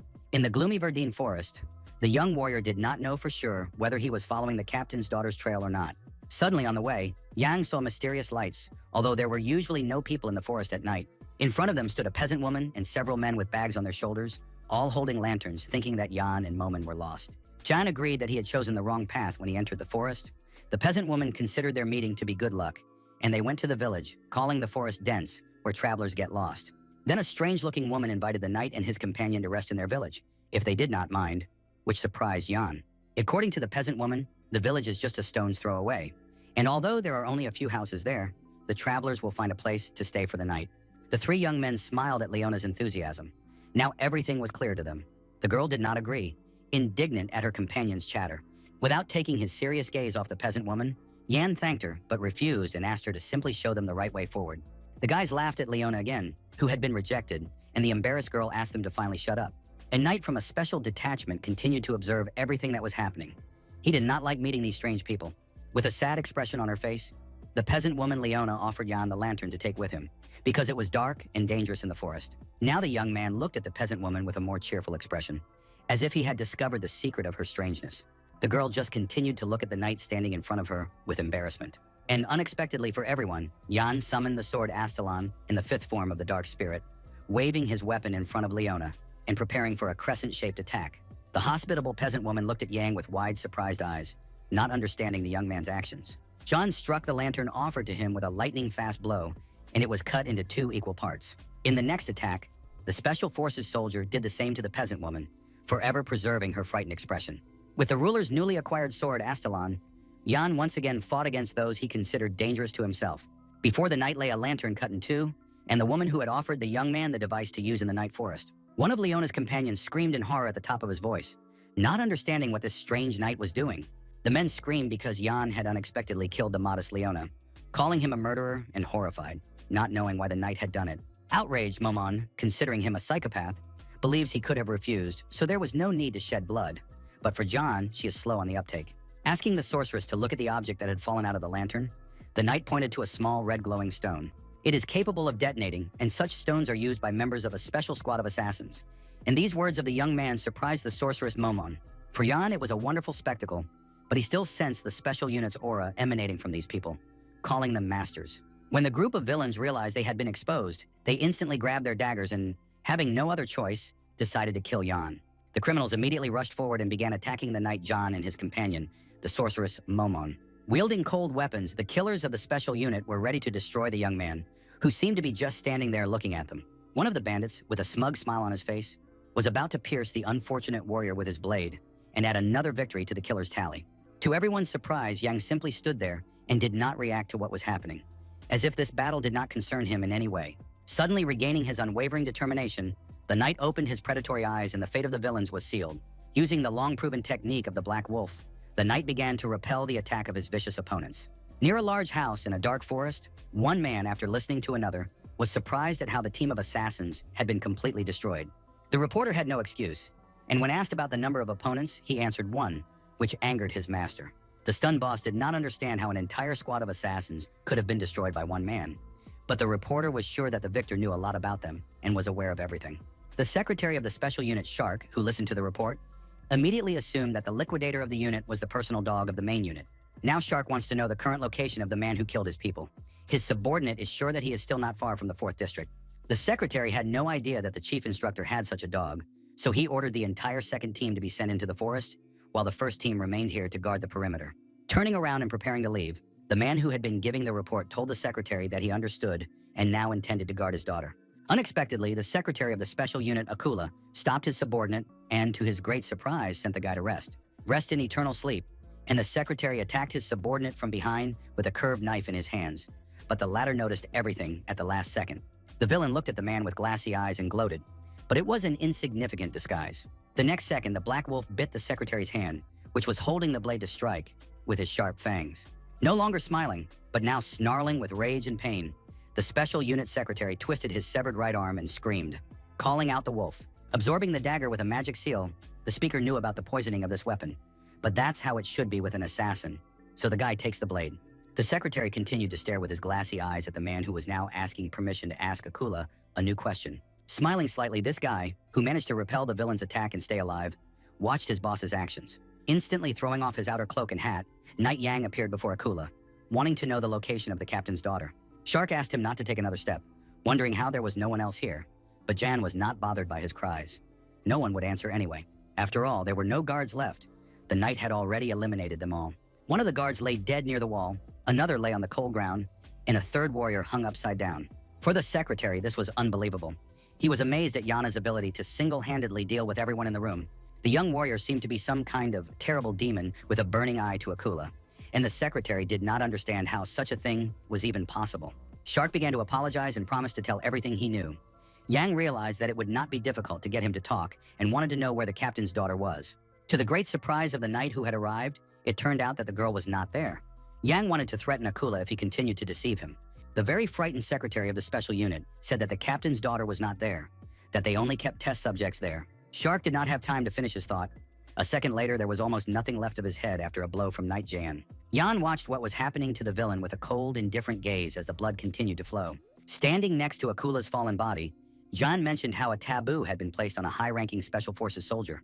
Now, the victor over the villains criticized the authorities, who used the taboo as if it were omnipotent and as if it proclaimed the presence of something particularly important here. With his arms crossed, Yang thought about the test subjects mentioned by Shark and was confident that they were not just guarding the daughter. In front of the young man was a huge house against the backdrop of a dark forest, and he continued to wonder what they were still hiding here. He could see the sturdy doors to one of the many rooms in the forest palace, where it was unknown who might be at that moment. Along the wall were tall windows offering a beautiful view of the cottage's grounds. Knight Jan walked down the long corridor, looking at all these doors and windows, going about his business. Finally, after some time, a dark door appeared at the end of the corridor, through which flashes of light were visible. Soon, Yan found himself inside this huge auditorium with a carpeted walkway, candlesticks on the walls, and other notable elements of decor and furnishings. The young man looked around suspiciously at this new place, studying its contents. Suddenly, he saw the silhouette of a man tied with ropes and held against the far wall right in front of him. Straining his eyes, he carefully examined the prisoner and was overcome with indescribable horror. A young girl was chained here with strong straps, her feet pressed against the floor with a magical symbol. Similar images were also present on the wall itself, but now Yana was most angered by those who dared to do such a thing to the unfortunate lady. The poor girl's legs were bound with straps so that she could not free herself, and Yang hated those who did such things to living people. Making a quick decision to free the unfortunate captive, the knight began to cast a spell using a magic seal. The deed was done, and the girl was freed from her terrible straps, which were cut by a magical beam released by Yang. The young man gently embraced the captive by the shoulders with his own hand so that she would not collapse to the floor after her imprisonment. Holding the freed girl, the knight tried to wake her up, wanting to know the current state of the unfortunate prisoner of this huge forest house. Finally, the girl began to come to her senses little by little, but her eyes were still hidden by two straps. Looking closely at the lady, Yanu realized that she seemed quite familiar to him. Removing the straps from the rescued beauty's eyes, the elite knight of the special squad tried to remember where he had seen her before. Suddenly, the girl's eyes, filled with fear and horror, opened wide and looked at everything that was now in front of him. An unusual light pierced the room, and Yan flew backward with a cry from the incredible power emanating from it. Grimacing in pain, the young man hissed, unable to withstand the enormous energy. Finally, with great difficulty, the warrior got to his feet and tried to assess the situation and the great power that had appeared before him. Freed from her shackles, the girl flew into the air and appeared before Yang, who was completely unprepared for this. Focusing his gaze on the former captive, Yan, if his memory served him correctly, saw her face from his past life. It was one of the 3 great disasters of the continent, a horror that even the knights themselves had been unable to quell, and it was unclear what she was doing here. Recalling all these seemingly forgotten details, the knight finally recognized the flying girl as the Witch of Suppression. Since its founding, the Kabbalan Empire had become home to many superhumans and powerful warriors.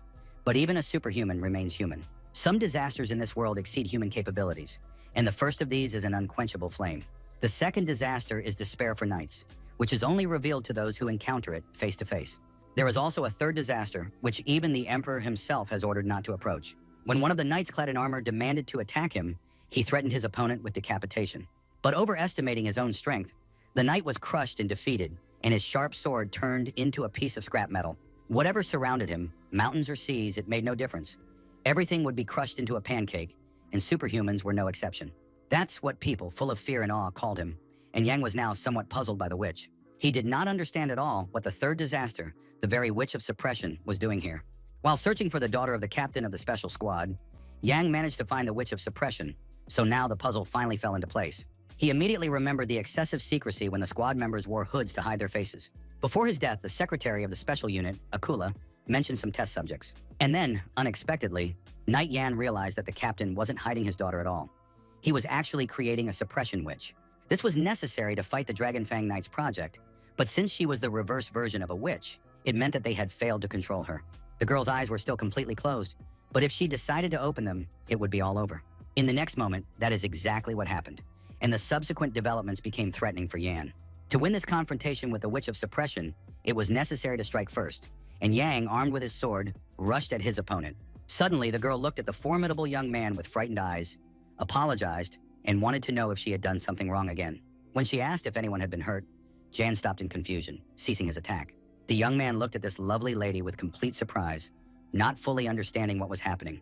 Without saying what she felt or did when she was afraid, the girl became concerned that the guy was injured, but he reassured her, merely pushing her aside. Frightened, her large eyes wide open, the girl did not know what to do next, and it seemed to Jan that she was definitely not pretending. Keeping his eyes on his new acquaintance, the young warrior considered her to be a terrible disaster that had shaken the continent of another world.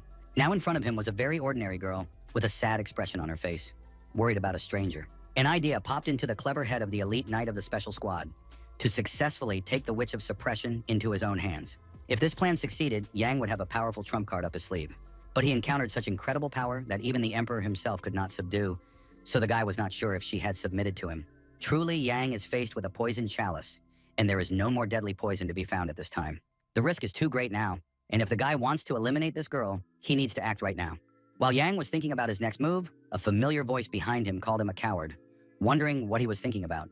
It was Mumon, the sorceress hanging upside down in the air, suggesting that her companion take the Witch of Suppression with him. But it was easy for the sorceress to say that people couldn't control such power, and Yang understood that his new acquaintance couldn't control it herself. The witch just listened as Momon talked about taking control of the power and accepting it, although Yang himself had his doubts about this, which he shared with his friend. With a slight smile, Momon decided to remind the forgetful Yang who she was, namely the pinnacle of dark magic. The magician, seeking logic and laws, then changes this, and let the knight not think that a sorceress like Momon would not be able to control a simple girl. When the sorceress explained that the witch needed to let her power out because of the pain, the guy understood everything. If they manage to shield the girl from pain and know the conditions for her activation, then solving the problem will be easy with Momon's magic. Using her magical symbol, the sorceress tried to summon the necessary radiance. The spirit ring artifact, the necklace, and the bracelet that controlled the mind. With all these items, it would be possible to curb the witch's power of suppression. Doubting the power of such small items, Yang held the rings in his hands, but Momon, thanks to her own skills, was able to do without heavy items. And yet it was surprising to Yang how Momon helped someone, but the sorceress couldn't help herself, being a professional in witchcraft. Some say that magic is like miracles, but that's not really the case. Sorcerers rather delve into the structure of the world to create phenomena. However, the girl's power is not natural and not mana. The witch is beyond all principles of mana, and Momon, who studies the laws, will not ignore her. And if the sorceress and her knight can use such power, then Yan himself will be of no use. The young man glanced at the sorceress, who was laughing, and took her words as very obvious thoughts. Interrupting the dialogue between the two guests, the suppression witch was curious where they were going now, and Yan could not immediately answer the question posed to him. The former prisoner of the huge forest castle even suggested another visit to the laboratory. This surprised the young man, and he now wanted to know how many children like her were in this place. Recalling the details, the Witch of Suppression told the guy how they had indeed been brought there in large numbers, including her friends. At first, there were many children brought there, but after the introduction of terrible injections, the girl's friends began to break down. Over time, as a result of the horrific experiments, the girl was left alone in this laboratory. To this day, the unfortunate prisoner remembers the intense pain from those injections, so she hopes she won't have to go back there. Ian looked at the poor lady and thought about these experiments on people and such painful experiments, assuming that death was better than this torment. Suspecting that the guest wanted to drag her into the terrible laboratory, the witch begged to be let go, promising to be good. That was how her life was supposed to be every day, just like Jan's existence in his past life. During that terrible time, the guy wore the bloody mask of a recruit center instructor. The expression on the girl's pretty face remained sad, but she continued to look hopefully at the young man who had spoken to her. Finally, Knight Jan offered the girl to go with him, but she remained silent. Yan was not much different from those who wanted to use her, but he would never hurt the lady or chase her away, and he promised the unfortunate captive all of this. Stunned by what she heard, the girl looked at her savior in confusion, not expecting anything like this. But then the Witch of Oppression smiled sweetly and agreed to the proposal of the elite knight of the special squad. Jan solemnly took the captive he had rescued by the hand, thus sealing their new peculiar union. When he asked the girl's name, he learned that everyone in that terrible house in the forest called her Number 1, and he found that number horrible. So Jan suggested that the girl take the name Leah, which she asked him to repeat, not immediately understanding it. This was the name of the goddess of beauty, Ophelia, and the girl immediately appreciated such an attractive comparison. Assuming that she was uncomfortable wearing the necklace, Yang learned the opposite. For Leah, it was as lovely as her new name. When the knight spoke of the need to prepare if she went with him, the girl was frightened, not understanding what that would entail. Looking back, the young man mentioned a certain monster and asked Leah to be ready to deceive this dangerous creature. A torch burned brightly on the dark brick wall, illuminating the path in this room. It was a dungeon, the training center for a special unit, with a cold stone floor and high walls. A shaven-headed man tied to a chair begged for forgiveness, admitting that he had made a mistake. The man interrogating him took out a knife with a small but sharp blade and could not give a coherent answer. The bound man begged for mercy, but the villain with burning eyes was already close to his head with 2 knives at once. Then a terrible scream rang out, and the unfortunate prisoner of the gloomy dungeon with burning torches begged to be killed, as if he had gone mad. While the murderer was wielding his blades, a man in a red uniform approached and reported the imminent arrival of a certain person, which surprised the villain. The words he heard pleased the knife user, and he continued his terrible work. In his hand, he held a blood-stained knife, with which he had just ended the life of his subordinate. This villain turned out to be Chief Instructor Damien, who, with his usual smile, decided to go and look at the gift sent by John. New events involving the Chief Instructor were taking place in the underground prison of the Special Unit. Torches burned in the dark room, and from the many barred cells, the unfortunate prisoners begged for help. The boy and girl walked across the stone floor and listened to the constant pleas of the people held in the prison to help them. Frightened, Leah held John's hand and looked around at the numerous people begging to be spared or set free.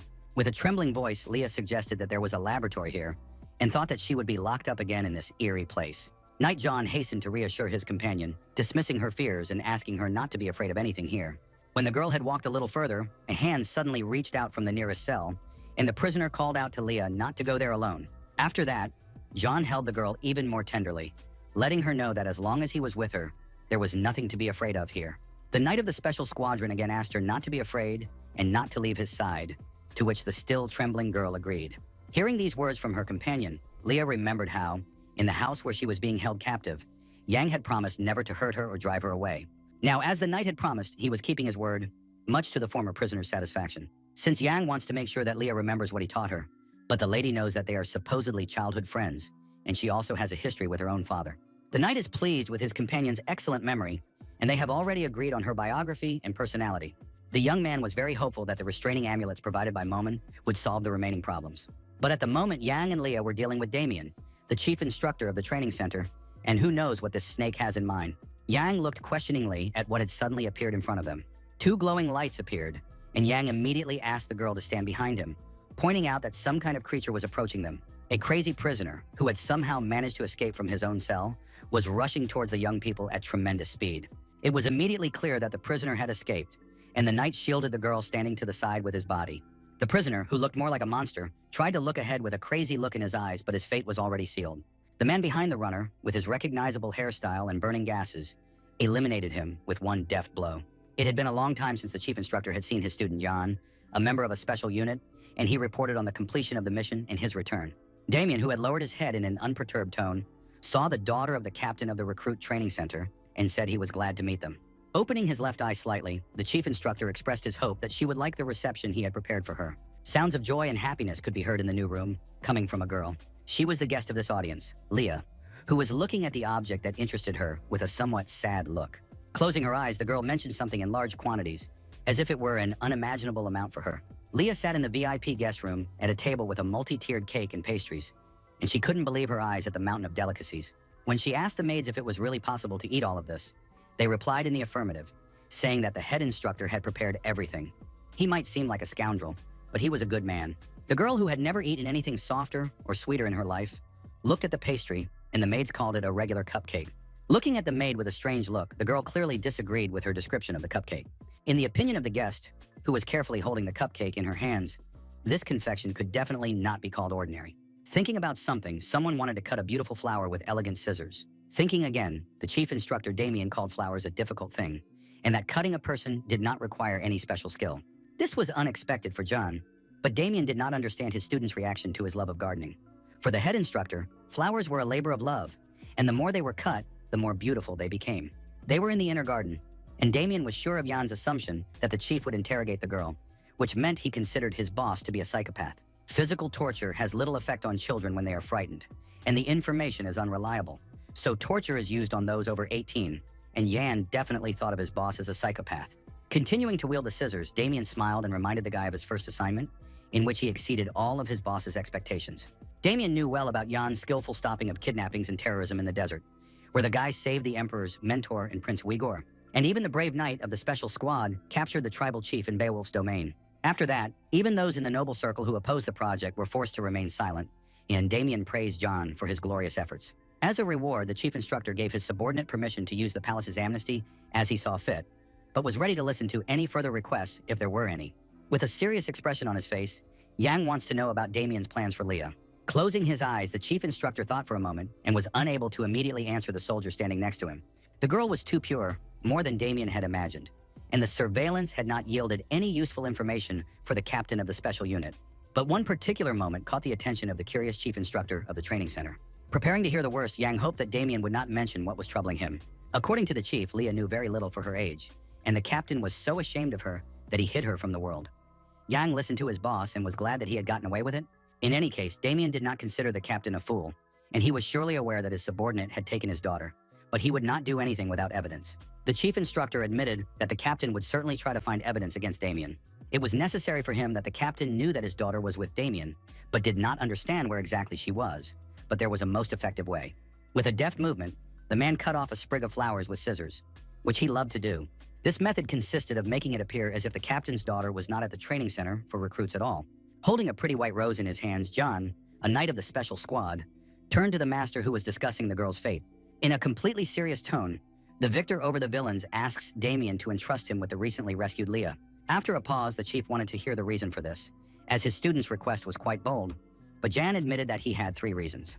Damien listened tensely to Young's first request, which was that he did not consider it effective to kill the captain's daughter. Admitting that right now Leah seems useless, but some information grows in value over time, especially from a hostage. The chief instructor had to listen to all these arguments from his student against the backdrop of beautiful flowers in the inner garden. In response, Damien asked Jan why he himself should keep this girl close to him. Then Jan reminded his boss how he had tortured another instructor today, who was an informant for the captain of a special unit with great power. The captain's puppets were everywhere, and if the girl stayed with Jan, it would be easier to avoid being seen by the traitor. That was the second reason. The chief instructor, who had listened patiently to his protege, now wanted to know the third reason for keeping Leah with Jan. Raising his right fist to his heart, Jan told him how he had given his word to the girl, promising to protect her. Smiling his unkind smile, Chief Instructor Damien asked ironically if he should believe that. A shadow touched the young knight's serious face, but his eyes were clear and bright at that moment. Frowning, Damien looked at Yang, not expecting his brave student to be so soft-hearted. When the chief instructor asked John if this girl was his first love, the young man was genuinely surprised. Damien thought Jan was cold as stone, but it turned out that the knight was also human, and the chief instructor laughed at his student's words about his readiness to defend Leah.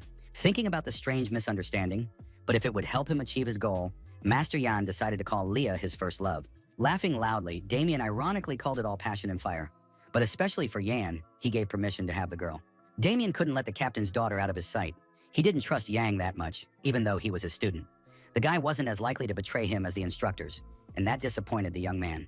Having decided to disguise Leah as a maid, the chief instructor asked Jan to look after her, and he immediately understood everything and agreed. Intending to take something from the inside pocket of his cloak, Damien wants to ask Jan for something in return for fulfilling the knight's request. Then the chief took out a white envelope sealed with a dark seal, intending to have his subordinate deliver it to someone. Recalling the Eastern team that had left with Jan, Damien mentioned the undead he had seen, which the knight agreed with, saying that the group was led by Casa Afrain. According to the master of the training center, this team had a simple mission, unlike in the north, which was to gather information. However, to the great surprise of the leaders, all members of that special unit had gone missing. If the situation had been normal, it would not have been profitable to rescue the brigade. But here the chief instructor, Damien, smiled as if the disappearance of the people was a nuisance. When the chief asked the young man to pay personal attention to the seal, Jan recognized it as the symbol of the royal family. This was an order from Crown Prince Leon Kabayan, requiring Jan, a member of a special unit, to immediately go east and rescue the missing cadets. On the border between the Kabalan Empire and the holy state of Lutil lies a region called the Eastern Plain of the Dead. Although it is teeming with undead, both powers, valuing their diplomatic relations, are in no hurry to launch large-scale purges. Casa and his team went there on a reconnaissance mission, considering it an easy task and confident that they would have no trouble dealing with the undead. However, something happened there that the special unit representatives did not expect at all. There was a sudden influx of zombies, now known as the Night of the Dead, and it was incredibly terrifying. A multitude of terrifying monsters began to emerge from underground, bringing chaos and destruction to all living things in these lands. The risen dead attacked any living creature indiscriminately and killed it mercilessly. Members of a special unit on a mission in the east were unable to survive the unequal confrontation with the undead. These creatures were true emissaries of hell, devouring all the inhabitants of the region with their sharp teeth. On that terrible night, the dead wiped out all the inhabitants of the territory, and only one person managed to survive. Only Casa Afrain remained alive, and they say that since then she has completely changed, becoming a cold and cynical person. The terrifying face of another zombie appeared, and upon seeing its new victim, it was ready to pounce. The terrifying spawn of hell, still retaining the outline of a human body, roared loudly, trying to intimidate people. A bright glow appeared, indicating the movement of swords wielded by new knights who had arrived in the dangerous territory to eliminate the monsters. It was a member of the special unit, Yang, swinging his Astalon sword with all his might, who was met by corpses at the very threshold. He had received a new assignment and had to rescue everyone from the trap on the Plain of the Dead. There were only 4 days left before the Night of the Dead repeated itself. Here everything turned out to be worse than Yang and his comrades had expected. There were a huge number of monsters. Observing from the heights of the cliffs, Yang saw zombies wandering around in this deserted area even in broad daylight. The knight remembered very well that in his previous life, no one had been sent to rescue anyone, which meant that things were not going as they had before. Thinking about this, the young man couldn't understand why the crown prince was making different decisions. Staying in the land of the dead was wonderful for Momon. It was the perfect place for the sorceress to regain her former power. But Yang did not understand why she had appeared. Angry, the sorceress wonders what Yang himself thinks about this, because she spent all her strength on those stupid restraining amulets. The sorceress is well aware of the strong energy of the undead that flows in these dangerous places, and she is capable of purifying it in the opposite direction, using her powerful magical symbol. As a result of such painstaking work, the power can become energy of the same nature as life energy. With this energy, Momon would gain magic as if at the peak of her power, and once she gained strength, the sorceress would be ready to kill Yan immediately, so he had to be obedient. Dreaming of obtaining enormous energy, the sorceress inquired about the location of the recently freed Leah, since she was not with Yan. Using the girl's power, the sorceress and the knight would be able to crush the numerous army of zombies more easily than ants. After listening to his companion, Jan believes that the time has not yet come to use the power of their new acquaintance. Suddenly, a girl dressed as a maid approached the young man and called him by name. It was the very same Leah that the knight and the sorceress had been talking about a minute ago, and the girl asked to be taken with them. The girl, who was almost crying, looked sadly at the young man and was afraid that he would leave her alone again. She told him about her headmaid, who was already terrible, and if Yang left, poor Leah would suffer. Apologizing to the girl, Yang said that he had to leave for a short time, and the lady raised her little finger. Looking at the warrior with sad eyes, Leah asked him to swear on her little finger that he would definitely return in 10 nights. And the conqueror of evil had to touch the girl's little finger with his own finger, giving her this promise. Upon learning about the terrible headmaid, Yang offered Leah to stay in his room, And she agreed, but was embarrassed by the need to be in the guy's room in his bed. Sitting on Yang's head, Momon thinks Leah is crazy about the night, but Yang asks her not to talk nonsense, as he needs the destructive potential of the rescued girl for this mission. Looking back at the two male silhouettes, the knight of the special squad is confident that these accomplices will be enough for him. It was Cruel, who had no plans to work with Roman, and Roman didn't understand why Yang had taken Dwight with him on this new mission at all. The enraged aristocratic cadet called Roman a commoner and demanded that he not be a burden in solving problems. The 12th recruit, Roman, looked at his comrade with equal malice and was ready to twist Cruel's head off at that moment. Momom hoped that John was confident he had enough helpers, but she thought the team was poorly chosen. The knight, while admitting this, would still do nothing without Roman and Cruel. Cruel might have been able to strike Yang, but his family is very influential in the East, so his presence is important, and the knight advised his colleague to pack his things. Asking about his desire to have an enhanced aura, Yang asked Roman to get ready, surprising him. But the cadet's ability to defend himself during a rescue is indispensable. Now Roman and Cruel are desperately striving to become stronger, and both warriors understand that they will succeed here, so the guys couldn't resist. Thinking about the upcoming operation, Yang was confident that these two would be enough to eliminate the zombies. Suddenly, someone called out to the young man, interrupting his thoughts about the details of the upcoming mission in the East. Walking, Lorena Beowulf asked Cheryl about the time for delay, and she replied that there was none, and then agreed on the need to act quickly.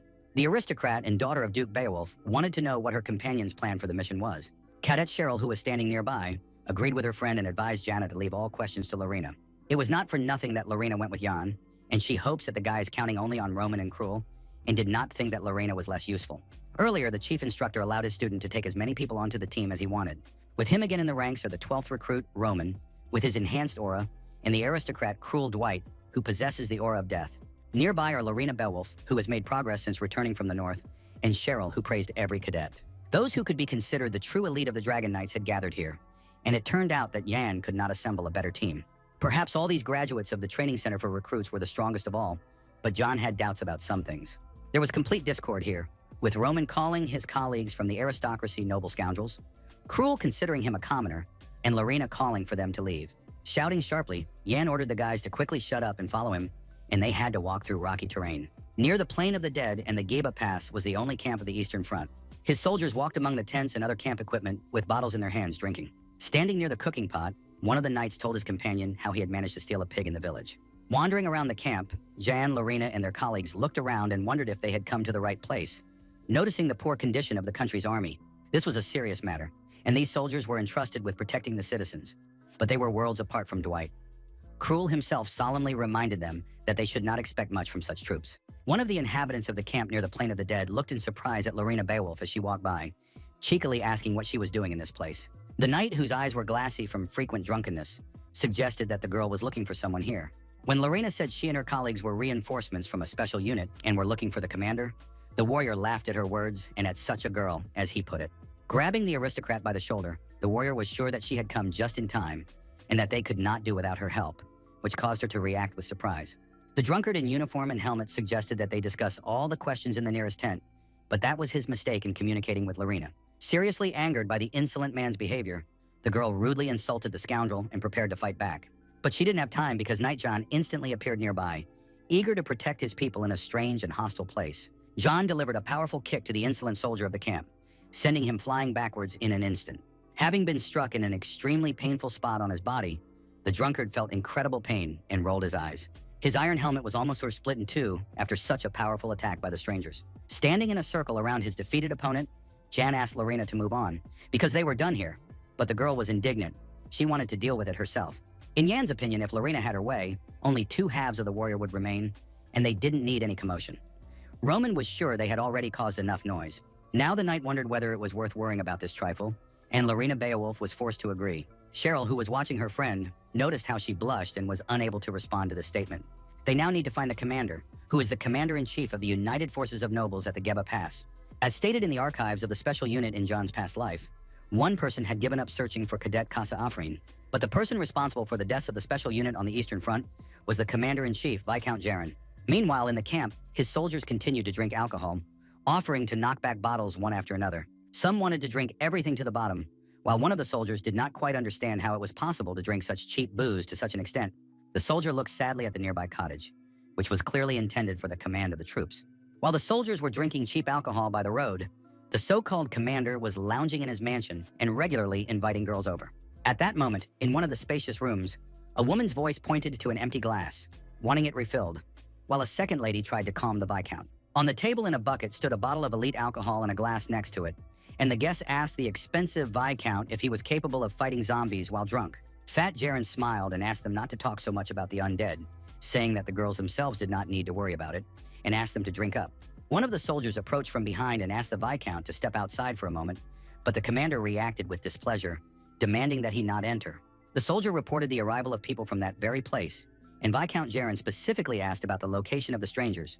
The door to the room where the commander-in-chief was entertaining the girls opened, and a young man greeted him. It was Knight John from the special unit, with the aristocrat Lorena Beowulf standing behind him. The commander-in-chief held a large cigar in his thick hand with a ring on his finger. Viscount Jaren looked disapprovingly at the people who had come to him, and this entire special unit made him laugh. Remembering how the previous unit had sent a bunch of juniors under the guise of reinforcements, the man wondered what these guys wanted.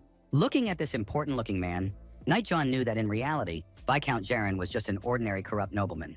He was born into a wealthy family, but he himself is incapable of anything.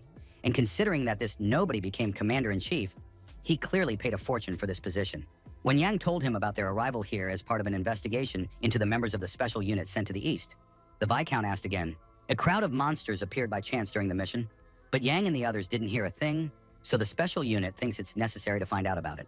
With a stern look, the knight promised the fat Viscount sitting opposite him that he would find out everything if necessary. The commander-in-chief of the Eastern Front did not believe in the seriousness of the intentions of the newcomers, looking at them mockingly.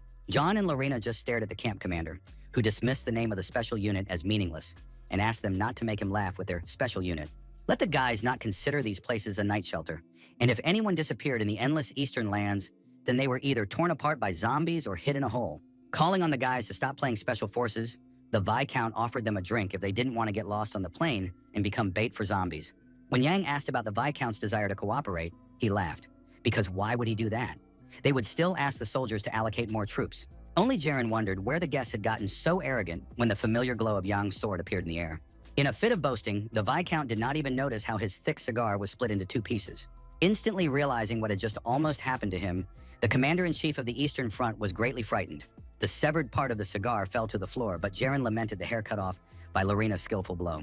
After apologizing to the owner of the mansion, Lady Beowulf reminded him of the Emperor's decree strictly prohibiting smoking indoors. Looking at the man with a gaze completely devoid of regret, Lorena asked Jaren for his assistance. Outraged that these visitors had dared to draw their swords in front of the Viscount, the fat man immediately called the guards, who had fled to the room. The soldiers demanded that the guests stand still, otherwise they would not leave alive, while Yang sighed heavily and regretted his friend's hot-headedness. The surprised Viscount was advised not to get involved with this dangerous man under any circumstances. He must have heard rumors about the presence in the special detachment of a noblewoman from the house of Duke Zima, who was now holding the guard. With a tremor in his voice, the commander-in-chief of the Eastern Front mentioned that very girl, but her character should have made everything clear to the man. It was as if someone tall and terrifying had called out to Lorena Beowulf, the only daughter of Duke Zima. This seemingly huge, terrifying stranger with burning eyes mentioned Duke Beowulf himself. With his face changed by fear, Viscount Jaren knew Duke Beowulf, who commanded the strongest army among the four great houses. The Viscount also remembered the Duke's quick temper. Even barbarians and other nobles did not dare to touch the aristocrat, for if he was upset, anything could happen. And then the owner of the mansion raised his disappointed gaze to look at the boys who had deprived him of part of his hair and cigar. John only reacted questioningly to Jaren's cries, who thought that Lauren and the knight were threatening him with the name of Beowulf, so we'll scare them. The Viscount also had a patron, and that was the Marquis of Chillon himself, so it wasn't just the boys who had connections in the great houses. Pondering the fat man's words, Knight Jan guessed who he was talking about when he mentioned this Marquis of Chillon. He has much more land in the east than most counts, and it is said that you cannot cross this part of the empire without passing through the Marquis's domain. This owner of such vast estates also has enormous connections and influence in politics. Neither John nor anyone else could have imagined that Viscount Jaren was connected to the Marquis of Chillon himself. Everything here seemed strange to Yang from the very beginning, and the young man had a feeling that something sinister was hidden behind the incident. Smiling slightly, the slayer of monsters on the mountain ridge came to the conclusion that there was a secret criminal intent behind this. Turning sharply to Lorena, Jan declared the need to leave, which greatly surprised the girl, who was waiting for an answer to her question about the Viscount's assistance. Laughing, Jaren accused the boys of running away like cowards with their tails between their legs, and called the name of the Marquis of Chillon more weighty than Beowulf. Heading for the exit, Lorena heard her surname and turned around, looking at the emboldened commander-in-chief of the Eastern Front. Jaren watched the boys leave and continued to mention what he considered to be an impressive name. Leaving the room where Jaren was entertaining the girls, Lady Beowulf did not understand how they could just leave like that. According to her, they didn't even crack the rude man's pompous face, but Yang was sure there was no need to get involved with such a person. While Yang was thinking about whether everything would go as planned, parallel events were taking place in Jaren's office. One of the guards on duty here was already lying unconscious on the floor for some unknown reason. Roman believes that Yang would have quietly settled everything in the office, while Cruel attributed the silence to himself, since he had taken care of everything. Cruel hopes that the item mentioned by Yan is now with Roman, but Roman thinks it is with Dwight, who was supposed to steal it while Roman was fighting. Cheryl immediately calmed her colleagues, who were about to start a new quarrel. She did everything because they came for this thing and asked her comrades not to fool around. Roman, angry again, looks at Cruel with dissatisfaction and does not understand why he is in charge of them. According to Mr. Dwight, commoners are supposed to obey the nobility, and he himself cannot ask politely.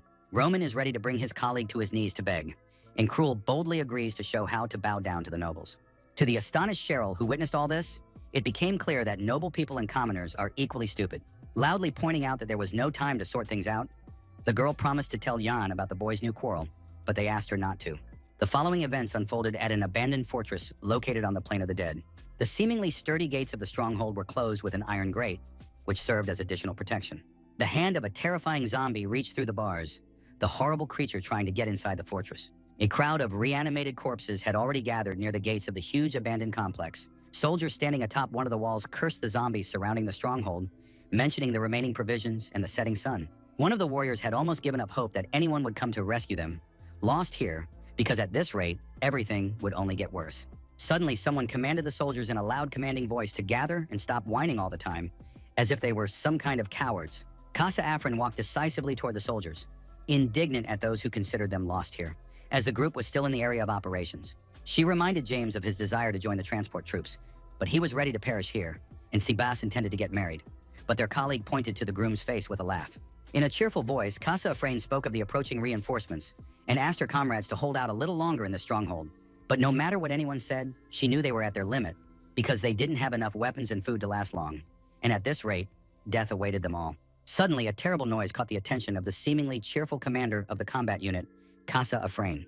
The defenders saw the breached eastern wall and were shocked, not understanding what was happening. Some kind of terrifying shadows with burning hellish eyes were approaching the special unit soldiers, who were tired of staying in the abandoned fortress.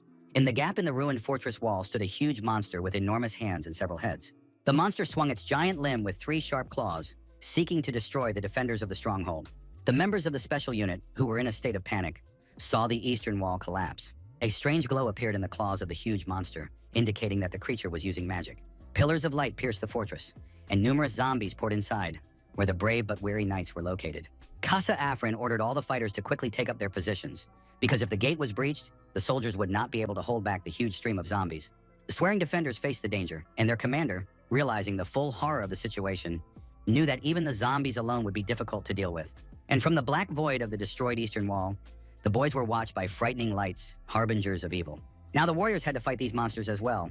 Undead creatures created from countless corpses fused together. Keeping her eyes fixed on the new monster, Casa was completely sure that the spawn was being controlled from a distance by someone unknown. Zombies and skeletons appear spontaneously from the aura of death, and even whole hordes of them are not uncommon in these lands. But the terrifying creatures that arise naturally, like their horrible counterparts, are a completely different matter. But it is also possible that someone decided to create such incredible monsters on purpose. When a new monster appeared in the opening of the ruined fortress wall, Casa Afrain and her subordinates looked at it in surprise. Numerous zombies began to jump out of the creature's torn belly, eager to destroy the group. More and more hellish creatures emerged from the inner shell of the huge spawn, rushing towards the few warriors. Casa, the commander of the group of knights, could not take her frightened eyes off the army of the undead, cursing and remembering the devil. Memories of that terrible day when the executioner's axe fell on the unfortunate man remain as clear as day. A man in a white robe and mask read the sentence to the traitors of Afrain, who were sentenced to death for treason in the name of His Majesty and the righteous laws. All lands and property were confiscated, and the family of this clan was sentenced to death by order of the emperor. The townspeople who witnessed the execution considered the charges against Afrain absurd and false, convinced that everything had been staged in advance. Realizing that this was the end of the Afrain family, some hoped that the family's daughter, who had escaped, would remain unharmed. The executioner, carrying out the emperor's sentence, raised an axe resembling a scythe and brought it down sharply on the unfortunate victim. There was a terrible sound as the scythe severed the neck of Casa Afrain's father on the execution platform. Someone approached the head of the man who had been alive just a minute ago and stopped, as if waiting for something. That someone was Casa, wrapped in outer clothing and covered with a hood, and the smell of blood hit her nose. And then there was a sound that should not have been heard, and it was the voice of the unfortunate girl's father. The head lying on the ground seemed to be trying to say someone's name, but couldn't. The eye of the head appeared and called out to Casa, urging her to return the name of Frayne and avenge the death that the man himself did not deserve. Casa continued to stand pensively, as if in a trance, while someone persistently called her, but now it was a living person. When she came to, she found herself kneeling, surrounded by her own knights from a special unit, rejoicing at her safety, while flames burned all around. After inquiring with her subordinates about personnel losses, the girl learned that no one had been hurt, only the wall had been damaged. Some believed that the monster had stopped moving, but others were sure that it was gathering energy and called for the monster to be killed before it attacked again. But the situation was bad because numerous zombies poured through the eastern wall, which had been knocked down by the huge creature. A skull with empty black eye sockets lay motionless on the monster's peculiar head. Suddenly, in the next moment, the eye sockets glowed with a bright light, and the knights of the special squad realized that the terrifying creature had awakened. Trying to come to the necessary decision, Casa Afrain understood that if the monster dared to strike, the guys still had a way to survive. Before the eyes of the defenders of the abandoned fortress, the monster came to life and gradually got to its feet, frightening them with its terrifying appearance. Casa considered turning her companions into bait, while she herself would try to escape and ultimately remain alive. At any moment of danger, the girl ran away, even when the members of the special squad were fighting the ancient demon lich in the dungeon. Then she abandoned her team and ran away, constantly reminding herself of the need to survive this horror. One of the main reasons why the aristocrat left her position on the battlefield was her desire to restore her family. Once again, the memory of her father's severed head came to mind, its voice demanding that the name of the Afrain family be restored.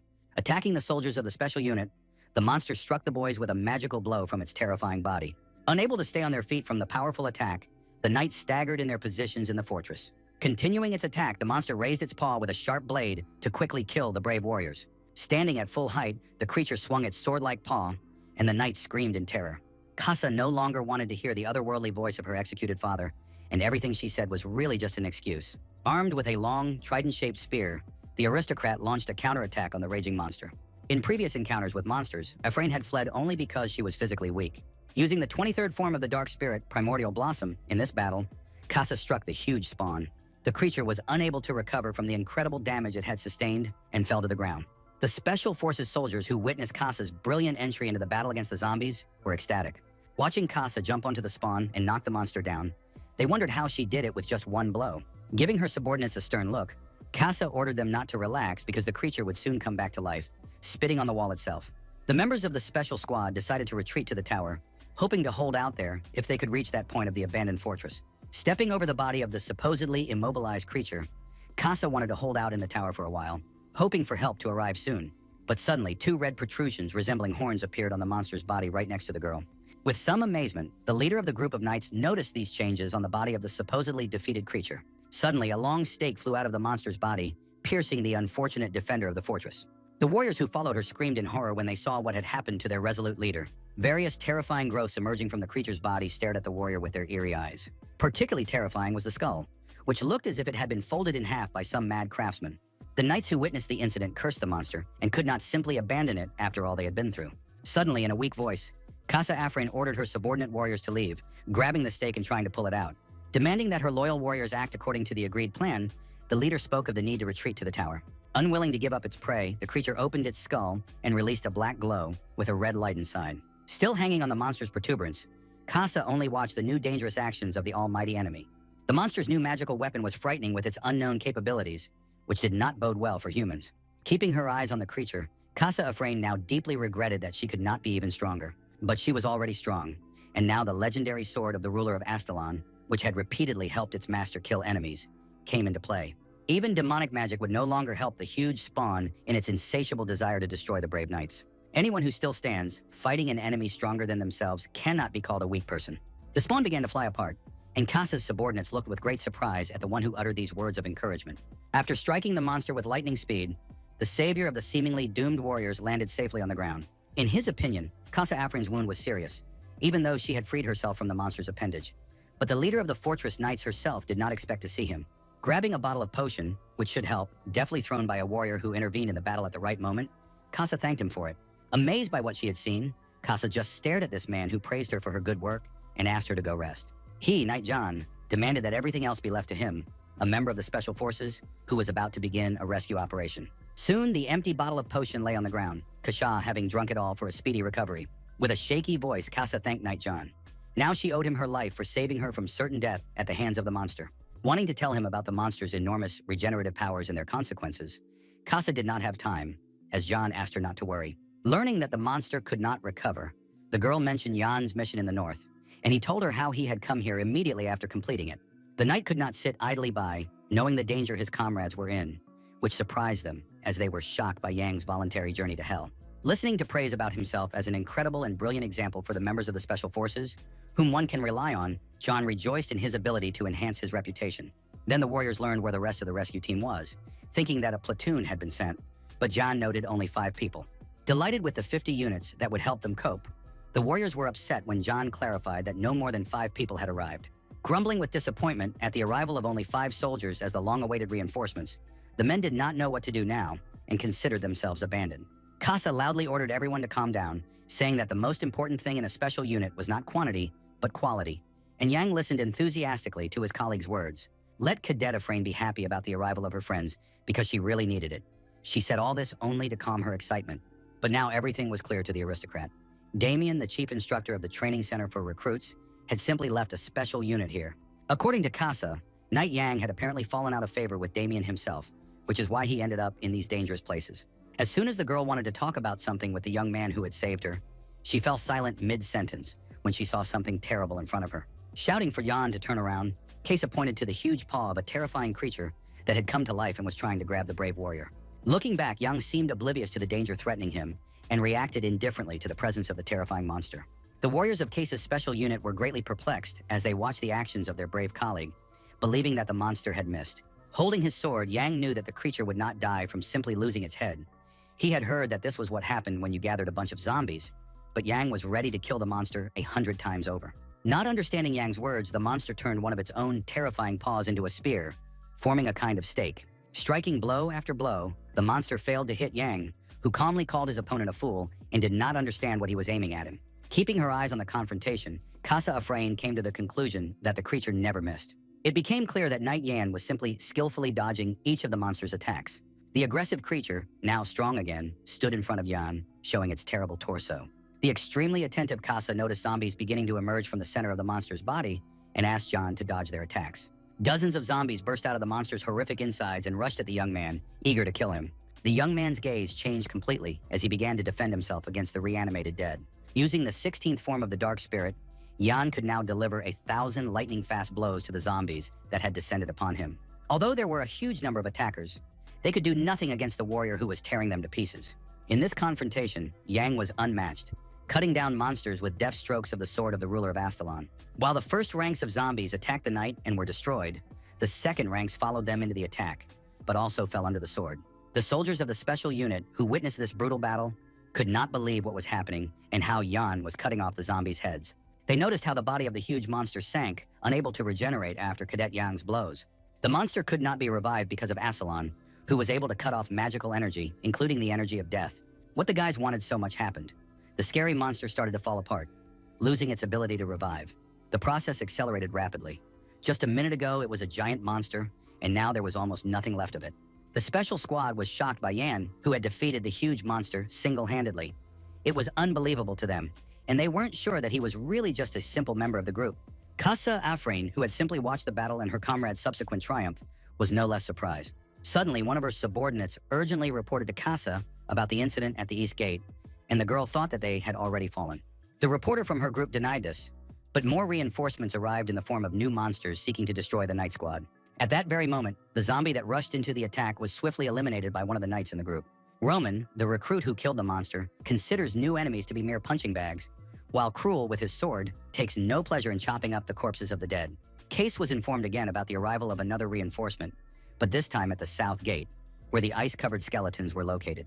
The power of the snow spirits grew, and one of the warriors used his magic sword to fight the enemies. Lorraine Beowulf, who was standing next to her, informed Cassie Afrain that all the remaining zombies had been eliminated. The leader of the special unit defending the abandoned fortress thought about how much stronger everyone had become.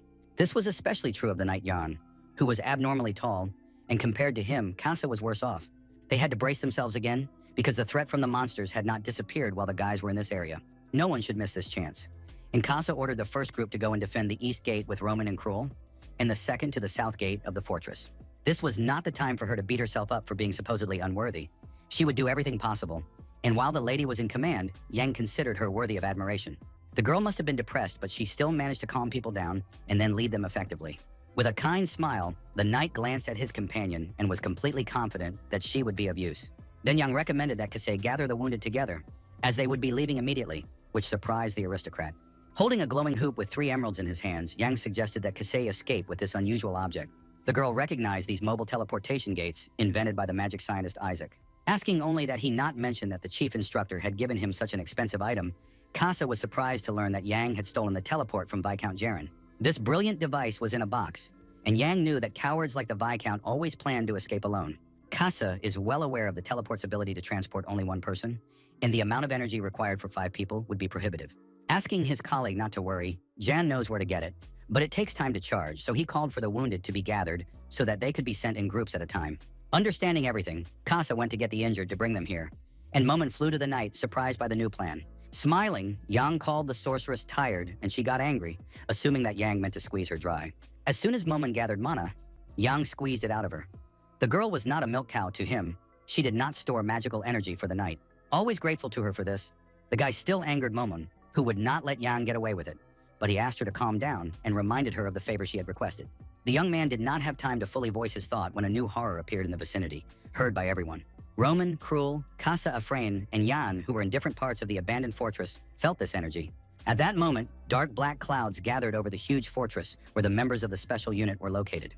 The ground began to tremble and cracks began to appear, as if something unusual was preparing to break out. Finally, large, terrifying hands with spread out, eerie fingers appeared on the surface. A black, terrifying creature crawled out, its lifeless eyes glowing like embers. Several demonic spawns strode across the ground, heading toward the knights who were still unaware of the monster's existence. Momum asked John if he could sense anything, and the boy did indeed feel a repulsive magical power, but it could only mean one thing.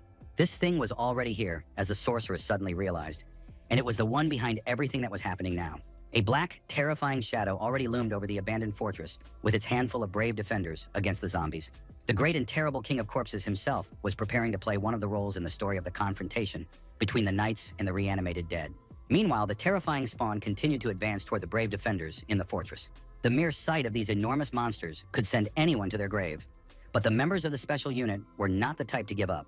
They received the order to move in pairs and spread out, ceasing to whine, in order to meet their new monstrous opponents with dignity. Finally, hearing the order to rush into battle, the brave warriors attacked the monsters from behind, striking them with their swords.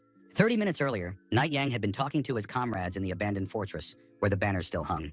He told his friends that the portal was ready, suggesting that they evacuate the others and then themselves, assuring Lorena that they would make it in time, even though time was against them. Then the young man asked the guys if they had all felt the awakening of the foul aura of death or not. With it, the spawn and new forces of the undead were coming for them, and if they weren't stopped head-on, the armies of monsters behind them would surely crush the guys. When Yang called on Roman, Lorne, and Cruella to hold back the spawn, Dwight wondered why the 3 of them had to do it. With the teleport set up, the aura of death of the undead after its death is transferred into the energy of the funnel, so monsters must be killed to charge the device. Cheryl asked Yang to stay at the gate and evacuate their team members, which the upset girl was forced to agree to. Unable to bear it any longer, Kasa told Yan that she couldn't just run away like that. She wanted to stay and fight the monsters too. If Afrain returned without any success, her status in the special forces would fall, and she needed to earn merit in this mission to restore her family's name. Yan didn't really like the aristocrat's request to let her fight alongside her comrades against the monsters. Reluctantly, the young man agreed, but reminded Case Afrain of her debt, asking her not to forget about it, and she thanked the guy. Handing his colleague the bottles of holy water he had stolen from Viscount Jaren, Jan asked Kasa to moisten her sword with the liquid. Standing on the wall, the knight asked his colleagues not to kill all the spawn, but only to restrain them, and he would finish the rest himself, but the guys did not understand his words. Jan thought about who was controlling the army of the undead from the back rows, radiating this aura of death, and as long as he existed, his troops would not cease to come to life. But the young man was determined to destroy this incredibly powerful enemy. Only Jan's cloak flashed in the air, but his loyal companions were already calling out to him. The brave knight was already flying down from the roof of the fortress toward his enemies, and his companions begged him not to take on this task alone because of the danger. The terrifying creature screamed in a horrible voice at the sight of the knights and rushed to attack the defenders of the fortress. The 12th cadet, Roman, who seemed to have become a berserker during the battle, clenched his mighty fists and ran toward the monster himself. Body-strengthening techniques and fiery fists helped the brave warrior deliver a powerful blow to the creature. With his nimble movements, Roman cut off 2 tentacles of the huge creature at once, temporarily depriving it of some of its strength. After praising her comrade for his excellent work, the aristocrat Lorena Beowulf burst into the battle. This came as a surprise to the monster, which now had to face two powerful knights from a special squad at once. Flying up into the air, Lorena Beowulf activated the second form of the Spirit of the Snows to battle the enemy, while Roman covered her from below. Then the girl used the small blizzard technique, after which the monster had no chance of escape. To Casa Afrin's surprise, her comrades worked well together, and the cadet with his sword also rushed into the dangerous battle. Not wanting to lag behind her brothers in arms, she used a spinning technique to destroy the huge monster nearby. Calling on the aristocratic knight Cruel Dwight to retreat, Casa rushed forward toward the monster. Pushing off the ground with a sylphid step, which involved the use of magic, she turned the situation to her advantage. Armed with a spectral blade, whose appearance was capable of intimidating any opponent, Casa advanced. Her comrades were confused when they saw Casa use two skills at once, including blade dancing. One of the monster skulls Casa had cut off flew through the air, oozing a black substance that vaguely resembled blood. Some of the splashes flew towards the defender of the fortress herself, and she grimaced in disgust when she heard her comrades calling her name. Wiping her hand, the aristocrat quickly reassured the boys, assuring them that it was only blood and that the monster itself had not managed to touch her. Suddenly, a terrible sound caught Casa's attention, and she stared ahead with glassy eyes as the battle continued. Another monster loomed over the poor girl, with a giant trunk from which two burning eyes and sharp, terrifying fangs peered out. In order to urgently rescue Cadet Afrain, someone kicked her hard in the back to prevent the terrifying monster from devouring the distracted warrior. Flying away, Casa looked back and heard her comrade's loud, coarse shout calling her stupid. The rescuer turned out to be Cruel Dwight, who had demanded that she stay out of his way, but now had the monster's clawed paw hanging over him. In the next moment, the powerful trunk swallowed the unfortunate cadet, and Casa screamed in horror and regret for her comrade. Standing aside and looking at the huge creature, the aristocrat thought about Cruel at that moment and did not understand why he had done so. She remembered him from the academy as a selfish person, but she did not know why this arrogant and rude man had helped her. And then Casa Afrain noticed something strange about the monster. It was a rotation that was so familiar to her. The same trunk that had swallowed Cruel Dwight was spinning strangely at that moment, as if something inside it was turning. It was the spinning fang technique, and the monster's trunk split in two, and the living Cruel flew out of it. A second later, the blue-blooded daredevil landed safely on the ground, smiling at Casey, who thought he was really going to die. Before the fight, Cruel tried to infuse his sword with mana, like John, and almost killed himself, so he was surprised at how his colleague did it all. While Knight Dwight continued to mention Yang, Casa just looked at him silently, wondering about her comrade's behavior. After apologizing to Cruel, the girl drew his attention to herself, and the warrior looked at his colleague in amazement. Casa reminded Cruel of his desire to save her in that difficult moment, while Afrain thought only of his family and achievements. At that moment, the knight himself asked his colleague to tie the bastard's legs so that he could strike him in the torso, but Casa did not quite understand him. Grabbing his longsword, Cruel said he understood Casa's feelings, because he himself had been like that in the past. But if Casa followed the same path as Cruel Dwight himself, then the knight of their special squad, Yang, would beat all the nonsense out of her over time. Casa was stunned.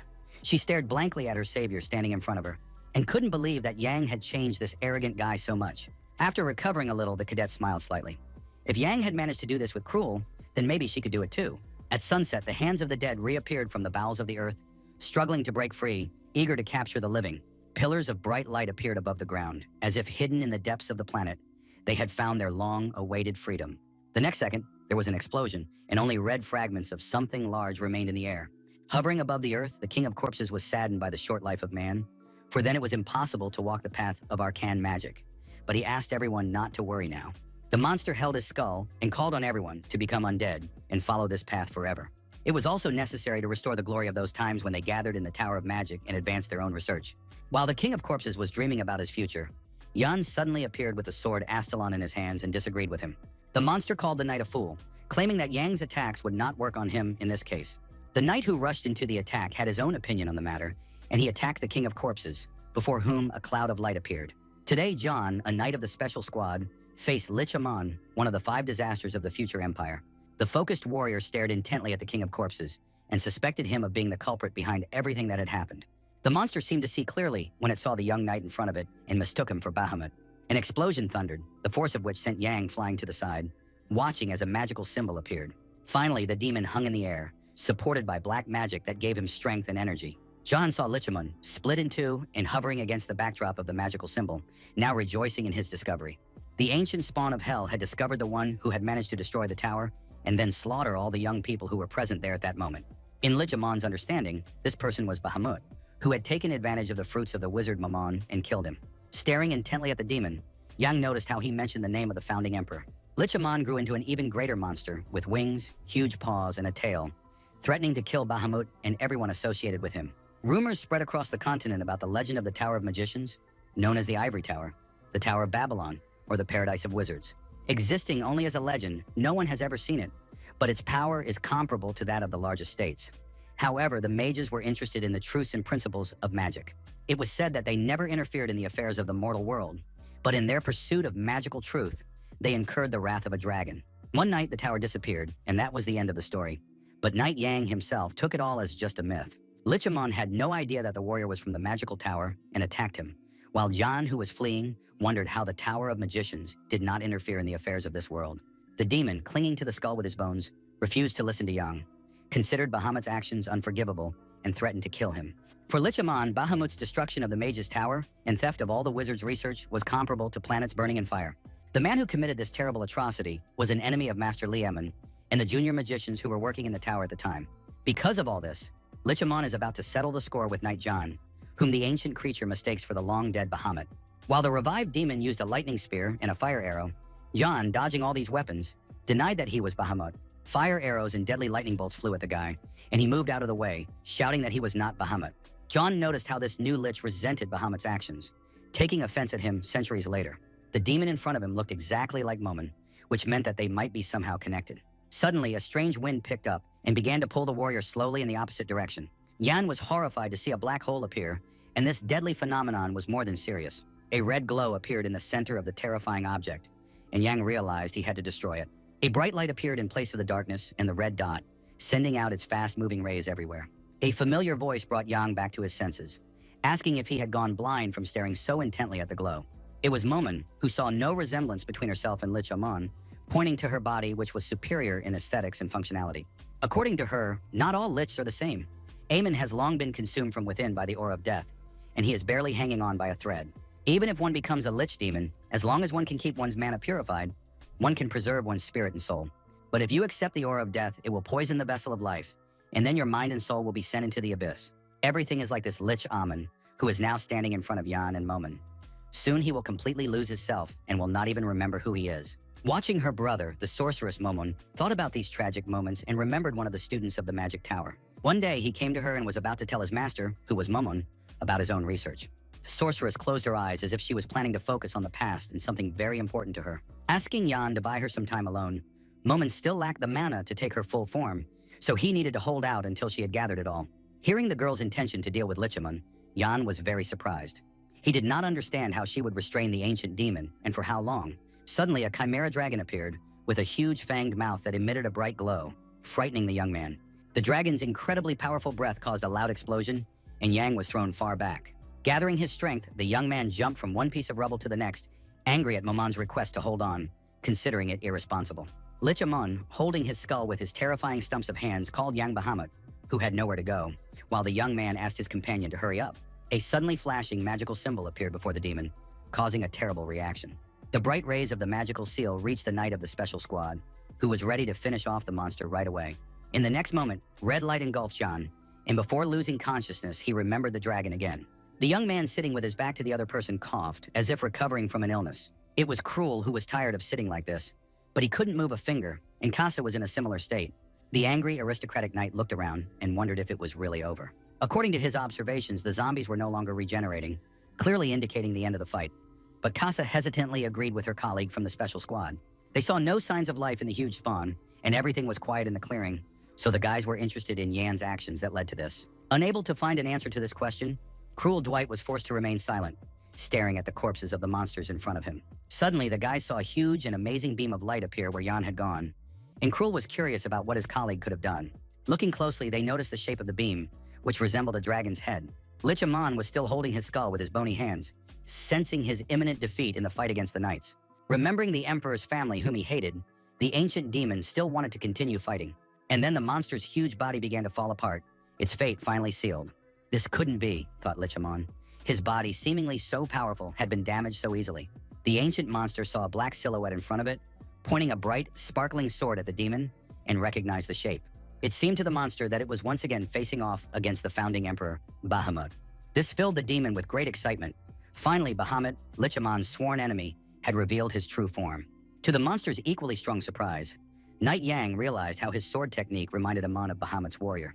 Before the ghost of the founding emperor stood the real Knight Yang, who had come to the conclusion that he truly possessed the technique of Bahamut himself. Yang could not have imagined that he would have to use his trump card here, and yet it was an incredibly crazy power. Every time the young man opened the 3 sources of mana, the inner voice became clearer. Hearing the demand to cut down 1,000 soldiers with a single sword, the knight of the special squad thought he was hearing the technique of Bahamut himself. The magical sword technique of the ruler, which whispers, and now Yang wanted only to understand everything correctly for himself. Suddenly, the young man felt unwell and blood spurted from his mouth, which was very strange. Leaning his sword against the ground to keep from falling, Yang waited for the explosion and realized it was too early for him to use all of this.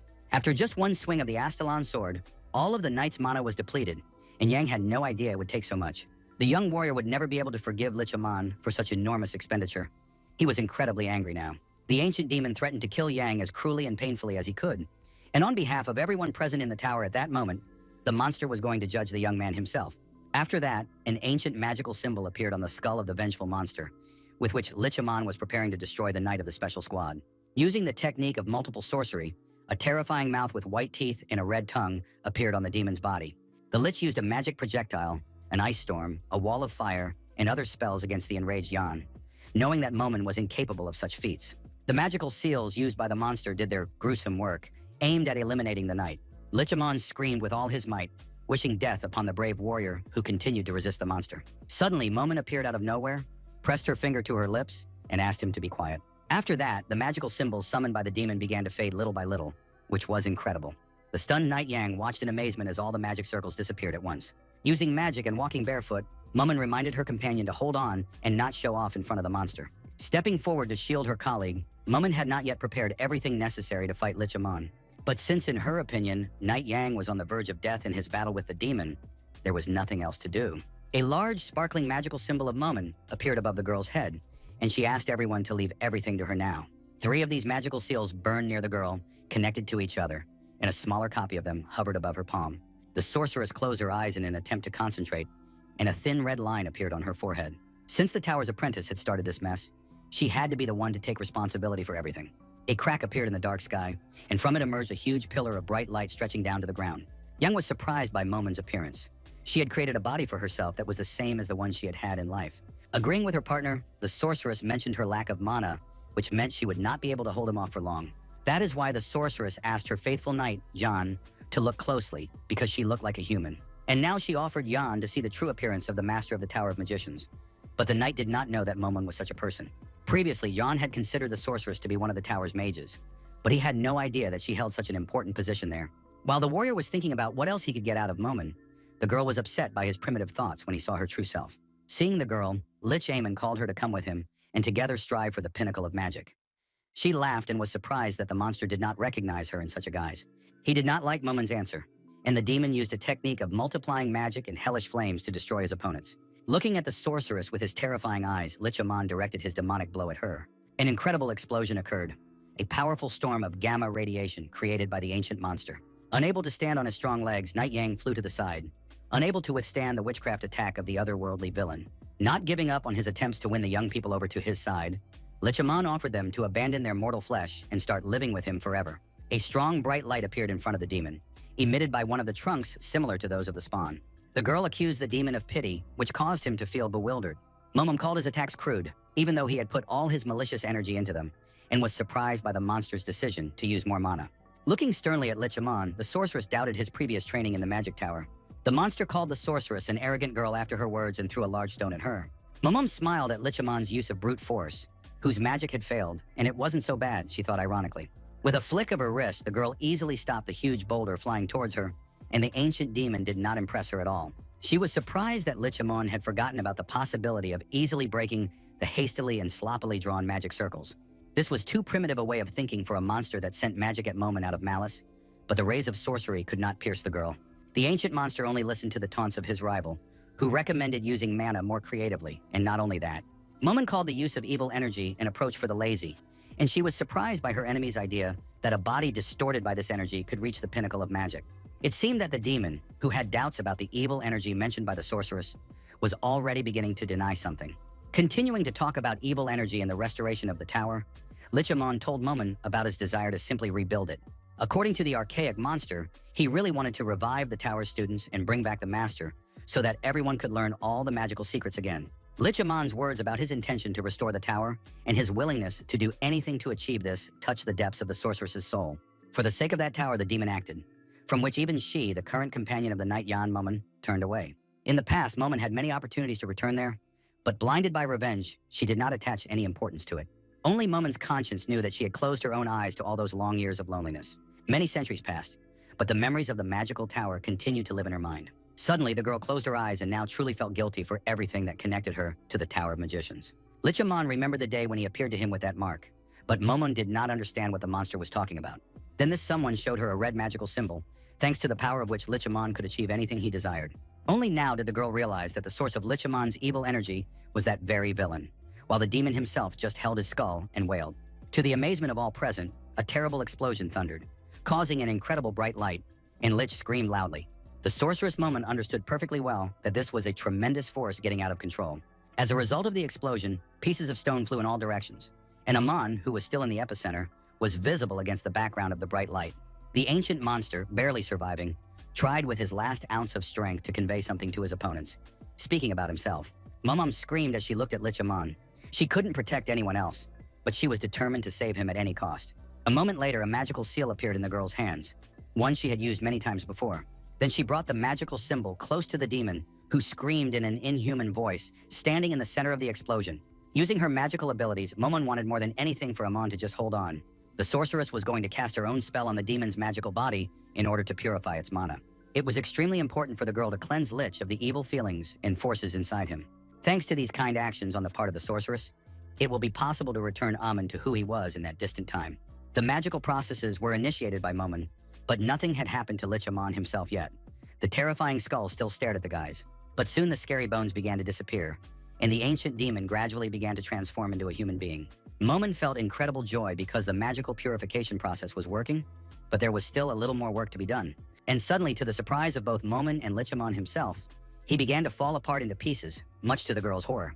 The seemingly sturdy body of the ancient creature crumbled right before the eyes of the unfortunate sorceress, who was trying to save her companion in the Tower of Magic. Amon's body, corrupted by evil energy, could not withstand the purification, but Momon could not allow him to end this way, so she asked him to hold on and not give up. The sorceress looked bitterly at Amon, who suddenly turned to her and called her master. Lich, who had just begun to acquire human traits, recognized the girl as his master from the Magic Tower and did not expect to meet her again like this. Amon apologized to the sorceress for his unseemly appearance, but she did not want to hear empty regrets. If the purification was successful, Lich would become a mage again. After such motivating words, a semblance of a smile appeared on Amon's face, but it was already too late for him. With noticeable sadness, the girl listened to her companion from the Magic Tower, not missing a single word. When Amon strayed from the path of mana and chose evil, his fate was already sealed. And when the boy made that choice, he lost the right to return to mana. In this life, in which Lichamon had made mistakes forever, he felt intense joy at the opportunity to see her, his master, one last time. Mammon thoughtfully closed her eyes when Lich asked his former master to forgive him and let him go to the world he had long chosen for himself. Accepting Amon's request, the sorceress raised her hand and summoned her magic seal again to perform new actions. Agreeing with him, Momon solemnly addressed the apprentice of the Magic Tower, demanding that he listen to her and that his end would not be in vain. She admitted that this was the last spell that Lichamon would ever see, urging him to forever imprint this magic in his soul, as it was the pinnacle of sorcery. Looking up, the former student of the Magic Tower, Amon, seemed to understand what Master Momon wanted to tell him. A new bright glow appeared in the air above them, and Amon recognized the expansion of the territory and the blooming of hundreds of lotuses. Wishing to ease the fate of her subordinate, the sorceress asked him to follow the path of mana that stretched across the heavens. With sadness, the sorceress bid him farewell, saying that if he followed it, then the soul of Lichamon would remain with his own magic forever. A smile appeared on Amon's now kind face, and looking up at the path shown to him, he thanked his former master. The bright otherworldly light almost completely engulfed Lichamon, in whom there was no longer any evil, but he continued to call out to his master. Momon hovered in the air and watched her departing student, regretting his fate. Now the sorceress expressed her hope that Amon would find long-awaited peace after his whole life had been filled with nothing but pain. Finally, it was all over, as it seemed to John. He was interested in the success of the last rituals. Momon called the last journey long, but everything turned out as it should have with the night. The teleportation gate on the tower was also activated, and that was also true because Lichamon was no more. It was really the end. But neither Momon nor her companion managed to find out who turned Amon to evil, which makes the mage uneasy. But Yan suggests visiting this person. Hearing this suggestion, Momon was surprised that there was a suspect in the matter that concerned her. But Yang had just such a candidate in mind. At the same time, the young knight of the special squad was not entirely sure that this person was still alive. The following events unfolded at the headquarters of the Eastern Front's Unified Command. The bare feet of a certain man hung in the air in the very room where he usually used to be. It was the body of the commander of the Grim Eastern Front, Viscount Jaren, and he was dead. All 80 members of the special unit sent to the plane of the dead were rescued and returned, rejoicing, not believing they would ever come back. The fighters congratulated their friend, laughed, and were filled with immense joy at having survived incredibly difficult conditions. Addressing her friends, Lorena spoke about the idea that the mission was impossible, but in the end, the task was accomplished, and everyone did a great job. Roman himself did not believe in a breakthrough. According to Cadet Cheryl, who was present, the credit for this success goes to the aristocrat Lorena Beowulf. Looking away, the 12th recruit, Roman, assumes that all members of the special unit are now inspired. At least according to Lorena, everyone who took part in this difficult mission deserved a little joy. Cruel recounted how he jumped down and saved Kasu, then cut down all the monsters in one fell swoop, but the jubilant crowd expected nothing less from Dwight. Someone always rejoices too much. And Lorena continued to think about the group, saying that everyone had returned. But that wasn't entirely true. Jan was still missing. Cheryl, who was overly concerned about Yan, kept asking where he was, but Lorena asked her friend not to speak in a negative tone. Suddenly, a tall, bright pillar of light appeared behind the girls, and Lady Beowulf suspected the long-awaited opening of the teleport. Jan was the last to arrive. His return was successful, and the young knight thought that everyone else had returned safely. Everyone around rejoiced at his return, which took a long time, according to Lorena. And Roman learned that his comrade had managed to deal with the main enemy. The Special Forces fighters thanked Jan for saving them and giving them the chance to live. But he modestly spoke of the need to always come to his comrades in their hour of need. Only Cruel looked at the victor with displeasure, believing Jan to be responsible for stealing Dwight's moment of glory in front of all the knights. Jan asked Lorena if she had seen Jaren since his return, but the girl had not encountered the pig, as she put it. It was suggested that the Viscount was continuing his drinking binges in the company of women, so the guys decided to check on Jaren. Soon after entering the Viscount's room, the special squad saw his corpse hanging from a rope. To Lorena, he was a cowardly scoundrel. Casa Afrin was shocked by what he saw, and Roman did not consider death as an escape from problems to be normal, even if the man's conscience was not clear. Seeing the suicide note of the commander-in-chief of the Eastern Front, the guys learned from it how Jaren blamed himself for all the events on the plane of the dead. Noticing differences in the handwriting on different pages of the suicide note, Lorena Beowulf wanted to ask John about Jaren, but he had disappeared. Looking where her comrade-in-arms had been standing, the girl saw no one, but did not understand where the knight could have gone. Meanwhile, having left the room where Viscount Jaren's corpse lay, Jan was searching for secret rooms under the study and finally found them.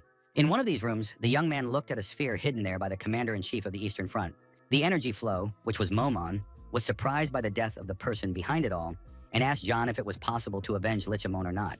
Not immediately recognizing his magical companion, the knight of the special squad mistook her for a flying jellyfish, but the girl finally revealed her name. The guy who even thought about Momon's death made her angry, because the sorceress turned into this to save him and wants to know his plans after Jaren's death. With a slight smile, the knight looked at the sorceress and asked her not to worry, but if she cut off his tail, the scar would remain. In front of them was Viscount Jaren's personal communication device, and he had previously boasted about Marquis Shion, calling him his protector. The ball ignited with a bright pillar of light, and Yang decided to contact the Marquis if his name was in the latest call records, which would prove Shion's guilt. A man appeared before the special squad knight and his companion, squeezing his opponent's throat with his own hand. Looking closely at this unexpected scene, Yang did not understand who was in front of him, assuming that it was the Marquis Shion himself. Turning to the unfortunate lady, the villain was indignant that she, even if she knew him, dared to directly call the Marquis, while the victim only asked for forgiveness. The Marquis looked at his victim with a cold, glassy gaze and noted, in his opinion, a complete lack of manners. After politely greeting Marquis Shion, Yang introduced himself, mentioning his special unit, and apologized for the sudden call, as the man was busy. Not at all. Shion was just teaching someone good manners, and now he had released the guilty girl, who had obediently done the Marquis's bidding. When Shun asked what business the special unit had with him, Yang pointed to Viscount Jaren, who confessed to everything. The knight recounted how the commander-in-chief of the Eastern Front had told the men who had come to him about the Viscount's control and support. Hearing these words, Shion became angry, opened his mouth, and flashed his teeth. Carefully watching the man's reaction, Yang immediately understood that the Viscount had blabbed and deceived the guests of his front, which meant that the knight had to be honest. Suddenly laughing, the Marquis confessed how many times Jaren had bribed him, and that he had tried to refuse. But the Viscount had always insisted. His Shion remembers him as a generous man who gave the Marquis many chests of money but was unable to keep his mouth shut. Yen listened to all these revelations extremely attentively, never taking his intelligent and focused eyes off him. Continuing to smile, the Marquis of Xi'an, summoned by the knight, wanted to know what the problem was. All subsidies to the Eastern Territories first pass through the Marquis of Xi'an himself, and then go further, but as a result, they return to him. Rounding his eyes as if naive, the Marquis wondered if Yang really thought that Xi'an could be punished for this. As Yang, who was staring intently at the Marquis, expected, this was exactly what he thought he would hear from this man. Thinking that such a man had ears everywhere, Yang drew a questioning look from the Marquis. Yang did not mention Jaren's death, but Xi'an spoke of the Viscount as if he were already dead, and now the knight understood why he was so confident. Recalling the satisfied and fat face of the commander-in-chief of the front, the young man suggested that the Marquis had destroyed all the evidence without exception. Closing his eyes and smiling amiably, Xi'an acknowledged the young man's assumption as interesting, then asked again for John's name. Then the Marquis suddenly opened his eyes, which radiated only deadly coldness and fear. He was outraged by John, not understanding what right an ordinary operative, as Xi'an called the knight, had to interrogate him. The nobility had authority from the goddess and the royal family, and this petty official dared to question the Marquis, who wanted to talk about threats but was interrupted. In a loud and familiar voice, which the Marquis recognized immediately, someone declared that Jan had the authority to carry out such actions. Walking towards them across the stone floor, this guest spoke of the inspectorate in the special investigation team. Damien mentioned the authority of both organizations, granted by the Kabbalan Empire and directed at investigating and punishing all noble families. Since John held the position of senior investigator of the Special Investigation Unit, the chief instructor hoped that Xi'an understood that the young man had authority. The surprised Marquis did not expect to see Damien here at all, who admitted that he had to move secretly because of Xi'an. Speaking harshly about Jan, the Marquis does not understand since when the young knight has been the senior member of the squad. The chief instructor, with his usual enigmatic smile, closed his eyes and announced John's appointment as head of the squad from that moment on. The Marquis stared at the chief instructor of the training center with frightened eyes after his verbal attack. Damien himself looked at his opponent, but his gaze was as calm and serene as his character. Aware of the potential problems, the Marquis decided to leave, saying that he could not waste his free time here and would be happy to answer questions in a personal meeting. Almost completely disappearing above the magic ball, Xi'an promised to accept the guys next time. Only Yang, a knight of the special squad, and Damien, the chief instructor of the recruit training center, remained in the secret room with this magical object. After thanking him for promoting him to senior investigator, Yang learned from an angry Damien that he was releasing the guy from her right now. The chief instructor knew that his protege would cause trouble here, and he was right, but Yang was surprised that his boss simply let Xi'an go. Damien described the Marquis to the knight as a man not to be trifled with, whose reach extends throughout the Empire, and if you get involved with him, you may regret it. After receiving orders to send the squad home by train and follow Damien with his team, Yang wants to know when and where they should leave. According to the chief instructor, they do not have a mission ahead of them, but all participants in the upcoming event should be on their guard. His Highness Crown Prince Leon Kabbalan summons the young knight Yan to the imperial capital of Avalon. Someone in a long red coat was walking across the stone ground, lost in thought. The creature's face was not visible. Only darkness could be seen from under the hood.